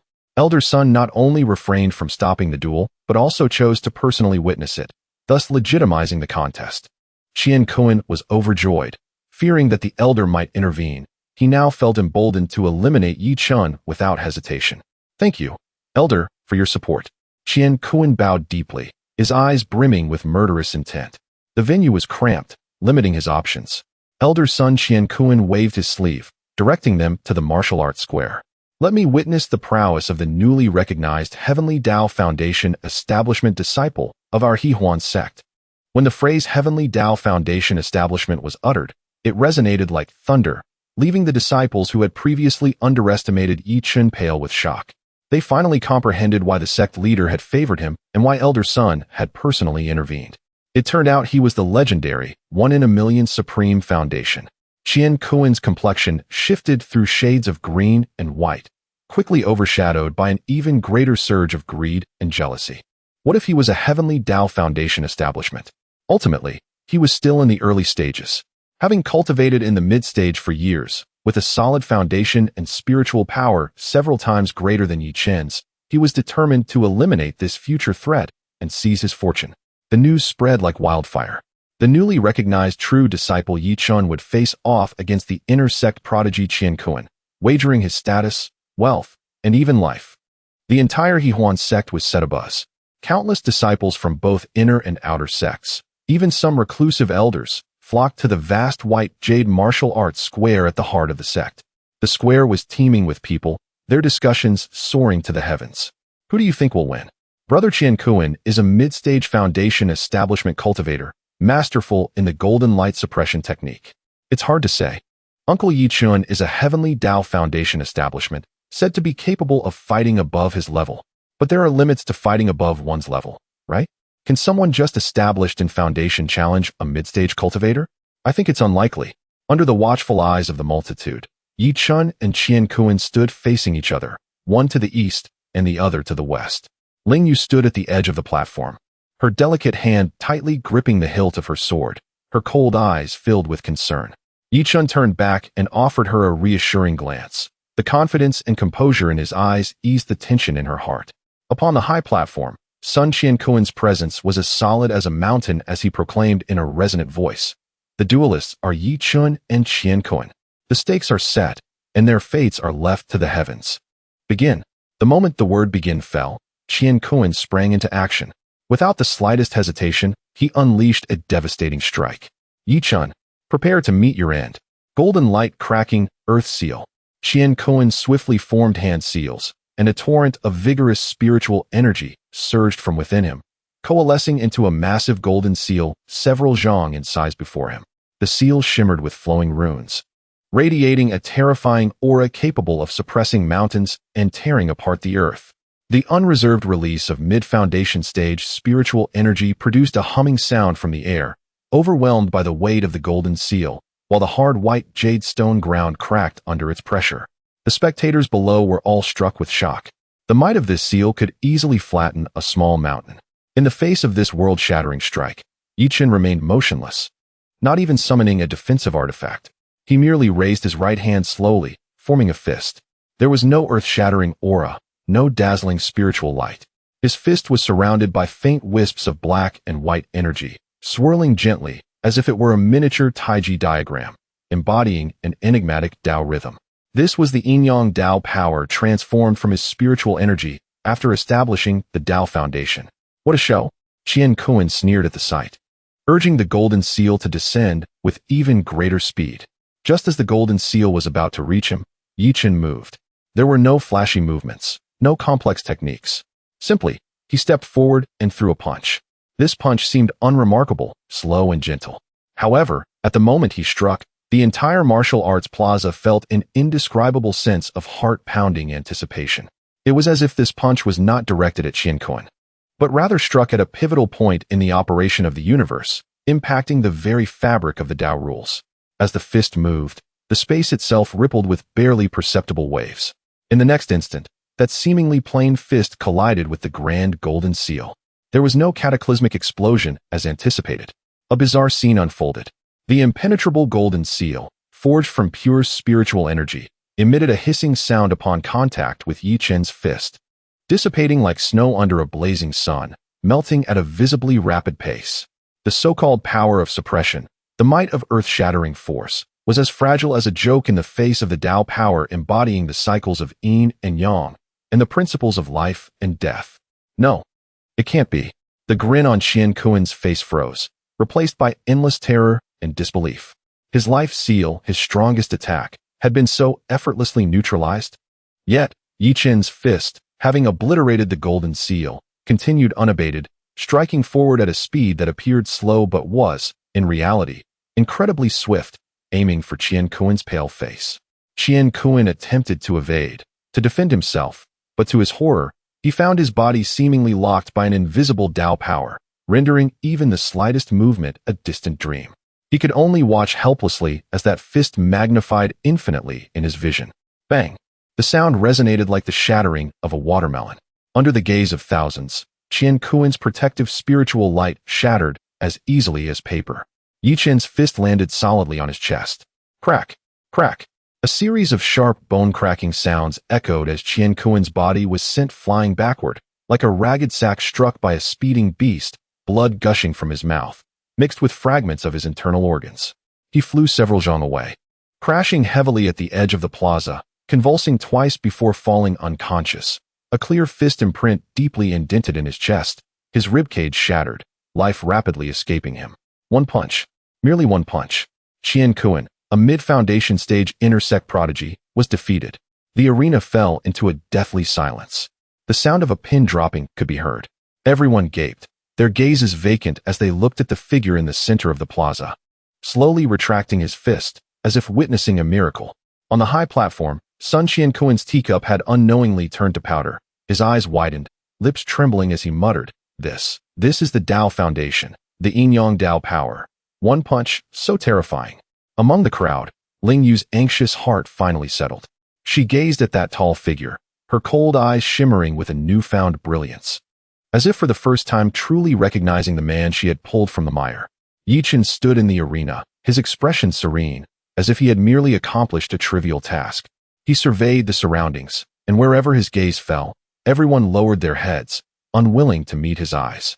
At that moment, no one questioned his status as the true disciple. One punch, shaking the entire sect. Chapter 44. The dust settles. Listening to the waves, the profound silence in the Yinzhan Square persisted for a full 10 breaths. During this interval, time seemed to freeze, with only the faint sound of the wind rustling through the hair of the onlookers and the subtle rise and fall of Chen Kun's chest, who lay in the distance, unaware of his fate. Everyone's gaze was magnetically drawn to the solitary figure, standing with fists withdrawn, exhibiting an expression of indifference. A myriad of complex emotions, shock, confusion, fear, and reverence, fermented and spread among the crowd, ultimately coalescing into a silent adoration for absolute power. It was Yi Chun who first shattered this frozen stillness. He did not glance at the faces below, some of which were filled with astonishment and dread, nor did he acknowledge Chen Kun, who had been reduced to a mere shadow of himself. Slowly he turned, his eyes clear as he regarded Sun Chen Kun atop the platform, clasping his hands in a respectful gesture. His voice, though not loud, resonated clearly throughout the square. "Elder Sun, the contest has determined a victor. I implore you to render your judgment." There was no elation of victory, no condescension in his demeanor, only a calm declaration, as if he were stating the most mundane of facts. Yet beneath this tranquility lay an undeniable resolve. Sun Chen Kun, jolted from the shock of the formidable punch, inhaled deeply, forcing down the tumult within his heart. He scrutinized Yi Chun once more, his gaze transformed. Previously, he had valued Yi Chun's talent and potential as an investment in the future. Now, he beheld a nascent powerhouse, already revealing his brilliance, his strength and character matching the weight of true inheritance. "Excellent, excellent, excellent," Sun Chen Kun exclaimed thrice, his aged voice resonating with vitality, emanating an authority befitting a cultivator of the late Golden Core stage, instantly awakening the entire assembly from their stupor. In this battle, Yi Chun emerged victorious. His eyes, sharp as lightning, swept across the crowd before finally settling on the disciples of the enforcement hall. He issued a decisive command. "Chen Kun, for violating sect regulations and provoking the true heirs, having lost the wager, I hereby strip you of your status as an inner disciple, shatter your dantian, and cast you into the servants' hall, never to cultivate again. All possessions within your cave dwelling and storage bag shall be surrendered to Yi Chun. Execute this immediately, without error." The elder's decree was cold and unyielding, leaving no room for negotiation. To shatter his dantian and condemn him to a life devoid of cultivation was a cruelty more severe than death itself. A collective gasp echoed through the crowd. Their gazes towards Yi Chun now held an additional layer of deep trepidation. They understood that Elder Sun's severity was not only to uphold the integrity of the wager, but also to assert his authority, declaring to the entire sect that the newly appointed true heir, Yi Chun, must not be insulted. "No, please don't." In the distance, Chen Kun, who had succumbed to unconsciousness, was roused from the cold water splashed upon him by the disciples of the enforcement hall. Upon hearing the verdict, he let out a desperate howl akin to a wounded beast.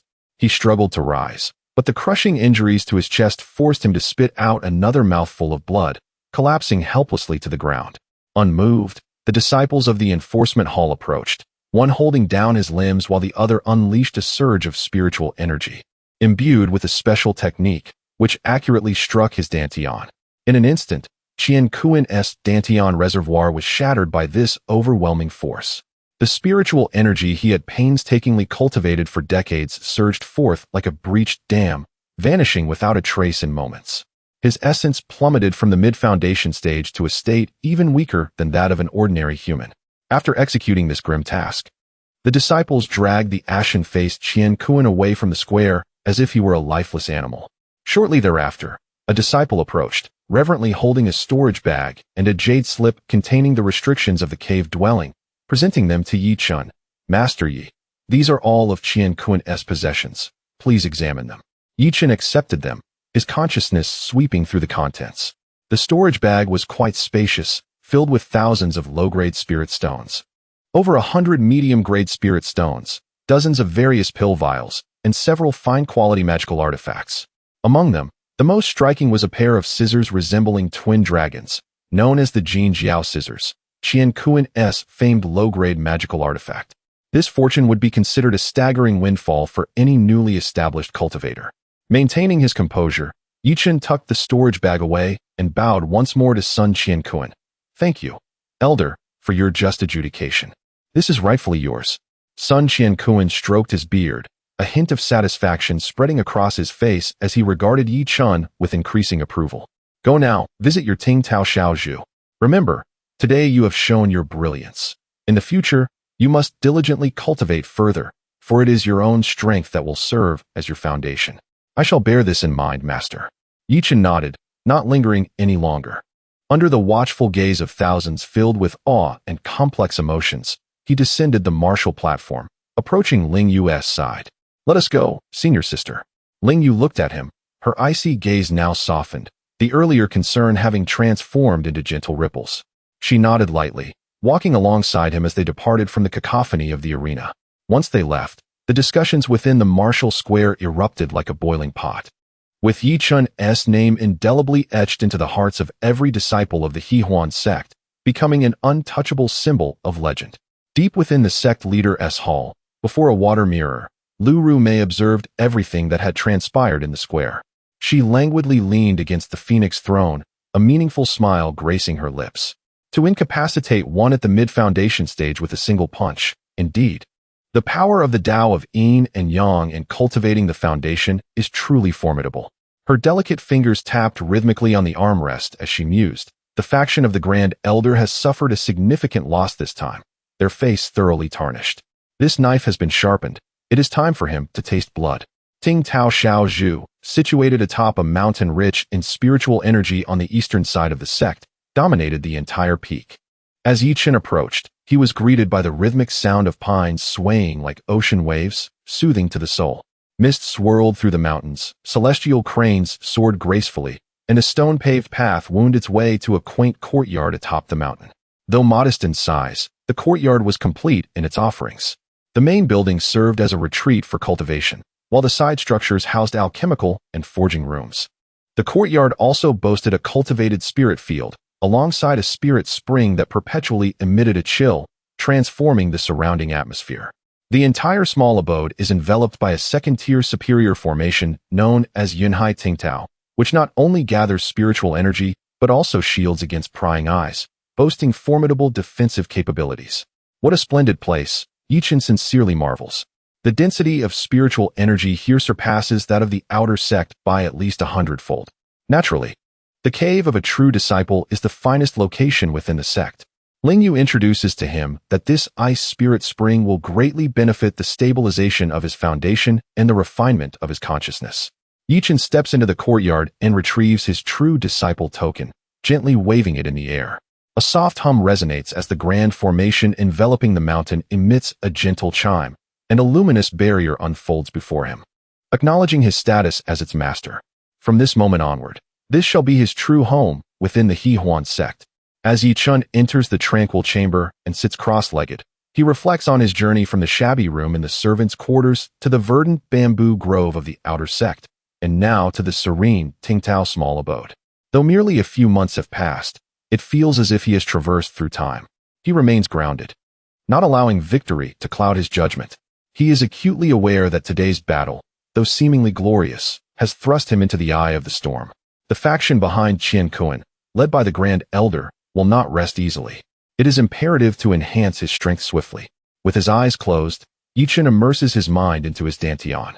The Yin-Yang Dao platform, constructed of black and white, slowly rotates, each turn absorbing and refining the vast influx of spiritual energy from the outside world, transforming it into a more refined form of Yin-Yang Dao power. Following this battle, his foundation has not only remained unshaken, but has become even more solid and substantial. After assessing his condition, Yi Chen's thoughts shift, and he enters the system space. Main quest, path to foundation establishment, completed. Task rewards being distributed. Congratulations, host, you have gained Yin-Yang points, 1,000. Congratulations, host, your Chaos Dao Body has evolved into the Chaos Dao Body, Foundation Establishment Chapter. Congratulations, host. The Formation and Talisman module permissions have been fully unlocked. A series of notifications invigorates Yi Chen's spirit. He feels as if he has been reborn, with a torrent of knowledge regarding formations, talismans, and artifact forging flooding his mind, prompting a confident smile to grace his lips. Armed with these advantages, his future path will be broader and more stable. As the sun sets, its afterglow filters through the window, casting light upon Yi Chen's resolute face. His journey as a true disciple has only just begun, and a new chapter has already unfolded. Chapter 45. Inventory of Harvests. New goals. As night fell, Ting Tao Xiao Zhu was enveloped in a serene moonlight. The sound of pines rustled in the mountains, harmonizing with the gentle gurgle of the spiritual spring, weaving a tranquil and profound melody of nature. Inside the quiet chamber, Chen gradually opened his eyes, concluding his initial consolidation of the foundation establishment realm.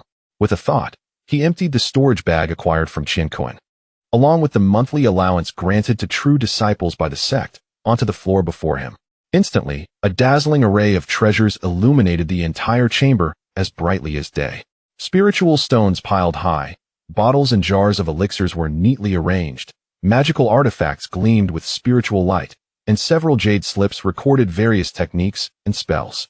Chen was not dazed by this sudden influx of wealth. Instead, he began to meticulously inventory and plan. First, the spiritual stones. The storage bag from Chen contained over 3,000 low-grade spiritual stones and 136 mid-grade spiritual stones.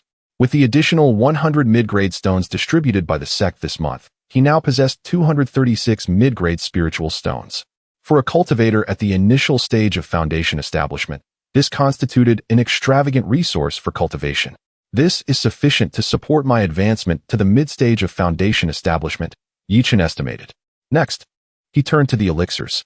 Qian's collection boasted a variety of elixirs, from healing pills like the rejuvenation pill to the spirit recovery pill and the concentration pill, with most being of mediocre quality, primarily low-grade second tier.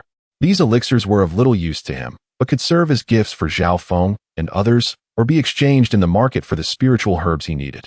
Chen categorized these elixirs accordingly.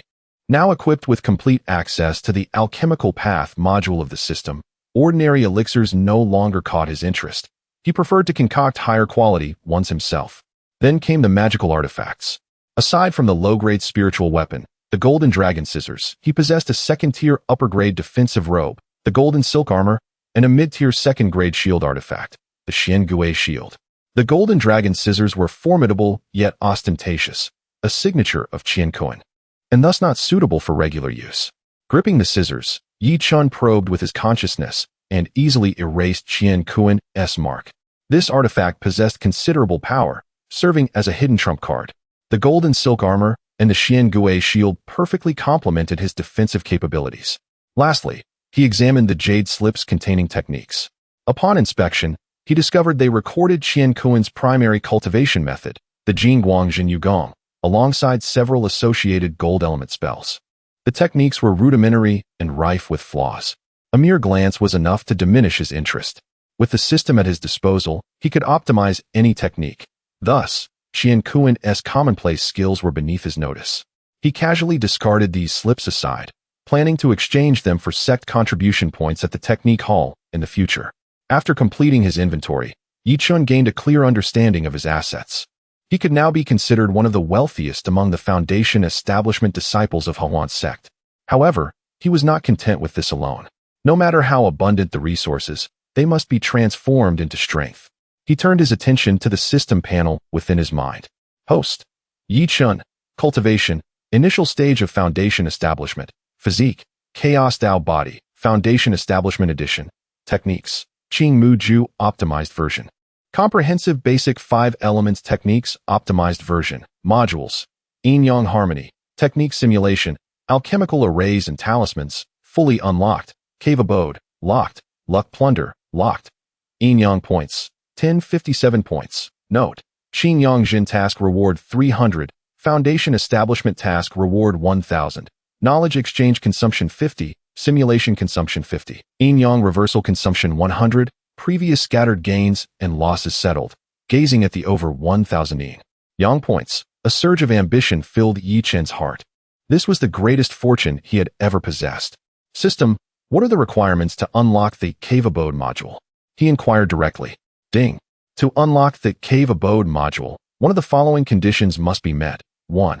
Consume 5,000 yin-yang points. 2. Find and absorb a trace of spatial primordial energy or a fragment of a cave treasure containing spatial laws. 5,000 points. Chen clicked his tongue. The figure was daunting. It seemed he could only pursue the second option.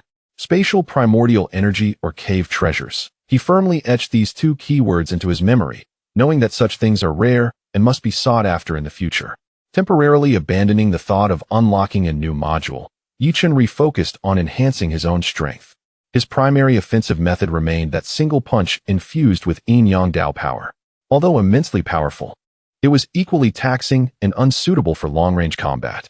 I require a truly formidable offensive technique or a sword art that perfectly harnesses my yin-yang Dao power advantages. He recalled Ling Yu's ethereal grace, a sword that could captivate cities. Sword cultivator. Yi Chun's heart stirred as he opened the technique exchange list within the system and filtered for sword arts. An array of sword techniques appeared before him, spanning from mortal to celestial ranks. Techniques such as Swift Wind Sword Technique and Blazing Fire Sword Technique were swiftly disregarded. His gaze finally settled on a particular upper-grade Xian tier sword art. Yin-Yang Liang Sword Technique. Fragment. Grade. Upper-grade Xian tier. Complete version is Earth tier. Description. Created by an ancient sword immortal, it draws upon the dual energies of yin and yang from the heavens, dividing the sword into life and death, softness and rigidity. This resonates perfectly with the host's Chaos Dao Body and yin-yang Dao power. This is a fragment, containing only the foundation establishment stage portion. Required yin-yang points for exchange, 800 points. This is it. Without hesitation, Yi Chen chose to exchange. Though merely a fragment, its grade had reached upper-grade Xian tier, sufficient for use into the Golden Core stage. Most importantly, this sword art was ideally suited to his Dao foundation and spiritual power attributes. Ding. Exchange successful. Consumed 800 yin-yang points. Remaining, 257 points. A torrent of vast information surged into Yi Chun's mind. The comprehensive outline of the sword technique, the pathways of meridians, the essence of each move, and countless insights from predecessors' cultivation experiences were all optimized and clearly imprinted deep within his soul. It seems as though he has diligently cultivated this sword technique for decades. The yin and yang have become distinct, and the two principles have begun to take form. One sword signifies life, while the other symbolizes death. Yi Chen closed his eyes, absorbing the profound meanings of the sword technique, and instinctively extended his finger, tracing a slow arc in the air. A faint sword chi, composed of black and white air streams, quietly manifested at his fingertips. Though it measured merely an inch in length, it emanated a chilling sharpness and a sense of annihilation. Such an impressive sword technique. Yi Chen opened his eyes, a glimmer of brilliance flashing within. He sensed that once he mastered this sword technique, combined with his yin-yang power, its potency would undoubtedly surpass that of the seemingly simple punch he had executed previously. With a newfound objective, Yi Chen promptly embarked upon another round of seclusion. He first utilized the Dandao module, consuming a portion of spiritual herbs and several points of yin-yang energy to refine a batch of exquisite, solidifying essence pills to stabilize his realm. Subsequently, he devoted himself entirely to the cultivation of the yin-yang liang sword technique. The Tingtao cottage was thus completely sealed off. Yi Chen's figure occasionally appeared in the courtyard, wielding the newly acquired Xian Tai heavy sword to practice his sword maneuvers. At other times, he sat cross-legged beside the Bing Pe spirit spring, contemplating the essence of the sword, and yet at other moments, he entered the quiet chamber, tempering his sword chi with his yin-yang power. Time quietly slipped away amidst this monotonous, yet fulfilling cultivation. A month later, when Yi Chen emerged from the quiet chamber once more, his entire demeanor had undergone a profound transformation. If he had previously been a blade concealed within its sheath, its sharpness restrained. Now he resembled an unparalleled divine weapon, unsheathed, still calm, yet exuding an imperceptible yet formidable sword intent with every movement, as if he could tear the heavens asunder at any moment. His cultivation, bolstered by the dual effects of the exquisite elixir and the dense spiritual energy, had firmly established itself at the pinnacle of the initial stage of foundation establishment, merely a step away from the mid-stage. It was time to venture out. Yi Chen gazed down at the clouds rolling and shifting below, murmuring to himself. He understood that the sect's grand competition was about to commence. Chapter 46. The upcoming grand competition and the message from the enchantress. Yi Chen stepped out of the Tingtao cottage, feeling invigorated. A month of seclusion had not only allowed him to initially grasp the yin-yang liang sword technique, but also elevated his cultivation to the pinnacle of the foundation establishment stage. At this moment, every gesture he made exuded a unique charm that harmoniously blended the essence of the heavens and the earth, embodying both refinement and sharpness. He stood atop the mountain, gazing down at the mist-shrouded Hehuan Zone. Within the sect, the atmosphere was noticeably more vibrant than it had been a month prior, with beams of light frequently slicing through the sky as they traversed between the various peaks. An invisible, tense yet anticipatory aura was quietly permeating the surroundings. It seemed that news of the grand competition was already spreading. Yi Chen understood. The grand competition of Hehuan Zone was held once every 3 years and was the most significant event within the sect. It not only concerned the allocation of resources among the peaks, but also served as the best stage for young disciples to gain fame and attract the attention of the sect's higher-ups. Based on cultivation levels, the competition was divided into 3 categories: Qi Refinement, Foundation Establishment, and Golden Core. Among them, the Foundation Establishment category was the most fiercely contested, as the victors would have the opportunity to enter the sect's forbidden area, the Xiantian Secret Realm. It was rumored that the Xiantian Secret Realm was a remnant of an ancient world, filled with heavenly materials and treasures, along with numerous ancient legacies, making it a coveted opportunity for all Foundation Establishment disciples. The thought of the Xiantian Secret Realm sparked a glimmer of excitement in Yi Chen's eyes. While he was equally interested in the treasures and legacies within, what mattered more was that he had learned from the system that such ancient remnants often contained the essence of spatial origin energy, which was the crucial item he needed to unlock the Dongtian Fudu module. Therefore, he was determined to claim the first position in the Foundation Establishment category of this grand competition. As Yi Chen contemplated his future, the identity token at his waist suddenly vibrated gently, emitting a soft white light. A message? Yi Chen probed his consciousness into it, and a clear, melodious voice echoed in his mind. Yi Chen, after your retreat, come to Ziyu Peak. It was Lingyu. A smile crept across Yi Chen's lips. After a month apart, he found himself missing this poised senior sister. Without hesitation, he transformed into a streak of azure light, swiftly making his way to Ziyu Peak. With his current cultivation in the Foundation Establishment stage, he moved with a speed that was more than 10 times faster than during his Qi refinement days. In no time, the familiar mountain, draped in moonlight, loomed before him. He landed deftly at the top of Ziyu Peak, where Lingyu stood in a white robe, gazing into the distance, her back to him. Her aura felt even more ethereal than a month ago, suggesting she had made progress in her cultivation as well. Sister, Yi Chen called softly. Lingyu slowly turned around, and when her gaze fell upon Yi Chen, a hint of astonishment flickered in her cool eyes. Your sword intent. Have you been practicing swordsmanship? She immediately sensed the change in Yi Chen's demeanor. I have dabbled a bit, Yi Chen replied modestly, refraining from elaborating on the origins of the Yin-Yang Liang e-sword technique. Lingyu scrutinized him deeply but chose not to press further, understanding that everyone has their own secrets and opportunities. She nodded slightly, getting straight to the point. I called you here for 2 matters. First, the grand competition will commence in half a month's time. Given your current strength, you should strive for the top position in the Foundation Establishment category. The Xiantian Dao fruit within the Xiantian Secret Realm will be crucial for both of our future breakthroughs into the Golden Core and Yuaning stages. I understand, Yi Chen affirmed, aligning with his own aspirations. The second matter. Lingyu hesitated, her delicate brows furrowing slightly, as if the next words were difficult to voice. She retrieved a pitch-black jade slip, intricately carved with strange patterns, from her storage bracelet and handed it to Yi Chen. What is this? Yi Chen inquired, feeling a chilling energy emanating from the slip. An hour ago, someone infiltrated Ziyu Peak and left this jade slip, specifically requesting it be delivered to you. Lingyu's tone carried a note of caution. The intruder's cultivation is not weak, at least in the late Foundation Establishment stage, and their movements are unusual, managing to evade most of Ziyu Peak's defenses. Yi Chen's heart stirred as he probed his consciousness into the jade slip. In the next moment, a sultry yet languid voice echoed in his mind. Young Master Yi, how have you fared? This humble girl has recently encountered some troubles and wishes to request a small favor from you. 3 days hence, on the night of the full moon, at Duanyun Cliff, 100 miles outside the sect, I await your esteemed presence. Should you choose not to come, I possess some intriguing footage regarding how you fortuitously slayed the Foundation Establishment evil cultivator in Xinyang Town. Su Liyan, respectfully. It was that enchanting woman from the Xianying Cave. Yi Chen's expression darkened in an instant. A threat. A blatant threat. He had not anticipated that Su Liyan would contact him in such a manner.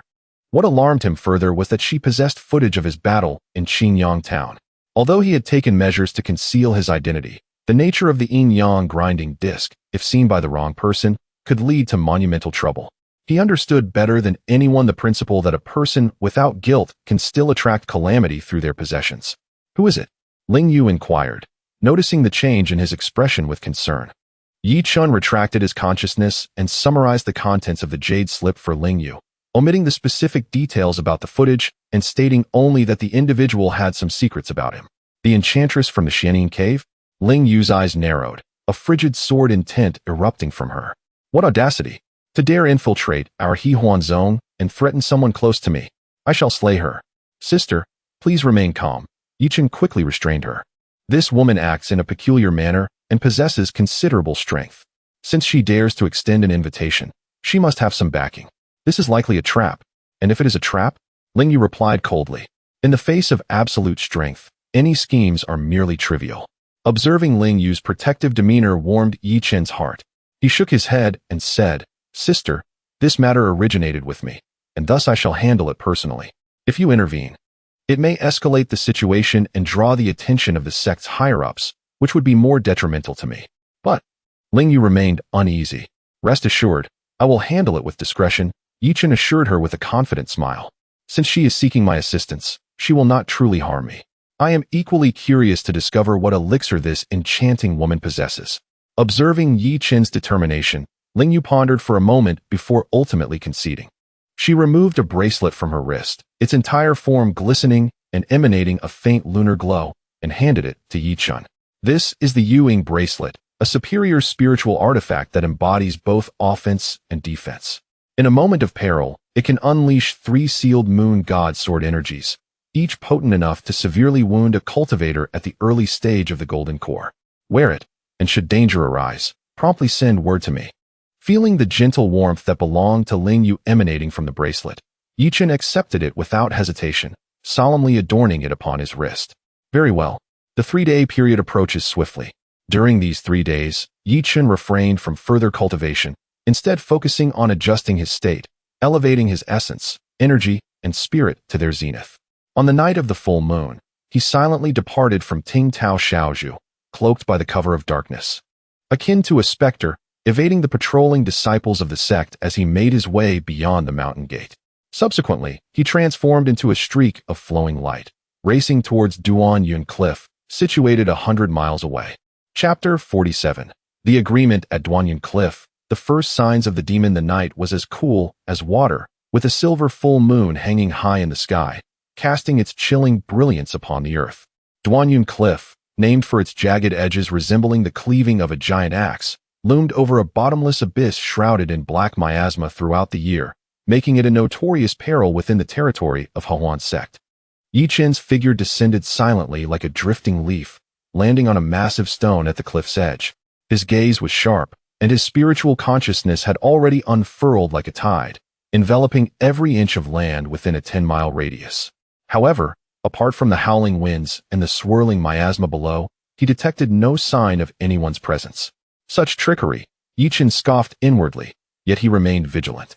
Standing with his hands clasped behind his back, he awaited the unfolding of events with ample patience. Time passed, minute by minute. When the moon reached its zenith, illuminating the night with its purest light, a delicate giggle unexpectedly arose behind him. Young Master Yi, what courage you possess, daring to attend a meeting alone without fear of a little girl setting a trap for you here. Yi Chun spun around abruptly.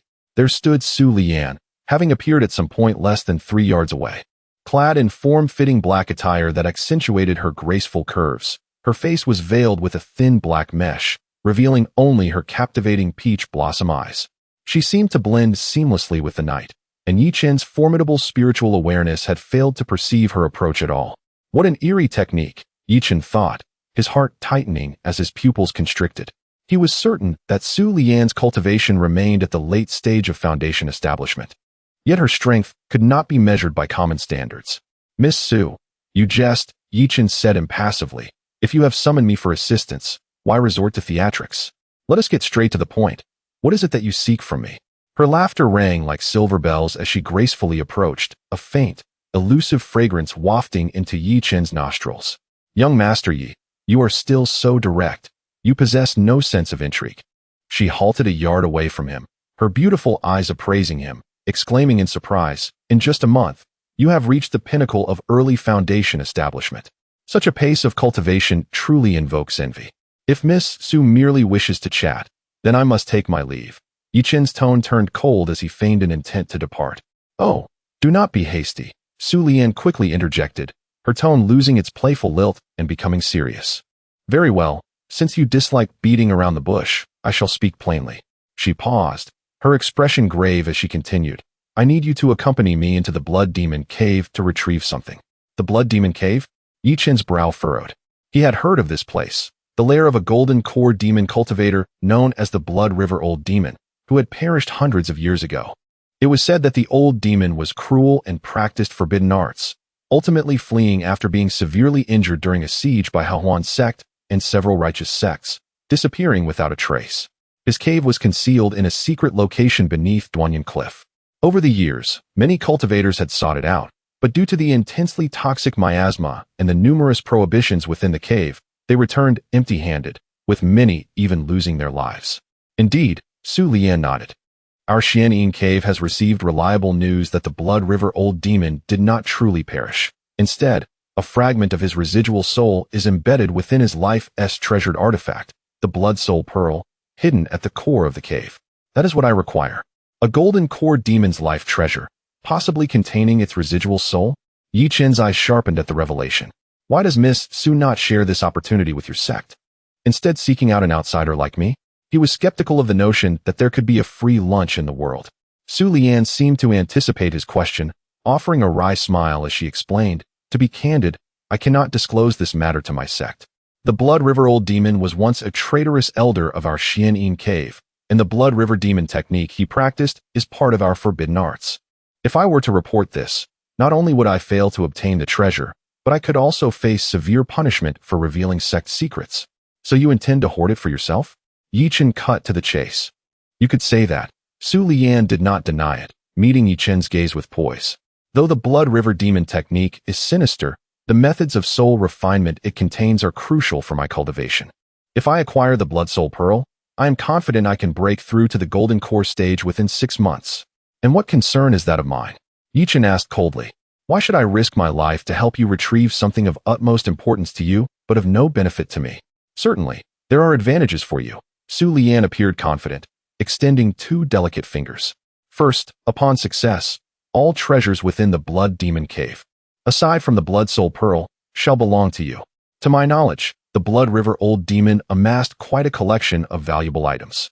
Second, her eyes sparkled seductively, her voice lowering to a tempting whisper, I can promise to engage in a more profound harmony of yin and yang with young Master Yi. This time, I assure you, I can help elevate your cultivation to breakthrough to the mid-foundation establishment stage. It was undeniable that Su Lian's terms were highly enticing. Particularly the proposal of a second dual cultivation session held a fatal allure for Yi Chen, who was eager to enhance his strength. However, Yi Chen's mindset had long surpassed that of a naive youth. He was not so easily swayed by temptation. Rather, he keenly grasped the crux of the matter. The Blood Demon Cave was riddled with prohibitions, making it difficult even for Golden Core cultivators to penetrate its depths. How could the two of them gain entry? That is the very reason I sought you out, Su Lian replied with a radiant smile, producing a palm-sized blood-red compass, cracked and worn. This is the Forbidden Blood Disc, a token of the Blood River Old Demon, capable of weakening most of the outer prohibitions of the cave. However, to unlock the final Blood Soul Grand Array in the core area, this alone is insufficient. Her gaze fixed intently on Yi Chen. She continued, the Blood Soul Grand Array is a formation of yin and yang, requiring the simultaneous injection of both utmost yang and utmost yin energies into the array's core to activate it. The Xianyin energy I cultivate is of the utmost coldness and darkness, while you, young Master Yi, the divine ability you exhibited in Xingyang Town contains precisely the pure yang force of supreme rigidity and brightness. These two powers are exceedingly rare throughout the world, and yet, you and I happen to possess them both. Ah, I see. Yi Chen suddenly comprehended the truth in his heart. This was indeed the genuine reason why Su Lian sought him out. The yin-yang power he derived from his chaotic Dao body can embody both supreme yang and supreme yin, shifting according to his will. Initially, in order to counter the malevolent yin spirits, he had activated the yang aspect. Little did he expect that Su Liyan, lurking in the shadows, had witnessed it all. How can I trust you? Yi Chen inquired in a low voice. You may choose not to trust me, yet you have no other options. Su Liyan tossed the jade slip that recorded the images into the air with her fingertips. The implication of her threat was evident.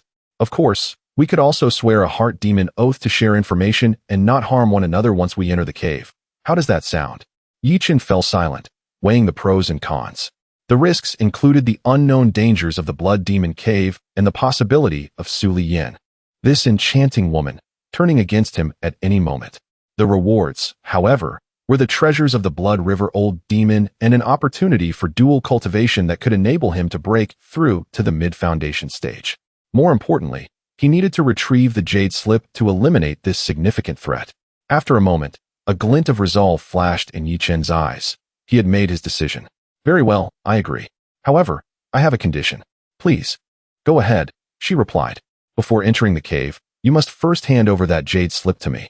Su Liyan chuckled lightly. Not a problem.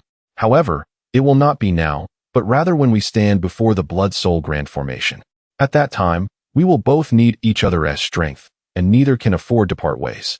I shall naturally keep my promise. This cunning enchantress is indeed shrewd. Agreed. Yi Chen ultimately nodded in acquiescence. Pleasant collaboration, Su Liyan smiled with satisfaction. The two then swore a heart demon oath, pledging not to plot against or harm one another during their treasure-seeking expedition. The atmosphere between them eased slightly with the solemnity of their vow. Yet, at that very moment, an unexpected turn of events unfolded. A powerful and malevolent aura surged, seemingly out of nowhere, from the miasma below Duan Yun Cliff. Ha ha ha. What a pure Xianyin body. And what a fortunate lad carrying the pure Yang foundation. Truly, heaven is aiding me. This seat's blood sacrifice grand formation is merely missing the two of you as offerings. A hoarse and maniacal voice echoed throughout the cliff. Immediately thereafter, a blood-red light enveloped the entire Duan Yun Cliff like an overturned giant bowl. Yi Chen and Su Liyan's expressions changed drastically in unison. This is bad. It's the remnant soul of the Blood River Old Demon. He has awakened. Su Liyan exclaimed in shock, her beautiful eyes revealing genuine horror for the first time. Chapter 48. Survival in the Array. The reversal of yin and yang in the moment when the blood-red light curtain suddenly converged. A dense and palpable pressure descended from above, as if dragging the entire Duan Yunya into a sanguine quagmire. Yi Chen and Su Liyan felt the air around them tighten, and the speed of their spiritual energy circulation was forcibly suppressed by 30%. Even more terrifying was a sense of weakness emanating from the depths of their souls, quietly growing with each breath. This blood-red light curtain was not merely a prison, but a living formation that continuously siphoned their life essence and spiritual power. The blood sacrifice soul refining array. He had actually reversed the restrictions of the entire cave into this deadly formation. Su Liyan's delicate face, hidden beneath her veil, had drained of color. And in her captivating peach blossom eyes, fear began to manifest for the first time. She understood far better than Yi Chen what the Blood River Old Demon represented. Centuries ago, he was a formidable figure capable of stirring up turmoil among several sects single-handedly during the late Gold Core stage. His methods so bizarre and cruel that they were vividly recorded in the secret texts of Xianyin Cave. Even a remnant soul, relying on the array he had cultivated for hundreds of years, was not something two mere Foundation Establishment juniors could contend with. Cackling laughter echoed in their minds, laced with insatiable greed and malice. The endless miasma below the cliff churned violently, and a thick, blood-red light began to rise. Within this sanguine glow, a figure formed from viscous blood gradually emerged. It lacked distinct facial features, possessing only two hollow eye sockets that flickered with crimson light, and a mouth that opened and closed with an eerie laughter. A decayed and violent demonic aura spread wildly from his center. How many years has it been? I can no longer recall how long it has been since I have inhaled such vibrant and delectable essence. The blood figure greedily inhaled the air infused with the scents of Yi Chen and Su Liyan, letting out a satisfied sigh. One is a rare Tayin body. Once I consume you, my remnant soul shall be restored, even surpassing its former glory. His blood-red eye sockets fixated on Su Liyan, sending chills throughout her being. Then, that gaze shifted to Yi Chen, his greed intensifying, even tinged with madness. And you, young man, have truly gifted me a tremendous surprise. The Chaos Dao Body. It is indeed the legendary Chaos Dao Body. Innate with the essence of yin and yang, it is a source of endless vitality. By refining both of you together, using Tai-yin as the foundation and yin-yang as the fire, not only will I be able to reconstruct my demonic form, but I shall also unlock the path to the nascent soul. This is fate. This is indeed fate. As the blood river old demon's maniacal laughter rose, the operation of the blood sacrifice array accelerated dramatically. Chen felt the yin and yang energy within him becoming uncontrollable, threatening to burst forth. He immediately focused his mind, using his powerful spiritual will to forcefully suppress the surging yin and yang platform within his dantian. Meanwhile, Su Lian's situation was even more dire. Her Tai-yin body was more attuned to the array's sinister properties, leading to a greater attraction. A faint black aura uncontrollably emanated from her body, greedily absorbed by the blood-red light curtain. We cannot sit idly by. A cold glint flashed in Yi Chen's eyes, and within the span of a thought, he made his decision. The moon shadow bracelet given by his senior sister, with its 3 sword energies, could severely injure someone in the early gold core stage, but this old demon, relying on the array, exuded an unfathomable aura. A single sword energy might not suffice. He must reserve his trump card for the most critical moment. Conventional attacks would surely be absorbed by the array, serving only to exhaust his strength. The only way to break the situation was to identify the array's weaknesses, targeting the point to dismantle the surface. In an instant, he issued a command to the system in his mind. System, analyze the current array structure and identify energy nodes and vulnerable points. Ding. Command received. Beginning analysis of the blood sacrifice soul refining array, remnant. Array analysis in progress. 10:30. Warning. The array is highly correlated with the host's spiritual power attributes and is accelerating the extraction of the host's primal energy. Please respond promptly. The system's warning confirmed Yi Chen's suspicions. The old demon's target had been them from the very beginning. Su Lian, do not panic. Steady your mind and conceal your aura. Yi Chen's voice rang out like a clear spring, infusing calm into Su Lian's frantic heart. Su Lian shuddered, biting her tongue to restore a semblance of clarity through the sharp pain. She glanced at Yi Chen, whose expression was composed and whose gaze was sharp, and inexplicably felt a bit more at ease. She forced herself to circulate her cultivation method, surrounding herself with swirling black energy that formed a thin protective shield, temporarily resisting the array's extraction. Futile, you little children. The blood river old demon's voice dripped with mockery. Within this array, you are merely fish on my chopping board. Struggling will only make your flavor even more exquisite. Before his words had fully faded, his blood-formed arms swung violently. In an instant, countless blood threads shot forth from the blood-red curtain like a torrential downpour, enveloping the two in a deluge. Each blood thread carried a pungent stench and a potent corrosive power, sizzling through the air as it passed. Be careful, Su Lian exclaimed, forming hand seals to conjure a black ice shield composed of Xian energy, instantly placing it before her. Xian ice shield. However, as the blood threads struck the ice shield, rather than freezing it, they corroded it like boiling oil on snow, creating numerous holes in an instant. Just as the ice shield was about to shatter, Yi Chen moved. He did not choose to withstand the attack, but instead flickered like a specter, appearing beside Su Lian. He swiftly wrapped his arm around her delicate waist, his footwork intricate and uncanny, maneuvering through the impenetrable blood rain with deft movements, narrowly avoiding all the blood threads assaults. The warm male presence enveloped her, and the strong hand at her waist made Su Lian freeze, a blush creeping onto her cheeks. But in this life and death moment, she could not dwell on such matters, only marveling at Yi Chen's ghostly agility. Thank you, she whispered. Now is not the time for such words. Yi Chen released her, his expression grave as he focused on the blood figure. His attacks would consume the array's power, and this was their opportunity. Ding. Array analysis complete. 36 energy nodes have been locked, along with 3 core focal points. A fatal flaw has been discovered. The system's alert sounded like celestial music, instilling a profound sense of calm within Yi Chen. A vivid revelation regarding the flaw in the formation materialized in his mind. This blood sacrifice soul refinement formation is driven by the remnants of the blood river old demon's own soul, utilizing the malevolent energies of the earth beneath Duan Yun Cliff as its power source. Its operational principle mimics the harmonious interplay of yin and yang, the essence of all creation. However, it perverts this principle, transforming vitality into deathly energy, nurturing into devouring. The reason it can precisely siphon the powers of Yi Chun and Su Lian lies in its need for these two diametrically opposed primal forces to maintain the formation's balance and functionality. Its critical flaw, therefore, is its dependence on equilibrium. Should the forces of yin and yang become unbalanced at any given node, a chain reaction would ensue, destabilizing the formation and potentially leading to its collapse. Miss Su, if you wish to survive, trust me just this once. Yi Chun conveyed swiftly. This formation relies on absorbing our powers to sustain its balance. We cannot remain passive. We must take the initiative. Take the initiative? How do we do that? Our attacks will only be absorbed. Su Lian queried, bewildered. No, we do not attack the formation itself. We strike at its nodes. Yi Chen's eyes sparkled with wisdom. This old demon desires our yin and yang powers. Let us provide them.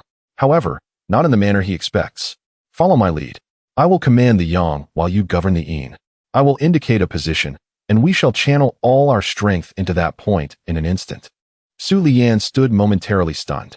This plan sounded utterly reckless. Deliberately offering power to the formation? Was it not akin to suicide? Yet, gazing into Yi Chen's confident and resolute eyes, and feeling the rapid decline of life within her, she recognized she had no other choice. Very well, I trust you. She gritted her silver teeth, steeling her resolve. Ha, what are you two doing, struggling like trapped beasts? The Blood River old demon, noticing their hushed whispers, assumed they had exhausted their options and waved his hand again, summoning dozens of grotesque tentacles formed of blood to lash out from all directions, howling toward them. Now, Yi Chun bellowed, to the left, 7 steps away, at a height of 3 feet. Without hesitation, the yin-yang platform within his dantian spun wildly, and an extraordinarily pure, radiant yang energy coalesced atop his right index finger. Simultaneously, Su Lian exhibited the decisive nature befitting a genius of the Xianyin realm. With unwavering trust in Yi Chun's judgment, the power of the Taiyin surged forth from her body, gathering at the tip of her delicate left finger into a point of profound darkness, as deep as eternal night. Go. Both pointed simultaneously at the location Yi Chun had indicated. One beam blazed white as the sun, while the other was as black as the abyss. Two energies, entirely opposite yet equally pure to the utmost degree, traced brilliant arcs through the air, striking precisely at that seemingly empty void. Boom. There was no earth-shattering explosion, yet something astonishing occurred that left the Blood River old demon in utter shock. The node struck, upon receiving the two extreme and massive forces of yin and yang, did not absorb or transform them, but rather trembled violently, as if a balloon had been abruptly burst. Immediately, visible ripples of energy radiated outward from that point, expanding wildly. Crack, crack. The previously seamless blood-red barrier became instantly riddled with cracks resembling a spider's web. No, the Blood River old demon screamed in disbelief. How could you possibly? How could you find the reversal node of my formation? The formation was forcibly infused with unbalanced power, triggering a violent backlash. His body, composed of blood, flickered erratically, and his aura significantly waned. He could not comprehend how the core secret of this ancient remnant, which he had studied for hundreds of years, could be discerned so easily by a mere novice in the foundational stage. Now let us go? Yi Chun grasped Su Lian's wrist, not allowing the Blood River old demon any time to react, as he transformed into a streak of lightning, charging toward the area where the cracks were most concentrated. Do not think you can escape. Leave this to me. The Blood River old demon howled in fury, disregarding the backlash's severe damage, as he forcefully summoned his remaining power, transforming it into a colossal blood-red hand that reached out menacingly toward their escape route. However, Yi Chun was swifter. Just as the blood hand was about to grasp them, he had already led Su Lian through a vast fissure, successfully breaking free from the blood sacrifice soul refinement formation-esque grasp. The moment they escaped, Yi Chun could no longer suppress himself and coughed up a mouthful of blood. That last strike had nearly drained 70% of his energy, placing a considerable burden on his meridians. Su Lian was in a similar state, her complexion pale and breath erratic. Yet, neither had the luxury to recuperate, for they realized they had not returned to the summit of Duanyun Cliff, but instead found themselves in a pitch-black void. their bodies plummeting rapidly. The fissure they had escaped through led directly into an unfathomable abyss. Behind them, the blood river old demon's bitter and vengeful curse echoed. I will remember you. Even if you flee into the blood demon cave, you will ultimately become my prey. The wind howled past their ears as endless darkness and toxic miasma surged toward them from below. Hold on to me, Chen shouted, drawing Su Lian's soft form tightly into his embrace, simultaneously channeling the last remnants of his spiritual energy to create a thin protective barrier to stave off the venomous miasma below. Like two falling meteors, they plunged resolutely into the legendary, lifeless blood demon cave located within the depths of Duanyun Abyss. Chapter 49. Healing in the Cave. Tying Xiantian in the endless abyss of darkness. The sensation of weightlessness seemed to drag one's very soul into the depths below. The wind howled like a mournful spirit, while falling debris relentlessly struck the protective barrier of light that Chen upheld with his last vestiges of spiritual power, producing a series of sharp, crisp sounds. The barrier flickered uncertainly, akin to a candle struggling against the wind. Chen held Su Lian closely, her body as cold as ancient ice, a chill that penetrated through his garments, invading his very limbs. He could distinctly sense the vitality within her fading at an alarming rate. This was the terrifying backlash from the excessive consumption of Tying power. Without prompt intervention, her unique Tying Xiantian body would become a frigid tomb, burying her completely. Hold on, Chen roared, his consciousness unfurling without reservation as he frantically scanned the pitch-black cliffside during their rapid descent. He had to locate a foothold before the barrier shattered and the toxic miasma invaded their bodies. 100 zhong, 300 zhong, 500 zhong. Below, the abyss appeared endless.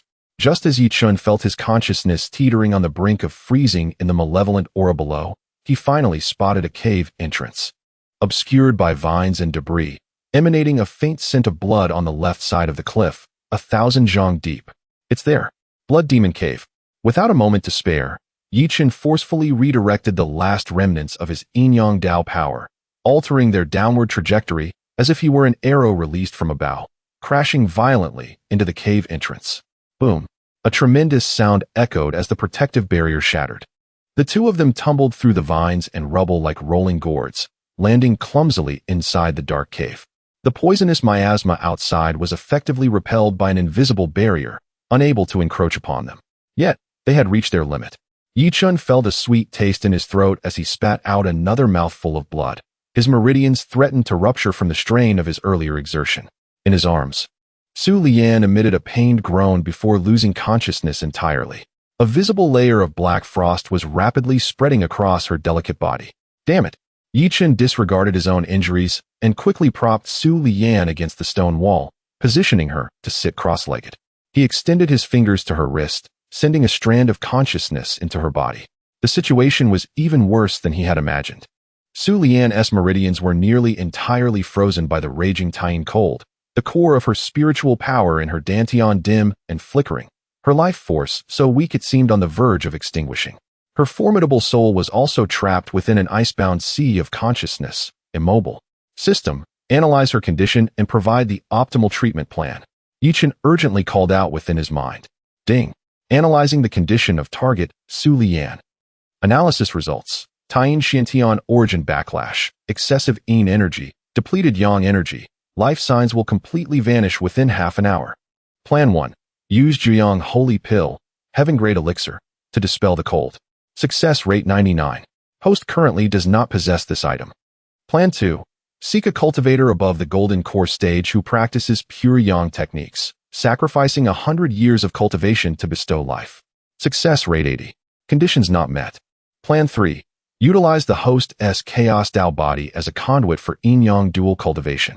Guide the host's Yin and Yang energies toward balance, reshaping the origin cycle. Success rate 99.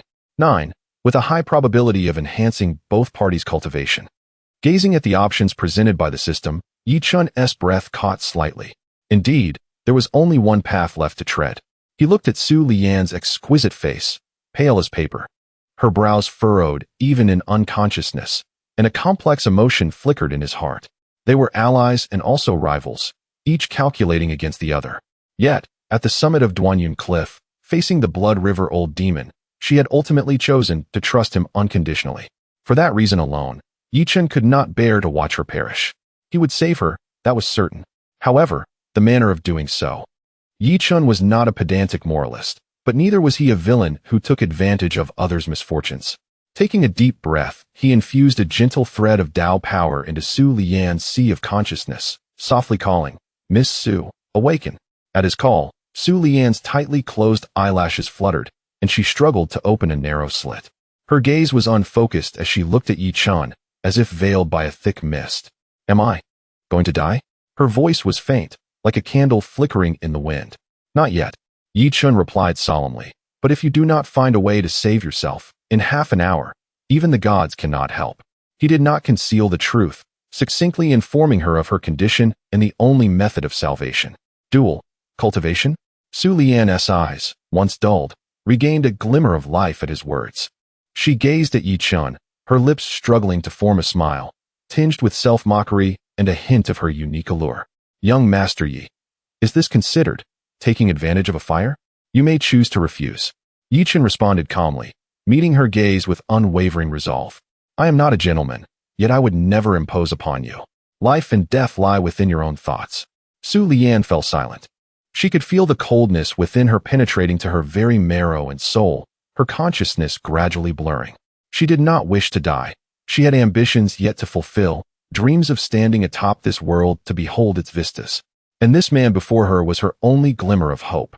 Moreover, she lifted her gaze to Chen's chiseled, yet blood-stained, resolute visage, recalling his calm judgment amidst the blood array. The decisive manner in which he led her to escape, and the forthrightness in his eyes at this moment. Perhaps this was not the worst of choices. "If I refuse, will you simply abandon me and go treasure hunting alone?" She mustered her remaining strength to jest, attempting to mask her inner turmoil and embarrassment. "I will not." Chen shook his head, his tone earnest. "I will remain here until dust returns to dust, earth returns to earth. Then, I shall take your storage bag and erect a monument in your memory." "You." Su Lian felt a surge of indignation at his words, a blush of incredulity blossoming on her pale face. She spat softly, her voice as faint as a whisper. "Very well, rather than letting those demon beasts benefit, I might as well let you benefit." As soon as the words left her lips, she completely lost consciousness. Yet, this was already tacit consent. Chen no longer hesitated. Time was of the essence, and he cautiously unfastened the black attire stained with blood and dirt that adorned Su Lian. When the flawless yet icy form lay before him, even Chen, with his steadfast heart, could not help but feel a wave of thirst. He immediately steadied his mind, casting aside distracting thoughts. In this moment, she was not merely an alluring figure, but a masterpiece on the verge of shattering, in desperate need of restoration. He swiftly discarded his own garments, seated himself behind Su Lian, and extended his arms, enveloping her frigid body in a tight embrace. The instant their skins met, an extreme chill sent a shiver through Chen. He dared not delay, swiftly channeling the yin-yang Dao platform within his dantian. A warm and pure yang energy gradually flowed from his palms, caressing Su Lian's smooth back and gently seeping into her nearly completely frozen meridians. The sound of sizzling echoed, akin to boiling water meeting ice, as her veins emitted faint noises. Her body instinctively trembled violently, her delicate brows knitting together as if enduring immense suffering. Guard the spirit platform. Guide the breath back to the origin. Chen's low command resonated like a morning bell in her frozen sea of consciousness. Simultaneously, he carefully probed his consciousness within, guiding that thread of pure yang energy to commence a slow and arduous cycle within her body. This was an exceedingly taxing process, as even the slightest misstep could lead to a violent clash between the pure yang energy and the utmost yin chill, instantaneously shattering her meridians and resulting in her complete demise. Time passed. Second by second. Under Chen's precise control, the frozen meridians within Su Lian began to thaw and warm gradually. The dormant Tai Yin essence within her seemed to sense the nourishing yang energy and instinctively began to awaken, producing a faint response. Witnessing this, Chen's heart soared with joy. He knew the most perilous phase had passed. He adjusted his position, turning Su Lian to face him. Their gazes met, although she remained unconscious. Her peach blossom eyes appeared less frigid and more ethereal. Without a hint of hesitation, Chen leaned down and bestowed a gentle kiss upon her icy lips. At that moment, the passage between spirit and flesh fully opened. He laid her gently upon the relatively flat stone slab beneath them, guiding one another to complete the most primal and profound harmony of life. As the two became one, an ineffable sensation erupted deep within their souls. Chen felt an extraordinarily pure essence of Tai-yin surge from their connection into his body. This energy was both cold and gentle, causing no harm, but instead merging seamlessly with his pure yang energy, akin to water blending with milk, forming a more perfect cycle of yin and yang. His chaotic Dao body resonated joyfully. The yin-yang Dao platform within his dantian began to spin faster, fervently refining this essence, transforming it into a higher level of yin-yang energy. Su Liyan also reaped unimaginable benefits. Chen's ceaseless chaotic yang energy illuminated the cold winter within her body. The frozen meridians completely melted, her depleted dantian refilled, and even her entrapped spirit basked in this warmth, becoming unusually translucent and powerful. One yin, one yang, one black, one white. Two distinctly different energies, centered around their united bodies, formed a vast, slowly rotating Taiji diagram's phantom, illuminating the entire cave. The residual, violent, demonic energy of the blood river within the cave quickly dissolved and purified in the presence of this pure and sacred Dao rhythm, akin to snow melting under the blazing sun.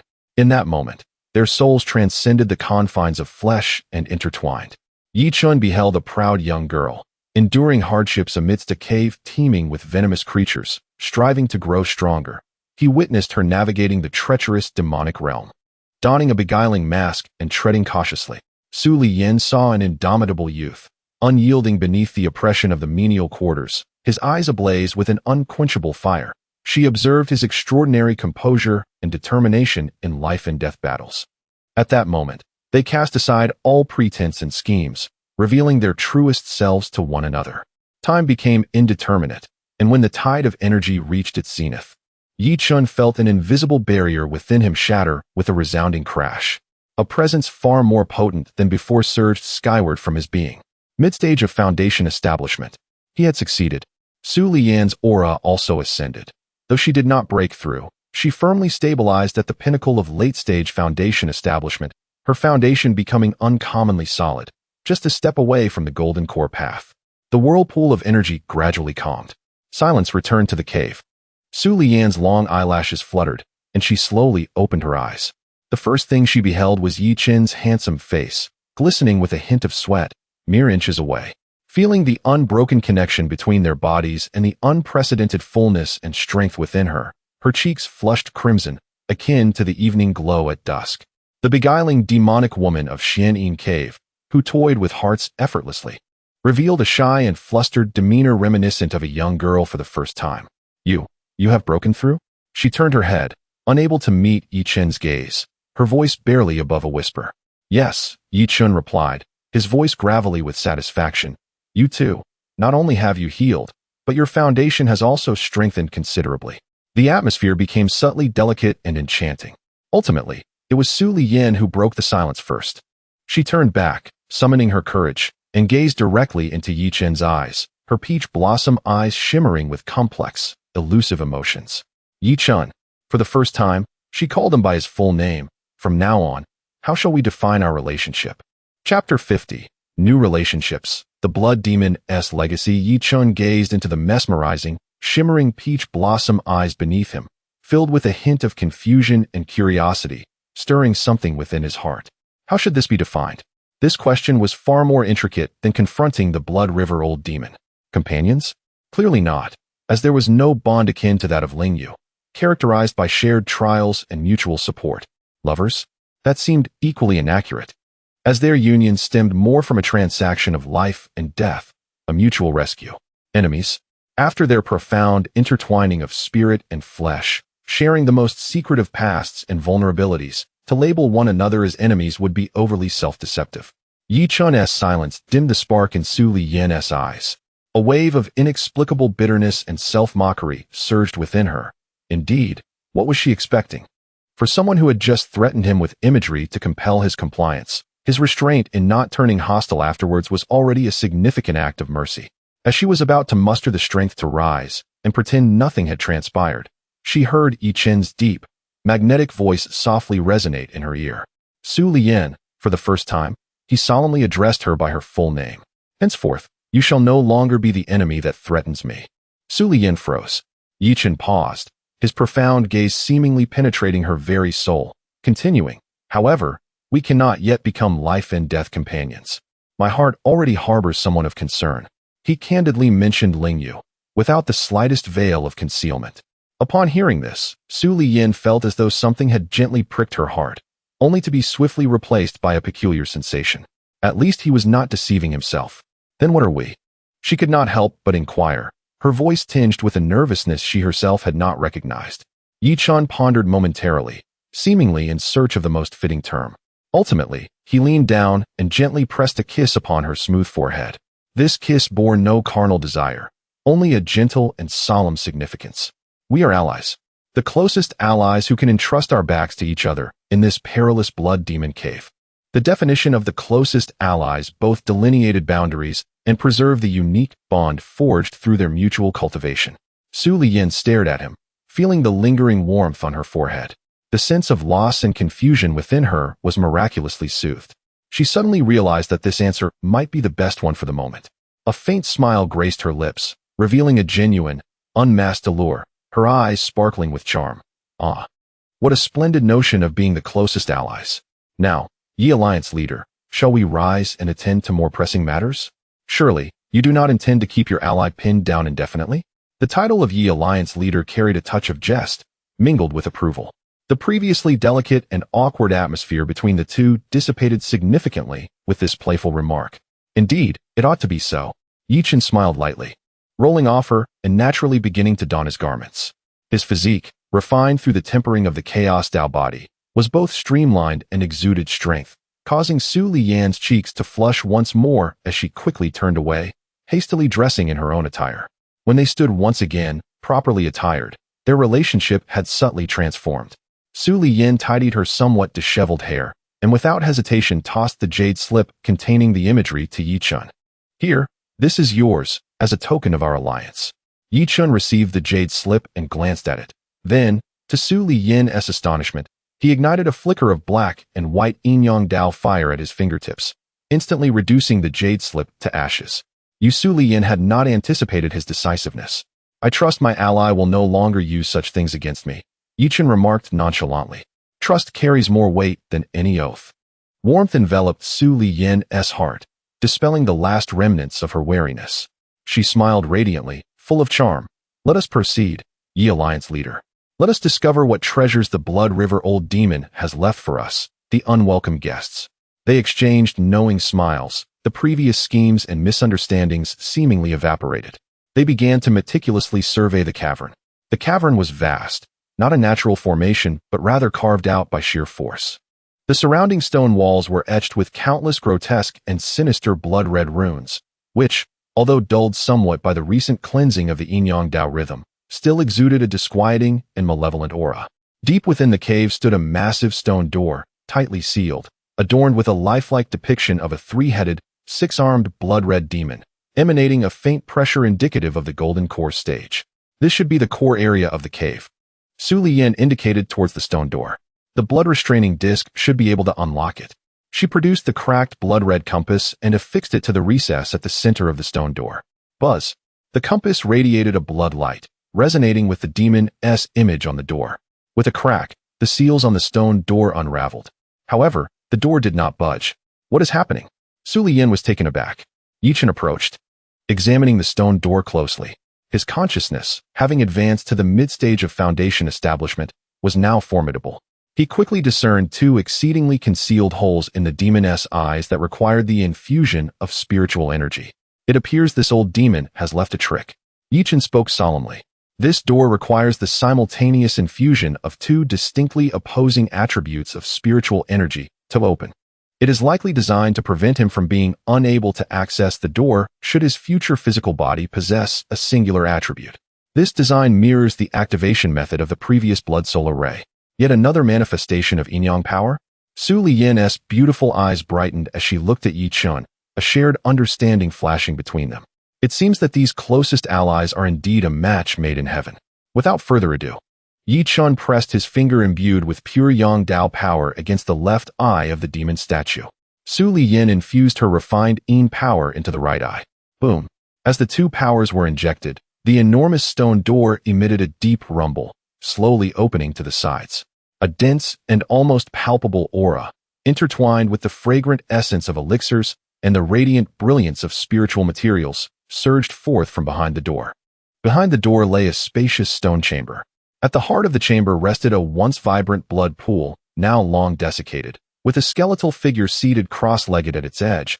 This was the corporeal form of the blood river old demon. Draped over the skeletal remains was a blood-red robe, its spiritual light now dimmed.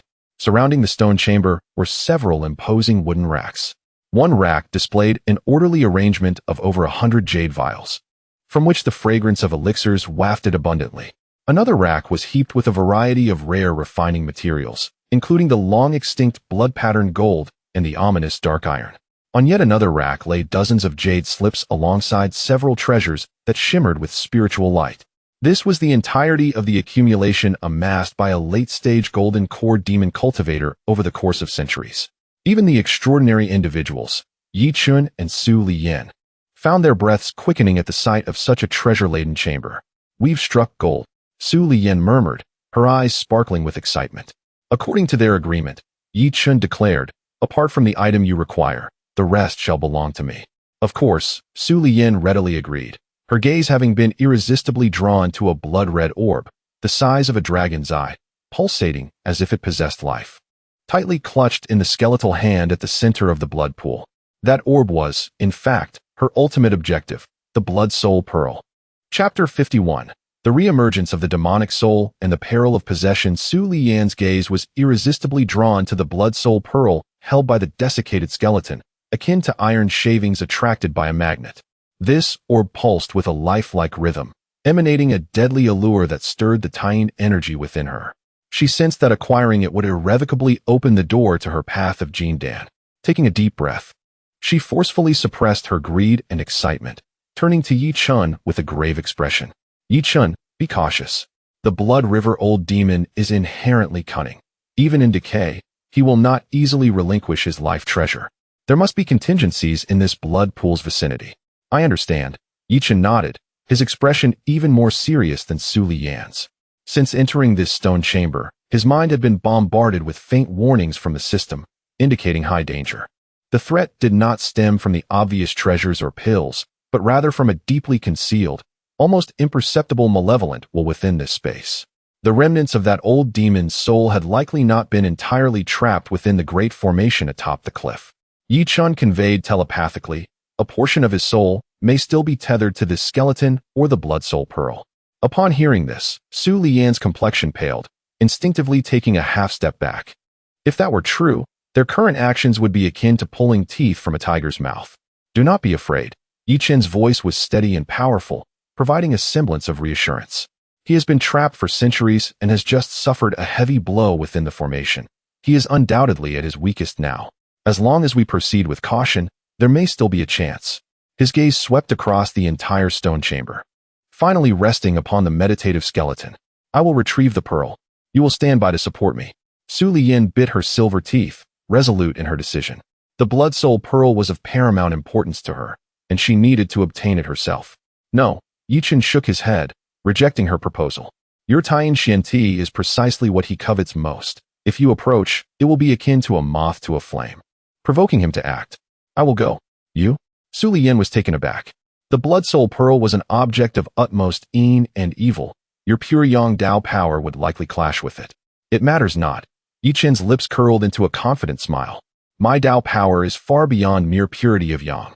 With that, he afforded no opportunity for Su Liyin to counter. Striding purposefully toward the blood pool at the center of the chamber, each step was taken with utmost steadiness. Though his body appeared relaxed, every muscle and nerve was taut, primed for any unforeseen circumstance. The Yin-Yang Dao platform within his dantian began to turn slowly, ready to respond to any sudden developments. 10 steps, 5 steps, 3 steps. He was now mere inches from the skeleton. The chamber was eerily silent, save for the distinct sounds of their heartbeats. Yi Chen extended his right hand slowly, refraining from using any spiritual power, instead relying solely on the pure strength of his physical form as he cautiously reached toward the blood soul pearl, which radiated an enchanting red light.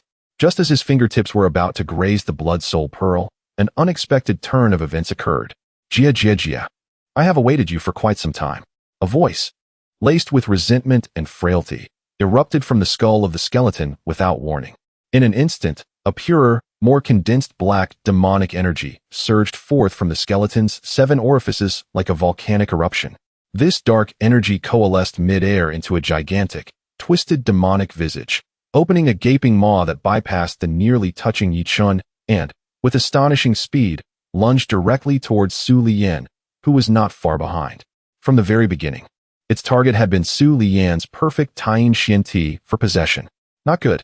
Su Liyan's complexion shifted drastically. She had not anticipated the Blood River Old Demon to be so cunning, feigning an attack on Yi Chen while planning a surprise assault on her. In a frantic moment, she hastily conjured a mysterious ice shield before her. However, this shield, capable of withstanding a full-force strike from an ordinary late-stage foundation establishment cultivator, crumbled like paper before the demonic visage, shattering instantly. As the greedy and frenzied face seemed poised to invade her very brow, genuine despair flickered in Su Liyan's eyes for the first time. Just as the situation appeared dire, a figure, swifter than the demonic visage, surged through the air, positioning itself before her. It was Yi Chen. In a split second, he had resolutely abandoned the blood soul pearl, which was within reach, to come to her aid. Seeking death, the Blood River Old Demon roared furiously, taken aback by Yi Chen's rapid response. However, the arrow had already been loosed, and he could not retract it. He redirected his focus toward Yi Chen. If he could first devour this boy with the chaotic Dao body, he could then deal with the girl at his leisure. The demonic visage crashed into Yi Chen's chest with tremendous force. Finally willing to show yourself? Yi Chen's expression bore no trace of fear in the face of this soul-snatching strike that would make even a Jin Dan early-stage cultivator tremble. Instead, he wore a knowing smirk, as if anticipating this moment. He did not evade. Instead, he advanced, arms outstretched, as if to embrace the tempest of dark energy. Chaotic Dao Body, Devour. Yi Chen's heart roared as his foundation establishment chaotic Dao Body was pushed to its limits. The skin on his chest erupted with intricate, intertwining black and white Dao patterns, forming a miniature, slowly rotating vortex. With a resounding thud, the violent, demonic energy collided solidly against Yi Chen. However, the anticipated scene of Yi Chen's soul being devoured and his body being occupied never materialized. An uncanny sight unfolded.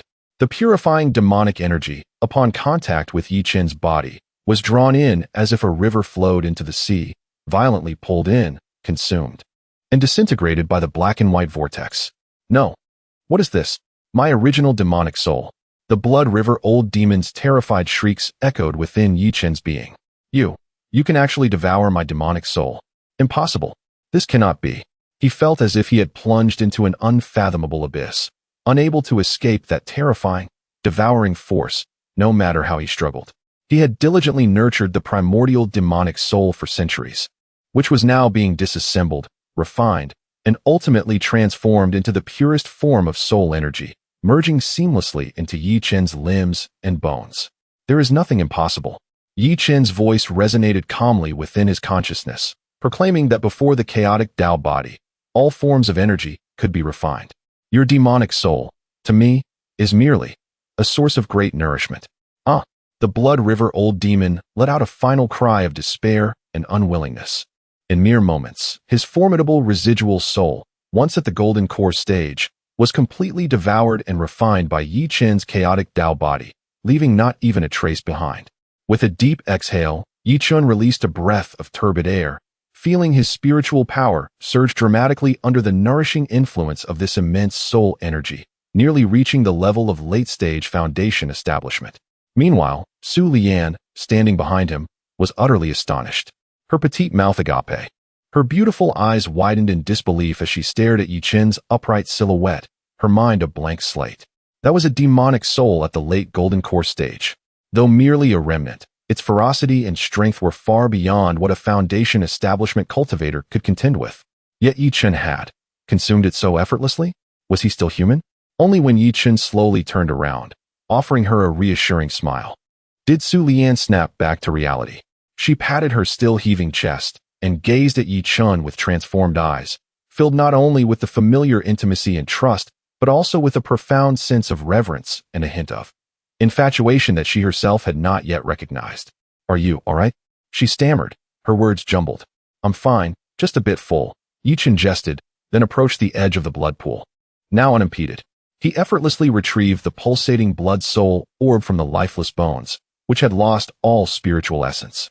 As the orb touched his hand, a cold yet pure energy surged through his arm and into his body. Yi Chen presented the blood soul orb to Su Lian with a smile, saying, "It's yours, my ally." Su Lian, still in a daze, accepted the blood soul orb, feeling the immense power contained within. Resonating with her Taiyin Xin body, she was momentarily overwhelmed with mixed emotions. Looking at Yi Chen, she softly said, "Thank you for earlier. If it weren't for you, There is no need for thanks among allies." Yi Chen interrupted, shifting his gaze to the treasures scattered throughout the stone chamber, excitement glimmering in his eyes. "Now, it is time to tally our spoils." Chapter 52. Inventory of Harvests. The Secrets of Demonic Arts. Su Lian gazed blankly at Yi Chen, her enchanting visage, typically adorned with an elusive charm, now etched with disbelief and shock. The blood soul orb in her possession, a demonic treasure she had long coveted and was willing to risk everything to obtain, seemed to have lost its luster in that moment. Its brilliance was entirely overshadowed by the extraordinary scene displayed by the man before her, one that shattered her understanding. Among allies, there is no need for thanks. Yi Chen's voice resonated calmly within the stone chamber, pulling her back from her stupor. He appeared to have merely performed a trivial act, brushing away the dust from the hem of his garment. This composure and tranquility stood in stark contrast to the earlier display of overwhelming dominance as he consumed the golden core of a demonic soul, further stirring Su Lian's heart. Taking a deep breath to quell the tumultuous waves of emotion within her, she carefully stowed the blood soul orb into her storage pouch. She understood that this precious item required an absolutely secure environment for its refinement. Lifting her gaze, she found her perception of Yi Chen had irrevocably changed, now infused with a complex blend of reverence, curiosity, familiarity, and even a hint of admiration that she herself had yet to recognize. "What an admirable ally," she murmured softly, the corners of her lips curving into a captivating smile, her demonic allure partially restored. "Now, Yi Alliance leader, it is your turn to inventory your spoils. Let me see the true wealth of this blood river, old demon." With a clever jest, she dissipated the subtle distance that had arisen between them due to their disparity in strength. Yi Chen, upon hearing her words, smiled in return. He ceased his politeness, and his consciousness unfurled like a tidal wave, systematically surveying the treasures that filled the chamber. First, he set his sights upon the shelf brimming with over 100 jade vials of elixirs. As his consciousness swept over them, he could not help but admire the bounty. Truly, the Blood River Old Demon was a formidable figure in the late Golden Core stage, possessing a collection far exceeding his expectations. The elixirs were meticulously categorized, ranging from the foundational condensing yuan pill and bone tempering pill required by foundation establishment cultivators, to the blood Bodhi pill and 9-turn soul restoration elixir used for healing and restoring mana by Golden Core cultivators. The lowest quality among them was of medium grade, while over 70% were of high grade, including 3 vials emanating a luminous aura, their medicinal fragrance almost palpable, containing the coveted 3rd-grade pinnacle elixirs, the purple gold dragon blood pill. This elixir could significantly refine the physical body and enhance vital energy, proving invaluable for physical cultivators and those striving to break through bottlenecks. These elixirs will suffice to elevate my cultivation to the late foundation establishment stage, and even prepare me for the Golden Core breakthrough, Yi Chen mused inwardly, unceremoniously sweeping all the jade vials into his possession. Next, his attention turned to the mountain of refining materials: blood pattern gold, Insha black iron, 100-year soul-settling wood, earth fire lava crystals. Many of these were rare treasures, hard to come by in the bustling markets of the outside world. These materials represented an immeasurable fortune, whether for upgrading his magical artifacts or for future studies in artifact refining. Yi Chen likewise claimed them all. Finally, his gaze fell upon the desiccated skeleton and the last wooden rack that held jade slips and magical artifacts. He approached first to gently remove the dimly glowing blood-red robe from the skeleton.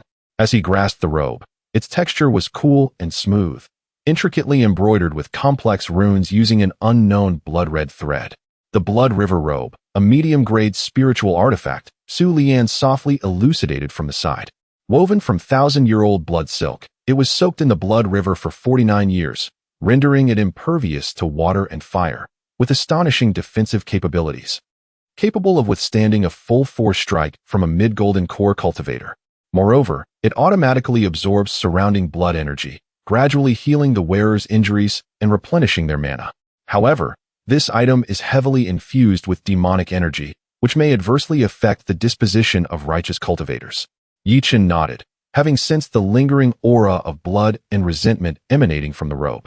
For an ordinary cultivator, it would indeed be a daunting task to wear it. Yet, endowed with the chaotic Dao Body and the principle of returning all methods to their source, this demonic energy posed no threat to him.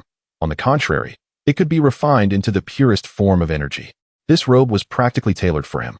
Content: he stored the Blood River robe in his pouch, intending to erase the imprint of the Blood River Old Demon's consciousness before refining it further.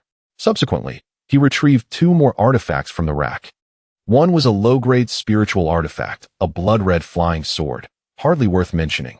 The other was a palm-sized, completely black, archaic banner, a complete version of the 100 Souls banner previously wielded by the wicked cultivator, ranking at the pinnacle of medium-grade spiritual artifacts, imprisoning thousands of vengeful souls, wielding immense power, albeit with profound malevolence. Chen had no intention of utilizing it. Instead, he planned to dismantle it and extract the essence of soul energy for his own cultivation.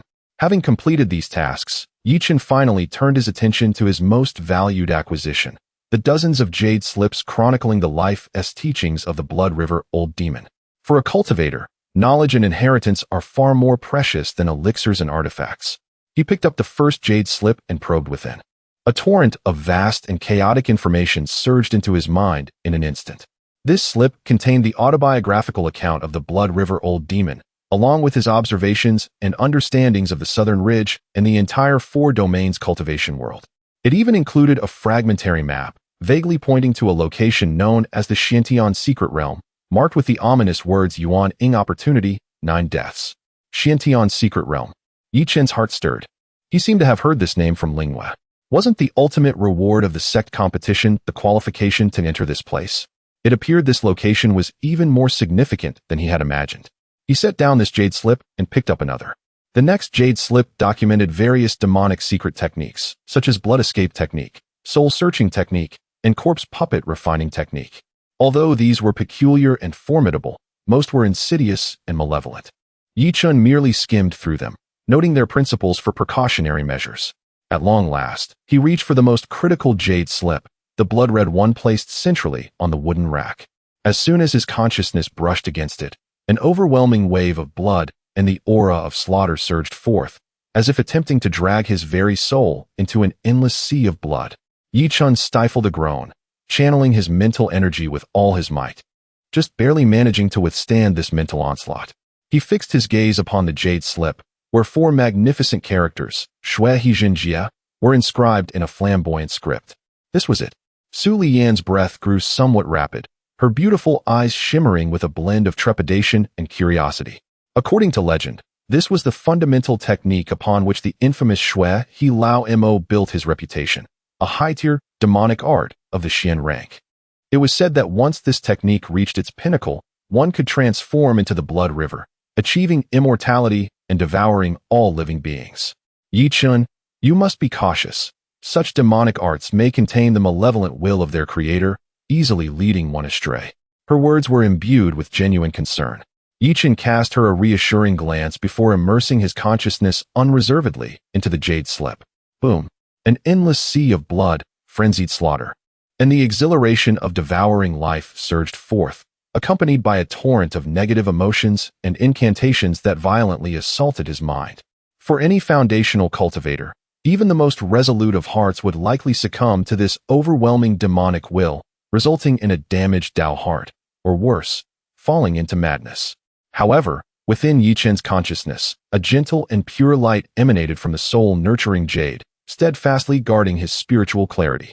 No matter how the blood sea roared, it could not disturb his mind in the slightest.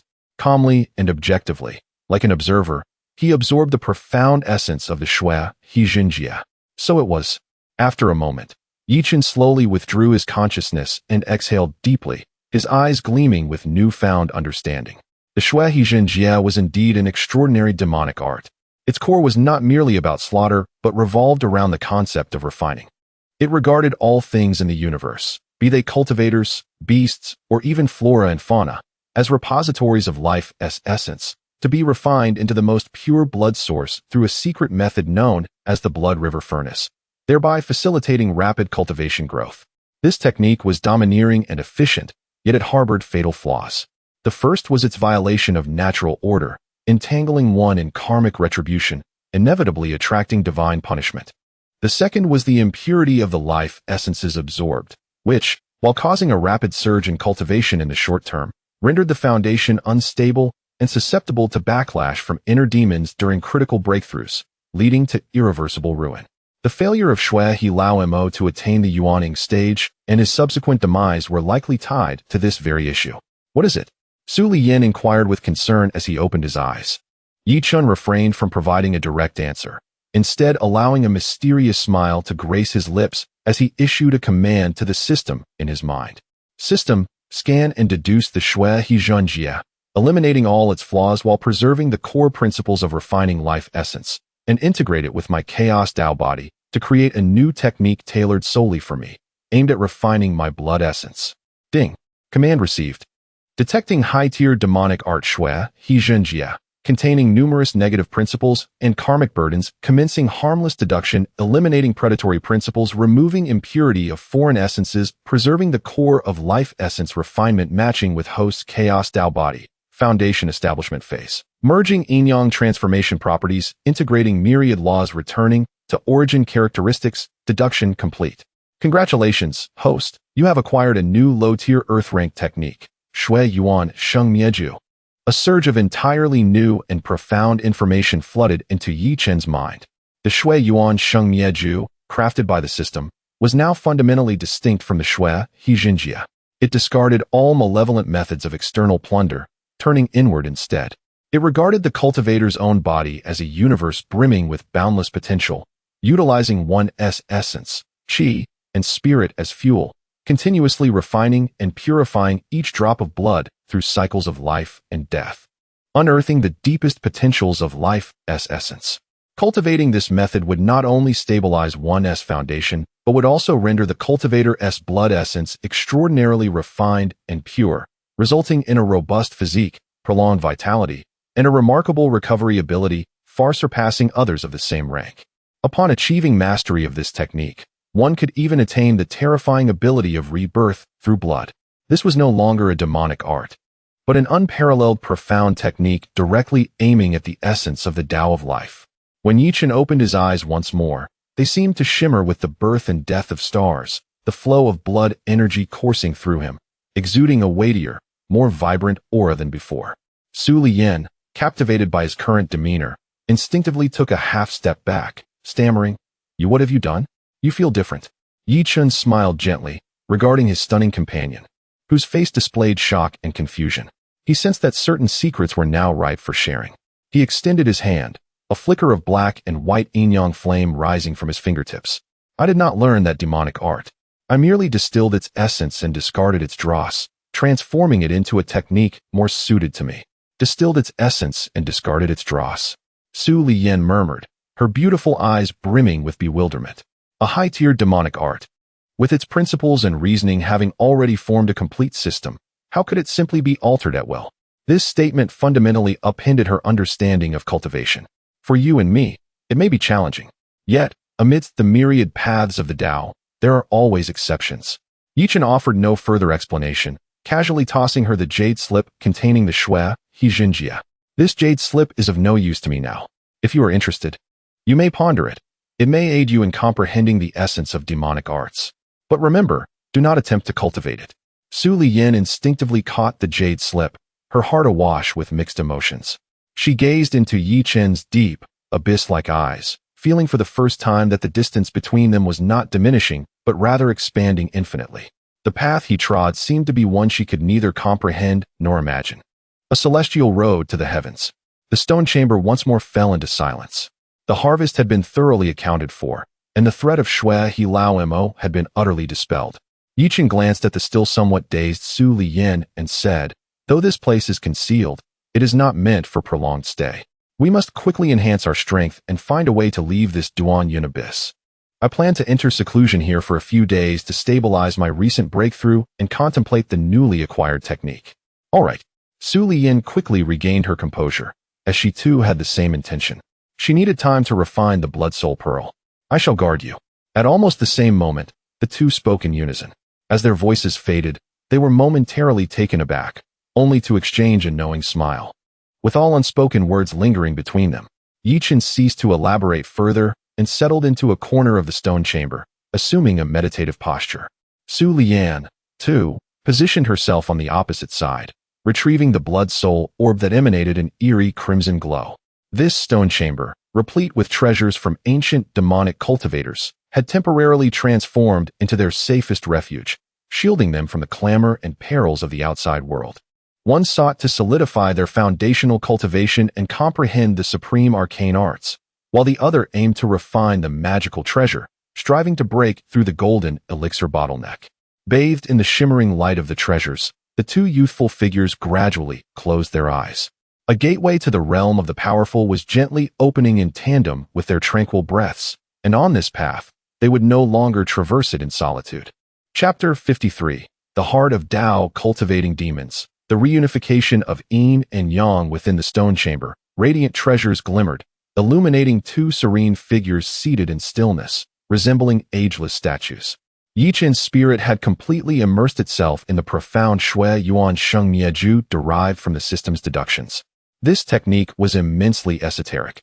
It did not conform to the traditional practice of meditation and breath control, but rather guided practitioners to perceive themselves as a celestial furnace, with vital essence serving as fuel and the spirit as flame, refining the essence of life concealed within their very bloodlines.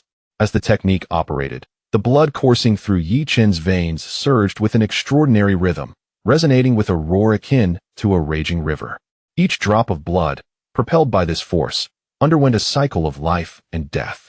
A portion of the minute impurities within the blood was eradicated, transforming into the purest of energies, while another part, nourished by the vitality of life, became increasingly refined and vibrant. A faint reddish mist, imbued with a hint of a metallic sweetness, began to exude from his skin, representing the impurities of his vital essence that had been distilled. Simultaneously, his newly generated blood exhibited a delicate, almost translucent hue, akin to glazed glass, seemingly brimming with boundless vitality. Rather than appearing ephemeral due to his recent breakthrough, his aura grew increasingly profound and substantial, akin to a vast abyss, unfathomable in depth. Conversely, at the opposite end of the stone chamber, Su Liyan's cultivation had descended into an entirely different predicament. She gently cradled a blood soul orb, the size of a longan, its surface warm and inviting, pulsating like a beating heart. Each throb emanated a deadly allure, drawing forth the latent Tai-Yin energy within her being. Taking a deep breath, she cast aside distracting thoughts, sending forth a thread of pure consciousness to cautiously delve into the orb's interior. Boom! As her consciousness entered, Su Liyan's delicate form quivered violently, and her exquisite visage instantly drained of color. The pure, immense source of energy she had anticipated was absent, replaced instead by an endless ocean of crimson. Within this ocean, what churned was not water, but the collective resentment, fear, despair, and madness of countless beings brutally slain. Countless twisted, anguished faces bobbed upon the blood sea, emitting a silent, heartrending wail, transforming into a terrifying manifestation of inner demons, surging forth to engulf her consciousness. This was the true essence of the blood soul orb. It was not merely an energy crystallization of the blood river's ancient demon, but the embodiment of the karmic forces and malevolent thoughts accumulated through a life of slaughter.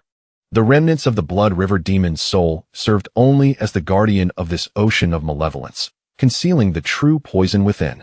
Panic surged within Su Liyan as she realized the gravity of her situation, and she instinctively sought to withdraw her consciousness. However, it was too late. The blood sea, seemingly alive, morphed into countless crimson tendrils that ensnared her consciousness, forcing the foul, corrupting malevolence back into her mind. A pained groan escaped her throat. Su Liyan felt as though her mind was being torn asunder, bombarded by a myriad of brutal, bloody images that assailed her resolve. The ecstasy of slaughter, the insatiable desire to consume life, and the boundless greed for power surged within her like the most potent of toxins, seeking to taint her pure Tai-yin heart and transform her into a ruthless fiend. A faint layer of black, demonic energy surfaced uncontrollably upon her skin, and a flicker of eerie red light danced within her eyes. She bit down on her pristine lip, drawing blood, striving to maintain the last vestiges of clarity within her spirit. She realized her grave oversight. She had underestimated the peril posed by a late-stage golden core demon's innate treasure. Should her heart succumb, the best outcome would be to fall into madness, rendering her cultivation null. The worst would see her entirely overtaken by this malevolence, becoming a new vessel for the blood-soul orb, doomed to eternal torment. Just as she felt herself on the brink of collapse, her consciousness about to drown in the blood sea, a warm and boundless aura, akin to the rising sun, gently enveloped her from behind. A broad, powerful hand pressed against her smooth back. Subsequently, an exquisitely pure, life-imbued yin-yang power flowed into her being like a gentle stream, softly yet resolutely safeguarding the core of her crumbling mind against the onslaught of external malevolence. Steady your heart. I am here to assist you. Yi Chen's calm and potent voice resonated within the depths of her soul, reconstituting her waning will. Su Liyan's taut form relaxed slightly. She need not turn to know who stood behind her. In this secluded cave, the only person capable of providing such a reassuring presence was him. Yi Chun had awakened from his cultivation. Moments ago, he had keenly sensed the violent fluctuations in Su Liyan's aura, as well as the uncontrolled malevolent energy spilling forth from her. He immediately ceased the operation of Shui Yuan Sheng Mieju and hurried to her side. Upon scanning Su Liyan's form with his consciousness, he comprehended the dire straits she faced. What a trap of cultivating the heart of Dao into demons. Yi Chen's heart trembled with apprehension. The Blood River demon had truly schemed to the utmost, leaving behind this most insidious trap within his innate treasure, even in death. Anyone attempting to refine this orb would first have to endure the purging of a lifetime's worth of karmic burdens. Do not resist my power. Guide it, merging it with your Tai-yin energy. Together, we shall refine it. Yi Chen conveyed once more. Upon hearing his words, Su Liyan hesitated no longer. She trusted Yi Chun and, in this moment, surrendered her life entirely into his hands. She relinquished her resistance to his Dao power, actively guiding the warm energy to merge with the remnants of her Tai-yin essence. However, the situation did not improve as she had envisioned. The malevolence seemed to have taken root, entwined with the orb's source energy, impossible to separate. Although Yi Chen's power could safeguard Su Liyan's heart, it could not entirely dispel the malevolence. To refine the blood-soul orb, one must refine the malevolence alongside it. This was a deadlock, unless a resolute glimmer flashed within Yi Chen's eyes. Su Liyan, there is but one path left. His voice took on an unprecedented solemnity as he proclaimed the necessity of engaging in yin-yang dual cultivation once more. Yet this time, it was not for healing nor for the enhancement of our cultivation. Instead, we were to meld our bodies, Dao power, and even our souls into a singular entity, transforming into a genuine yin-yang Dao mill. Within this mill, we would forcibly crush the blood-soul pearl along with its contained demonic thoughts, purifying and absorbing them. This plan was 100 times more perilous than the last. Previously, they had merely contended with the uncontrolled energy within Su Liyan. Now, they confronted the lifetime of negative will from a formidable late-stage golden core demon. A moment's carelessness could lead both of them to be rebuffed by the demonic thoughts, plunging them into the abyss of darkness. Su Liyan's delicate form quivered slightly. She did not respond immediately, but countered with a question. How confident are you? If it were just me, I would have less than 30% confidence, Yi Chen replied candidly. However, with you, and your unwavering Dao heart, we possess 70%. This 70% assurance was a hope worth wagering everything on. Good. Su Liyan's reply, though but a single word, bore the weight of 1,000 mountains. She slowly turned, her peach blossom eyes, once clouded with pain, now radiated determination and trust. She extended her delicate arm, encircling Yi Chen's neck, pressing her cool crimson lips against his. This time, there was no initial shyness or reluctance. Only a profound understanding and solemnity of entrusting their lives to one another. Yi Chen embraced her, and as their garments fell away, they faced each other in earnest once more. He gently laid her upon the stone slab beneath them, without a hint of hesitation, uniting their bodies and souls. As the ultimate connection was achieved once again, they both released a sigh, filled with satisfaction yet tinged with pain. Unlike the previous occasion, this dual cultivation entered a state of utmost intensity from the very beginning. Yi Chen held nothing back. The yin-yang Dao platform within his dantian spun wildly, channeling his chaotic Dao body to its fullest. The black and white energies of yin-yang surged like the mighty Yangtze River, pouring unreservedly into Su Liyan's form. Su Liyan, enduring the excruciating pain within her consciousness, opened herself completely to Yi Chen, unleashing all her Taiyin power without defense. Their meridians, at that moment, seamlessly intertwined into a perfect, unified cycle. Place the blood-soul pearl between us, Yi Chen commanded. Following his instruction, Su Liyan summoned the blood-soul pearl, which floated beside her, gradually moving to the point where their dantians were intimately connected. As the blood-soul pearl made contact with their conjoined and supremely pure yin-yang essence, it erupted into blinding crimson light. The raging sea of demonic thoughts seemed to awaken to a tremendous stimulus, violently surging outward, attempting to taint this pure domain. With yin and yang as the foundation, and the soul as the guide, begin the Dao Mill. Yi Chen bellowed, his soul power mingling with Su Liyan's Taiyin consciousness, transforming into two formless hands that seized the tumultuous sea of demonic thoughts. Simultaneously, the ceaseless circulation of yin-yang power within their bodies formed a colossal, rapidly spinning phantom of a mill, composed of black and white energies, at the junction of their dantians. The blood-soul pearl, along with the sea of demonic thoughts, was forcibly drawn into the heart of the Dao Mill. The grinding sounds echoed deeply within their souls. The anguished cries of countless resentful spirits, remnants of the blood river old demon's will, rose in a painful wail under the mill's relentless pressure. They morphed into the most terrifying illusions of heart demons, violently assailing their minds. Before Yi Chen, visions of the destruction of Hehuan's sect, the tragic demise of Lingyu, and the harrowing scenes of being hunted by myriad immortals materialized. For Su Liyan, images of betrayal by Xianyin Cave, being used as a furnace to extract her life force until death, and the despair of her efforts crumbling to dust filled her vision.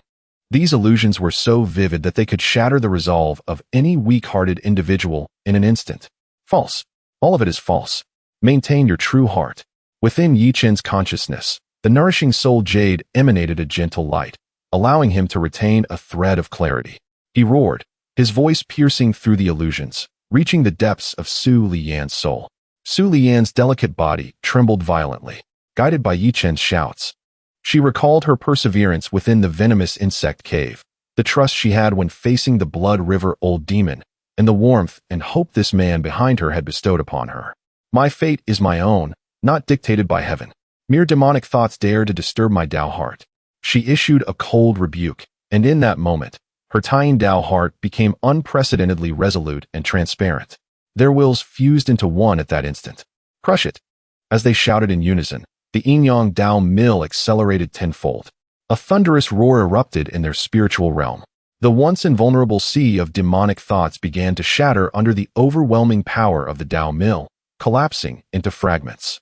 The resentful thoughts and the will of slaughter did not vanish. Instead, transformed by the yin-yang power, they were cleansed of all impurities, reverting to the most primal, purest essence of soul energy and life force. The violent crimson gradually faded, replaced by a warm, ruby-like stream of supremely pure energy. This energy split into two.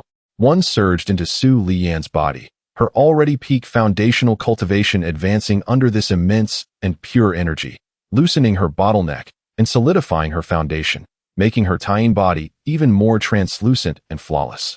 Though her realm had not yet broken through, the door to the golden core path stood wide open, with no obstacles remaining.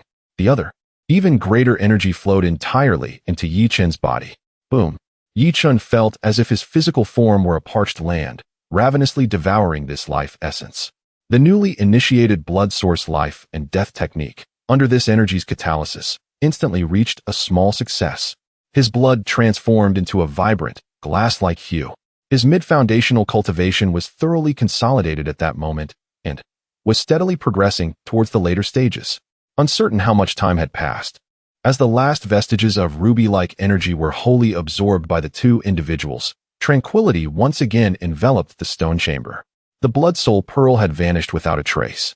The surge of energy receded, leaving only the intertwined breaths of the two, along with a profound sense of serenity and intimacy that penetrated their souls. Su Liyin gradually opened her eyes, her enchanting peach blossom gaze now devoid of any allure or detachment, replaced instead by a gentle clarity akin to water. She quietly regarded the man before her, who too had opened his eyes, sensing the enduring connection between them and the soul-stirring thrill it evoked. After a prolonged moment, her ruby lips parted, her voice soft as if fearing to disrupt the tranquility of the moment. "Yi Chen," she murmured, "this time, it is not a transaction." Yi Chen leaned down, bestowing a deep kiss upon her smooth forehead. In his eyes, a hint of weariness lingered, yet it was overshadowed by a tender relief. He spoke not a word, yet this kiss conveyed more than 1,000 expressions. Their relationship, having weathered the trials of a life-and-death battle of hearts, transcended the definition of the closest allies, ascending to a new realm that even they could not yet articulate. It required no further words for definition, for within the depths of this secluded cavern, their paths, their hearts, and their very lives had intertwined tightly together. Chapter 54: The Day of Emergence. Disturbance in the abyss. The radiant light within the stone chamber gradually faded, replaced by a warm, gentle glow emanating from within the two bodies. This ethereal brilliance signified the flow of Tao, the essence of their cultivation and foundation having reached a remarkable new height. However, the enchanting atmosphere did not linger for long, soon supplanted by a pressing sense of urgency. Yi Chen was the first to rise from Su Liyin's jade-like body, instinctively pulling over a garment to cover the enchanting beauty that could drive any man to madness. His gaze remained clear, devoid of any lingering infatuation with the tender embrace, yet tinged with a hint of gravity. Su Liyin, not an ordinary woman, quickly understood his demeanor and promptly donned her attire. After the dual baptism of soul and flesh, her aura underwent a subtle transformation, shedding some of the deliberate seductiveness and gaining a newfound elegance and nobility. In the flicker of her eyes, an innate charm emerged, surpassing her past allure, captivating the heart and soul. "What is it?" she asked softly, keenly sensing the unusual expression on Yi Chen's face. "Do you feel it?"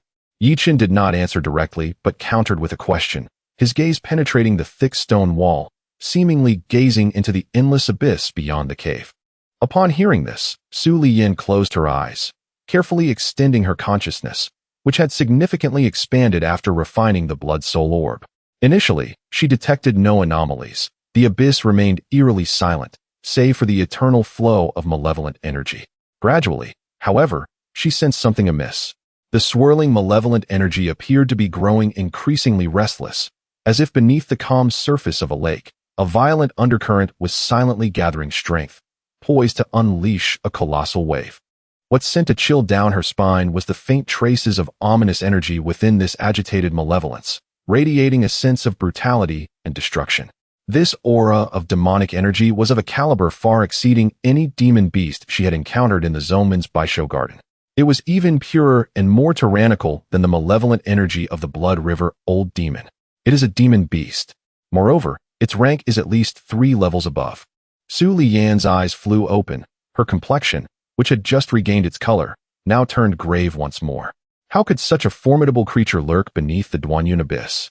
The Duanyun Abyss is renowned as a perilous area surrounding the Hahuan sect. The miasma above is extremely toxic, capable of eroding spiritual power and corroding the soul, deterring even golden core cultivators from venturing near. The texts of the sect vaguely describe what lies beneath the abyss, merely cautioning against entry with the ominous phrase, "Do not enter, a place of great danger." Everyone assumed this peril referred to the insurmountable toxic miasma, never considering that a terrifying, unparalleled demon could be lurking at the bottom of the abyss.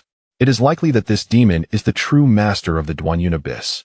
Yi Chen's gaze deepened as he remarked, the commotion we caused at the cliff's peak, along with the spiritual fluctuations emanating from this blood demon cave, may have already alerted it. Exchanging a glance, both saw the seriousness reflected in each other's eyes. Their current predicament was akin to emerging from a wolf's den only to step into a tiger's lair. Although the blood demon cave provided safety, it was not a long-term solution. They had exhausted the resources within, and remaining here would yield little progress in their cultivation. More importantly, they could not remain trapped in this abyss for eternity. Yet, upon leaving the cave, they would likely confront a fearsome demon beast that even golden core experts would fear. Given their current strength, even united, they might struggle to achieve any semblance of victory. For a moment, the atmosphere in the stone chamber grew oppressive. Let us first assess the gains from our retreat. Yi Chun broke the silence, emphasizing the necessity of calm during dire circumstances. Evaluating their strength was essential for formulating their next plan. Su Liyan nodded, gathering her thoughts to begin introspection. Yi Chun first examined his own cultivation. He had reached the mid-stage of foundation establishment, with a solid foundation, nearing the peak of mid-stage. The yin-yang Dao power within him had surged to at least 3 times its previous might, infused with the immense life essence of the blood-soul orb, granting it a vibrant resonance of vitality. Next was his soul. Having devoured remnants of the blood river old demoness soul and refined a portion of the soul energy from the blood-soul orb, the strength of his consciousness now rivaled that of typical late-stage foundation establishment cultivators, with vastly improved coverage and sensitivity. His most significant gain was undoubtedly the initiation and minor mastery of the blood source life and death art. He could distinctly feel that every drop of blood within him now contained an overwhelming vitality beyond anything previously experienced. His physical strength and recovery capabilities had reached an astonishing level. He felt a newfound confidence, believing that even standing still, he could withstand the strikes of ordinary low-grade spiritual weapons without sustaining any harm. In my current state, should I encounter someone like Chen Kuan, I would not even need to lift a finger. The sheer pressure of my vitality would suffice to annihilate him. Yi Chun thought, gaining a clearer understanding of his prowess. Overall, despite being at mid-stage foundation establishment, he possessed the capability to contend with average early-stage golden core cultivators. Such an ability to challenge beyond one's rank, if publicized, would undoubtedly shake the entire Namling cultivation world. Su Liyan's gains were equally remarkable. Although her realm had not broken through, remaining at the peak of late-stage foundation establishment, her foundation had undergone a tremendous transformation. After refining the blood-soul orb, her Taiyin profound body had nearly attained perfection, and the Taiyin power within her was extraordinarily pure, subtly infused with the essence of Taiyin laws. It is not an exaggeration to say that, given the right opportunity, she could attempt to break into the golden core realm at any moment, with a success rate of at least 80%. Furthermore, she had absorbed numerous demonic secrets and insights from the blood-soul orb, solidifying her own foundation. In terms of genuine combat power, she likely rivaled the seasoned disciples within the sect who were on the cusp of entering the golden core realm. It seems we have both grown considerably stronger. Su Liyan slowly opened her eyes, a fleeting glimmer of confidence shining in her beautiful gaze. However, she acknowledged that confronting a third-tier demon would still be far from enough. Indeed, it is insufficient. Yi Chun expressed his agreement, pondering for a moment before a glimmer of brilliance flashed in his eyes. However, perhaps we need not confront it directly. Oh, Su Liyan looked at him with curiosity. Do you have any plans? I do not yet possess a complete plan, Yi Chun replied, shaking his head. However, I have an idea that might create an opportunity for our escape. Before implementing this idea, though, I need to attempt something first. With that, he once again settled into a meditative posture, closing his eyes amidst Su Liyan's puzzled gaze. This time, he was not cultivating but engaging in deep communication with the system within his mind. System, how much yin-yang value do I currently possess? Ding. The host's current yin-yang value balance is 2,150 points. Foundation Establishment Task Reward, 1,000 points. Slaying Evil Cultivator Reward, 300 points. Dual Cultivation Reward, 850 points. After deducting 800 points for Sword Technique Exchange, remaining 1,350 points. The subsequent dual cultivation with Su Liyan, involving the Battle of the Dao Heart and the Fusion of Origins, yielded a high-quality reward of 800 points, totaling 2,150 points. Upon seeing this number, Yi Chun felt a surge of joy in his heart. The yin-yang value is his greatest trump card and reliance. System. I recall you mentioned that unlocking the Dantian Foodie module requires 5,000 yin-yang value, or the essence of spatial origin. Indeed, host. Then, could you scan the blood demon cave we are currently in? Yi Chen's voice carried a hint of barely concealed anticipation.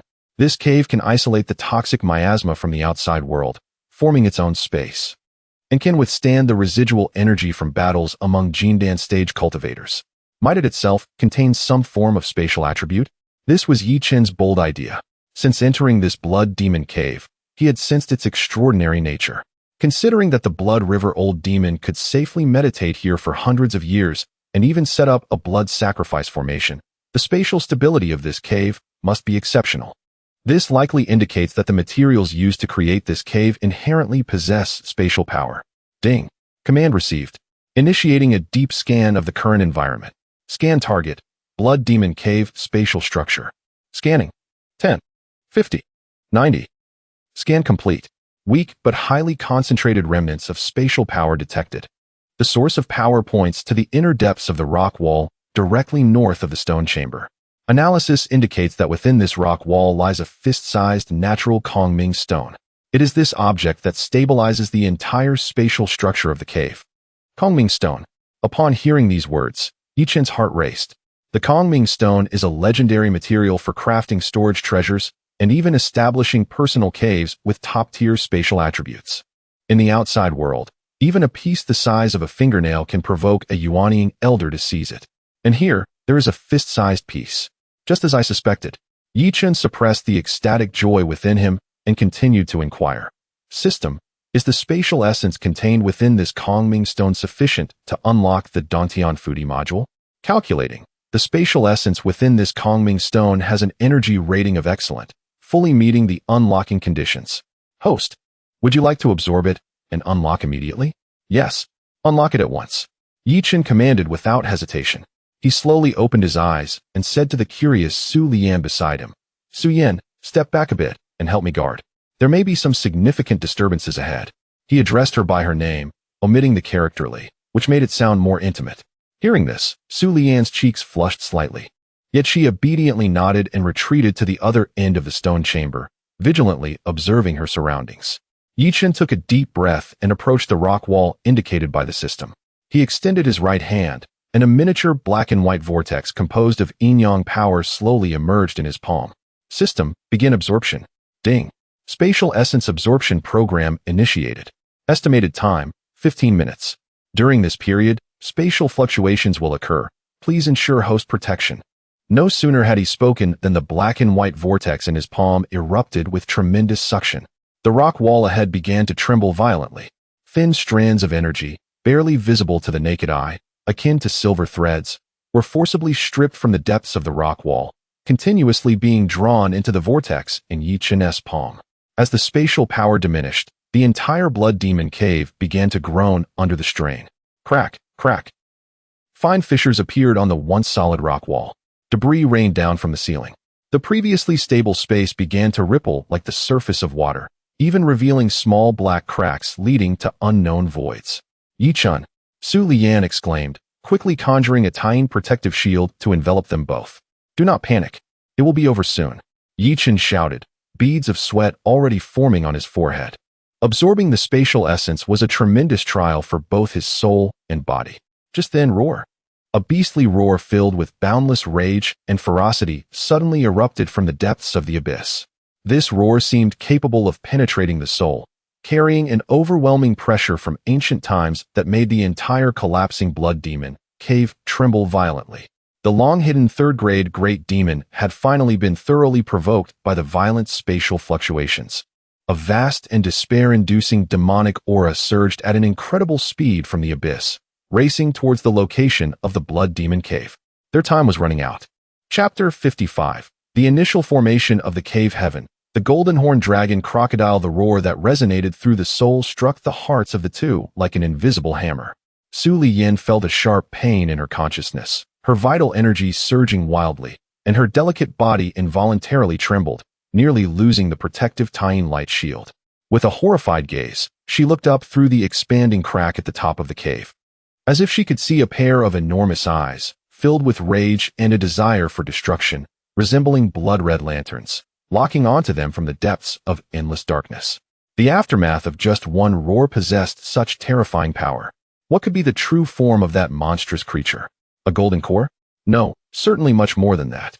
This oppressive force was even heavier and more savage than that of the elder from her sect, who had one foot in the Yuanying stage. Hurry, it is coming. The urgency and tremor in Su Lian's voice were unprecedented. She did not fear death. Rather, she was unwilling. Unwilling to perish in the depths of this abyss, where light does not reach, after enduring so many trials and glimpsing the hope of ascending to a higher realm. In such a powerless manner. Just a little longer. Hold on for 10 more breaths. Yi Chen's low growl came from ahead, his voice somewhat hoarse from the immense pressure, yet the calmness and determination within it served as a potent tonic, instantly stabilizing Su Lian's panicked mind. Gritting her silver teeth, she ceased to speak and poured her pure Taiyin energy unreservedly into the shield. The originally flickering light shield solidified several times over in an instant. Layers of ice-blue mysterious runes swirling on its surface, exuding an extreme chill, firmly protecting the two within. She chose to place all her hopes upon the tall figure in front of her. At this moment, Yi Chen was enduring unimaginable pressure. Externally, it was the mental oppression brought forth by that unparalleled great demon, capable of crushing mountains. Internally, it was the violent spatial force tearing at his flesh and meridians as he absorbed the essence of the Kongming stone. His body was already covered in numerous small wounds, threads of glimmering blood seeping out, only to heal instantly under the powerful recovery ability of the blood source life and death art. This continuous cycle of tearing and healing brought about an exquisite agony that could drive any weak-willed individual to madness. Yet, Yi Chen's eyes shone with an astonishing brightness. He could distinctly feel an enigmatic spatial essence merging with his limbs and bones, penetrating deep into his soul. His understanding of the concept of space was rapidly ascending at an unimaginable speed. Ding. Progress of absorbing the essence of space. 95. 97. 99. 100. Absorption complete. Detected that the host's soul and body have initially fused with fragments of the spatial laws. Meeting the final unlocking conditions. Module Cave Heaven and Blessed Land. Officially activated. Boom. Just as the system's prompt echoed in his mind, it felt as if a chaotic world within him was violently cleaved apart by a divine thunderbolt. A torrent of information surged into his consciousness. He beheld a peculiar space, approximately 100 zhang in size, shrouded in gray. This space was the embryonic form of the Cave Heaven and Blessed Land. In its initial state, it was empty, devoid of spiritual energy and life, sustained only by the most fundamental laws of space. Yet it truly existed. It was a completely independent world, capable of moving with Yi Chen's will. A world of his own. Even more delightfully, with the module's activation, his control over spatial power reached an entirely new realm. He found that he no longer needed to consciously learn. The essence of a fundamental spatial technique known as shrinking the earth to an inch was already imprinted deep within his soul. All this transpired in the blink of an eye. At the very moment the Cave Heaven and Blessed Land module activated, the wall, drained of its essence, crumbled into dust. Without the suppression of the Kongming stone, the already precarious blood demon cave could no longer hold its form. Boom. Accompanied by an earth-shattering roar. The entire cave collapsed. Tons of massive stones, imbued with the power to annihilate all, fell towards the two. And at that moment, the terrifying demonic aura had already descended.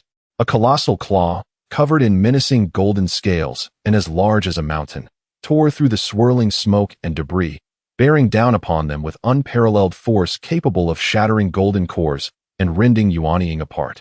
Before the claw even arrived, the fierce wind generated by it pressed down upon Su Lian's Taiyin shield, causing it to emit a piercing, sorrowful creaking sound, covered in a web of cracks, on the verge of shattering completely. Life and death hung by a thread. Now was the moment. Yi Chen suddenly opened his eyes, two silver beams of spatial divine light flashing within. He did not choose to endure nor to flee. Instead, he swiftly pulled the already pale Su Lian tightly into his embrace. Do not resist, he commanded in a low voice, and with a thought, activated the newly opened Cave Heaven and Blessed Land module. In Su Lian's astonished gaze, she saw a nearly invisible silver vortex quietly manifest at Yi Chen's brow. The next moment, a gentle yet irresistible spatial force enveloped their bodies. In an instant, the deafening sounds of collapse, the oncoming destructive winds, and the terrifying claw that obscured the sky, all vanished without a trace. In their place was a gray, desolate, yet utterly safe realm. Boom. Almost simultaneously as they disappeared, the golden claw struck the ground where the blood demon cave once stood. A deafening sound reverberated, causing the entire cliff of the broken cloud abyss to tremble violently. A terrifying claw mark, several dozen zhang deep, was forcibly imprinted into the ground. The collapsing stones and swirling dust were reduced to the most insignificant dust beneath that colossal claw. The might of a single strike is truly terrifying. As the dust settles in the center of the claw mark, a colossal creature exceeding 50 zhang gradually reveals its true form. It resembles a giant crocodile, yet its entire body is cloaked in a layer of scales that glimmer with a metallic sheen, as if forged from gold. On its head, a long, spiraled horn stretches several zhang upward, resembling a sharp sword, with its tip radiating blinding golden lightning. Beneath its 4 robust claws, it treads upon a dark cloud of demonic mist, its eyes, resembling molten lava, fixated intently on the empty depths of the claw print, filled with fury and a hint of confusion. This is a Sanjie Shangping Diao, Jin Jiao Long Ao, an ancient aberration imbued with a trace of true dragon blood. Capable of rivaling human Yuanian cultivators in adulthood, it stands as a true sovereign of this realm. It can distinctly sense that the 2 insignificant ants had vanished right here, without a trace left behind. The inexplicable disappearance, devoid of even a ripple in the spatial fabric, perplexes its not-so-bright mind. A low growl of bewilderment escapes Jin Jiao Long Ao. Its vast consciousness sweeps over 100 li, probing every cliff and stone, yet it finds nothing. The 2 ants that dared to steal its cherished toy, the Kong Mingshi, during its slumber, have seemingly evaporated into thin air. Unable to locate its target, Jin Jiao Long Ao grows increasingly enraged. It bellows into the sky, unleashing a series of furious roars, the terrifying sound waves causing the surrounding cliffs to crumble incessantly. With a casual sweep of its massive tail, it creates a vacuum stretching 100 zhang. In an instant, the mid to lower regions of the Duan Unibiss are engulfed in a catastrophic disaster due to its wrath. Meanwhile, within the cave paradise, Su Liyin remains ensconced tightly in Yi Chen's embrace, her eyes wide as she surveys the peculiar gray space around them, a sense of indescribable shock reflected in her enchanting peach blossom eyes. "Where is this place?" she murmurs, her voice laced with uncertainty. "Have we died? Is this the underworld?" It is no wonder she thinks so. In one moment, they faced apocalyptic destruction. In the next, they find themselves in this silent, formless void, where neither day nor night exists. Such a stark contrast is enough to bewilder anyone's perception. "We are still alive." Yi Chen's voice resonates in her ear, imbued with a sense of fortunate survival and an uncontrollable excitement. He releases her from his embrace, gesturing to the 100 zhang expanse around them, his eyes glimmering with an unprecedented brilliance as he articulates each word. "Welcome to my world." "Your world?" Su Liyin is utterly stunned. Yi Chen offers no further explanation, for no words can convey the shock of first-hand experience. With a thought, a flat piece of green stone rises from the gray expanse. He then retrieves various items scavenged from the blood magic cave, stone tables, stone benches, and cushions, using his mind to place them atop the green stone. Su Liyin's delicate lips part in astonishment, unable to close. She watches as Yi Chen, akin to a deity from legends, conjures a simple resting place in this void. Such a feat surpasses her understanding. What level of divine power is this? Is this a portable cave dwelling?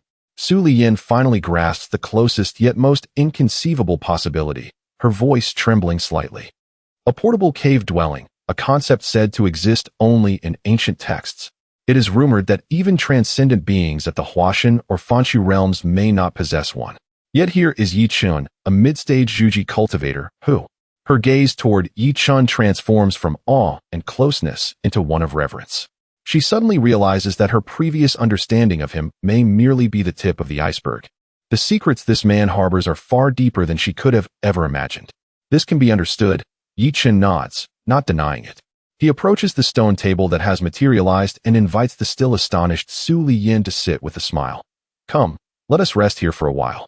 Su Liyin awakens from her daze, gracefully moving to sit opposite Yi Chen, her demeanor somewhat reserved. She extends her delicate hand, gingerly touching the cool surface of the stone table, the tangible sensation confirming that this is no illusion. The beast outside. She steadies herself, asking the most crucial question. It is still rampaging outside. Yi Chen closes his eyes, sensing the outside through a faint connection between the cave and the world beyond. Its power is unfathomable. It likely surpasses the Yuanying realm. If we venture out now, it would be tantamount to suicide. Then, are we to be forever trapped here? Su Liyan's brows furrow once more. Although this portable cave dwelling is marvelous, it is devoid of any resources, lacking spiritual energy.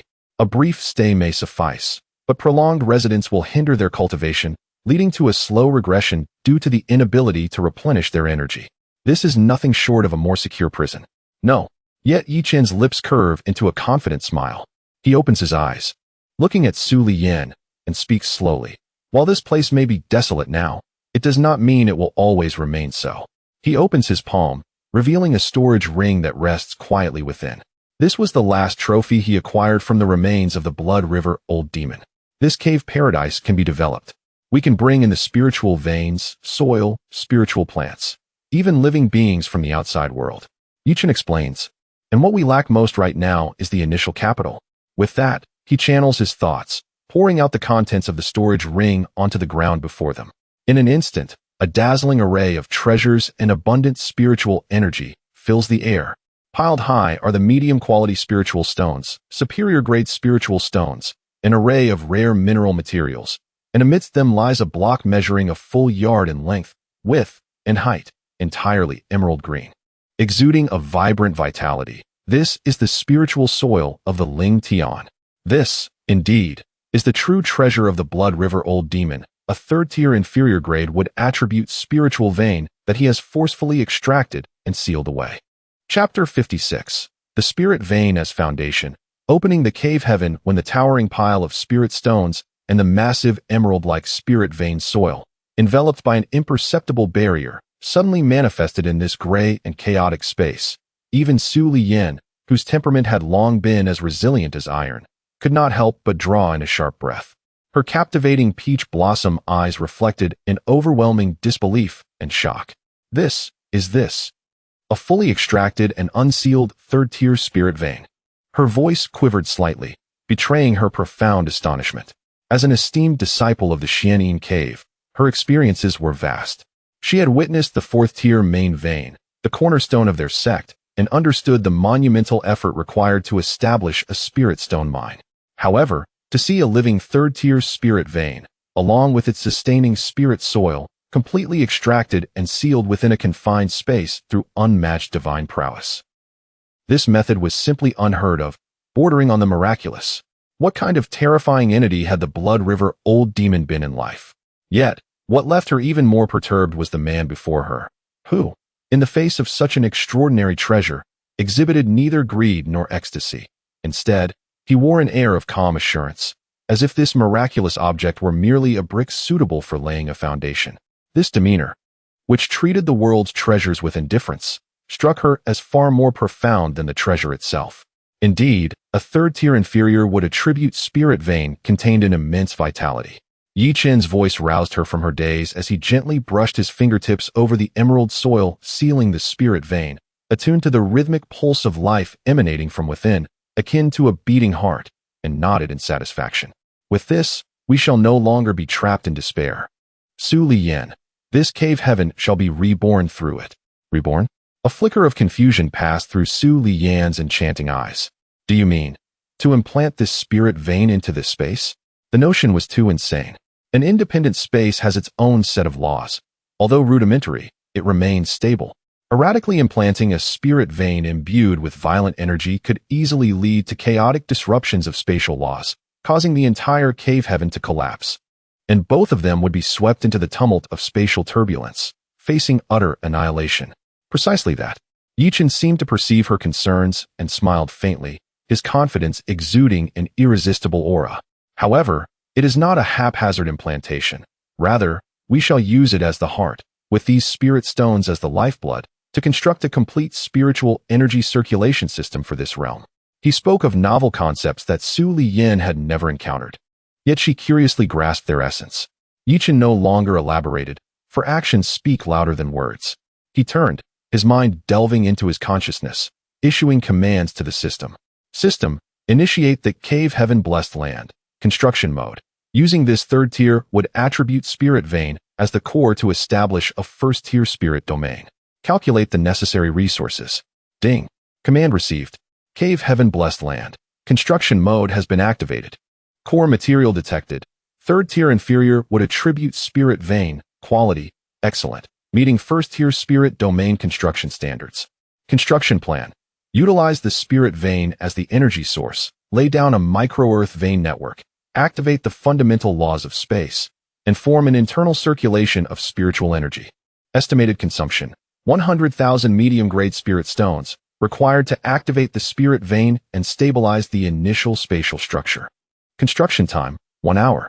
During this period, the host must guide with spiritual power, and assistance from companions is advisable to prevent energy dispersion. 100,000 medium-grade spirit stones. This figure was enough to purchase several mountains akin to the outer sect of Hehuanzong. Even a nascent soul cultivator would find it challenging to produce such a vast fortune at once. Yet, in the face of the Blood River Old Demon's mountainous legacy, it was but a trifling sum. Su Liyan, I require your assistance. Yi Chen opened his eyes, his expression turning grave. Shortly, I shall unseal the spirit vein, and an immense surge of what attribute spiritual energy will erupt. I need you to invoke the power of Tai Yin, establishing a frost barrier at the edge of the cave heaven to confine all the dissipating spiritual energy within this space, allowing not a single drop to go to waste. Understood. Su Liyan did not hesitate for a moment, immediately acquiescing. She recognized that this was not merely about aiding Yi Chen, but concerned their shared fate. She approached the edge of the cave heaven space, settling into a meditative posture, pure strands of Tai Yin energy emanating from her body, gathering strength. Yi Chen inhaled deeply, advancing towards the mound of spirit stones. With a flick of his mind, he precisely separated 100,000 medium-grade spirit stones, causing them to levitate in midair, forming a colossal ring that surrounded the emerald spirit vein soil at its center. It is about to begin, he exclaimed, forming hand seals, a seal imbued with the essence of chaotic primordial power striking fiercely against the seal of the spirit vein soil. Buzz. The invisible barrier shattered upon impact. Boom. Like a volcano that had been suppressed for centuries, it erupted at this moment. A thick, almost tangible torrent of vibrant green life surged skyward. This was a tidal wave of energy composed of the purest would attribute spiritual energy, infused with the fragrance of flora and the overwhelming vitality of rejuvenation, wildly sweeping in all directions. Now is the time. Su Liyan's enchanting eyes widened, and with a fierce shout, the prepared Tai Yin power erupted. Xian Yin Ice Realm. Beams of ice-blue divine light shot forth from her palms, swiftly sketching immense, translucent ice walls at the periphery of the cave heaven. These ice walls connected seamlessly, ultimately forming a perfect hemispherical dome that enveloped the entire 100-foot space. Bang, bang, bang, bang. The violent tide of green spiritual energy crashed against the ice-blue dome, producing a series of thunderous roars.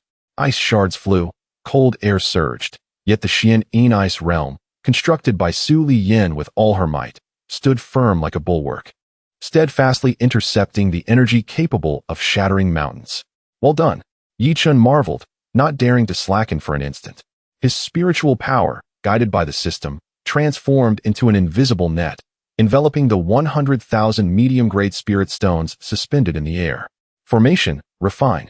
With a commanding shout from him, the 10,000 medium-grade spirit stones instantaneously radiated a brilliant light, forming an incredibly profound spirit gathering and refining formation.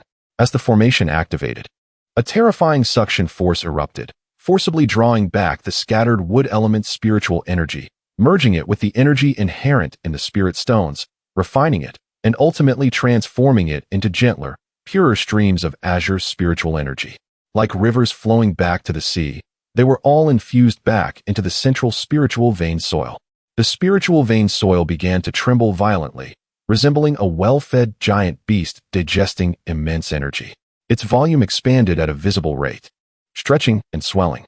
Yi Chen's forehead beaded with fine sweat, his spirit energy depleting rapidly. Yet he dared not relax for an instant. Under his will, the spiritual vein soil slowly sank beneath the gray earth of this chaotic space. In the next moment, a miracle occurred. Centered around the point where the spiritual vein sank, root-like tendrils emitting a soft azure glow began to spread beneath the ground. These were the microgeological networks conceived by the system. Wherever they traversed, the once lifeless, gray soil seemed to be infused with vitality, instantaneously revitalizing into a vibrant scene. The gray was replaced by a rich, fertile black. This exuberant black, like the most exquisite painting, rapidly unfurled towards the edges of the cave heaven. In mere moments, this desolate expanse of 100 zhang transformed entirely into fertile land. Subsequently, the change began to ascend towards the sky. As the geological network was completed, a warm, gentle spiritual energy began to rise from the earth, ascending upwards. The previously oppressive, gray sky gradually brightened under the nourishment of this spiritual energy. The gray faded, replaced by a clean, clear light blue, reminiscent of a sunny day following rain. Though devoid of sun, moon, and stars, this light blue sky radiated a soft glow, illuminating the entire cave heaven as brightly as day. Finally, the air. When Su Liyan sensed that the external spiritual energy tide had stabilized and slowly withdrew the profound ice realm, she was greeted by an incredibly refreshing aura, rich enough to make every pore of her body open in delight.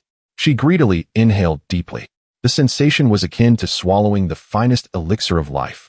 The pure spiritual energy surged through her breath, cleansing her meridians and nourishing her foundation of Tao. She even felt that, without deliberate cultivation, merely breathing in this place would slowly and steadily enhance her cultivation. She gazed around in a daze. Beneath her feet lay soft, fertile black spirit soil, with a few unknown green sprouts bravely breaking through the surface. Above her was the bright, gentle light blue sky. The air was infused with a refreshing spiritual energy, the concentration of which far exceeded that of the so-called true inheritance caves of the Hahuan sect, even surpassing the core forbidden area of her Xianyin cave by a significant margin.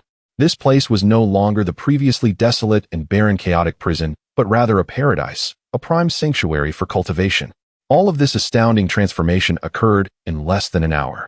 Her gaze eventually fell upon the man standing in the center of the cave heaven, tall and upright, his lips curled with a hint of fatigue, yet unable to hide his smile.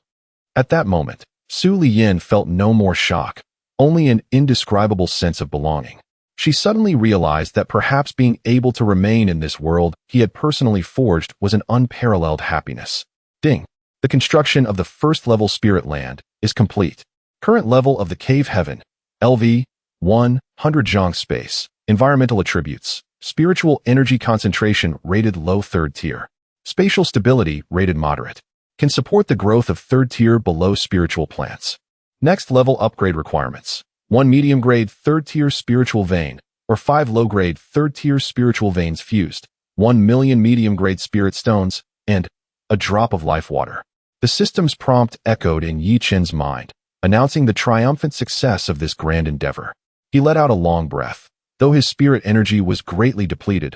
Witnessing the rejuvenated world before him instilled a profound sense of satisfaction as a creator within him. He walked over to Su Liyan, who also bore a weary expression yet sparkled with brilliance in her beautiful eyes, and handed her a 3rd tier Qing Shun Dan obtained from the collection of the Blood River Old Demon, which restored spiritual power. "You've worked hard," he said softly. Su Liyan accepted the pill without hesitation, and a refreshing sensation instantly spread throughout her consciousness, dispelling all fatigue. She looked at Yi Chen, her lips parting to express a myriad of thoughts, ultimately coalescing into a heartfelt exclamation. "Yi Chen, what kind of person are you?" "Just a cultivator who wishes to survive and thrive," Yi Chen replied with a smile, not directly answering her question. He approached the freshly opened black spirit soil, once again channeling his thoughts to extract the rare spiritual plants and seed varieties stored in the Blood River Old Demon storage ring. There were purple sungrass that could enhance cultivation, dragon blood flowers that could refine the physical body, and 7-star soul leaves that could nourish the spirit, along with numerous rare auxiliary herbs needed to concoct high-tier pills. These were treasures of incalculable value in the outside world. Like the most patient of farmers, he meticulously categorized and planted these spiritual plants and seeds into the new, hope-filled soil. Under the nurturing power of the third-tier wood element spiritual vein, as soon as these plants were sown, they exhibited visible signs of vigorous vitality. Many of those seeds even broke through the soil directly, sprouting tender green shoots. Gazing at the burgeoning spiritual herb garden before him, Chen's eyes sparkled with boundless anticipation for the future. With this cave heaven and this inexhaustible spiritual herb garden, he would face no further concerns in his studies of alchemy, formations, and artifact crafting. His strength would undoubtedly enter a truly explosive growth phase here. From this day forth, this place shall be our home. He turned his head and spoke to Su Lian, who had been quietly standing behind him, silently observing his every move. His voice was soft yet imbued with a reassuring strength. Home. This simple yet warm word made Su Lian's heart tremble suddenly. Raised in the ruthless environment of Xianyin Cave, filled with cunning and survival of the fittest, she had never experienced the essence of home. For her, the so-called sect was merely a platform to become stronger, and her fellow disciples were mostly competitors who exploited one another. However, at this moment, in the secluded little world that the two of them had created, when Chen uttered this word, a corner of her long-frozen heart began to thaw quietly. She gazed at Chen's profile, observing the plans and confidence in his eyes for the future and the brand-new realm that came into being because of him. Suddenly, she broke into a smile, one that shed all pretense and allure, pure as a snow lotus in full bloom, breathtakingly beautiful. All right, she replied softly, her voice carrying a hint of sweetness named yearning, one she had not even realized. Our home. The two exchanged smiles, an unspoken understanding flowing gently through the air. Outside, the roar of the golden-horned dragon crocodile echoed in the Duanyun abyss, filled with destruction and fury. Yet within this small cave heaven, there was a tranquil and harmonious atmosphere, brimming with vitality. A long and pivotal period of closed-door cultivation was about to commence in this brand-new realm, and their story would, after a period of dormancy and accumulation, re-emerge into the world's view in a more resplendent manner. Chapter 57. The passage of time in the cave. The initial success of alchemy. Time flows silently, and within the cave, years are inconsequential. As the first ray of dawn, conjured by Chen's thoughts, bathed the fertile land of 100 zhong, Su Lian, seated by the spiritual field, gradually opened her eyes. A pure breath of Taiyin energy escaped her lips, tracing a graceful arc in the air like a white ribbon before dissipating amidst the rich spiritual energy. Her aura had deepened and become more restrained compared to her initial entry into the cave. The harmonious essence of the late foundation building stage had reached a transformative realm, as if she could at any moment pierce through the thin veil that separated her from the magnificent vista of the Golden Core Dao. This marked the third month of their confinement here. For 3 months, the ominous presence of the Jin Jiao Long Ao outside had yet to wane, that chilling and terrifying pressure ever present like the sword of Damocles, constantly reminding them that while this place resembled a paradise, it was also a cage. Yet for Chen and Su Lian, these 3 months had been the most tranquil and luxurious period in their cultivation journey thus far. Su Lian's gaze involuntarily drifted to a nearby, meticulously planned spiritual herb garden, which had transformed from its initial sparse state. Nurtured day and night by the third-tier wood spirit vein, the growth rate of the spiritual plants here had reached an astonishing level. In just 3 months, the once mere seedlings of Ziyang Chao had grown to half a foot tall, their leaves shimmering with purple energy, almost bursting with medicinal potency. The rare dragon blood flower had even bloomed a stunning and unusual crimson bud, poised to unfurl. Most astonishing to Su Lian were the several Qi Xing Hanyi, which had already begun to condense 3 luminous dots of soul energy, an achievement that would typically require over a decade of arduous effort in the outside world. A day within the cave equates to a decade in the mortal realm. While such a statement may be exaggerated, it holds a semblance of truth in this uniquely favorable environment. The architect of all this, the figure who had become increasingly familiar yet strangely distant, was currently seated at the center of the spiritual herb garden, his eyes tightly closed, seemingly immersed in contemplation. Over these 3 months, an extraordinary tacit understanding had blossomed between them. Each morning, they would cultivate together at the peak of spiritual energy, by day. Yi Chun would delve into the formations and alchemical texts acquired from the Blood River Old Demon, while Su Liyan would practice her techniques to solidify her foundation. Occasionally, they would pause their training to sit at a stone table, brewing a pot of tea made with spiritual spring water, engaging in profound discussions and heartfelt exchanges. They shared insights from their cultivation experiences, exchanged combat strategies, and even spoke of distant, hidden pasts. Su Liyan learned of Yi Chen's arduous 3-year tenure as a lowly servant in the Hehuan sect, gaining insight into the origins of his exceptional resilience and tenacity. Likewise, Yi Chun pieced together an image of a proud young woman struggling to survive under the harsh regulations of the Xianyin cave, as revealed through Su Liyan's occasional fragments of speech. They had transcended the role of mere allies in adversity. They had become the only family within this small world, offering each other solace and support. As Su Liyan's thoughts flowed, Yi Chun exhaled a long breath, slowly opening his eyes. Within his gaze, it was as if countless alchemical symbols were swirling before finally settling into clarity. Have you seen enough? He turned his head, a mischievous smile gracing his lips as he looked at Su Liyan. Her cheeks flushed slightly before she regained her composure. Lightly huffing, I was merely ensuring that you weren't slacking off. Have you comprehended the alchemical texts? To a certain extent, Yi Chun replied, rising and brushing off his robes, confidence glimmering in his eyes. He had thoroughly internalized the theory, and today was perfect for a trial run. Our stock of medicinal pills needs replenishing. Although the treasures left behind by the Blood River Old Demon are abundant, they are ultimately a transient resource. To sustain our intense cultivation for the long term, we must be self-sufficient and fully harness the potential of this spiritual herb garden to fuel our growth. Oh, you are going to refine pills? Su Liyan's eyes sparkled with interest at his words. She gracefully approached him, inquiring, "What do you need me to do?" "Just protect me while I work," Yi Chun replied. With a flick of his consciousness, an ancient alchemical furnace, entirely crimson and adorned with fierce, beastly carvings, materialized before them. It was the mid-grade spiritual artifact, the Blood Beast Melting Furnace, used by the Blood River Old Demon. Next, he carefully harvested several mature Ziyang Chao and a dozen auxiliary spiritual herbs to balance the medicinal properties. Everything was now prepared. Yi Chun took a deep breath, his expression becoming unprecedentedly focused. Although the system had imparted vast knowledge of alchemy to him, theory and practice were ultimately two different matters. This was his true first attempt at pill refining. He extended his right hand, palm upward, as a flame interwoven with black and white began to rise. Yin-Yang Dao Fire. This was one of the greatest advantages of his chaotic Dao body. This flame combined the ferocity of Yang fire with the gentleness of Yin fire, theoretically making it one of the most suitable divine fire prototypes for alchemical refinement. "Rise," Yi Chun commanded, and the flame shot forth, diving into the base of the furnace and igniting fiercely. The furnace's body turned a vivid red at an observable rate, tempering, purifying, merging, condensing. The essential techniques of alchemical refinement flowed clearly through his mind. He meticulously followed the most reliable method outlined in the jade slip, sequentially adding the processed spiritual herbs into the furnace.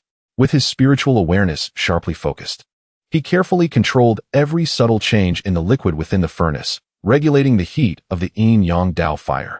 Su Liyan observed silently beside him, not daring to breathe. Though she lacked expertise in alchemy, she could sense the immense mental pressure Yi Chun was under. Sweat beads had begun to dot his handsome face. Everything seemed to progress smoothly. The liquid within the furnace, under the influence of the Yin-Yang Dao fire, perfectly melded into a viscous substance of azure and purple, exuding a rich medicinal fragrance. Only the final step of condensing the pill remained. A glint of determination flashed in Yi Chen's eyes as his hand seals suddenly shifted. Condense. The temperature within the furnace surged abruptly, seeking to compress the medicinal liquid into a pill in an instant. Yet, at that moment, an unforeseen change occurred. This was his first time manipulating the Dao fire for such delicate operations, and his inexperience proved to be a hindrance. The sudden escalation of heat was slightly excessive, ultimately disrupting the stability of the already balanced liquid. The violent potency of the medicine erupted with a thunderous explosion. A deep, resounding boom echoed from within the alchemical furnace. A thick, dark smoke laced with medicinal residue burst forth from the furnace's vent, covering the focused Yi Chen's face entirely. Inside the cave, silence enveloped the space. Su Liyan stared at the scene before her, her expression tense and taut, her muscles involuntarily twitching. Yi Chen stood frozen, his face, hair, and robes covered in black ash, with only his bewildered eyes blinking in confusion, a far cry from his usual composed and sagacious demeanor. Unable to contain herself, Su Liyin covered her mouth and let out a melodious laugh that bloomed like 100 flowers, instantly transforming her previously cold aura into one of vibrant warmth. "Is this what you meant by a minor success?" she teased, her bright eyes sparkling with mischief. Yi Chen's face flushed crimson as he wiped his face, only to smear the ash further, rendering him even more comical. Clearing his throat awkwardly, he insisted, "It was a mistake, purely an error. It's just my first time. I'm still getting the hang of it." Although he spoke thus, his mind raced with reflection. The issue lay in the final step of heat control. While his spiritual awareness was formidable, his understanding of the Yin-Yang Dao fire's dual nature was still superficial, leading to a momentary rigidity and, consequently, failure. Observing Su Liyan's barely restrained amusement, Yi Chen felt not anger but a warm sensation rising within him. This easygoing atmosphere was something he had never experienced before. Suddenly inspired to play, he swiftly appeared before Su Liyan, and before she could react, he gently swiped his ash-laden hand across her smooth cheek. "We share our fortunes," he chuckled. Su Liyan's laughter abruptly halted. She dazedly touched her cheek, feeling the ash on her fingers. Gazing at Yi Chen's triumphant expression, she was momentarily stunned before a flicker of danger ignited in her beautiful eyes. "Yi Chen," she exclaimed, and to his surprise, she lunged at him. In this vibrant paradise of the cave, they resembled the most ordinary of youth, laughing and chasing one another. The solemnity and vigilance characteristic of cultivators were utterly cast aside in that moment. Ultimately, their playful antics culminated in both becoming covered in ash. Breathless, they lay on the soft grass, exchanging smiles, their barriers dissolved. "All right, no more games," Yi Chen said, rising to a seated position, his expression regaining its seriousness. "Let us try again. This time." He did not rush to ignite the fire. Instead, he closed his eyes and meticulously replayed every detail of his previous failure hundreds of times in his mind. He recalled the scene of refining the evil cultivator with the yin-yang grinding disc outside Qingyang town. Controlling the Dao fire could not rely solely on the overwhelming strength of his spiritual awareness. It should form a self-perpetuating, self-balancing force field, much like the yin-yang grinding disc. A glimmer of understanding flashed in his eyes. Restart the furnace. This time, the yin-yang Dao fire in his palm underwent a subtle transformation. The black and white flames no longer merely intertwined. They resembled two yin-yang fish spiraling together, forming a perfect circular taiji emblem. The essence of the flames became extraordinarily stable and harmonious. He methodically added the spiritual herbs and proceeded with each step with grace. Everything flowed seamlessly. When he reached the stage of forming the pill again, Yi Chen focused his mind, and the taiji emblem-like Dao fire merely accelerated its rotation slightly, exerting a gentle yet irresistible grinding force evenly across the medicinal liquid. The furnace emitted a clear, melodious hum. A fragrant aroma, tenfold more potent than before, instantly filled the cave. "Success!" Yi Chen exclaimed with delight in his eyes as he gestured to extinguish the fire and patted the furnace. With a whoosh, 5 emerald green, plump pills, still swirling with faint medicinal clouds, shot from the furnace's mouth and were deftly collected into the prepared jade bottle. Second-tier high-grade Xiangdan. Each pill achieved a mid-grade quality. To create mid-grade pills on your first attempt, if you were not a cultivator, you might have become a master alchemist, Su Liyan remarked, having approached him at some point, her gaze fixed on the jade bottle filled with the vibrant pills. Genuine admiration lighting her face. Despite the adorable smudges of ash still adorning her features, the awe and respect in her beautiful eyes were unmistakable. "I'll give you 2, Yi Chen offered, extending the jade bottle. "I don't need them," Su Liyan replied, shaking her head. She retrieved a pill from her storage bag and smiled. "My cultivation has reached a bottleneck. Taking more pills would be of little use, just lacking an opportunity. You should keep these for breaking through to the later stages of foundation establishment. The stronger you are, the greater our chances of leaving this place." Seeing the earnestness in her eyes warmed Yi Chen's heart, and he ceased to insist. He stored the pills away, gazing up at the pale blue sky, his expression turning contemplative. "You are right," he murmured, "we cannot remain here forever. Considering the time, the sect competition of Hehuan's sect should be nearing." At the mention of Hehuan's sect, Su Liyan's eyes dimmed slightly, but quickly returned to normal. She understood that in that place lay people and matters he could not let go of. Sister Lingyu, I wonder how she is faring now. Yi Chen's voice carried an imperceptible hint of concern. Turning to Su Liyan, he said earnestly, Su Yan, within 6 months at most, regardless of whether that beast departs or not. We must find a way out. I promised her I would return. This is both a promise and a declaration. Su Liyan gazed at him quietly for a long time before she gently nodded, a faint smile blossoming at the corners of her lips. Very well, she said, I shall accompany you. These simple 3 words were imbued with an unwavering determination that needed no further explanation. Whether traversing dragons' lairs or tigers' dens, or facing mountains of blades and seas of fire, from this moment onward, she would walk this path alongside him. Within the cave, the fragrance of elixirs wafted gently, and time flowed serenely.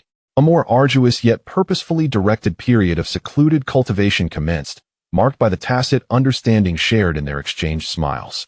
Their strength was accumulating at an astonishing pace, hidden within this uncharted abyss, waiting for the day they would break free from their confines, destined to roar like dragons across the heavens and sing like phoenixes throughout the seas. Chapter 58, Resonance of Yin and Yang. Sword opens the heavenly gate. Time flows swiftly, and within the cave, 3 months have passed once more. The spiritual plants originally sown have now flourished abundantly, exuding a rich fragrance akin to a mature medicinal herb garden. Yi Chen, with a piece of natural warm jade retrieved from the Blood River Old Demoness lair, has opened a spiritual spring beside the spiritual field. The spring water bubbles melodiously, enveloped in an enchanting spiritual mist, further enhancing the ethereal ambience of this small world. At this moment, beside the spiritual spring, Yi Chen sits cross-legged, his aura rising and falling like the tides. His eyes are tightly shut, his expression serene, yet within him, a tumultuous scene unfolds. In his dantian, the Yin-Yang Dao platform spins wildly, resembling a celestial millstone operating at full capacity. After months of arduous cultivation and the accumulation of countless self-refined elixirs, the Yin-Yang Dao power within him has reached an astonishing level, and the barrier of the mid-foundation stage is on the verge of crumbling under his relentless assault. Now is the moment. Yi Chen silently exclaims, swallowing a recently refined, high-quality Xiang Dan. Boom. The elixir dissolves upon entering, transforming into a powerful and pure torrent of medicinal energy, akin to a long-prepared force charging into the fray against the bottleneck. Crack. A sound, reminiscent of a shattering from the depths of the soul, resonates. The immensely solid barrier, which had troubled countless foundation-building cultivators, finally shatters under the combined pressure of Yi Chen's profound accumulation and the superior elixir. A far more potent and refined aura erupts from within him. Within the cave, the spiritual energy surges, forming a small vortex of spiritual energy above his head, furiously pouring into him. Late-stage foundation establishment achieved. After a considerable time, as the vortex of spiritual energy gradually dissipates, Yi Chen opens his eyes. In those deep, profound orbs, a fleeting gleam of black and white brilliance flashes, his entire demeanor becoming increasingly profound, with an innate resonance with this realm evident in his every movement. He clenches his fist, feeling the relentless power within him, as if capable of shattering mountains with a single strike, a satisfied smile gracing his lips. At present, relying solely on his cultivation and physical strength, he possesses the confidence to confront an ordinary early-stage Jindan cultivator without faltering. Should he unleash his hidden cards, he might even contend against mid-stage Jindan practitioners. This is the unparalleled foundation bestowed upon him by the Tao of Heaven and the Chaos Dao Body. Congratulations. A cool, melodious voice reaches him from behind. Su Liyan, having completed her cultivation unbeknownst to him, stands quietly behind him, her beautiful peach blossom eyes reflecting genuine joy. Congratulations to you as well. Yi Chen rises, gazing at her, only to find her aura still lingering at the pinnacle of late-stage foundation establishment. Though her harmony has evidently improved, she is yet to take that final step. His brow furrows slightly. Still, unable to find the opportunity? Upon hearing this, a trace of helplessness crosses Su Liyan's face as she gently nods. My spiritual power, soul, and Dao heart have all been refined to their utmost, even more stable than many newly ascended Jindan cultivators. Yet the thin membrane leading to the Jindan path remains as solid as divine iron, impervious to my every attempt to break through. She has tried consuming bottleneck-breaking elixirs, but the effects were akin to a cow sinking into the sea, failing to budge the barrier in the slightest. She has an inkling that her issue does not lie in insufficient accumulation, but rather, a lack of momentum. A momentum that is relentless, capable of breaking all obstacles. This momentum often arises from life and death battles or the sudden enlightenment of the Tao. Yet, in this tranquil cave, it is evident that neither can be sought after. Observing the lingering frustration in Su Liyan's expression, Yi Chen ponders for a moment before speaking. Perhaps we can create our own opportunity. Create? Su Liyan looks at him in confusion. Indeed, a spark of fervent battle intent ignites in Yi Chen's eyes. Your path lies in the utmost ease and softness, emphasizing the principle of flowing with the current, overcoming rigidity with gentleness. My path, on the other hand, is one of yin and yang in harmony, chaos returning to unity, where dominance and royal authority coexist. Though our paths appear disparate, they share the same root, both stemming from the profound principles of yin and yang. He pauses, articulating each word with clarity. Let us join forces, merging our lifelong learnings into one, to create a sword technique that transcends our limits. In the process of crafting and executing this sword strike, we may just discover the momentum you require. This proposal is indeed fanciful and extraordinary. The techniques of different cultivators vary greatly. Forcibly merging them is akin to mixing water and fire. A slight misstep could lead to a clash of powers, resulting in both falling into madness. However, upon hearing Yi Chen's words, Su Liyan's beautiful eyes suddenly light up. While others may struggle, they, perhaps, can succeed, having shared profound experiences of soul intertwining and dual cultivation. They are already intimately familiar with each other's powers and auras. Their strengths inherently possess the potential to blend harmoniously to a certain degree. Yi Chen's suggestion is not mere fantasy. Rather, it is the most promising shortcut to success. Excellent. Without the slightest hesitation, she agrees. The burdens that had plagued her for days seemed to find a release at this moment, transforming into boundless anticipation and spirited battle intent. What shall we name this sword? She inquires. Yi Chen raises his gaze towards the pale blue sky he has painstakingly opened, a symbol of rebirth and hope, and solemnly declares, "We are trapped here, akin to frogs in a well.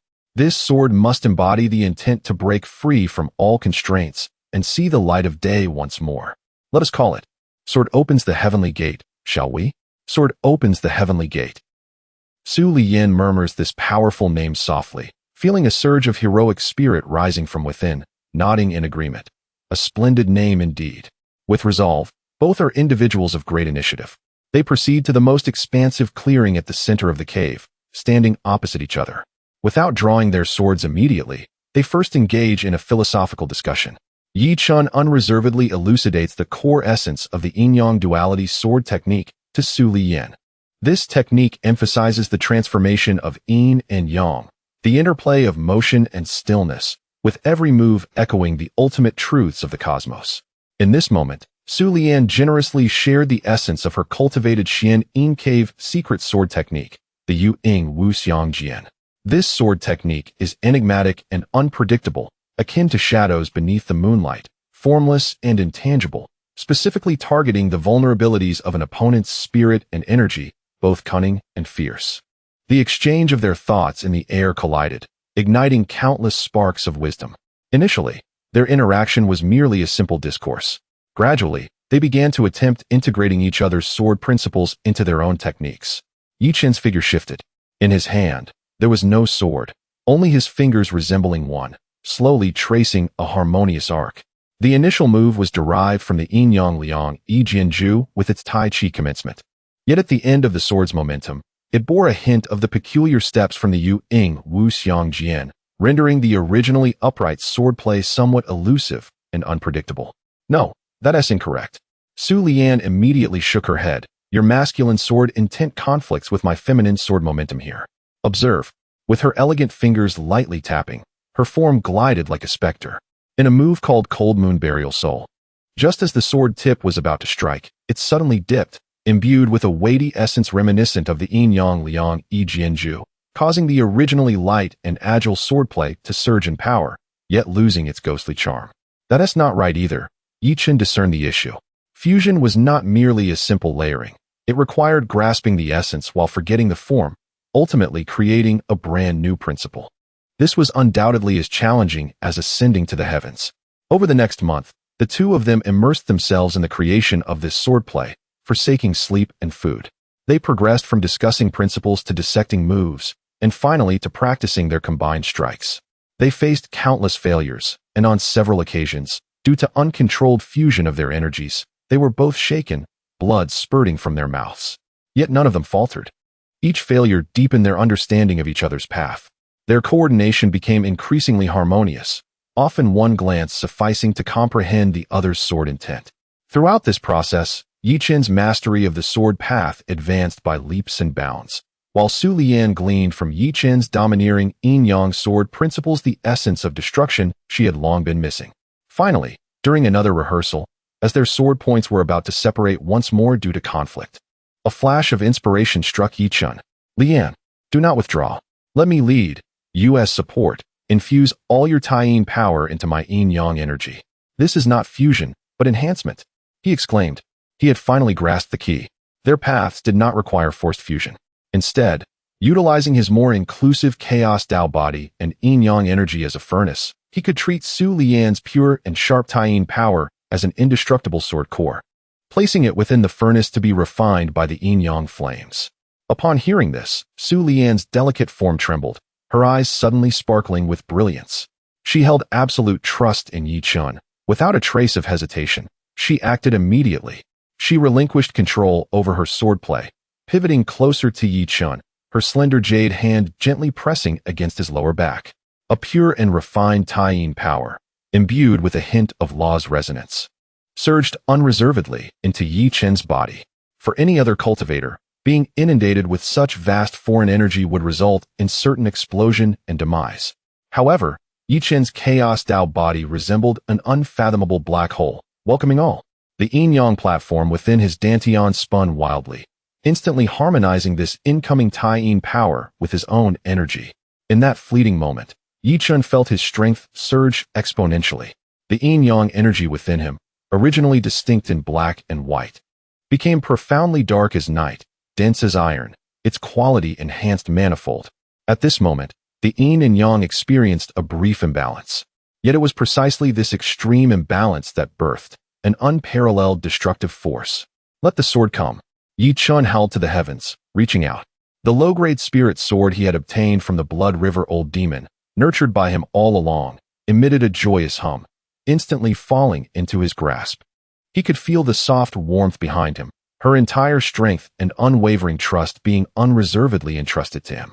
He raised the sword high, an unprecedented terrifying sword intent, seemingly capable of severing the sun, moon, and stars, surged forth into the sky. The entire cave abode trembled violently beneath this sword intent. The pale blue sky above was forcefully torn, revealing numerous tiny black spatial rifts. This feeling. Behind him, Su Lian, sensing the overwhelming and unparalleled sword momentum emanating from Chen, felt her mind become extraordinarily clear. She seemed to transform into a part of that sword. The force she had sought her entire life was vividly presented before her eyes at that moment. "Lian, watch closely." Chen's voice resonated like divine thunder, echoing deep within her soul. "This sword." His hand slowly descended with the sword. There were no earth-shattering lights or thunderous sounds. The sword was struck with simplicity, even somewhat slowly. Yet, where the sword's edge passed, the space cracked silently like a fragile mirror. A tinjong-long, bottomless black fissure suddenly appeared before them. Within the rift was a raging torrent of spatial chaos, an endless void and turmoil.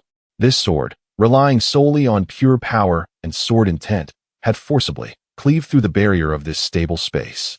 The sword opened the heavenly gate. Truly a fitting name. As the sword momentum dissipated, the spatial rift gradually mended itself under the self-repairing laws of the cave. Chen's face turned pale, his internal energy nearly drained by 90%. He swayed, almost losing his balance. Yet at that moment, Su Lian behind him suddenly opened her eyes wide. In her gaze, there was no longer the usual allure or coolness, but an unparalleled wisdom that pierced through illusions and discerned the essence. The obstacle that had plagued her for months, in the fleeting moment when the sword was drawn, had vanished into thin air. A tremendous aura, far more magnificent and overwhelming than that which Yi Chun experienced during his own breakthrough, suddenly surged from her petite form, soaring into the heavens. Within the realm, the winds roared and the clouds churned. Boundless spiritual energy transformed into a colossal whirlwind, rushing frantically toward her crown. At that moment, her cultivation officially transitioned from foundation establishment to the final charge toward the golden core path. Yi Chun observed this scene, a hint of a gratified smile gracing his pale visage. He understood that what they had forged was not merely an unparalleled sword technique, but had also carved a broad avenue for Su Liyan, leading to a brand new realm. Chapter 59. The manifestation of the golden elixir. The moonlit demon fox, the terrifying pressure emanating from a leap in the realm of life, surged forth like a tempest, instantly enveloping the entire cave paradise. A whirlwind of spiritual energy roared wildly, pouring into Su Liyan's body, which at that moment resembled an insatiable black hole, greedily consuming all the energy present in this realm. Clad in a flowing white dress that danced without wind, her long hair swirled in chaos, and she was enveloped in a rich, visible azure light, akin to a celestial goddess descending to the mortal realm, both sacred and imposing. Yi Chun quickly retreated several dozen paces, his thoughts racing as he activated the core of the caves with spirit vein to continuously supply more refined primordial spiritual energy. He understood that the transition from foundation establishment to the golden elixir represented the first formidable chasm in a cultivator's life, requiring an immense and unfathomable amount of energy. A moment's carelessness could lead to the collapse of one's foundational cultivation and even death. At this critical juncture, he would not permit any unforeseen events to transpire. Focusing intently, he observed Su Liyan levitating in midair, her hands hanging loosely, eyes tightly shut, her expression one of serene clarity. At her dantian, a point of exquisite azure light was coalescing and compressing at a remarkable speed. This was the culmination of her life as foundation, spiritual power, and soul, guided by the profound force unleashed by the sword that opened the heavenly gate, initiating the process of materializing the golden elixir. This process was fraught with peril. Not only must the cultivator endure the immense pain of spiritual energy flooding their body, but they must also resist the insidious inner demons that arise during this life-altering transition. Indeed, within moments, a flicker of struggle began to emerge on Su Liyan's exquisite and tranquil visage. Her brows furrowed, fine beads of cold sweat appeared on her forehead, and her delicate form began to tremble uncontrollably. Yi Chun felt a tightening in his chest, knowing that the inner demons had arrived. He could not provide direct assistance. Any external interference could lead to even graver consequences. In this moment, Su Liyan could rely solely on her resilient heart, forged through countless tribulations. To maintain her true self, she must break through and re-establish her path. With his mind, Yi Chun transmitted a steady voice, akin to a beacon of light, guiding her through the turbulent seas of her consciousness. Upon hearing his voice, Su Liyan's trembling body paused momentarily. Within her mind, scenes of her greatest fears began to unfold. There were images of her being ruthlessly used as a furnace by the supreme elder of Xianin Cave, drained of her cultivation and meeting a tragic end, her arduous pursuit of the path, only to find herself at the brink of an endless abyss of despair, and even more hauntingly, she saw Yi Chun, after leaving the abyss, entwined with the senior sister of the Hahuan sect, completely forgetting her, leading to her solitary demise and the extinguishing of her spirit. These illusions pierced deep into her innermost vulnerabilities and fears, sufficient to shatter any cultivator with a flawed heart. Yet, when Yi Chun's steady voice resonated, her fading consciousness suddenly regained clarity. She recalled the indomitable little girl in the venomous worm cave, vowing to seize her destiny in her own hands. She remembered the stubborn girl in the blood demon cave, who dared to draw her sword against the golden elixir's demonic spirit. Most importantly, she thought of the man with whom she had shared insights, laughter, and mutual trust in this small world. My path, my journey, shall be walked by none other than myself. My fate is mine to determine. Do these illusory specters dare to disrupt my heart's path? I shall shatter them. A roar from the depths of her soul erupted within her consciousness. At that moment, her lunar heart, now more transparent and resolute than ever before, burst forth with dazzling brilliance. All illusions, in the face of this unwavering will, melted away like ice under sunlight, dissipating into nothingness. The inner demons were vanquished. With the obliteration of the inner demons, that exquisite azure light at Su Lian's dantian suddenly radiated brilliantly. It frantically absorbed the last influx of spiritual energy, compressing, rotating, and solidifying in an enigmatic manner. Finally, when the last vestige of spiritual energy was consumed, all the light converged, forming a perfect golden elixir, the size of a longan, entirely azure, crystalline, adorned with 9 mysterious patterns, quietly floating in her dantian sea of energy.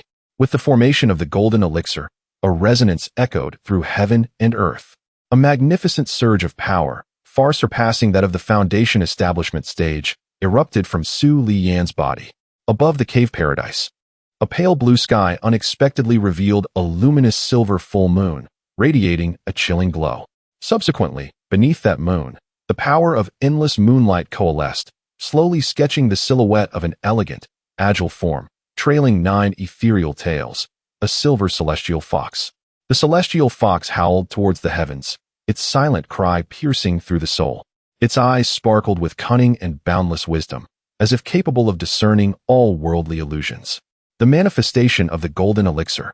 The lunar celestial fox, 9 tails saluting the moon. Yi Chun beheld this spectacle, his eyes reflecting a tinge of astonishment. The manifestation of a cultivator's golden elixir, depending on their unique cultivation methods, bloodlines, and understanding of their path, carries a rare chance of invoking a resonance with the laws of heaven and earth, revealing a singularly unique phenomenon. Those who can elicit such manifestations are invariably individuals of extraordinary talent and profound depth, with immeasurable potential for future achievements.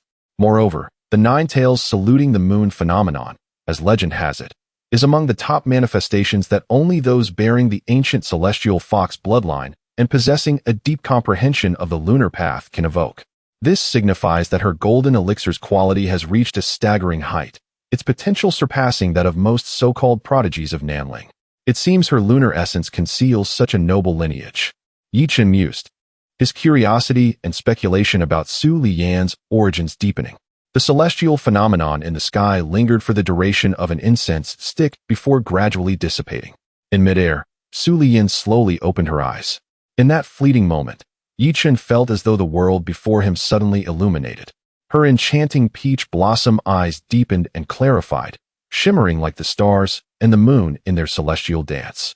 The innate allure, after her ascension to the golden core stage, not only remained but harmoniously merged with a newly born, divinely cold and noble demeanor, creating an unparalleled elegance that could stir even the hearts of celestial beings. Her aura had completely retracted, presenting her as an ordinary maiden, devoid of cultivation.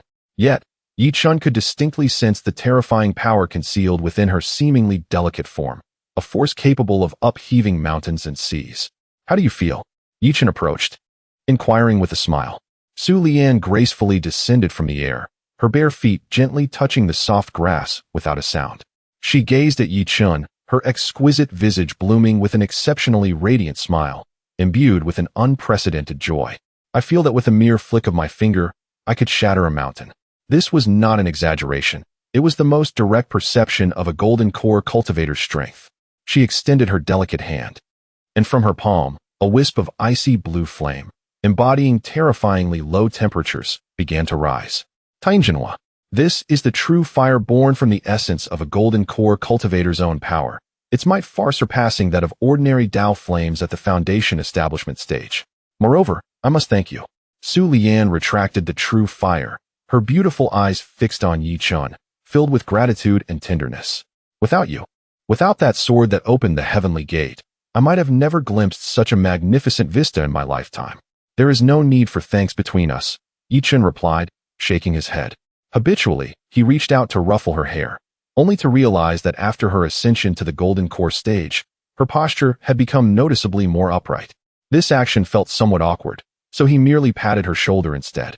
Seeing his slightly embarrassed demeanor, Su Lian let out a soft laugh, lowering her head to offer her silky hair to his palm. Yi Chun was taken aback, then chuckled softly, gently tousling her hair. The familiar warmth transformed their atmosphere into one of unmatched harmony. "Now that you have successfully formed your core, we have achieved a qualitative leap in our strength." Yi Chun withdrew his hand, his expression turning solemn.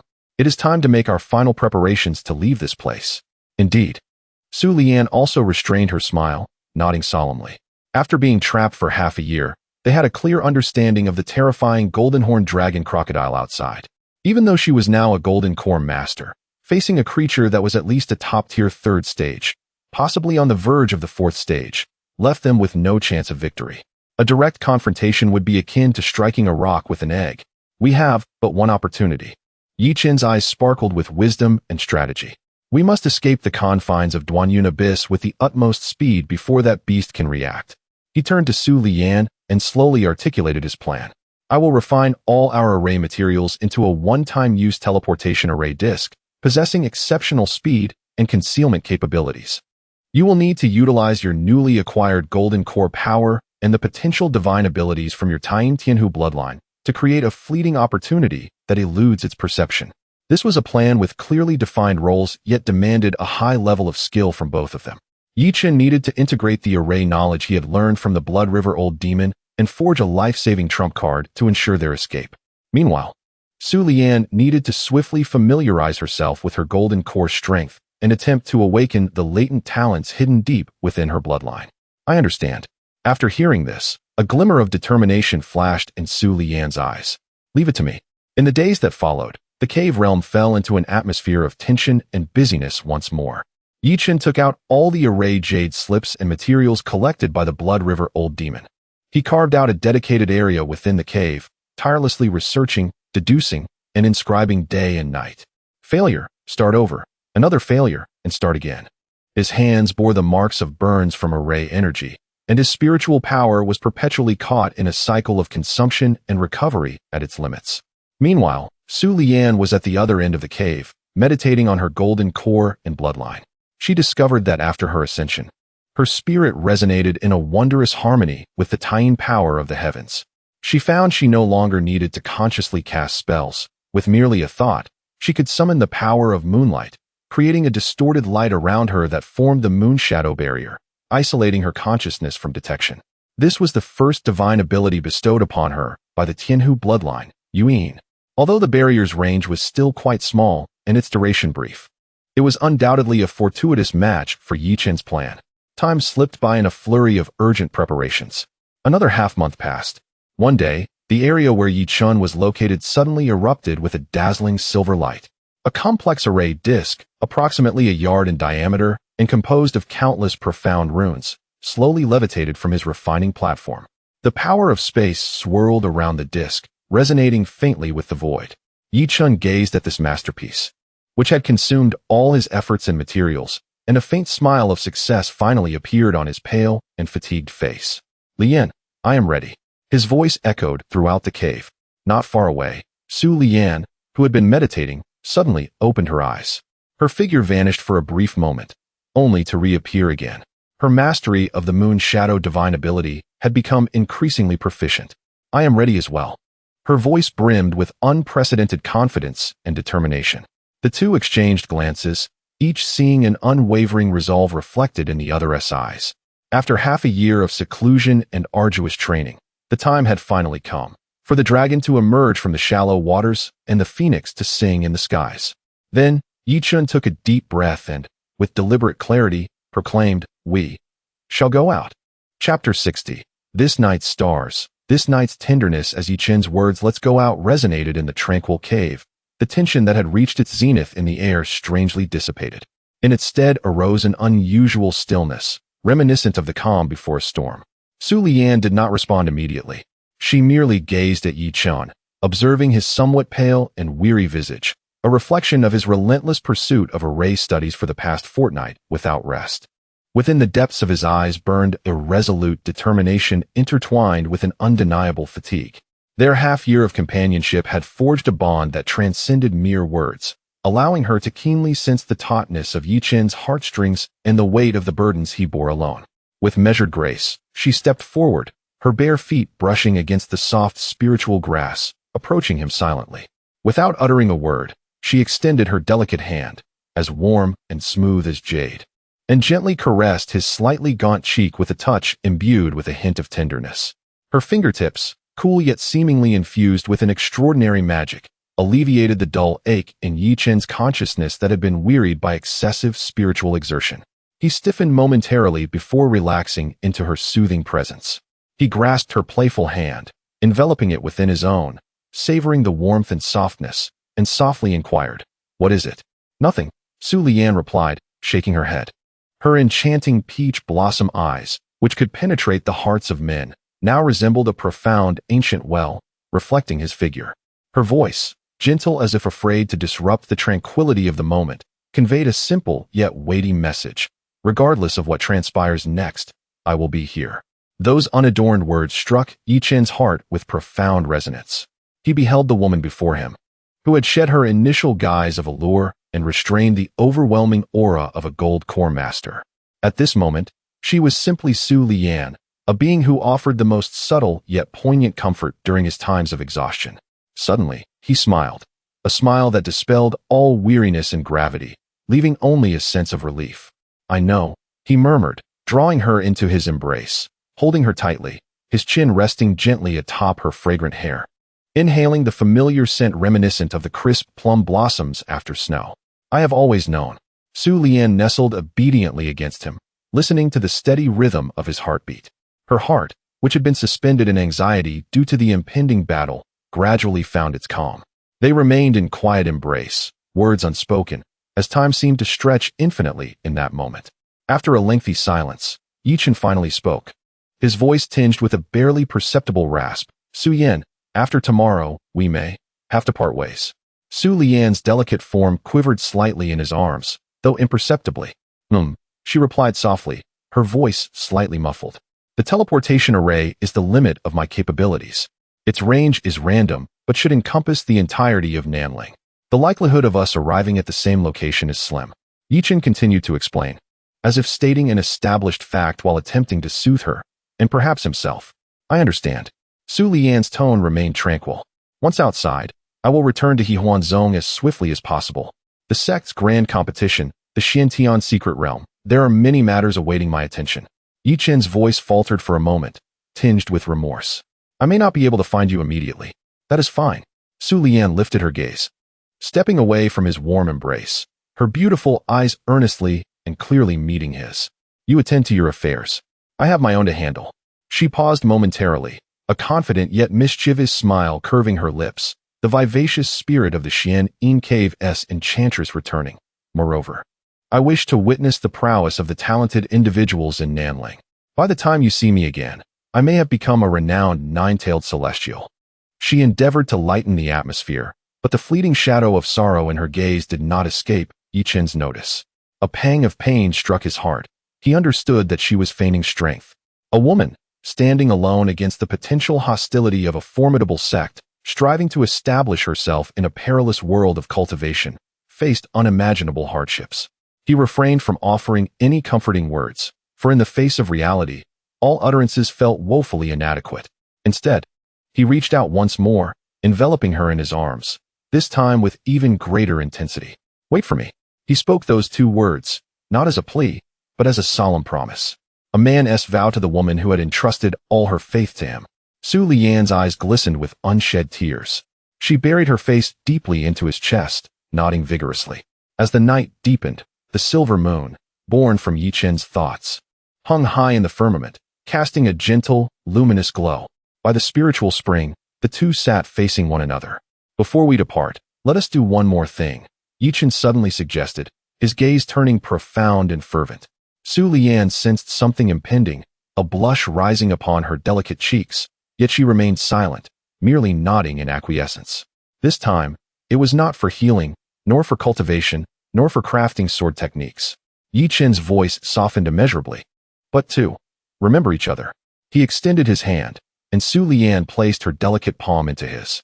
Their fingers intertwined, and in the next moment, their forms vanished from beside the spring, materializing within a humble yet cozy stone chamber conjured by Yi Chen's magical prowess. Moonlight poured through the window, spilling onto the stone bed.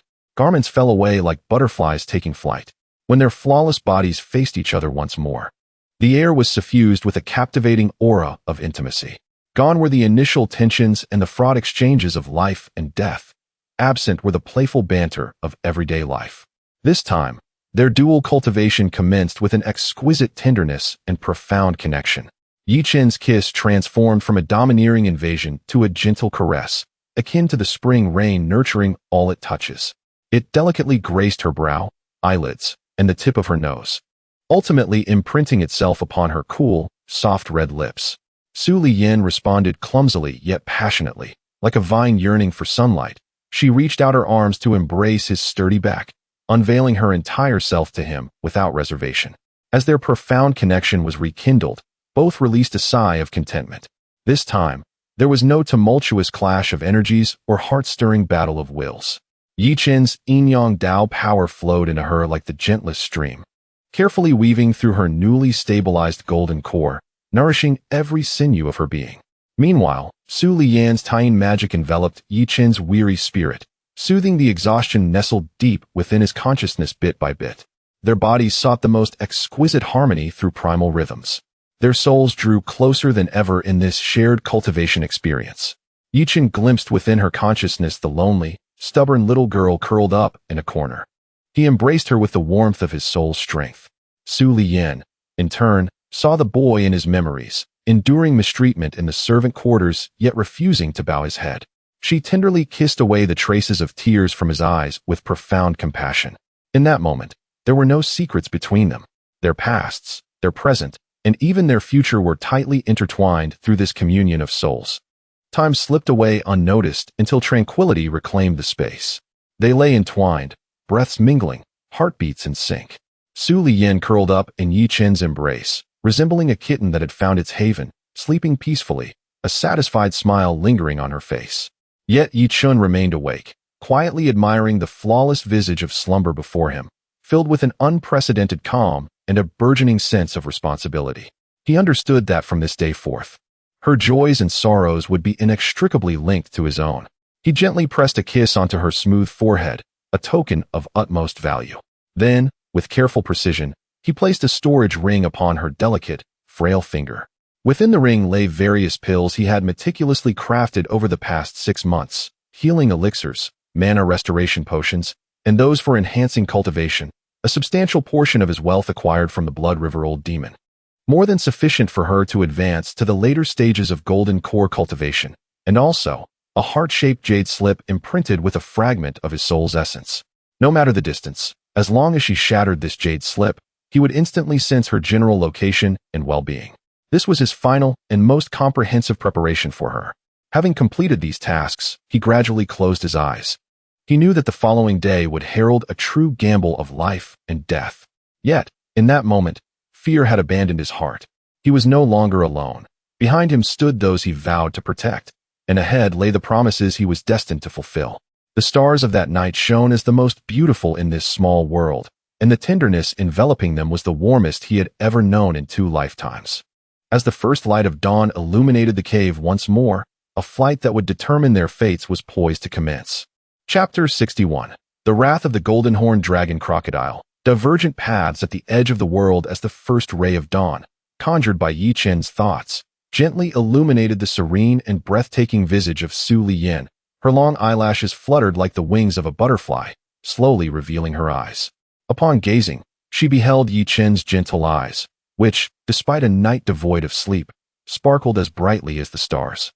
The lingering warmth and tenderness of the previous night seemed to linger in the air, imbued with a sweetness that made one's heart race and cheeks flush.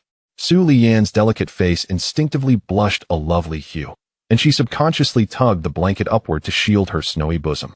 In that moment, she felt a cool sensation on her left ring finger. Raising her hand, she discovered an ancient-looking storage ring, intricately engraved with delicate cloud patterns. Resting quietly upon it, her consciousness instinctively delved within, and in the next moment, her enchanting peach blossom eyes were filled with indescribable shock and emotion. The space within the ring was tenfold larger than her own. Inside, an impressive array of spirit stones was stacked high, various medicinal pills neatly organized in jade vials, several astonishingly defensive robes and armors, and at the center, a softly floating jade slip radiating a gentle aura akin to Yi Chen's very soul. In an instant, she comprehended the purpose of this jade slip. He had not uttered a word, yet he had meticulously prepared everything for her.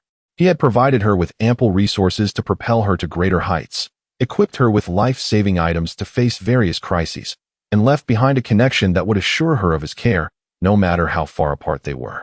This man always acted in such a silent manner, performing the most tender deeds without fanfare.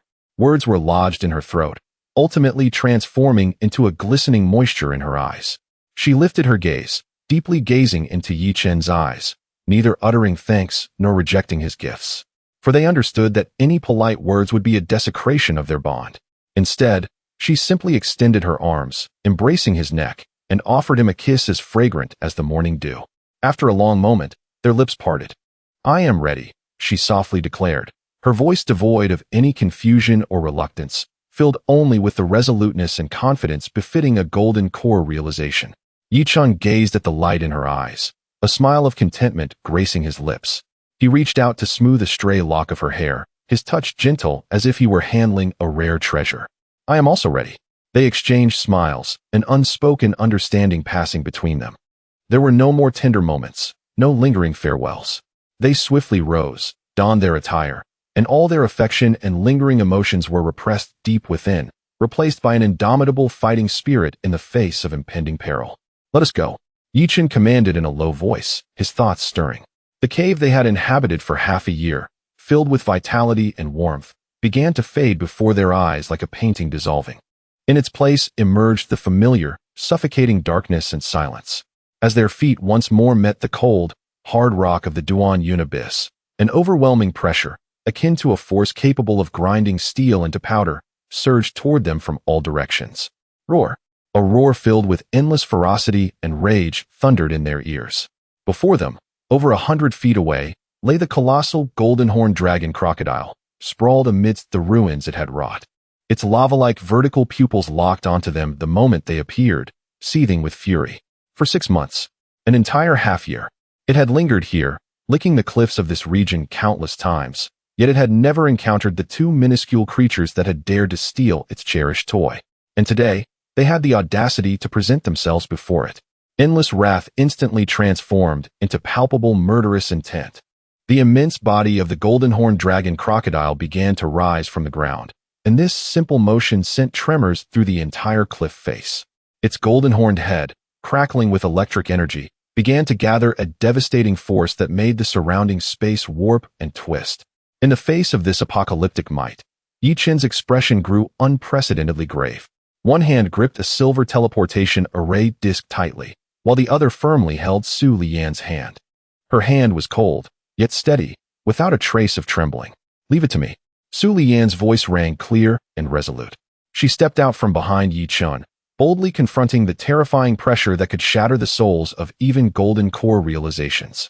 Clad in a flowing white dress, she appeared diminutive against the towering dragon crocodile, as if she would be obliterated by its overwhelming presence at any moment. Yet, her gaze shone with remarkable brilliance. Yuan, accompanied by a crisp command, the flawless 9-patterned golden core within her surged into action. A mysterious power of the Taiyin emanated from her being.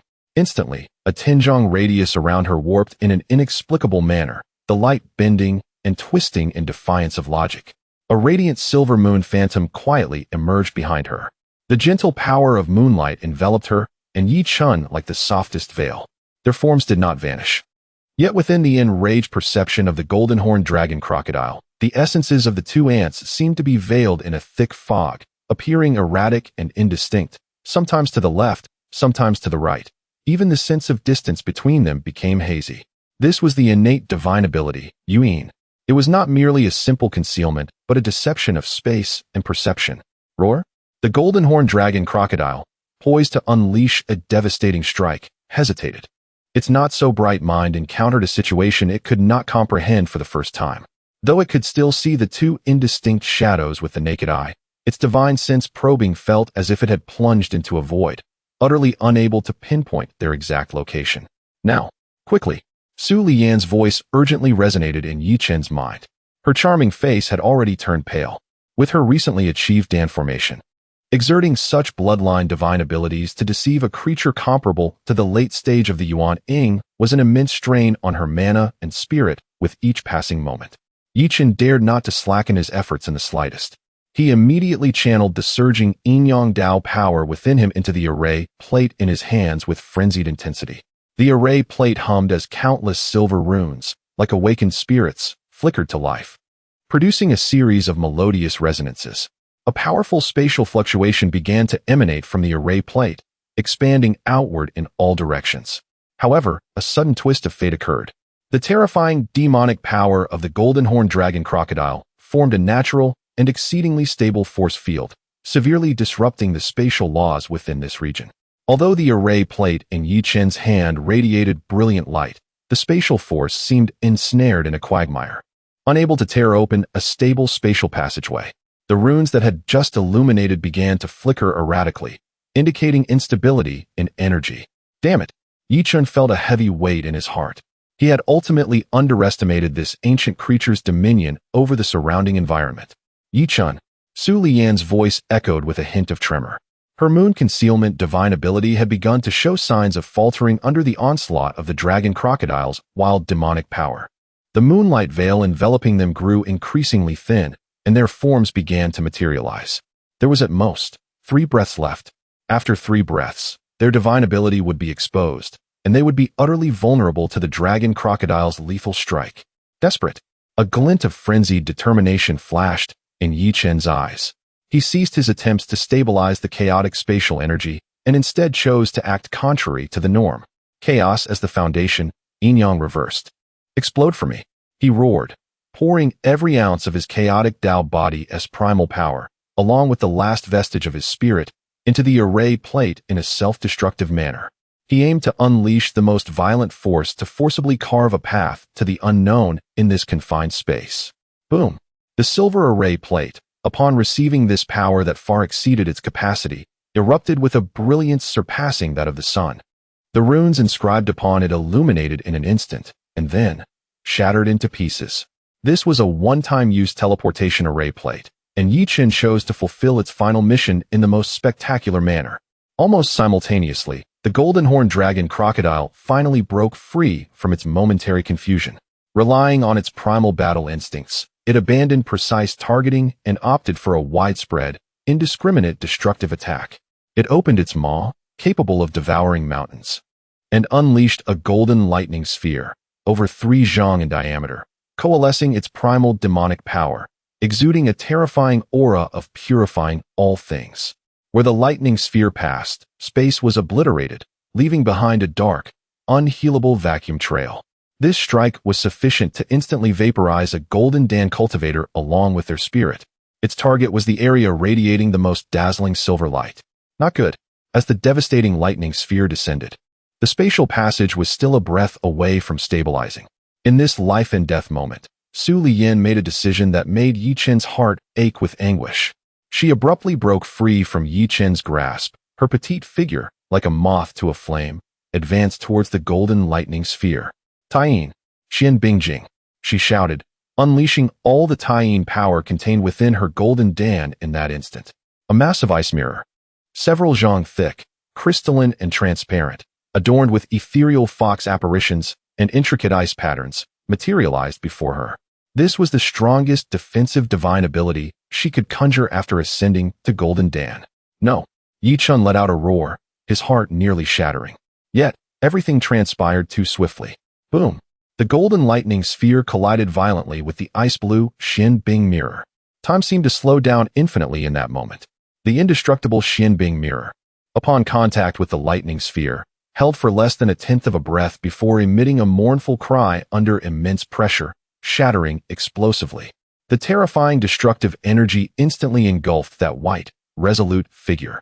However, that fleeting moment of obstruction bought Yi Chen the most precious, last breath. Buzz. Behind him, a silver spatial vortex filled with chaos and uncertainty finally took shape.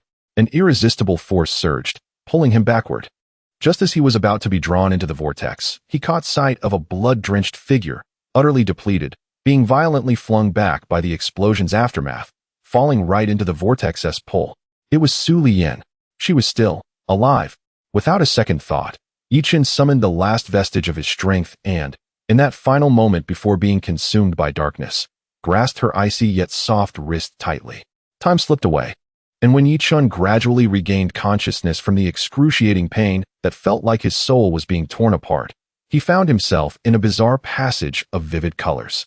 Surrounding him were rapidly retreating, brilliantly colored light trails, filled with chaotic and violent spatial turbulence. In his embrace lay a soft yet cold figure. Su Liyin lay quietly in his arms, her eyes shut, face pale as a sheet. A streak of glaring blood at the corner of her mouth. Her breath was so faint it seemed it could extinguish at any moment. To buy him that final breath, she had endured the creature's lethal strike. Though her golden Dan remained intact, her foundation was severely damaged, and her spirit had fallen into deep unconsciousness. An indescribable sense of dread and heartache pierced through Yi Chun's heart like the sharpest dagger. He lowered his head, gently brushing his cheek against her icy forehead, his voice hoarse and broken. Fool! Just then, two diverging paths suddenly appeared in front of the light trails. A potent force of spatial tearing bore down upon the two, attempting to forcibly separate them and pull them in divergent directions. No. Yi Chen's eyes glowed crimson as he clutched Su Liyin tightly in his embrace. Expending the last vestiges of his yin-yang Dao power to resist this overwhelming force of separation. Yet, in the face of the vast and boundless laws of space, his strength was utterly inconsequential. He could distinctly sense Su Liyin's form gradually being extricated from his grasp. Yi Chun. In her unconscious state, Su Liyin seemed to perceive the force of separation as well. She unconsciously murmured his name, her fingers clutching his garment as if it were her sole anchor in this frigid void. Witnessing her fragile and helpless demeanor, Yi Chun felt as if his heart were being torn asunder. He understood that he could not hold on to her any longer. Any further resistance would only result in both of them being shattered into oblivion by this ferocious spatial power. Letting go was the only choice that would ensure her survival. Liyin survive. A single, scalding tear rolled down Yi Chen's cheek, landing upon her pallid visage. I swear, I shall find you. With every ounce of his remaining strength, he pressed the most profound kiss of his life upon her lips. Resolutely, he released his hold. The two figures, akin to meteors mercilessly separated by the hand of fate, were instantly swept into two distinct channels of light, plummeting toward an unknown and distant horizon. Within this channel of separation, the last image Yi Chun beheld was the storage ring he had personally placed upon Su Liyin's finger, glimmering weakly yet resolutely amidst the chaotic light. That was his final act of protection, as well as his future guidance. Soon after, an abyss of darkness engulfed him entirely.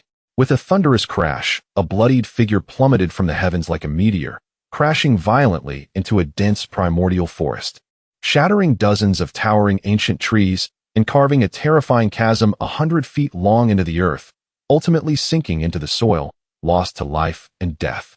Time passed, and eventually, a hand emerged laboriously from the earth.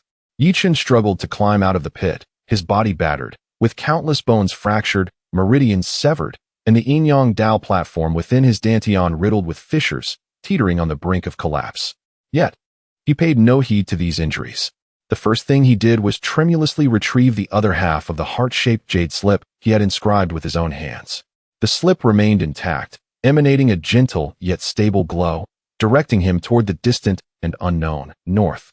Upon seeing this light, the weight that had lodged in Yi Chen's throat finally lifted. She was still alive. She was safe. An overwhelming wave of fatigue and weakness crashed over him like a tide. Yi Chen could no longer withstand it. Darkness encroached upon his vision, and he collapsed heavily, losing consciousness entirely. In the fleeting moment before he succumbed, he seemed to hear a clear, majestic, phoenix cry resonating from the distant horizon. Chapter 62. The Phoenix rests upon the Wutong, a chance of rebirth darkness, an endless abyss of shadow. Consciousness seemed to plummet into a chilling, silent deep sea, with every inch of his body racked by excruciating pain, limbs and bones feeling as though they no longer belonged to him. Within Yi Chen's mind, only a final obsession lingered, akin to a candle flickering in the wind. Tenaciously guarding the last vestige of clarity, a faint yet warm glow emanating from the heart-shaped jade slip, pointing towards the north. She is still alive. This thought served as his sole anchor amidst the boundless agony and darkness. Time became an indistinct blur until, just as he felt himself on the brink of being wholly consumed by the void, his spirit on the verge of dissolution, a thread of warmth, suffused with boundless vitality, pierced through the layers of darkness, gently enveloping his frigid body. Following this, a melodious and resounding phoenix cry, imbued with unparalleled majesty and a sacred aura, erupted deep within his soul. This cry was starkly different from the fierce and destructive roar of the golden-horned dragon crocodile. It resonated as a hymn to the very essence of life, embodying supreme power to purify all things, dispel malevolence, and evoke vitality. Beneath the sound of the phoenix's call, Yi Chen felt his crumbling soul miraculously stabilize. The searing pain that had penetrated to his very bones seemed to wane under this warm force. Summoning the last vestige of his strength, he laboriously pried open a narrow sliver of his eyelids. Through the blurred haze of blood and tears, he beheld the most astonishing sight of his life. A divine bird, exceeding 100 feet in size and ablaze with resplendent golden flames, hovered above him against the celestial vault. Each feather appeared to be forged from the purest solar fire, its magnificent tail feathers trailing long, luminous flames that illuminated the dim primordial forest, rendering it as bright as day. Those golden eyes, filled with pride and authority, yet tinged with a peculiar sense of intimacy, as if drawn from the depths of its bloodline, gazed down upon him quietly. The divine beast, the phoenix. And upon the back of this awe-inspiring phoenix stood an extraordinary figure. A woman clad in garments of crimson and gold, tall and breathtakingly beautiful. Her visage was neither as seductively enchanting as Su Liyin nor as coldly ethereal as Ling Yu, but rather an innate nobility and grandeur, seemingly imprinted in her very blood. Her brows arched like distant mountains, her phoenix-like eyes long and slightly upturned, emanating an unyielding authority without anger, her lips pressed tightly, reflecting an innate detachment and aloofness. Her skin, pale as jade, shimmered subtly with a delicate glow, while her fire-like crimson hair, secured by a simple phoenix hairpin, cascaded loosely behind her. Standing there serenely, she appeared to be the nucleus of this realm, even the formidable phoenix before her subdued its ferocity, exuding an uncharacteristic gentleness. The woman's phoenix eyes swept over the bloodied figure, half buried in the earth, breath shallow and fading. A frown creasing her brow as a flicker of disdain crossed her gaze. "Xiao Jin, is this the one that prompted your guiding call?" Her voice, cool as the clash of jade, carried an air of condescension, as though appraising an object of no concern to herself. With shattered meridians and a collapsing foundation, his spirit dispersed. He was already half a step into the cycle of reincarnation. To save him would merely be a waste of spiritual herbs. The phoenix beneath her emitted a low, mournful call, its massive head affectionately nuzzling her arm, golden eyes betraying an almost human-like plea and urgency as it turned back to gaze at Yi Chen. Oh, a flicker of surprise danced in her eyes. The creature, Jin Yu, was an ancient fire phoenix of pure lineage, possessing an inherent pride that even the elders of her clan could seldom sway. Today, it chose to plead for a dying human cultivator it had never met before. This piqued her interest. She fell silent, her phoenix eyes flashing with golden divine light, swiftly scanning Yi Chen's entire being. Even with her unflappable nature, she could not suppress a soft exclamation, her previous indifference replaced by genuine astonishment. Such a domineering physique. Within his blood flowed a hint of the rhythm of life and death. No, his foundation seemed to be the legendary Heavenly Dao Foundation, yet slightly different. The core exuded an incomprehensible, all-encompassing chaotic aura. The deeper she probed, the more astonishment burgeoned within her heart. This seemingly ordinary late-stage cultivator concealed within his battered frame a treasure trove of enigmas. Beneath that facade of apparent ruin lay a profound vitality and a flawless foundation, surpassing any peer she had ever encountered. No wonder Xiao Jin resonated with him. If such a constitution were to mature, it would be formidable. Her phoenix eyes shimmered with brilliance, and a decision crystallized in her mind. She extended her delicate hand, gesturing in midair. An irresistible yet gentle force lifted Yi Chen, ensnared in the earth, and gently carried him to rest upon the phoenix's back, settling him before her. Very well, let this be a benevolent connection, she murmured to herself, then flicked her finger, sending a bright red pill, radiating a rich aura of life, precisely into Yi Chen's mouth. The moment the pill entered, it dissolved into a searing warmth akin to molten lava, surging through his limbs and bones. Within this warmth lay an unimaginable essence of life, akin to a long-awaited rain nurturing a parched earth, frantically revitalizing his nearly desiccated meridians and shattered dantian. As Yi Chen's scattered consciousness succumbed to the impact of this power, he fell into a deep slumber. "Let us return," the woman commanded softly. The Jinyu phoenix let out a joyous cry, its wings unfurling, igniting a tempest of flames, transforming into a golden streak that pierced the heavens, vanishing at the horizon's edge. Time flowed on, indistinct.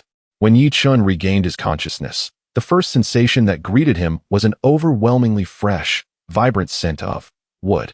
This fragrance was gentle and tranquil, as if capable of soothing all the world's restlessness and pain.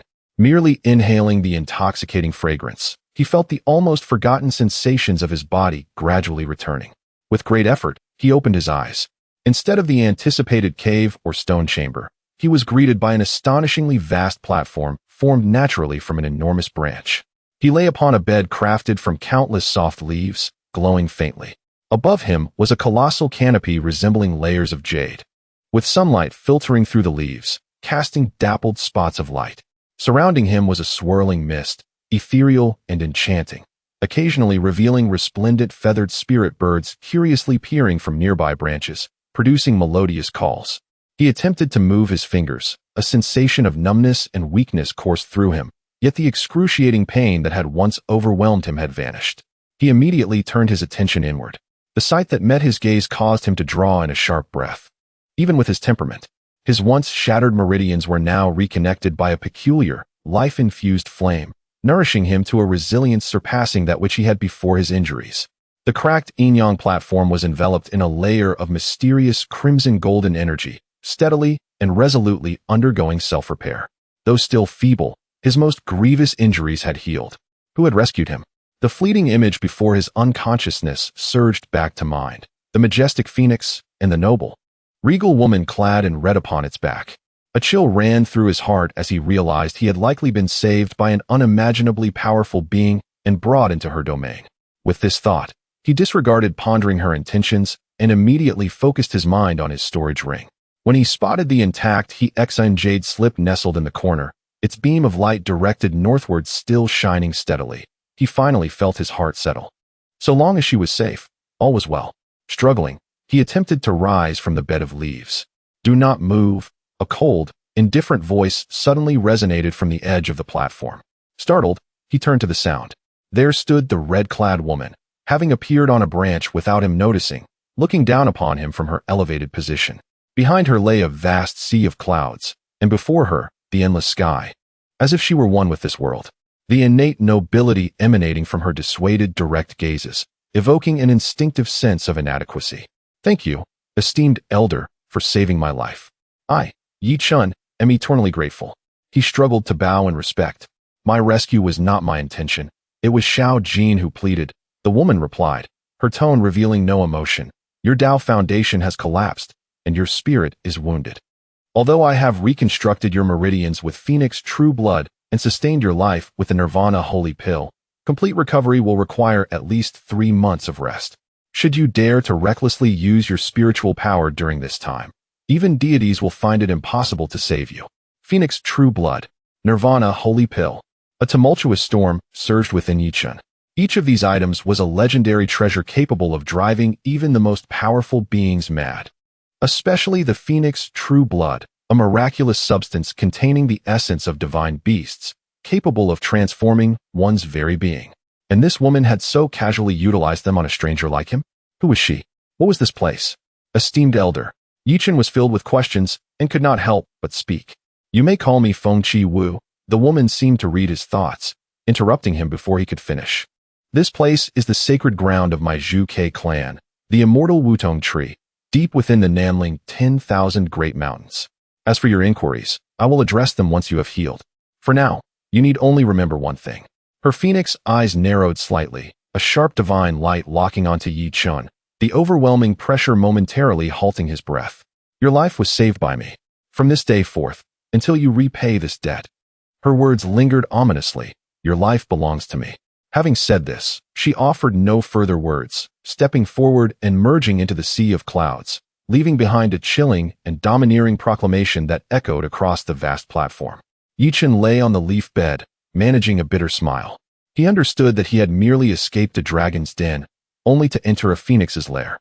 This woman, named Feng Chi Wu, possessed a strength likely more terrifying than that of the golden-horned dragon crocodile. Her act of saving him was far from a simple act of goodwill. There must undoubtedly be deeper motives at play. Nevertheless, she had saved him and granted him the opportunity to heal and search for Su Liyan, repaying this kindness. Yi Chen murmured to himself, a complex expression flashing in his eyes. The life-saving grace acquired through the true blood of a divine beast, and the supreme holy pill was not something that could be easily repaid. He ceased his contemplations and slowly closed his eyes. The immediate priority was to recover his strength as swiftly as possible.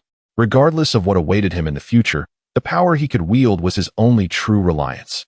He began silently operating the optimized healing technique, channeling the overpowering force of the phoenix true blood within him to gradually mend his fractured Dao foundation. Unbeknownst to him, as he delved deeply into his healing, a strikingly handsome golden-feathered phoenix perched on a distant branch, curiously observing him with soulful golden eyes. In this secluded sacred ground of the Zhuke, a lengthy recovery concerning rebirth and renewal, as well as a new journey filled with uncertainty and change, had quietly begun. Chapter 63. Wutong Shinmu. Reforging the Dao foundation in this sacred land of Zhuke, seemingly detached from the mundane world, time flowed silently. Yi Chen's consciousness gradually awakened from a profound healing slumber. He could no longer recall the duration of his unconsciousness, but each fleeting moment of awareness revealed a cataclysmic transformation occurring within him, akin to a rebirth. His first instinct was to introspect deeply. The sight before him was nothing short of astonishing. The meridians that had once been shattered and nearly reduced to dust were now replaced by slender, newly formed channels radiating a faint golden hue. These nascent meridians were remarkably resilient, transmitting not merely the energies of yin and yang, but a higher echelon of power that melded the overwhelming fiery essence of the phoenix's true blood with the vibrant life force of the nirvana sacred pill. This energy was reshaping his corporeal form through a process of refinement rather than mere restoration. Were an ordinary cultivator to encounter such a fortuitous opportunity, they would likely be incinerated by the ferocious flames of the phoenix. Yet, Yi Chen's chaotic Dao body displayed its extraordinary nature. It functioned as a supreme furnace, forcibly integrating this external, high-tier divine beast power into its own chaotic system, distilling it to its essence, ultimately transforming it for his own use. He could distinctly feel the ferocity with which his physical prowess was escalating at an alarming rate with each breath. In his dantian, the yin-yang Dao platform, marred by cracks and on the verge of collapse, exhibited an even more remarkable transformation. The pure life energy derived from the nirvana sacred pill seeped gently into every fissure of the Dao platform, like a most soothing spring, not forcefully mending it, but nurturing new, sturdier foundational materials at the edges of the cracks, allowing for a slow yet perfect healing process through self-growth. This gradual transformation was a supreme method for solidifying one's foundation and revitalizing one's essence.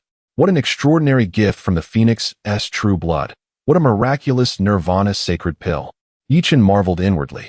The techniques of Feng Chi Wu had transcended his understanding. This was no mere healing. It was a profound metamorphosis, a divine rebirth. As he immersed himself in this inner transformation, a curious and benign chirp resonated from the edge of the platform. Yi Chen opened his eyes to see a magnificent golden bird's head cautiously peering over the edge. It was none other than the divine beast, Jin Yu, its pure golden eyes fluttering with curiosity as it regarded him, stripped of its initial regal demeanor, now exuding a childlike innocence and warmth. Upon noticing Yi Chen's awakening, Jin Yu appeared immensely pleased. It emitted a joyful call, delicately placing a vibrant, fire-red spiritual fruit, exuding a rich fragrance, beside him.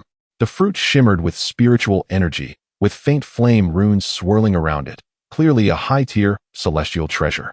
Yi Chen gazed at this extraordinary creature, which displayed such goodwill towards him, and his initial wariness dissipated somewhat.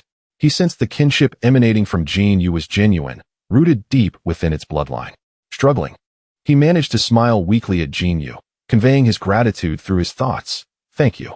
Jin Yu seemed to understand, joyfully bobbing its head. It cautiously drew closer, testing the waters with its warm feathers brushing against Yi Chen's arm. A wave of warmth and affection, akin to the fondness one feels towards kin, flowed from this contact into the depths of Yi Chen's soul. A thought struck Yi Chen. reminiscent of the demonic technique he had acquired from the Blood River Old Demon, later deduced by the system into the blood source life and death technique. This technique delved into the essence of life, cultivating one's blood and spirit. The phoenix, as the supreme divine beast governing life and flame, might resonate with the essence of his cultivation method. This notion flashed through his mind like a lightning bolt, dispelling the fog of uncertainty. In the days that followed, Jinyu visited almost daily, bringing with it various rare spiritual fruits unique to the Zhuge clan's sacred land. Sometimes, it would quietly rest in a corner of the platform, closing its eyes in a meditative state, seemingly guarding him.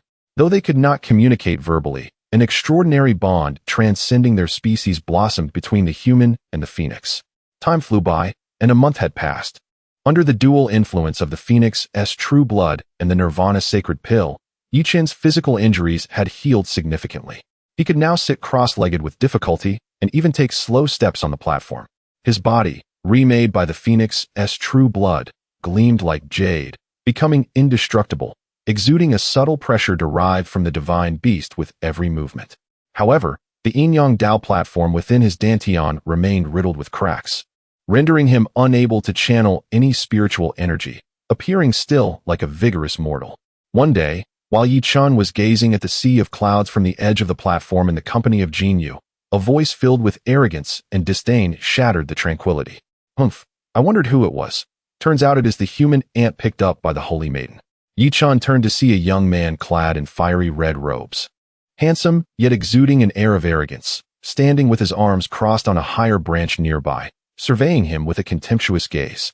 The youth's aura was formidable and fierce, akin to a blazing inferno, clearly a formidable cultivator at the mid-stage of Golden Core. Jinyu, come here at once. The youth, upon noticing Jinyu's closeness to Yi Chen, was seized by jealousy and anger, commanding sharply. The noble bloodline of our Zhuge clan cannot be associated with such a lowly mortal. Step back and keep your distance from him. Jinyu, upon hearing this, not only refused to comply, but unfurled its wings, shielding Yi Chen behind it, emitting a sharp, warning cry towards the youth. You. The youth's expression darkened, his fury igniting. How dare you, Jinyu, defy my orders for the sake of an outsider?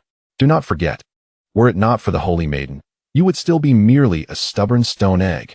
The fellow Taoist, Yi Chen, gradually straightened his posture. Although he was unable to wield spiritual power, his gaze remained as tranquil as water, devoid of any trace of fear.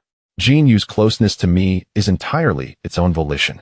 Your forceful interference is rather lacking in grace. Grace? Ha ha. The youth erupted into a raucous laugh. As if he had heard the